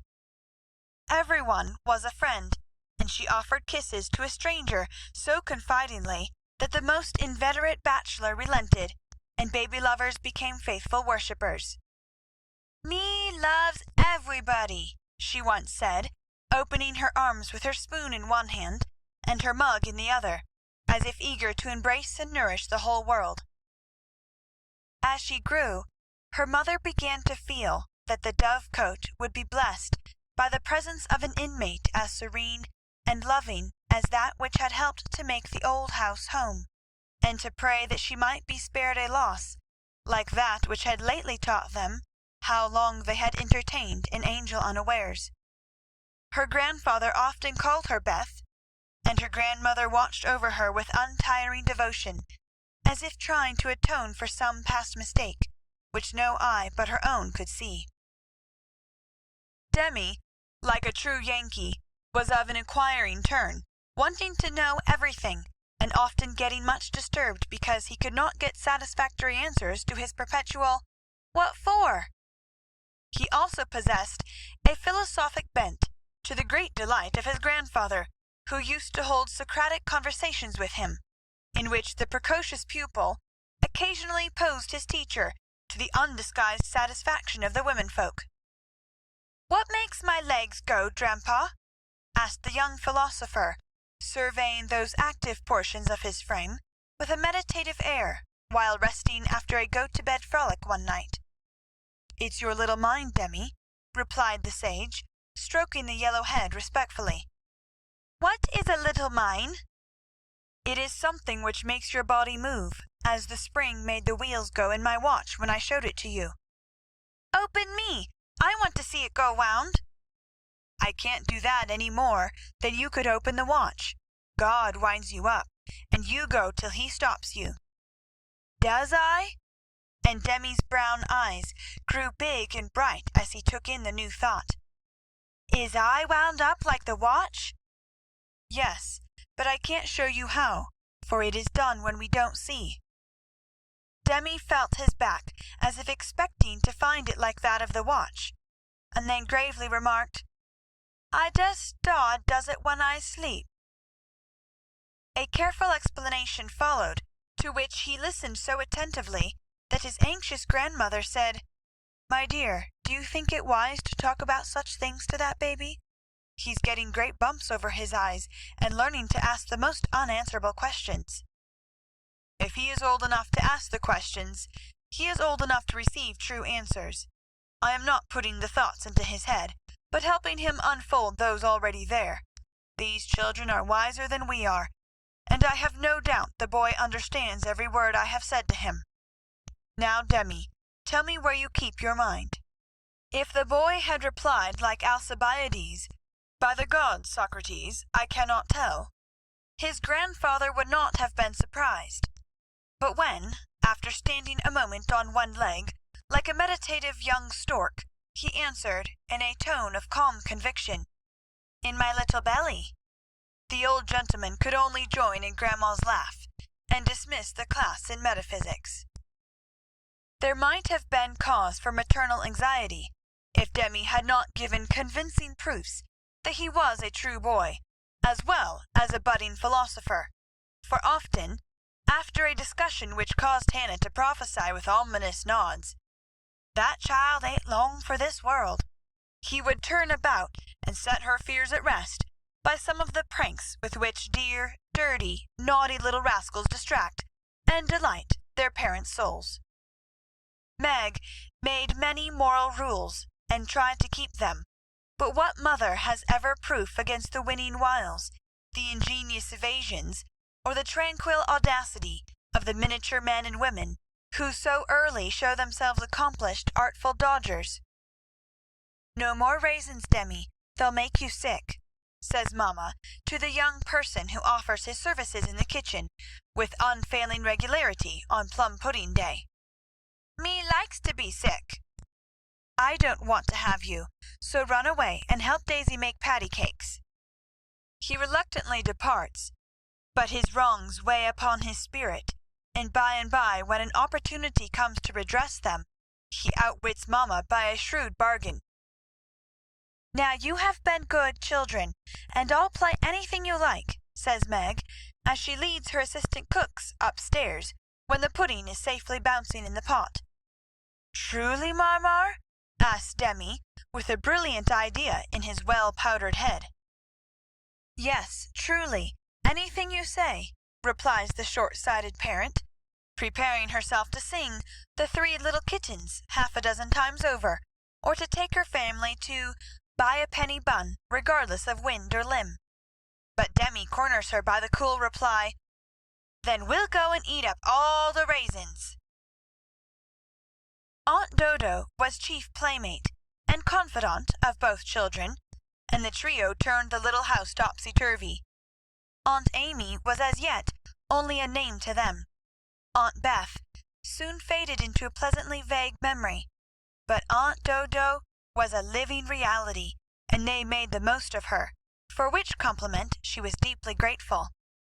But when Mr. Bear came, Joe neglected her playfellows, and dismay and desolation fell upon their little souls. Daisy, who was fond of going about peddling kisses, lost her best customer and became bankrupt. Demi, with infantile penetration, soon discovered that Dodo liked to play with the bear man better than she did him.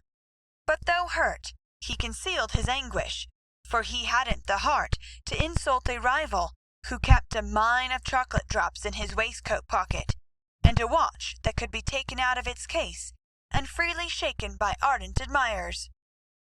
Some persons might have considered these pleasing liberties as bribes, but Demi didn't see it in that light, and continued to patronize the bear man with pensive affability, while Daisy bestowed her small affections upon him at the third call, and considered his shoulder her throne, his arm her refuge, his gifts treasures surpassing worth.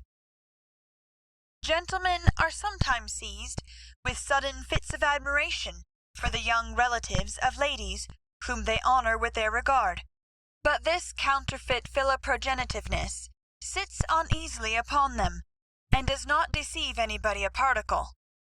Mr. Bear's devotion was sincere, however likewise effective, for honesty is the best policy in love as in law. He was one of the men who are at home with children, and looked particularly well when little faces made a pleasant contrast with his manly one. His business, whatever it was, detained him from day to day, but evening seldom failed to bring him out to sea. Well, he always asked for Mr. March, so I suppose he was the attraction. The excellent papa laboured under the delusion that he was, and revelled in long discussions with a kindred spirit, till a chance remark of his more observing grandson suddenly enlightened him. Mr. Bear came in one evening to pause on the threshold of the study, astonished by the spectacle that met his eye. Prone upon the floor lay Mr. March, with his respectable legs in the air, and beside him, likewise prone, was Demi, trying to imitate the attitude with his own short, scarlet-stockinged legs. Both grovellers so seriously absorbed that they were unconscious of spectators, till Mr. Bear laughed his sonorous laugh, and Joe cried out, with a scandalized face, "Father, father, here's the professor!" Down went the black legs, and up came the grey head, as the preceptor said, with undisturbed dignity, "Good evening, Mr. Bear. Excuse me for a moment. We are just finishing our lesson. Now, Demi, make the letter and tell its name."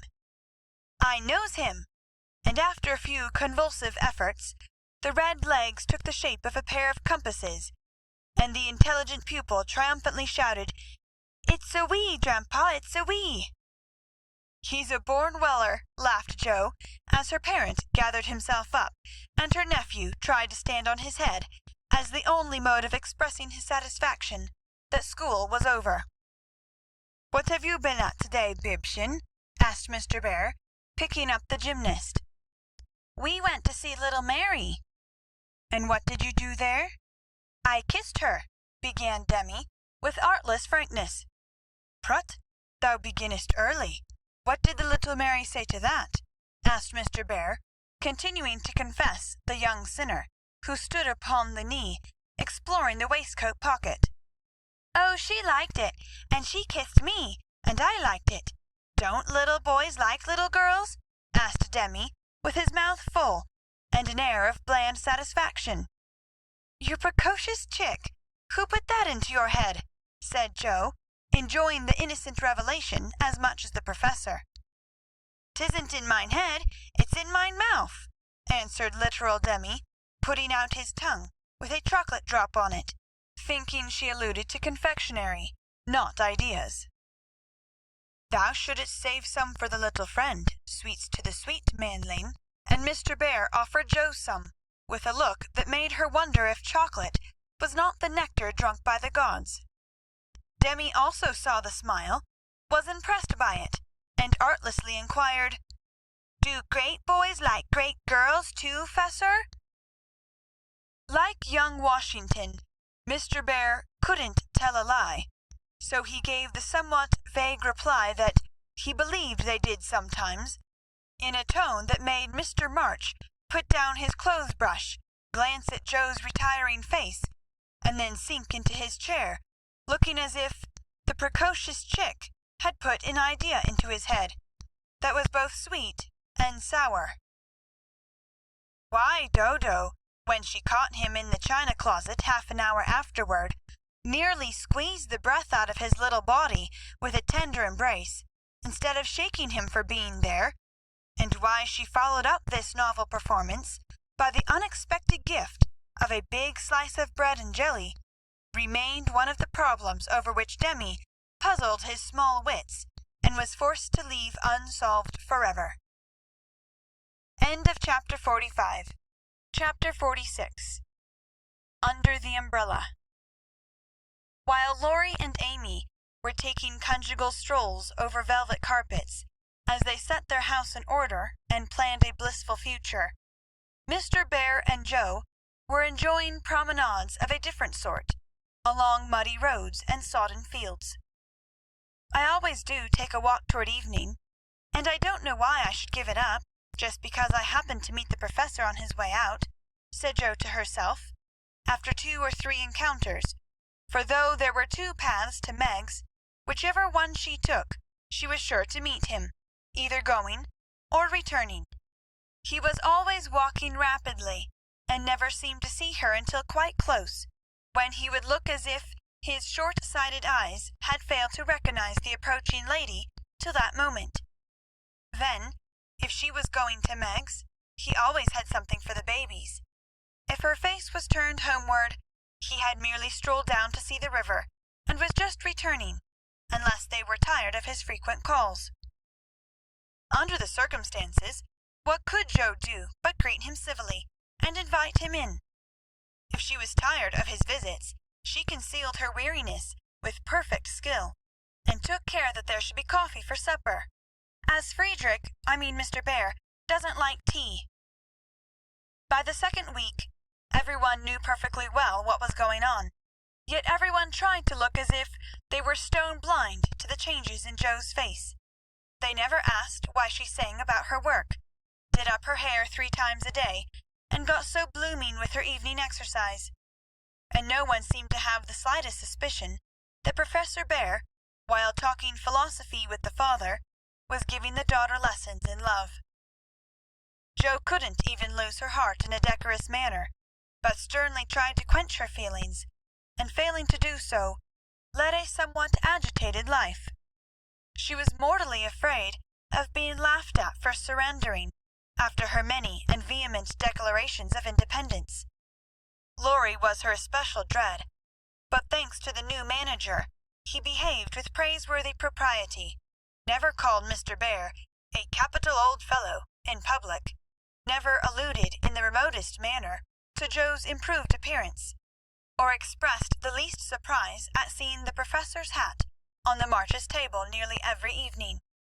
But he exulted in private, and longed for the time to come when he could give Joe a piece of plate with a bare and ragged staff on it, as appropriate coat of arms. For a fortnight the professor came and went with lover-like regularity. Then he stayed away for 3 whole days, and made no sign, a proceeding which caused everybody to look sober, and Joe to become pensive at first, and then, alas for romance, very cross. Disgusted, I dare say, and gone home as suddenly as he came. It's nothing to me, of course, but I should think he would have come and bid us good-bye like a gentleman, she said to herself, with a despairing look at the gate, as she put on her things for the customary walk one dull afternoon. "You'd better take the little umbrella, dear. It looks like rain," said her mother, observing that she had on her new bonnet, but not alluding to the fact. "Yes, Marmee. Do you want anything in town?" "I've got to run in and get some paper," returned Joe, pulling at the bow under her chin before the glass, as an excuse for not looking at her mother. "Yes, I want some twilled silesia, a paper of No. 9 needles, and 2 yards of narrow lavender ribbon. Have you got your thick boots on, and something warm under your cloak?" "I believe so," answered Joe absently. "If you happen to meet Mr. Bear, bring him home to tea. I quite long to see the dear man," added Mrs. March. Joe heard that, but made no answer, except to kiss her mother, and walk rapidly away, thinking with a glow of gratitude, in spite of her heartache, "How good she is to me! What do girls do who haven't any mothers to help them through their troubles?" The dry goods stores were not down among the counting-houses, banks, and wholesale ware-rooms where gentlemen most do congregate, but Jo found herself in that part of the city before she did a single errand, loitering along as if waiting for someone, examining engineering instruments in one window, and samples of wool in another, with most unfeminine interest, tumbling over barrels, being half smothered by descending bales, and hustled unceremoniously by busy men who looked as if they wondered how the deuce she got there. A drop of rain on her cheek recalled her thoughts from baffled ropes to ruined ribbons, for the drops continued to fall, and being a woman as well as a lover, she felt that, though it was too late to save her heart, she might her bonnet. Now she remembered the little umbrella, which she had forgotten to take in her hurry to be off, but regret was unavailing, and nothing could be done but borrow one or submit to a drenching. She looked up at the lowering sky, down at the crimson bow already flecked with black, forward along the muddy street, then one long, lingering look behind at a certain grimy warehouse with Hoffman, Shorts and Company over the door, and said to herself with a sternly reproachful air, "It serves me right. What business had I to put on all my best things and come philandering down here, hoping to see the Professor? Joe, I'm ashamed of you. No, you shall not go there to borrow an umbrella, or find out where he is from his friends. You shall trudge away and do your errands in the rain, and if you catch your death and ruin your bonnet, it's no more than you deserve.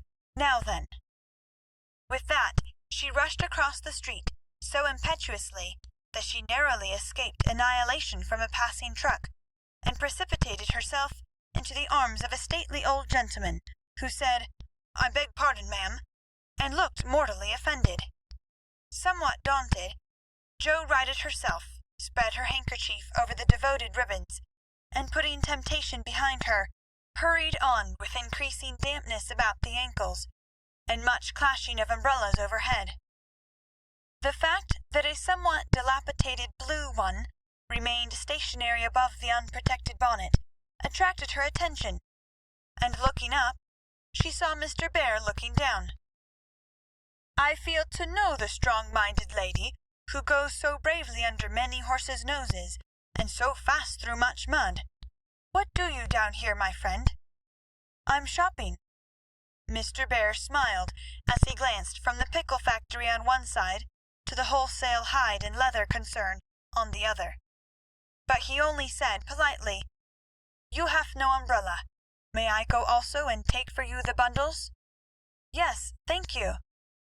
Jo's cheeks were as red as her ribbon, and she wondered what he thought of her, but she didn't care, for in a minute she found herself walking away arm in arm with her professor, feeling as if the sun had suddenly burst out with uncommon brilliancy, that the world was all right again, and that one thoroughly happy woman was paddling through the wet that day. "We thought you had gone," said Jo hastily, for she knew he was looking at her. Her bonnet wasn't big enough to hide her face, and she feared he might think the joy it betrayed unmaidenly. "Did you believe that I should go with no farewell to those who have been so heavenly kind to me?" he asked, so reproachfully that she felt as if she had insulted him by the suggestion, and answered heartily, "No, I didn't. I knew you were busy about your own affairs, but we rather missed you, father and mother especially." "And you?" "I'm always glad to see you, sir." In her anxiety to keep her voice quite calm, Jo made it rather cool, and the frosty little monosyllable at the end seemed to chill the professor, for his smile vanished as he said gravely, "I thank you, and come one more time before I go." "You are going, then?" "I have no longer any business here. It is done." "Successfully, I hope?" said Jo, for the bitterness of disappointment was in that short reply of his.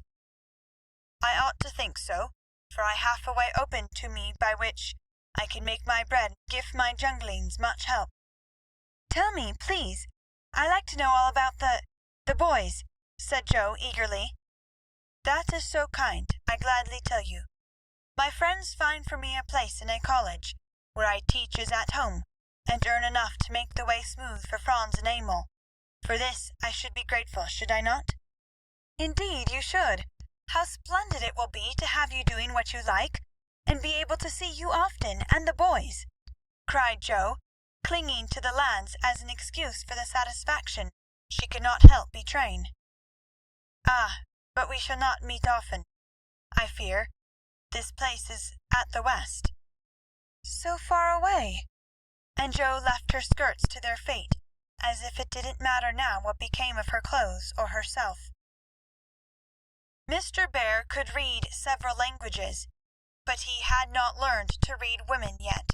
He flattered himself that he knew Jo pretty well, and was, therefore, much amazed by the contradictions of voice, face, and manner which she showed him in rapid succession that day, for she was in half a dozen different moods in the course of half an hour. When she met him, She looked surprised, though it was impossible to help suspecting that she had come for that express purpose. When he offered her his arm, she took it with a look that filled him with delight. But when he asked if she missed him, she gave such a chilly, formal reply that despair fell upon him. On learning his good fortune, she almost clapped her hands. Was the joy all for the boys? Then, on hearing his destination, she said, "So far away," in a tone of despair that lifted him on to a pinnacle of hope. But the next minute she tumbled him down again by observing, like one entirely absorbed in the matter, "Here's the place for my errands. Will you come in? It won't take long." Jo rather prided herself upon her shopping capabilities, and particularly wished to impress her escort with the neatness and dispatch with which she could accomplish the business. But owing to the flutter she was in, everything went amiss. She upset the tray of needles, forgot the silesia was to be twilled till it was cut off, gave the wrong change, and covered herself with confusion by asking for lavender ribbon at the calico counter. Mr. Bear stood by, watching her blush and blunder, and as he watched, his own bewilderment seemed to subside, for he was beginning to see that on some occasions women, like dreams, go by contraries. When they came out, he put the parcel under his arm with a more cheerful aspect, and splashed through the puddles as if he rather enjoyed it on the whole. "Should we no do a little what you call shopping for the babies, and have a farewell feast to-night if I go for my last call at your so pleasant home?" he asked, stopping before a window full of fruit and flowers. "What will we buy?" asked Jo, ignoring the latter part of his speech, and sniffing the mingled odors with an affectation of delight as they went in. "May they have oranges and figs?" asked Mr. Bear, with a paternal air. "They eat them when they can get them." "Do you care for nuts?" "Like a squirrel." "Hamburg grapes?" "Yes. We shall drink to the fatherland in those?" Jo frowned upon that piece of extravagance, and asked why he didn't buy a frail of dates, a cask of raisins, and a bag of almonds, and be done with it.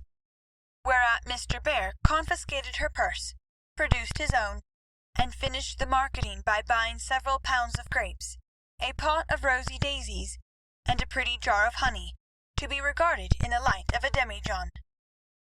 Then, distorting his pockets with knobby bundles, and giving her the flowers to hold, he put up the old umbrella, and they travelled on again. "Miss March, I have a great favour to ask of you," began the professor, after a moist promenade of half a block. "Yes, sir?" And Jo's heart began to beat so hard she was afraid he would hear it. "I am bold to say it in spite of the rain, because so short a time remains to me." "Yes, sir," and Jo nearly crushed the small flower pot with the sudden squeeze she gave it.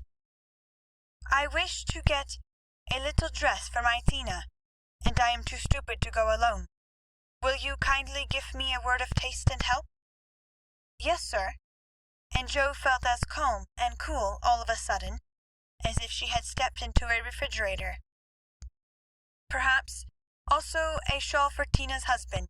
She is so poor and sick, and the husband is such a care. Yes, yes, a thick warm shawl would be a friendly thing to take the little mother." "I'll do it with pleasure, Mr. Bear. I'm going very fast, and he's getting dearer every minute," added Jo to herself. Then, with a mental shake, she entered into the business with an energy that was pleasant to behold. Mr. Bear left it all to her, so she chose a pretty gown for Tina, and then ordered out the shawls. The clerk, being a married man, condescended to take an interest in the couple, who appeared to be shopping for their family. "Your lady may prefer this. It's a superior article, a most desirable colour, quite chaste and genteel," he said, shaking out a comfortable grey shawl and throwing it over Jo's shoulders. "Does this suit you, Mr. Bear?" she asked, turning her back to him and feeling deeply grateful for the chance of hiding her face. "Excellently well. We will have it," answered the professor, smiling to himself as he paid for it, while Joe continued to rummage the counters like a confirmed bargain hunter. "Now shall we go home?" he asked, as if the words were very pleasant to him. "Yes, it's late, and I'm so tired." Joe's voice was more pathetic than she knew, for now the sun seemed to have gone in as suddenly as it came out, and the world grew muddy and miserable again, and for the first time she discovered that her feet were cold, her head ached, and that her heart was colder than the former, fuller of pain than the latter. Mr. Bear was going away. He only cared for her as a friend. It was all a mistake, and the sooner it was over the better.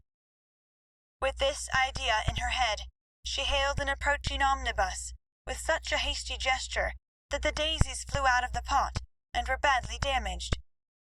"This is not our omnibus," said the professor, waving the loaded vehicle away and stopping to pick up the poor little flowers.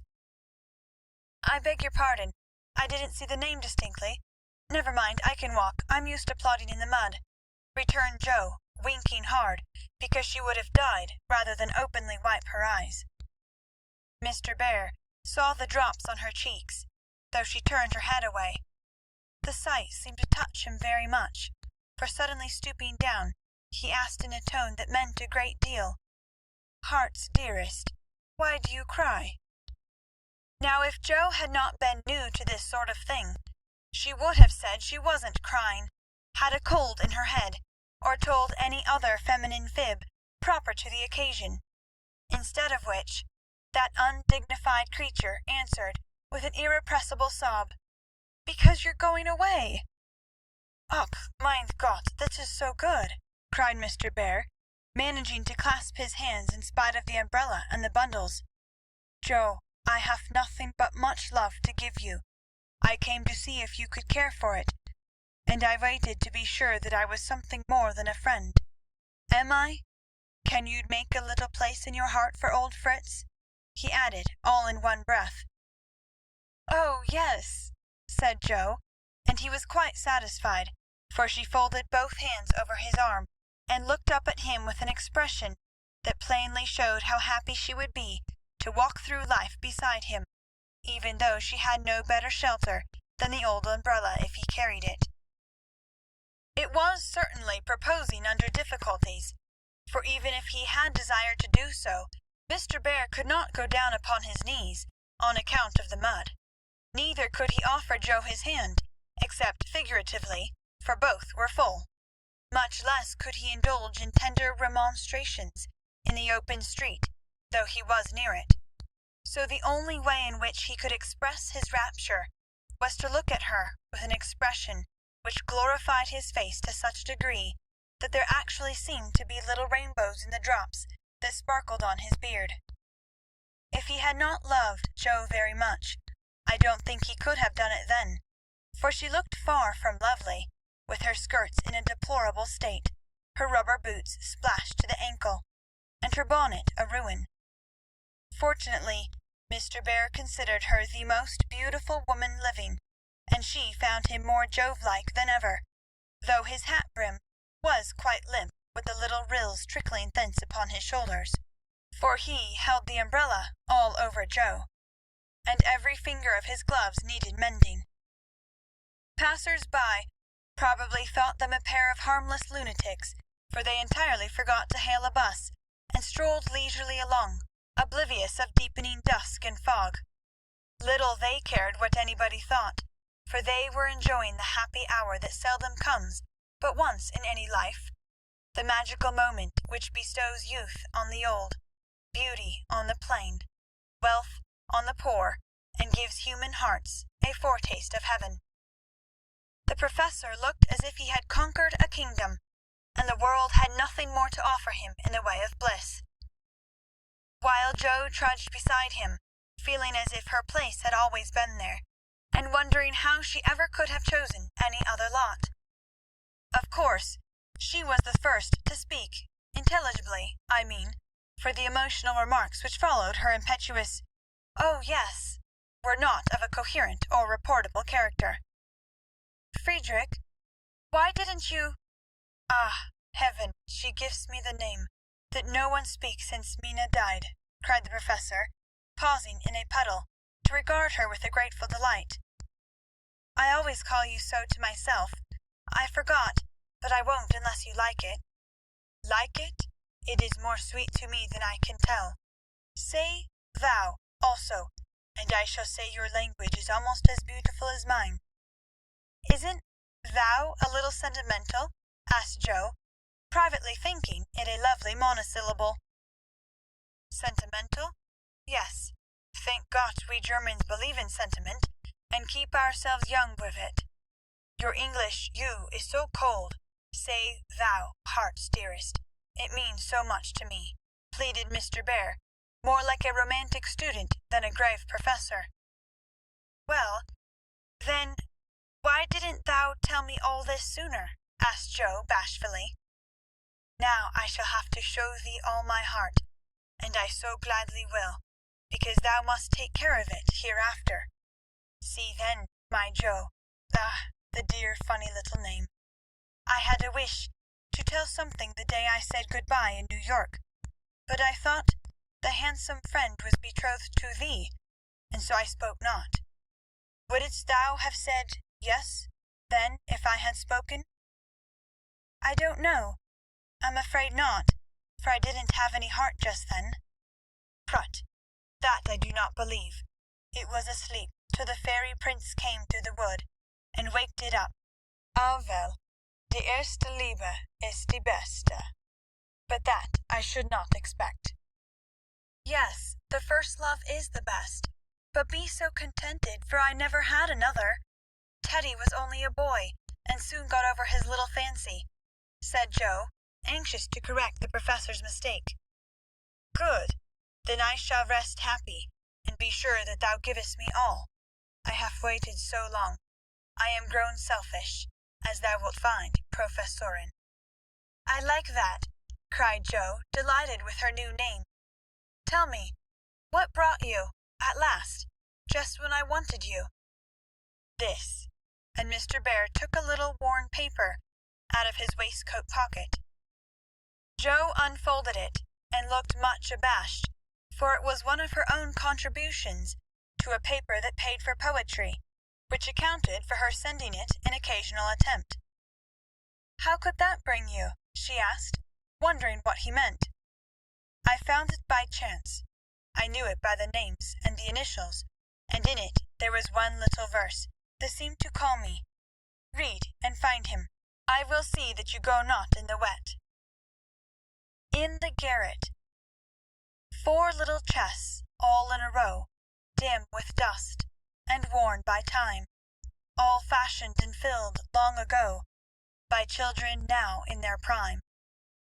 4 little keys hung side by side, with faded ribbons, brave and gay, when fastened there, with childish pride, long ago on a rainy day. 4 little names, one on each lid, carved out by a boyish hand, and underneath there lieth hid histories of the happy band, once playing here, and pausing oft to hear the sweet refrain that came and went on the roof aloft in the falling summer rain. Meg, on the first lid, smooth and fair, I look in with loving eyes, for folded here with well-known care a goodly gathering lies, the record of a peaceful life, gifts to gentle child and girl, a bridal gown, lines to a wife, a tiny shoe, a baby curl. No toys in this first chest remain, for all are carried away in their old age to join again in another small Meg's play.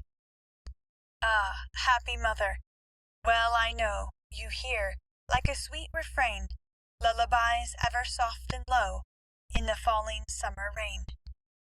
Joe, on the next lid, scratched and worn, and within a motley store of headless dolls, of school books torn, birds and beasts that speak no more, spoils brought home from the fairy ground, only trod by youthful feet, dreams of a future never found, memories of a past still sweet, half-writ poems, stories wild, April letters warm and cold, diaries of a wilful child, hints of a woman early old, a woman in a lonely home, hearing, like a sad refrain, "Be worthy, love, and love will come in the falling summer rain."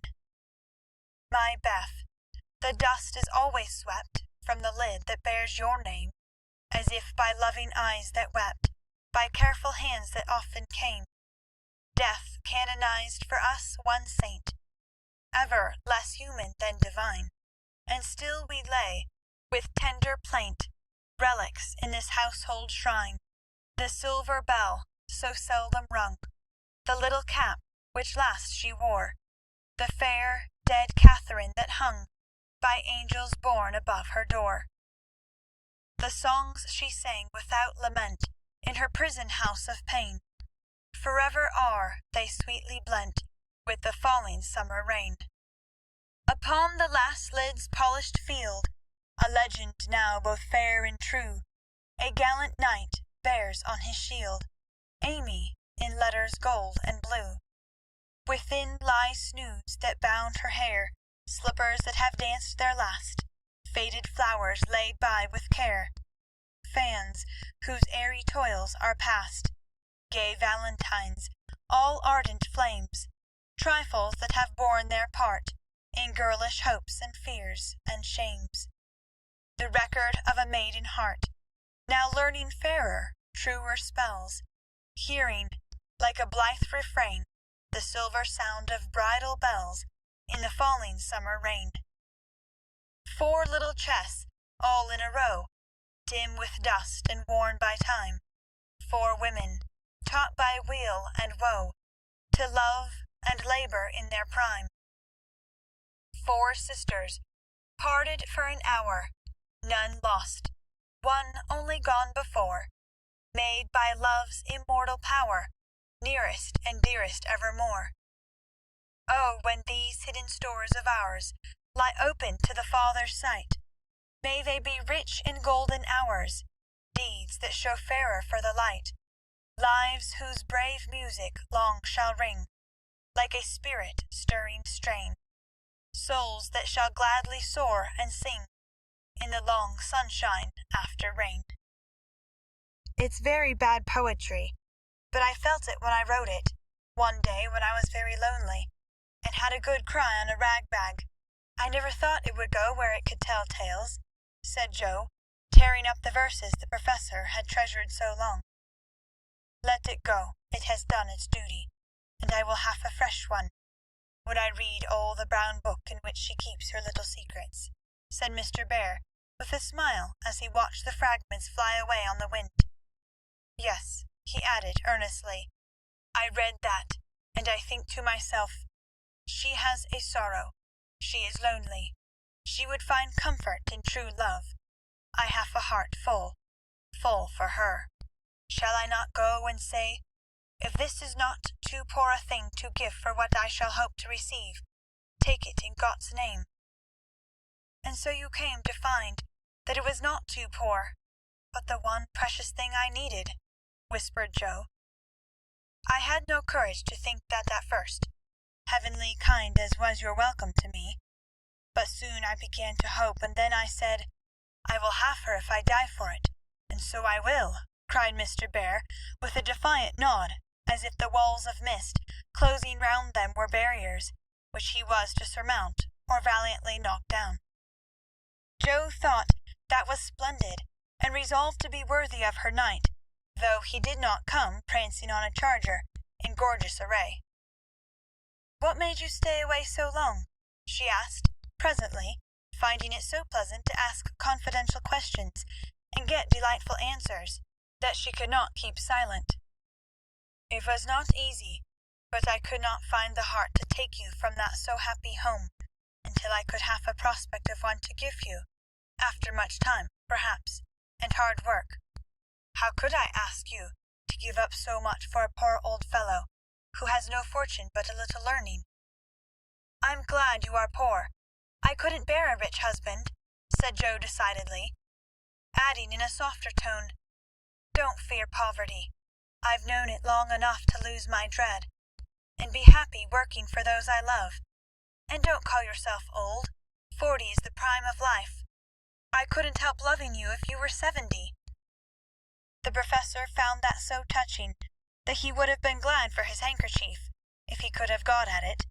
As he couldn't, Joe wiped his eyes for him and said, laughing, as she took away a bundle or two, "I may be strong-minded, but no one can say I'm out of my sphere now, for a woman's special mission is supposed to be drying tears and bearing burdens. I'm to carry my share, Friedrich, and help to earn the home. Make up your mind to that, or I'll never go," she added resolutely, as he tried to reclaim his load.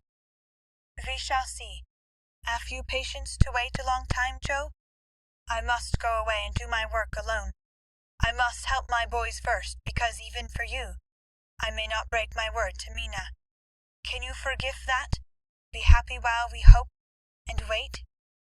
"Yes, I know I can, for we love one another, and that makes all the rest easy to bear. I have my duty also in my work. I couldn't enjoy myself if I neglected them even for you, so there's no need of hurry or impatience. You can do your part out west, and I can do mine here, and both be happy, hoping for the best, and leaving the future to be as God wills." "Ah, thou givest me such hope and courage that I have nothing to give back, but a full heart in these empty hands," cried the professor, quite overcome. Joe never would learn to be proper, for when he said that as they stood upon the steps, she just put both hands into his, whispering tenderly, "Not empty now," and stooping down, kissed her Friedrich under the umbrella. It was dreadful, but she would have done it if the flock of draggle-tailed sparrows on the hedge had been human beings, for she was very far gone indeed, and quite regardless of everything but her own happiness. Though it came in such a very simple guise, that was the crowning moment of both their lives, when, turning from the night and storm and loneliness to the household light and warmth and peace waiting to receive them with a glad "Welcome home," Joe led her lover in and shut the door. End of chapter 46. Chapter 47. Harvest Time. For a year, Joe and her professor worked and waited, hoped and loved, met occasionally, and wrote such voluminous letters that the rise in the price of paper was accounted for, Laurie said. The second year began rather soberly, for their prospects did not brighten, and Aunt March died suddenly. But when their first sorrow was over, for they loved the old lady in spite of her sharp tongue, they found they had cause for rejoicing, for she had left Plumfield to Joe, which made all sorts of joyful things possible. "It's a fine old place, and will bring a handsome sum, for of course you intend to sell it," said Laurie, as they were talking the matter over some weeks later. "No, I don't," was Joe's decided answer, as she petted the fat poodle, whom she had adopted out of respect to his former mistress. "You don't mean to live there?" "Yes, I do." "But, my dear girl, it's an immense house, and will take a power of money to keep it in order. The garden and orchard alone need 2 or 3 men, and farming isn't in Bear's line, I take it." "He'll try his hand at it there, if I propose it." "And you expect to live on the produce of the place? Well, that sounds paradisaical, but you'll find it desperate hard work." "The crop we are going to raise is a profitable one," and Joe laughed. "Of what is this fine crop to consist, ma'am?" "Boys. I want to open a school for little lads, a good, happy, home-like school, with me to take care of them, and Fritz to teach them." "That's a truly Joean plan for you. Isn't that just like her?" cried Laurie, appealing to the family, who looked as much surprised as he. "I like it," said Mrs. March decidedly. "So do I," added her husband, who welcomed the thought of a chance for trying the Socratic method of education on modern youth. "It will be an immense care for Joe," said Meg, stroking the head of her one all-absorbing son. "Joe can do it, and be happy in it. It's a splendid idea. Tell us all about it," cried Mr. Lawrence, who had been longing to lend the lovers a hand, but knew that they would refuse his help. "I knew you'd stand by me, sir. Amy does too. I see it in her eyes, though she prudently waits to turn it over in her mind before she speaks. Now, my dear people," continued Joe earnestly, "just understand that this isn't a new idea of mine, but a long-cherished plan. Before my Fritz came, I used to think how, when I'd made my fortune and no one needed me at home, I'd hire a big house and pick up some poor, forlorn little lads who hadn't any mothers, and take care of them, and make life jolly for them before it was too late. I see so many going to ruin for want of help at the right minute. I love so to do anything for them. I seem to feel their wants and sympathize with their troubles, and oh, I should so like to be a mother to them." Mrs. March held out her hand to Joe, who took it smiling, with tears in her eyes, and went on in the old enthusiastic way, which they had not seen for a long while. "I told my plan to Fritz once, and he said it was just what he would like, and agreed to it when we got rich. Bless his dear heart, he's been doing it all his life. Helping poor boys, I mean, not getting rich. That he'll never be. Money doesn't stay in his pocket long enough to lay up any. But now, thanks to my good old aunt, who loved me better than I ever deserved, I'm rich. At least I feel so, and we can live at Plumfield perfectly well, if we have a flourishing school. It's just the place for boys. The house is big, and the furniture strong and plain. There's plenty of room for dozens inside, and splendid grounds outside. They could help in the garden and orchard. Such work is healthy, isn't it, sir? Then Fritz could train and teach in his own way, and father will help him. I can feed and nurse and pet and scold them, and mother will be my stand-by. I've always longed for lots of boys, and never had enough. Now I can fill the house full, and revel in the little dears to my heart's content. Think what luxury! Plumfield my own, and a wilderness of boys to enjoy it with me." As Joe waved her hands and gave a sigh of rapture, the family went off into a gale of merriment, and Mr. Lawrence laughed till they thought he'd have an apoplectic fit. "I don't see anything funny," she said gravely, when she could be heard. "Nothing could be more natural and proper than for my professor to open a school, and for me to prefer to reside in my own estate." "She is putting on airs already," said Laurie, who regarded the idea in the light of a capital joke. "But may I inquire how you intend to support the establishment? If all the pupils are little ragamuffins, I'm afraid your crop won't be profitable in a worldly sense, Mrs. Bear." "Now don't be a wet blanket, Teddy. Of course I shall have rich pupils also. Perhaps begin with such altogether. Then, when I've got a start, I can take in a ragamuffin or two just for a relish. Rich people's children often need care and comfort as well as poor. I've seen unfortunate little creatures left to servants, or backward ones pushed forward when it's real cruelty. Some are naughty through mismanagement or neglect, and some lose their mothers. Besides, the best have to get through the hobbledehoy age, and that's the very time they need most patience and kindness. People laugh at them and hustle them about, try to keep them out of sight, and expect them to turn all at once from pretty children into fine young men. They don't complain much, plucky little souls, but they feel it. I've been through something of it, and I know all about it.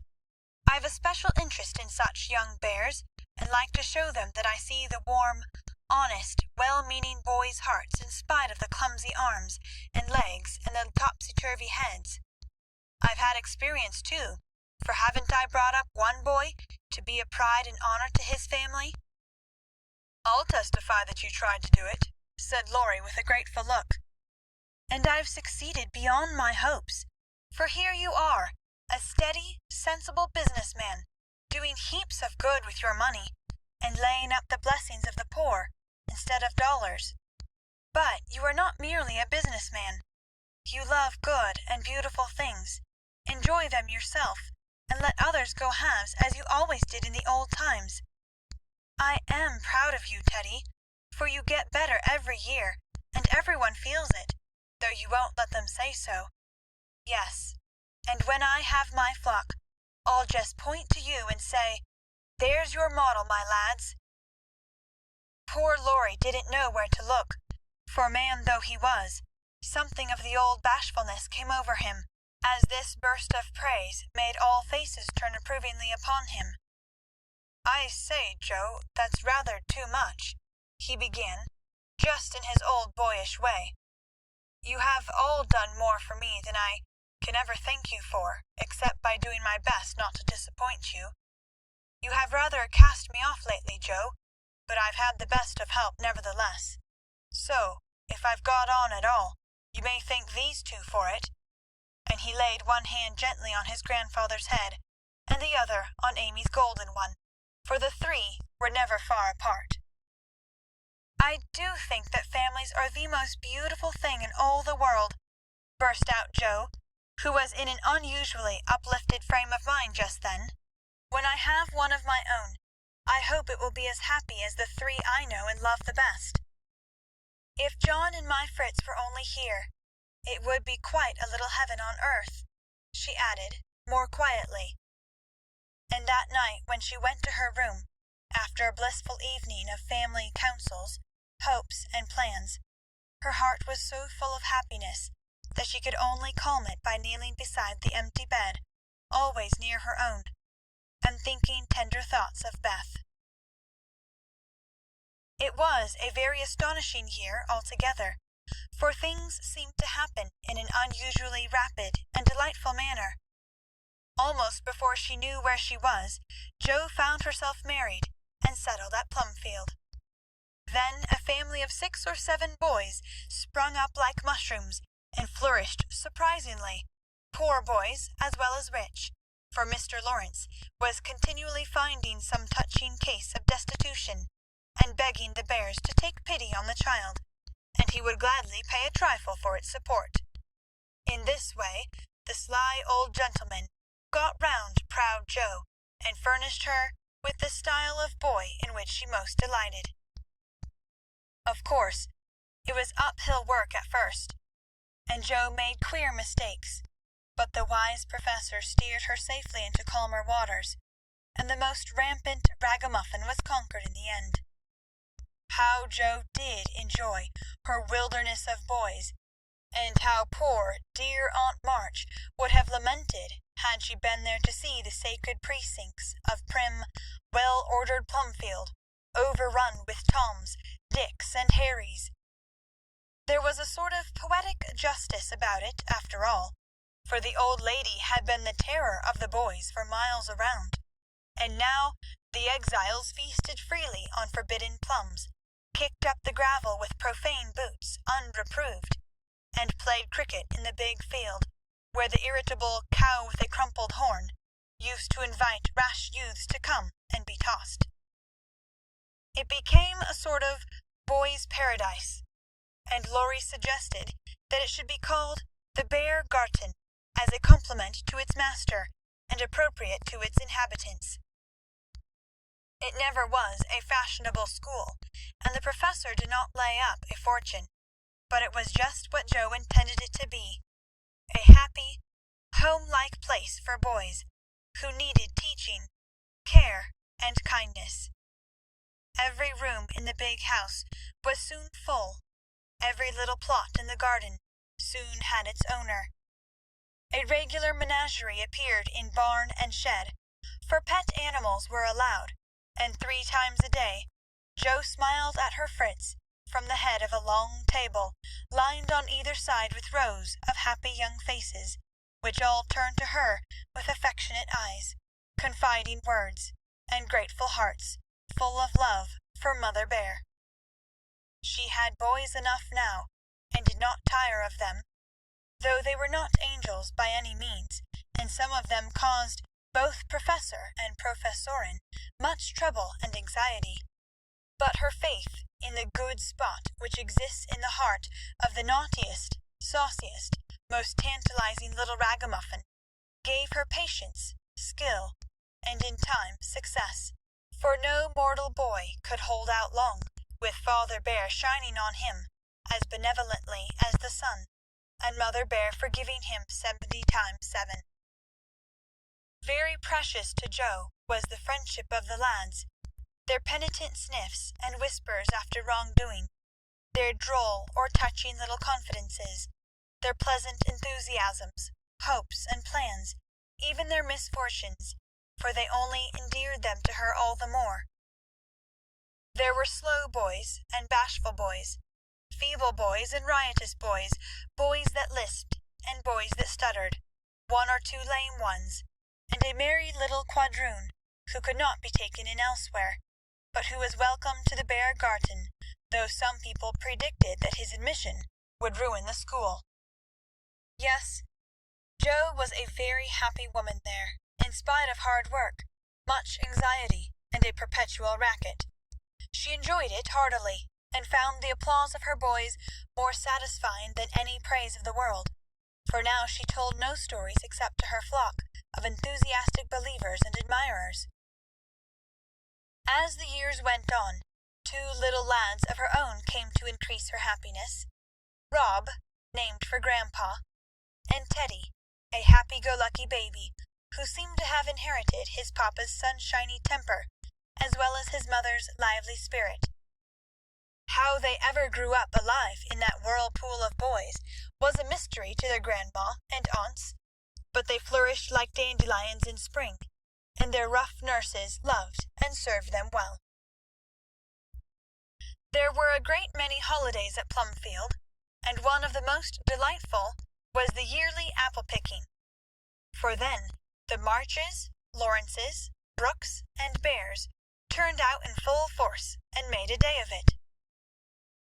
5 years after Joe's wedding, one of these fruitful festivals occurred, a mellow October day, when the air was full of an exhilarating freshness which made the spirits rise and the blood dance healthily in the veins. The old orchard wore its holiday attire. Goldenrod and asters fringed the mossy walls. Grasshoppers skipped briskly in the sere grass, and crickets chirped like fairy pipers at a feast. Squirrels were busy with their small harvesting. Birds twittered their adieu from the alders in the lane, and every tree stood ready to send down its shower of red or yellow apples at the first shake. Everybody was there. Everybody laughed and sang, climbed up and tumbled down. Everybody declared that there never had been such a perfect day or such a jolly set to enjoy it, and everyone gave themselves up to the simple pleasures of the hour as freely as if there were no such things as care or sorrow in the world. Mr. March strolled placidly about, quoting Tusser, Cowley, and Columella to Mr. Lawrence, while enjoying the gentle apple's winy juice. The professor charged up and down the green aisles like a stout Teutonic knight, with a pole for a lance, leading on the boys who made a hook and ladder company of themselves, and performed wonders in the way of ground and lofty tumbling. Laurie devoted himself to the little ones, rode his small daughter in a bushel basket, took Daisy up among the birds' nests, and kept adventurous Rob from breaking his neck. Mrs. March and Meg sat among the apple piles like a pair of Pomonas, sorting the contributions that kept pouring in, while Amy, with a beautiful motherly expression in her face, sketched the various groups and watched over one pale lad, who sat adoring her with his little crutch beside him. Jo was in her element that day, and rushed about with her gown pinned up, and her hat anywhere but on her head, and her baby tucked under her arm, ready for any lively adventure which might turn up. Little Teddy bore a charmed life, for nothing ever happened to him, and Jo never felt any anxiety when he was whisked up into a tree by one lad, galloped off on the back of another, or supplied with sour russets by his indulgent papa, who labored under the Germanic delusion that babies could digest anything, from pickled cabbage to buttons, nails, and their own small shoes. She knew that little Ted would turn up again in time, safe and rosy, dirty and serene, and she always received him back with a hearty welcome, for Jo loved her babies tenderly. At 4 o'clock a lull took place, and baskets remained empty, while the apple-pickers rested and compared rents and bruises. Then Joe and Meg, with a detachment of the bigger boys, set forth the supper on the grass, for an out-of-door tea was always the crowning joy of the day. The land literally flowed with milk and honey on such occasions, for the lads were not required to sit at table, but allowed to partake of refreshment as they liked, freedom being the sauce best beloved by the boyish soul. They availed themselves of the rare privilege to the fullest extent, for some tried the pleasing experiment of drinking milk while standing on their heads. Others lent a charm to leapfrog by eating pie in the pauses of the game. Cookies were sown broadcast over the field, and apple turnovers roosted in the trees like a new style of bird. The little girls had a private tea party, and Ted roved among the edibles at his own sweet will. When no one could eat any more, the professor proposed the first regular toast, which was always drunk at such times. Aunt March, God bless her. A toast heartily given by the good man, who never forgot how much he owed her, and quietly drunk by the boys, who had been taught to keep her memory green. Now Grandma's 60th birthday, long life to her with 3 times 3. That was given with a will, as you may well believe, and the cheering once begun, it was hard to stop it.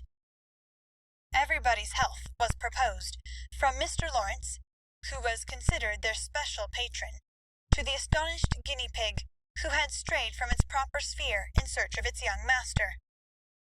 Demi, as the oldest grandchild, then presented the queen of the day with various gifts, so numerous that they were transported to the festive scene in a wheelbarrow. Funny presents, some of them, but what would have been defects to other eyes were ornaments to Grandma's, for the children's gifts were all their own. Every stitch Daisy's patient little fingers had put into the handkerchiefs she hemmed was better than embroidery to Mrs. March. Demi's miracle of mechanical skill, though the cover wouldn't shut. Rob's footstool had a wiggle in its uneven legs that she declared was soothing, and no page of the costly book Amy's child gave her was so fair as that on which appeared in tipsy capitals the words, "To dear Grandma, from her little Beth." During the ceremony the boys had mysteriously disappeared, and when Mrs. March had tried to thank her children and broken down, while Teddy wiped her eyes on his pinafore, the professor suddenly began to sing. Then, from above him, voice after voice took up the words, and from tree to tree echoed the music of the unseen choir, as the boys sang with all their hearts the little song that Joe had written. Laurie set to music, and the professor trained his lads to give with the best effect. This was something altogether new, and it proved a grand success, for Mrs. March couldn't get over her surprise, and insisted on shaking hands with every one of the fatherless birds, from tall Franz and Emil to the little quadroon, who had the sweetest voice of all. After this, the boys dispersed for a final lark, leaving Mrs. March and her daughters under the festival tree. I don't think I ever ought to call myself Unlucky Joe again, when my greatest wish has been so beautifully gratified, said Mrs. Bear, taking Teddy's little fist out of the milk pitcher in which he was rapturously churning. And yet your life is very different from the one you pictured so long ago. Do you remember our castles in the air? Asked Amy, smiling as she watched Laurie and John playing cricket with the boys. Dear fellows, it does my heart good to see them forget business and frolic for a day, answered Joe, who now spoke in a maternal way of all mankind. Yes, I remember, but the life I wanted then seems selfish, lonely, and cold to me now. I haven't given up the hope that I may write a good book yet, but I can wait, and I'm sure it will be all the better for such experiences and illustrations as these. And Joe pointed from the lively lads in the distance to her father, leaning on the professor's arms as they walked to and fro in the sunshine, deep in one of the conversations which both enjoyed so much. And then to her mother, sitting enthroned among her daughters, with their children in her lap and at her feet, as if all found help and happiness in the face which never could grow old to them. My castle was the most nearly realized of all. I asked for splendid things, to be sure, but in my heart I knew I should be satisfied if I had a little home, and John, and some dear children like these. I've got them all, thank God, and am the happiest woman in the world." And Meg laid her hand on her tall boy's head with a face full of tender and devout content. "My castle is very different from what I planned, but I would not alter it, though, like Joe, I don't relinquish all my artistic hopes, or confine myself to helping others fulfill their dreams or beauty. I've begun to model a figure of baby, and Laurie says it is the best thing I've ever done. I think so myself, and mean to do it in marble, so that, whatever happens, I may at least keep the image of my little angel." As Amy spoke, a great tear dropped on the golden hair of the sleeping child in her arms, for her one well-beloved daughter was a frail little creature, and the dread of losing her was the shadow over Amy's sunshine. This cross was doing much for both father and mother, for one love and sorrow bound them together closely. Amy's nature was growing sweeter, deeper, and more tender. Laurie was growing more serious, strong, and firm, and both were learning that beauty, youth, good fortune, even love itself, cannot keep care and pain, loss and sorrow from the most blessed, for into each life some rain must fall, some days must be dark and sad and dreary. "She is growing better, I am sure of it, my dear. Don't despond, but hope and keep happy," said Mrs. March, as tender-hearted Daisy stooped from her knee to lay her rosy cheek against her little cousin's pale one. "I never ought to, while I have you to cheer me up, Marmee, and Laurie to take more than half of every burden," replied Amy warmly. "He never lets me see his anxiety, but is so sweet and patient with me, so devoted to Beth, and such a stay and comfort to me always, that I can't love him enough. So in spite of my one cross, I can say with Meg, 'Thank God, I'm a happy woman.'" "There's no need for me to say it, for everyone can see that I'm far happier than I deserve," added Joe, glancing from her good husband to her chubby children tumbling on the grass beside her. "Fritz is getting grey and stout. I'm growing as thin as a shadow, and am 30. We never shall be rich, and Plumfield may burn up any night, for that incorrigible Tommy Bangs will smoke sweet fern cigars under the bedclothes, though he's set himself afire 3 times already. But in spite of these unromantic facts, I have nothing to complain of, and never was so jolly in my life. Excuse the remark, but living among boys, I can't help using their expressions now and then." "Yes, Joe, I think your harvest will be a good one," began Mrs. March, frightening away a big black cricket that was staring Teddy out of countenance. "Not half so good as yours, mother. Here it is, and we never can thank you enough for the patient sowing and reaping you have done," cried Joe, with the loving impetuosity which she never would outgrow. "I hope there will be more wheat and fewer tares every year," said Amy softly. "A large sheaf, but I know there's room in your heart for it, Marmee dear," added Meg's tender voice. Touched to the heart, Mrs. March could only stretch out her arms, as if to gather children and grandchildren to herself, and say, with face and voice full of motherly love, gratitude, and humility, "Oh, my girls, however long you may live, I never can wish you a greater happiness than this." End of chapter 47. End of Little Women.